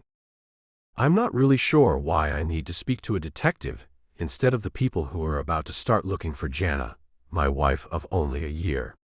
I suppose he has to get all the information he can about the missing person. We'll send a rescue mission out, Mr. Michaels. If your wife can be found, the guys on the rescue team will be the ones to do it. Detective Radisson looks at me with light blue, narrowed eyes. It's hard to tell if he believes my story. I don't think anyone's going to find her alive. She'd taken her life jacket off for reasons I don't understand. I take the seat the detective gestures to as we go into his office. His office is located in the new building the city of Miami had just built. The paint still sends out an aroma, and the white tiles of the floor still glisten. Pale blue curtains blow in the breeze through the one window he's left open in the small room. He gestures to it. The damn paint smell in here gives me a headache. If it's too hot for you, I can close it. A shake of my head tells him I don't mind. The smell would give me a headache too if the room was closed up, though it is hot with it being the middle of June. Yeah, the detective says as he takes a seat on the other side of his large desk strewn with papers. You told us that part. Was she prone to taking her life jacket off, especially right when a storm is approaching your little sailboat? The calendar on the wall behind his desk takes my attention, as it has some half-naked woman on it with a chain around her neck. I blink and look away. My wife Jana hated to wear life jackets. It was one of my biggest problems with her. Whatever the rules were, she didn't want to follow them. Ever. Taking a pen and finding a clean sheet of paper, he jots down what I've said. So you're saying she was hard-headed, and you two had a difficult time getting along? Well, not exactly, I say, thinking about how our relationship was. No, we didn't get along very well. However, I don't want him to know that. I just mean she didn't like to follow rules. No seatbelt in the car, and no taking the crosswalk when crossing busy downtown streets. That kind of thing. His light blue eyes twinkle as he looks at me, then jots down something. So what was it she was wearing again? I told you, it was a red dress. It would be easy to spot. I just don't have any hope she'll be found alive. The waves were too high. The waters were too dangerous. I just don't have any hope. I look at my hands and turn them over, seeing the welts where the ropes I'd held onto hours earlier had left their mark. My mind is numb. Shock has overtaken me, and this man wants to talk. The detective looks at me hard. His lips form a straight line. His square jaw is tight as he says, "Channing, I think there's more to the story than you're telling us. We will get to the bottom of it. If you killed your wife, we will find out." The numbness breaks a bit, as I suddenly see what this man is thinking about me. I did not kill my wife. Don't accuse me of that. I'm not a killer. I'm anything but a killer. The detective looks down and writes some things on the piece of paper. You know, Channing, that's what they all say. No one is capable of murder. Not when they're sitting in a detective's office. The fact is, your wife is missing, and the circumstances are odd. How long before you can declare her dead? The detective looks up at me. His eyes are wide as he says, "Sure are in a hurry to get her declared dead." What's going on with that, Mr. Michaels? I don't know what's going on with that, I tell him. I just want closure. I don't want this to go on and on forever. I don't want that at all. If she was killed in an auto accident, she'd be declared dead right away, and the closure could begin. This way it can't. For a man who should be crying and screaming that his wife is gone, and that he has no idea where she is, knowing full well that she's out in the middle of the ocean somewhere, you certainly aren't exhibiting any of the classic reactions people do when their spouse is missing at sea. I don't know what to tell you. I'm a different kind of person. One who carries all my emotions on the inside. I assure you, once I get home and it all sinks in as I'm looking at all her things in our home, I'll start bawling like a baby. You want me to videotape that for you, detective? A smile moves over his thin lips. Yeah, won't you go ahead and do that for me? Put on a show, Channing Michaels. Put on a show for us, because that's what it seems like you'll be doing. People who've come into this station with missing family members are usually so inconsolable, they have to be sedated. You act as if you've already been given something to calm you down. Have you taken anything? I shake my head. The wine had me loopy for a short amount of time, then my head cleared up about the same time the storm ended. I'm just not a man who wears his heart on his sleeve. I hope you find her body. I hope we can put her to rest in a decent grave. I never wanted her to be lost at sea. I never wanted any of this to happen, as a matter of fact. I didn't even want to go out on the sailboat this morning. I didn't want to, at all. I don't know how I got talked into that.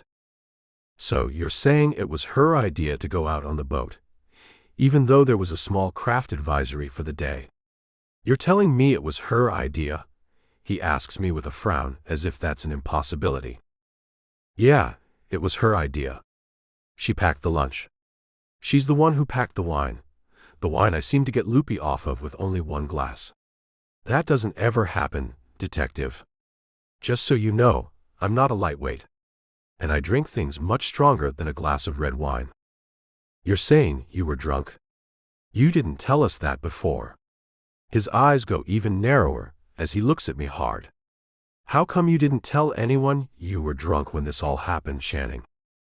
I was sober by the time I got back to the boat dock at the marina. I really never thought I was drunk.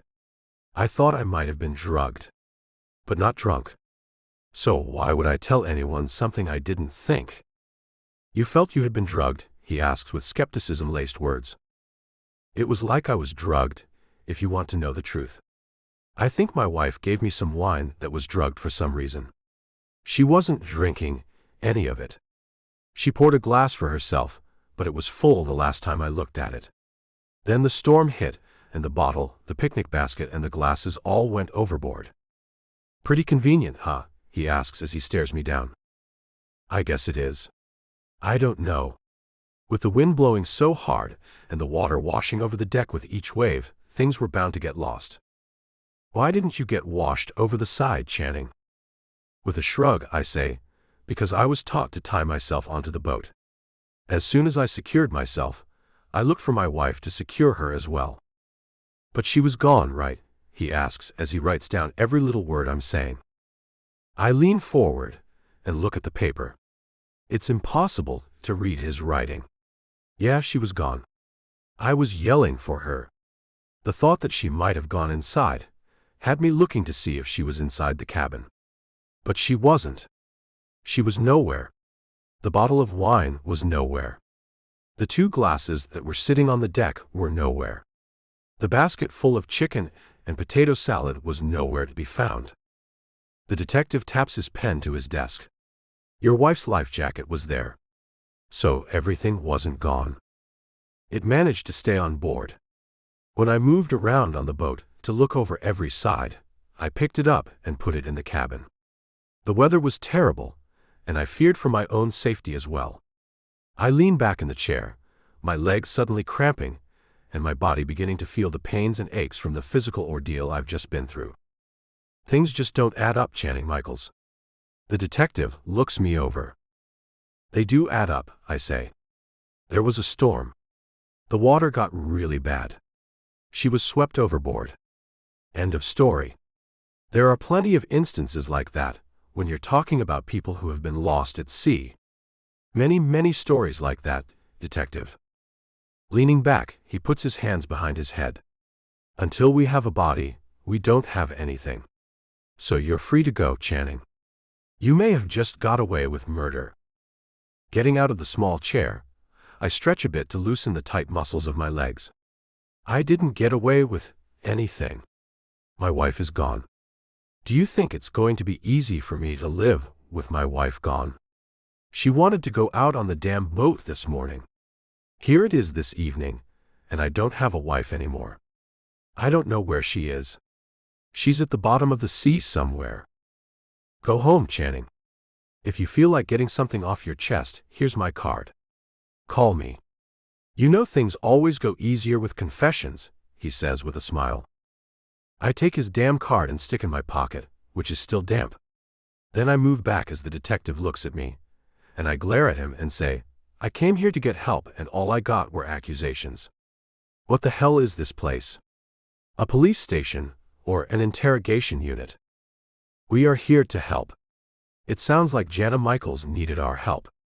His face is stoic as he looks at me like he can see right through me. She didn't need your help. She needed to have her damn life jacket on. That's what she needed. She should have never taken it off. A smile pulls the corners of his lips up. Funny how all the money in the world can't bring her back home, isn't it, Channing? Yeah, that's real funny, detective. I turn to leave. His words stop me. By the way, how's your hockey team, the Skippers, doing this year? They're actually having a very good season. The first since I bought the team 2 years ago. The first year they were still no good. This year, the second one, they're picking up and winning games. He taps his pen on the desk. And that investment firm you have. How's that going? Going great. Making money hand over fist, thanks to the money my grandfather gave me. A grandfather I never even knew I had left me $1 million. I managed to get my master's in business, then opened my investment firm. I make a lot of money. That's not illegal, detective. Being rich is not illegal. He laughs. Yeah, I know. But you'd be surprised what rich people think they can get away with. I didn't kill my wife. Chapter 2. Beth. Oh my gosh. Look at this, Michelle. I just got an email. It's from that firm, the investment firm. From the Michaels investment firm. I saw an ad on the bulletin board at college. It said the owner, Channing Michaels, needs a personal assistant right away. So last week I sent in my resume, and look, I've got an email with an invitation to interview. My gosh, it's tomorrow. Oh my gosh, the interview is tomorrow. I don't have anything to wear. What am I going to wear? Oh my gosh, an interview to be Channing Michaels' personal assistant. Do you know how cool this is, Michelle? How cool is this? Michelle pulls the earbuds out of her ears and looks at me. Huh? Gosh. Didn't you listen to anything I said? No, Beth. I was listening to music while I tried to wake up. It's early, you know. On a Sunday at that. You should still be asleep. What's going on with you? She rolls over on her stomach and lays across her bed. The t-shirt she slept in is gathered around her waist, and her tiny panties that leave nothing to the imagination. But who am I to talk? I'm sitting here in my bra and panties. We share a dorm and she's been my roomie since freshman year. We're in our last semester. I'm about to graduate with my bachelor's degree in business administration in just a few months. With a glare, I say, forget it. Gosh. Anyway, you have anything I can wear to this interview tomorrow? Taking interest, she sits up. You have an interview tomorrow? To do what? Oh my gosh, Michelle. I want to kill you. She has me so exasperated. Her dark eyes roll. Gosh yourself. And I don't see what the problem is. So you have an interview. Big whoop. You look like you're about to win the lottery, Beth. Not do an interview for a job. Getting up from the chair in front of my desk, I throw my hands up in the air and begin to pace. I just told you I have an interview at the investment firm. Channing Michaels' investment firm, to be his personal assistant. You know, the billionaire Channing Michaels? The guy who owns that hockey team, the Skippers? That Channing Michaels. The gorgeous hot muscles upon muscles Channing Michaels. Who just recently lost his wife in a tragic boating accident, Channing Michaels. That billionaire guy. Michelle jumps up. That guy. You have an interview to be the assistant to that gorgeous son of a gun? Finally, she gets it. Yeah. So help me pick out something nice to wear tomorrow for the interview. I want to look nice. She moves to the small closet we have to share and looks over her shoulder at me. Of course you have to look nice. That man is one gorgeous piece of man meat. You have to look to die for, Beth. I sigh and go to sit back down, as my head is getting a little buzzy. Yeah, got the gorgeous thing, okay? He's gorgeous. He's tall. Like 6 foot something, I read once about him in a magazine. I don't want to get my head wrapped around that. I don't want to go into the interview and act like a little schoolgirl with a big crush on the big, attractive billionaire man. I want to go in like a professional. Like the professional I one day hope to be. Good luck with that, she says as she laughs. Looking in the mirror at my drab brown hair, I ask, should I go get my hair and nails done? Michelle rolls her eyes. Yes, of course you should. We're talking Channing Michaels here, Beth. Not some old dude. He's attractive, wealthy, and available. Running my hands through my long hair as I look in the mirror, I say, my gosh, what if I really get the job? Michelle, what if I really do get the job? She comes and stands behind me, putting her hands on my shoulders. Maybe you'll become the next Mrs. Michaels. With a slap to her hand, I say, shut up. I'm just looking for the job, not trying to marry the man. My gosh, he just lost his wife. Michelle looks over her shoulder as if what she's about to say is top secret or something. Then she looks back at me through the mirror. Did you hear about that? I mean, did you really hear about that? It was on the news and stuff. You know, they're kind of blaming him. I nod. I did hear they were kind of blaming him. But I also heard him say he didn't do it. I would have to believe him. Hopefully, he'll be my new employer someday really soon. I don't want to have the thought in my head running around that he did kill his wife. But what if he did, she asks, turning me to look dead in her eyes. I don't care. And I mean that. In a way. All I care about is making money. As his personal assistant, I would guess that comes with a pretty nice paycheck. Michelle nods and walks back to the closet. You would think, wouldn't you? With a shrug of my shoulders, I say, well, even if it doesn't, the experience would be all worth it. Don't you think? She pulls out a nice blue business suit, then hangs it right back up. That, plus you get to hang out with one gorgeous dude. Like all day long and crap. Looking at my face very closely in the mirror, I find myself lacking that basic attractive appeal so many women have. If I'm going to have to be walking around next to that man, I have to up my game, Michelle. Help me.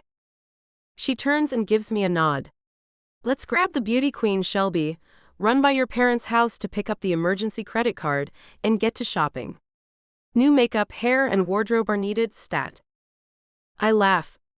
What does stat even stand for, Michelle? Stop talking and take off. I think that's what it means anyway, she says as she pulls on a pair of jeans. I'm not in the medical profession, Beth. I'm going to be an accountant. Don't ask me questions at a time like this. We have to get you all gorgeous, so the man can't tell you no. Then maybe you can get Shelby and me jobs there, when we graduate. I see now, I say as I grab a sundress out of the closet and pull it over my head. You're going to use me. Oh well. At least you're honest about it. Yeah, she says as she pulls her Converse sneakers on. I could be sneaky behind your back, but I prefer to be upfront like that. Pulling up the Miami News on my laptop, I look up the information about the missing woman, Jana Michaels. She went overboard during a small storm a month ago. Channing was never formally accused of her disappearance. Her body hasn't been found, and many believe it will never be now that it's been so long. I wonder how he's taking the whole thing. He has to be a mess about it all. He had to have loved her. She was his wife. The report said they had been together for a year, then married for a year. So he'd spent the last 2 years with her. He had to have loved her. There was a part in the story that explained how he got so rich.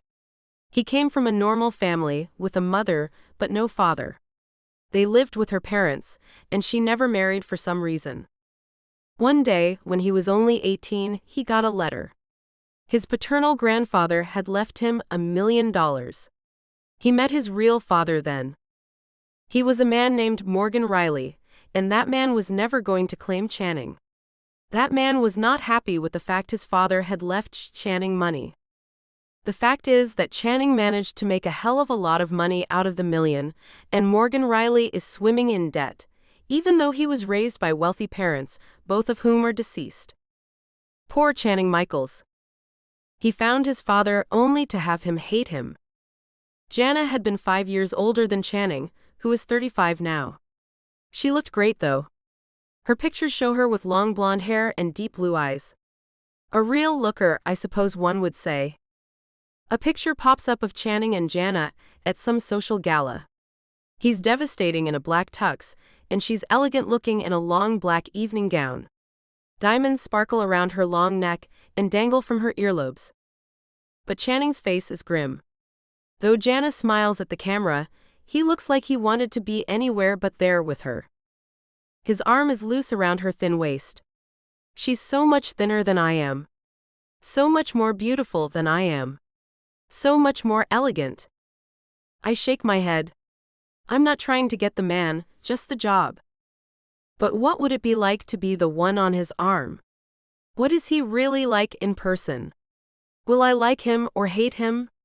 Will he like me or send me on my way without the job? I cross my fingers and say a little prayer. I want the job. There is no question in my mind. I want the job badly. Here's to hoping for favorable winds tomorrow.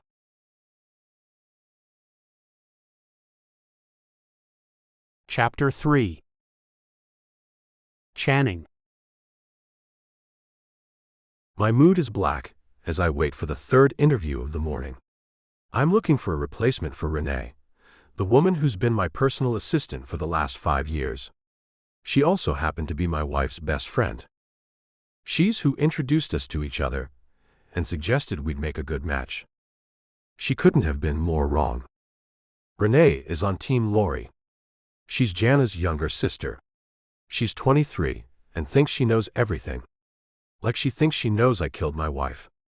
Jana's parents are divided about me. Her mother is more on my side, and her father is on the fence. If they only knew the truth about their daughter, and what kind of crap she did to me, they wouldn't be so quick to judge me. The cell phone on my desk lights up, and I see the one man whom I least wish to talk to is calling me. My father. A man I never knew about until I was 18 when he came to ask for his father's money back. Which I did not give him, making him furious with me. Which I did not care about one little bit. I used the money to get an education, then started this firm. My grandfather was a man who I wish I could have meet. He left me a long letter explaining that he never knew about my existence until he lay on his deathbed, and my father admitted that he had one grandchild. With a phone call to his lawyer, my grandfather had managed to change his will, which was going to leave everything he had to my father, his only child. He gave me $1 million, and my father inherited $3 million and several very nice homes in different areas of the country. My father, Morgan Riley, only has his father's Miami home left. He sold the rest of them and spent, from what I understand, most of the money. And boy, does he want that $1 million back since he knows I now have billions. I could give it to him, easily. But you know what they say, when you give a mouse a cookie. I know if I give that man $5, he will ask for more and never let up. Not really wanting to, I answer the phone. Hello, Morgan. Channing, we need to talk. I know you're in a jam, and I think if you give me some money, I can help you out with an alibi. First words out of his mouth. Priceless. I don't need one. Thanks for the offer, Morgan. I didn't do anything. I turn my chair around, gaze out the window of my 15th floor penthouse office, and see the waves coming up on the shore of the beach just a few miles away from my office. And I'm too busy with interviews for a new personal assistant today to mess with you. Where do you think she is, son? And how are you doing? He asks. I think she's somewhere in the ocean, and I'm fine. How are you? I mean, the two of you really had something, didn't you? If you ever stopped having something, that is. The sound of him clearing his throat comes through loud and clear. Now, son, you know that was a mistake. And we ended it. You know that. You can be honest with me. Is this tearing you apart? I sit and think about that. Is it? The first night had been odd. But she had never slept in our bedroom anyway. She had taken a room clear across the large, 6-bedroom beach house I'd bought before I even knew her. She'd claimed I snored. No one else ever told me that, though. Then I found out exactly why she wanted to be so far away from me each night. She was sneaking away most nights, and when I found out that it was to see my father, that was the real kicker. Then the truth came out. She and he had known each other. She and he had known each other very well, and it seemed to me she was part of my father's way of getting back at me. I should have given him the damn $1 million and divorced her then. But I was thinking I could punish them both more by staying married to her and demanding that she stop seeing him, or I'd cut her off without a cent. There was a prenup, of course. I'm no fool. I could have divorced her, and it would have only cost me the lawyer's fee, but I was out for some type of revenge, and that didn't make me feel any better either. I suppose nothing can make you feel better about your wife screwing your father. There was a time when I thought I loved that woman. She was very good at making me feel like she loved me. But once I found out about her and dear old dad, it was over. Jana didn't even try to act as if she loved me after that. Only in public did she do that, fawning all over me when we had social functions to attend. Acting as if she thought I hung the moon. until the car ride home. Then it was back to ignoring me. Back to letting me know she was miserable with me. Back to letting me know I had made a big mistake. Son. Oh, I went off to another world. Anyway, I'm fine. Like I said. So, if you have nothing else, I need to go. I have one more interview this morning before I go to lunch. So bye. Bye, I hear him say just before I end the call. Pressing the intercom, I call the receptionist. Is my last interview for the morning here? Yes, Mr. Michaels. Beth Statler is here waiting, the receptionist Shelia tells me. You can send her in now. And I'll be leaving at lunch for the day. Yes, sir. One more look out the window at the ocean that's calling my name. Then I turn back and get ready for the interview. I hope this one is better than the last two.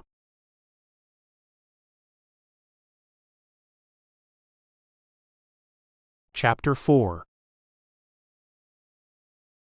Beth. The view from the picture window on the 15th floor of Michael's investment firm is magnificent. The blue-green waves crash in tiny white sprays of refreshing ocean water against a sandy white shoreline. I could have a job where I look at this view all day long. How cool would that be? The receptionist's nameplate tells me her name is Sheila. She's very pretty. Long blonde hair is up in a tight bun, and her nails are prettier than mine. Her makeup is heavy and her lashes are fake, but she's a pretty woman. Wonder if she's screwing the boss man. Shelby got me in with her hair guy, and he cut my long brown hair into some long layers and added in some golden highlights. They look natural, and I like that. I'm not into looking fake. I was going to wear it up, but Shelby wouldn't let me. She used a curling wand and made loose curls.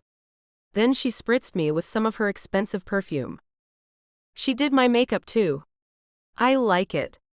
It's not fake but an enhanced version of myself. We found a tight chocolate brown pencil skirt and a pair of heels to match it. Then we got a lacy white shirt over a chocolate brown camisole. It's attractive, yet still office-worthy. Michelle put her pearl necklace around my neck, for good luck, she said. She told me it was her mother's, and every time she wears it, great things have happened for her. I run my hand over the rounded pearls and send up a little prayer. You can go in now, Miss Statler. Mr. Michaels is ready to see you now, the receptionist says, and my heart skips a beat. I'm not ready. Miss Statler? Oh. Yes, I say as I get up and take my portfolio from the chair next to mine. Thank you, Shelia. She gives me a smile, revealing perfectly white teeth. Good luck. I cross my fingers. Thanks. Running my hand over my skirt to be sure there's nothing wrinkled and nothing on it, I take in a deep breath and turn the doorknob. His back is turned as I walk in. Mr. Michaels? The mahogany leather chair turns slowly around, and my heart pounds as I look at him. He's even more gorgeous in real life. Dark waves hang a bit over one captivating blue-green eye. His hair is shorter on the sides than on top. A beard slightly thicker than a 5 o'clock shadow makes his strong jawline appear a bit softer. His lips are a light pink, and the bottom is a bit fuller than the top one. Thick dark lashes surround those penetrating eyes, and he looks right into mine. Miss Statler? I take slow steps forward as he gets out of his chair and comes to me with his hand extended. Crap. My palms are most likely sweating, as he has my pulse on rapid speed. His eyes hold mine as he shakes my hand, and electricity shoots through me. What in the hell was that?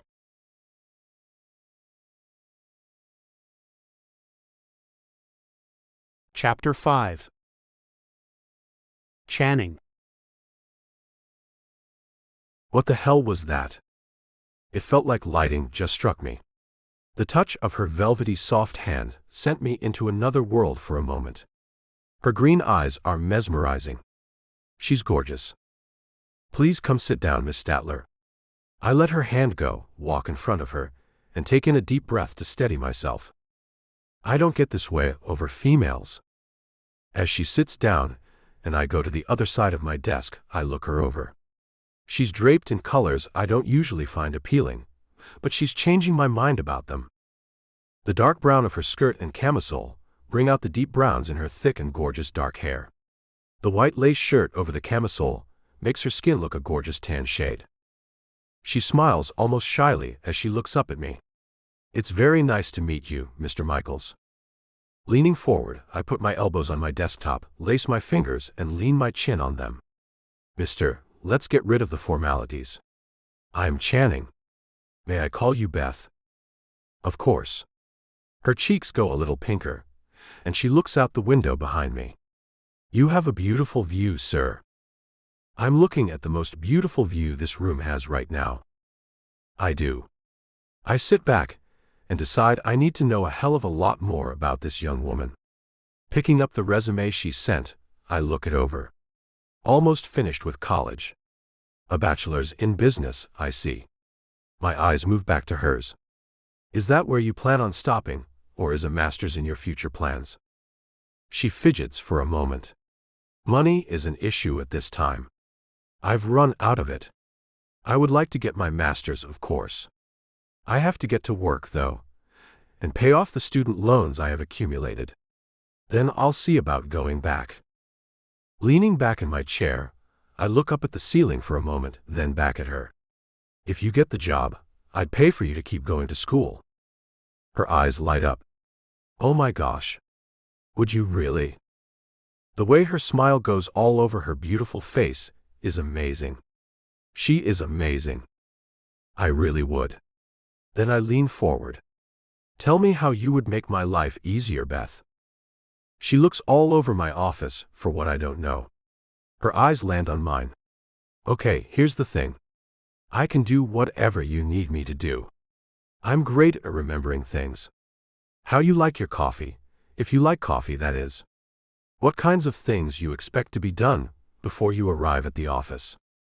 Sometimes I might need you to come to my home and other places with me," I say, not only because it's true, but also to find out if she's someone's girlfriend. "Do you have someone who'll be jealous of all the time I'll need you?" "Jealous? Oh, like a boyfriend?" "No." Her head shakes and her curls dance around her narrow shoulders. "Good. No boyfriend. That's good. I'd hate for your employment with my firm to end a special relationship for you." I lean back and look her over as she reaches for her portfolio. "Nothing going on in that department, sir. I'm available for you at all hours. No job is too big or too small for me, sir." She places her portfolio on my desk and slides it over. Her nails are perfectly shaped and polished with the same deep brown color she's sporting. "Nice manicure," I say as I run my fingertip over her index finger. "Does the pedicure match?" She giggles quietly. "It does." My eyes flash back to hers. "Mind showing me?" Her cheeks go really red. She pulls her hand back and stands up. Walking to the side of my desk until she's next to me, she steps out of her tall heels. I turn in my chair and look at her little perfect feet. I love pretty feet. And hers are pretty. Nice. The urge to run my hands up her creamy calves and under that tight skirt is nearly overwhelming. I cannot have any type of woman in my life right now. She steps back into her shoes and goes back to sit down. "So, like I was saying, I can be available to you as much as you need. My classes are all available online. I don't have to be in any classroom. I'll be at your disposal." At my disposal. That sounds nice. How are you at being discreet? Her green eyes twinkle for a moment, then she looks away. I can be discreet. She looks back at me, then smiles. Your secrets will be safe with me. I'm no gossiper. I hate gossip, as a matter of fact. Have you heard any about me? Yes, sir, I have. But don't worry. I don't ever believe in gossip. Her eyes soften as she looks at me. How are you doing, by the way? Fine. I'm really fine. Since you're good at keeping secrets, I can tell you this one. My wife and I had no real marriage. It was only in public that she acted like we had anything. It's a long story, and if I hire you, you will find it all out. I know this is forward, but what are my chances of that happening, sir? She seems to be holding her breath. Stop calling me sir, and they'll be a lot higher. I laugh and see her let out a breath. Done, Channing, she says with a smile. Her ruby red lips pull back, showing me another thing I love to see in a woman, a gleaming white smile. What do you say to extending this interview to lunch, Beth? My fingers cross in my lap. I say, of course, Channing. Her smile is traveling all over her delicious-looking body. The woman has the best-looking body I've seen in a while. And though I know I shouldn't hire her, I also know I will. Moving out of my chair, I go to her and hold out my hand. She takes it and gets up. Are we going to lunch now? We are. Tell me, Beth, do you like yellow or red better? My hand presses against the small of her back as we walk out of my office. Depends on what we're talking about. If it's walls, I like yellow better. If it's cars, I like red. Her heels click on the marble floor as we walk into the lobby. I'm talking cars. If I hire you, I'll give you a car to use. So red then? I look over at the receptionist. See you tomorrow morning, Shelia. Yes, sir, she says. See you tomorrow. Oh, and Shelia. I stop and take Beth by the shoulder to turn her so I can see her face. The adjoining office off mine. Have it cleaned. Get a new chair in there. A nice one. A very nice leather one. I look at Beth. Do you like coffee? She nods. I do. How much do you like it? A crease goes between her eyebrows. A lot. Why do you ask? I look back at Shelia. Have one of those single-serving coffee makers. The one that starts with a K and that I can't pronounce. Put in there and every flavor of the little coffee packs you can find. And order a nameplate for the desk. Beth Statler is my new personal assistant. Send the maid to the apartment and have it cleaned too. She'll be moving in tonight. What? Beth says, then her knees go weak and I have to run my arm around her waist to keep her from falling down. I have the job. I laugh as I hold her up. You have the job, Beth. She manages to pull herself back up and steadies herself. Thank you. Thank you so much. I promise you won't be sorry. I'll be the best assistant you've ever had. She looks at Shelia and waves. Bye, Shelia. I guess I'll be seeing you soon. You'll be seeing her tomorrow morning at 8. I move her along. We'll talk about it all over lunch. Do you like shrimp? My hand falls in place at the small of her back again. Who doesn't like shrimp? Of course I do. Her enthusiasm is intoxicating.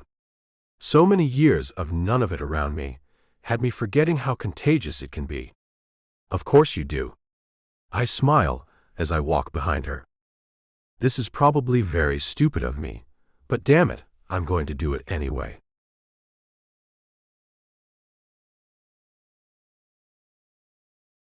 Chapter 6. Beth. Michelle has tears in her eyes as I pack up my things from the bathroom. Don't cry, Michelle. You can visit, I'm sure. But who's supposed to leave the light on for me at night? She cries. Shelby told you she'll come stay with you. She hates her roommate anyway. I take the little box of the few toiletries I have and put them on my desk, which I've already packed away. I know. But I'm going to miss you, Bethy. A knock at the door has her jumping up to open it. Some skinny boy stands at it, holding out a set of keys. Hi, Michelle says as she holds out her hand. For me? He smiles. You don't have dark hair and you don't have the killer legs Mr. Michaels told me the young lady named Beth Statler does. Michelle looks back at me. What do you know about that, Bethy? My whole body heats, and I know my face has to be scarlet. I'm Beth. Then these belong to you. The GPS has been set, so you can drive it to your new apartment. The apartment number is 15. It's on the first floor. And it's ready for you. He comes inside and places the keys in my hand. My eyes go down and back up. Is this a joke? He shakes his head. You should check it out. It drives like the best kind of nightmare. A Lamborghini? You're kidding me. Oh, what? Michelle says as we all run out to the parking lot.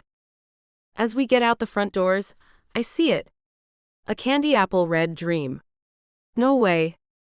I hear the guy's phone snap my pic, and he sends it to someone. Hey. Michelle yells at him. The boss said he wanted a pic of her face. It's priceless, he says, then turns the phone around to show me my face. Damn. I look crazy, I say. Erase it. Too late. Already sent it to him, he tells me with a shit-eating grin. Tell me, boy, I say as I walk slowly towards the car. Are we going to see a lot of each other with this job? I'm the boss's godson, so yep. Name's Rocky. He waves and walks towards a car with some woman in it. Enjoy. See you around, Beth. Can you drive a stick, Beth? Michelle asks as we slip into the car. It's brand new, Michelle. I see that. She taps my hand as it moves over the stick shift. So, can you drive a stick? I nod. He asked me at lunch this afternoon. I told him I could. I did it a few times this one summer at my grandpa's. That was an old Chevy truck, though. Not the most awesome car on the planet. Michelle looks the car over. What do you think the apartment looks like? I have no idea. I do know it won't be a dump, though. Channing has the best taste in everything, it looks like. I run my hand over the butter-soft leather seat I'm sitting on. This isn't really mine. Just mine while I work for him. Maybe I should come with you for your first night, Beth. I shake my head. He told me no sleepovers. Believe me. I want you there with me. Oh, bummer. Her hand moves over the dash. I look at her and we start laughing like idiots. Am I alive, Michelle? I mean, did I die this morning on my way to the interview and this is heaven? This is real life, Beth. You're real life. Damn it, girl. Envious doesn't come close to what I am. I close my eyes and say a quick thank you to the powers that be. After I open them, I say, I need to get going. He said he wanted to start working tonight. He's going to meet me at 9 tonight at the new apartment. Damn. Already. Michelle's eyes go wide. Beth, you don't think he wants to sleep with you, do you? I mean, damn. He's doing all this. I shake my head. This goes with the job. He told me the other assistant had the same thing. But her car was a BMW, and she had a family, so he didn't give her an apartment. He said he wants me well rested. That's why he gave me an apartment. We get out of the car and go to get the couple of boxes I have. He told me to leave my clothes behind. He was having the closet stocked with what he wants me to wear. I feel odd, but a good odd. It's insane. After I place the boxes in the passenger seat, I turn to find Michelle crying again. I grab her up in a hug. I'll keep in touch. Don't worry. Her lips touch my cheek. Promise. Don't forget about us, please. I pull back and look at her. I promise. One more hug, then I get into the car and have to take in 3 deep breaths. This is real. The sound the car makes when I turn it on sends heat all through me. The heels I have on are not going to work as I work all the pedals. I pull them off and put them in the top of one of the boxes next to me. Then I go back to the task of driving this sleek beast. The gear shift slips easily into first, and my foot comes off the clutch as the other presses the gas gently. And off. No, it died. Damn. How embarrassing. I can hear the laughter as several of the kids from the dorms have come out to see the spectacular machine. Okay, back to trying to seem halfway cool at least. I turn the car back on and try it again. Taking my foot much more slowly off the clutch and putting a little more pressure on the gas pedal, and off I go with a screech of the tires. I take several trips around the parking lot to get the hang of it. Then off I go out of the parking lot and onto the road. The sun is setting, and when I pull down the visor, a pair of wayfarers falls into my lap. I put them on and head down the road as the nice lady on the GPS system tells me where to go. My heart is pounding and I roll the window down to let the wind blow through my hair. The wind feels amazing. Everything feels amazing. Like nothing I have ever even imagined. This has to be too good to be true.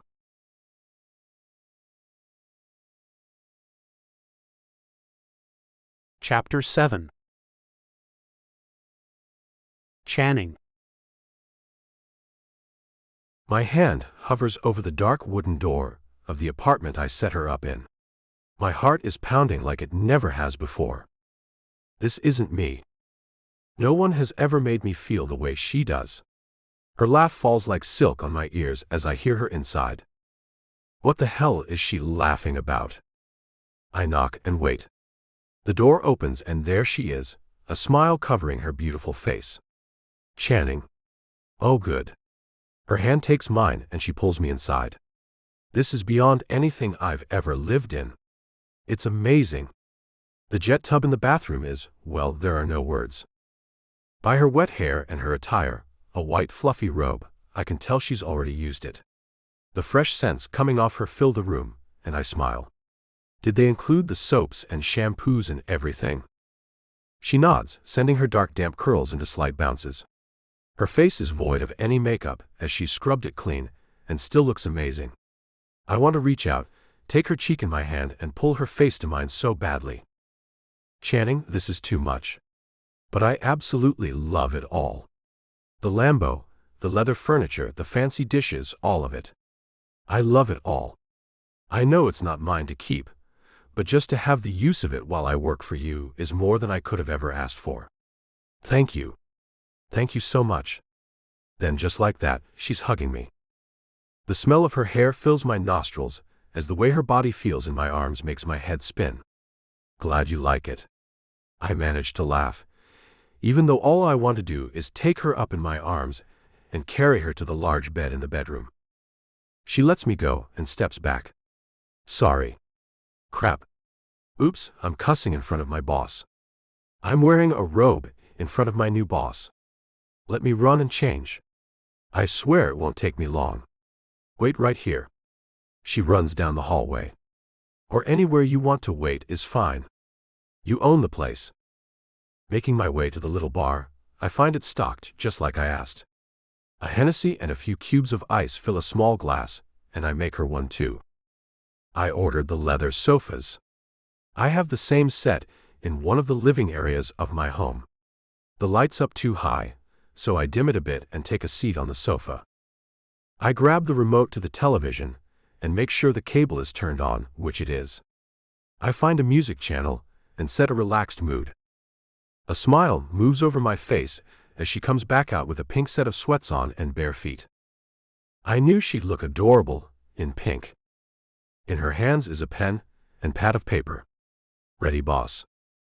She sits across from me on the love seat. Her legs fold underneath her. I push the glass of cold liquor towards her. She gives me a little smile and takes it. Thank you. She sips it, then puts it back down. So what would you like to get started with? Getting you out of those clothes. End of sneak peek for Dangerous Waters, a billionaire romance. Please like and subscribe to support this channel. It helps more than you know.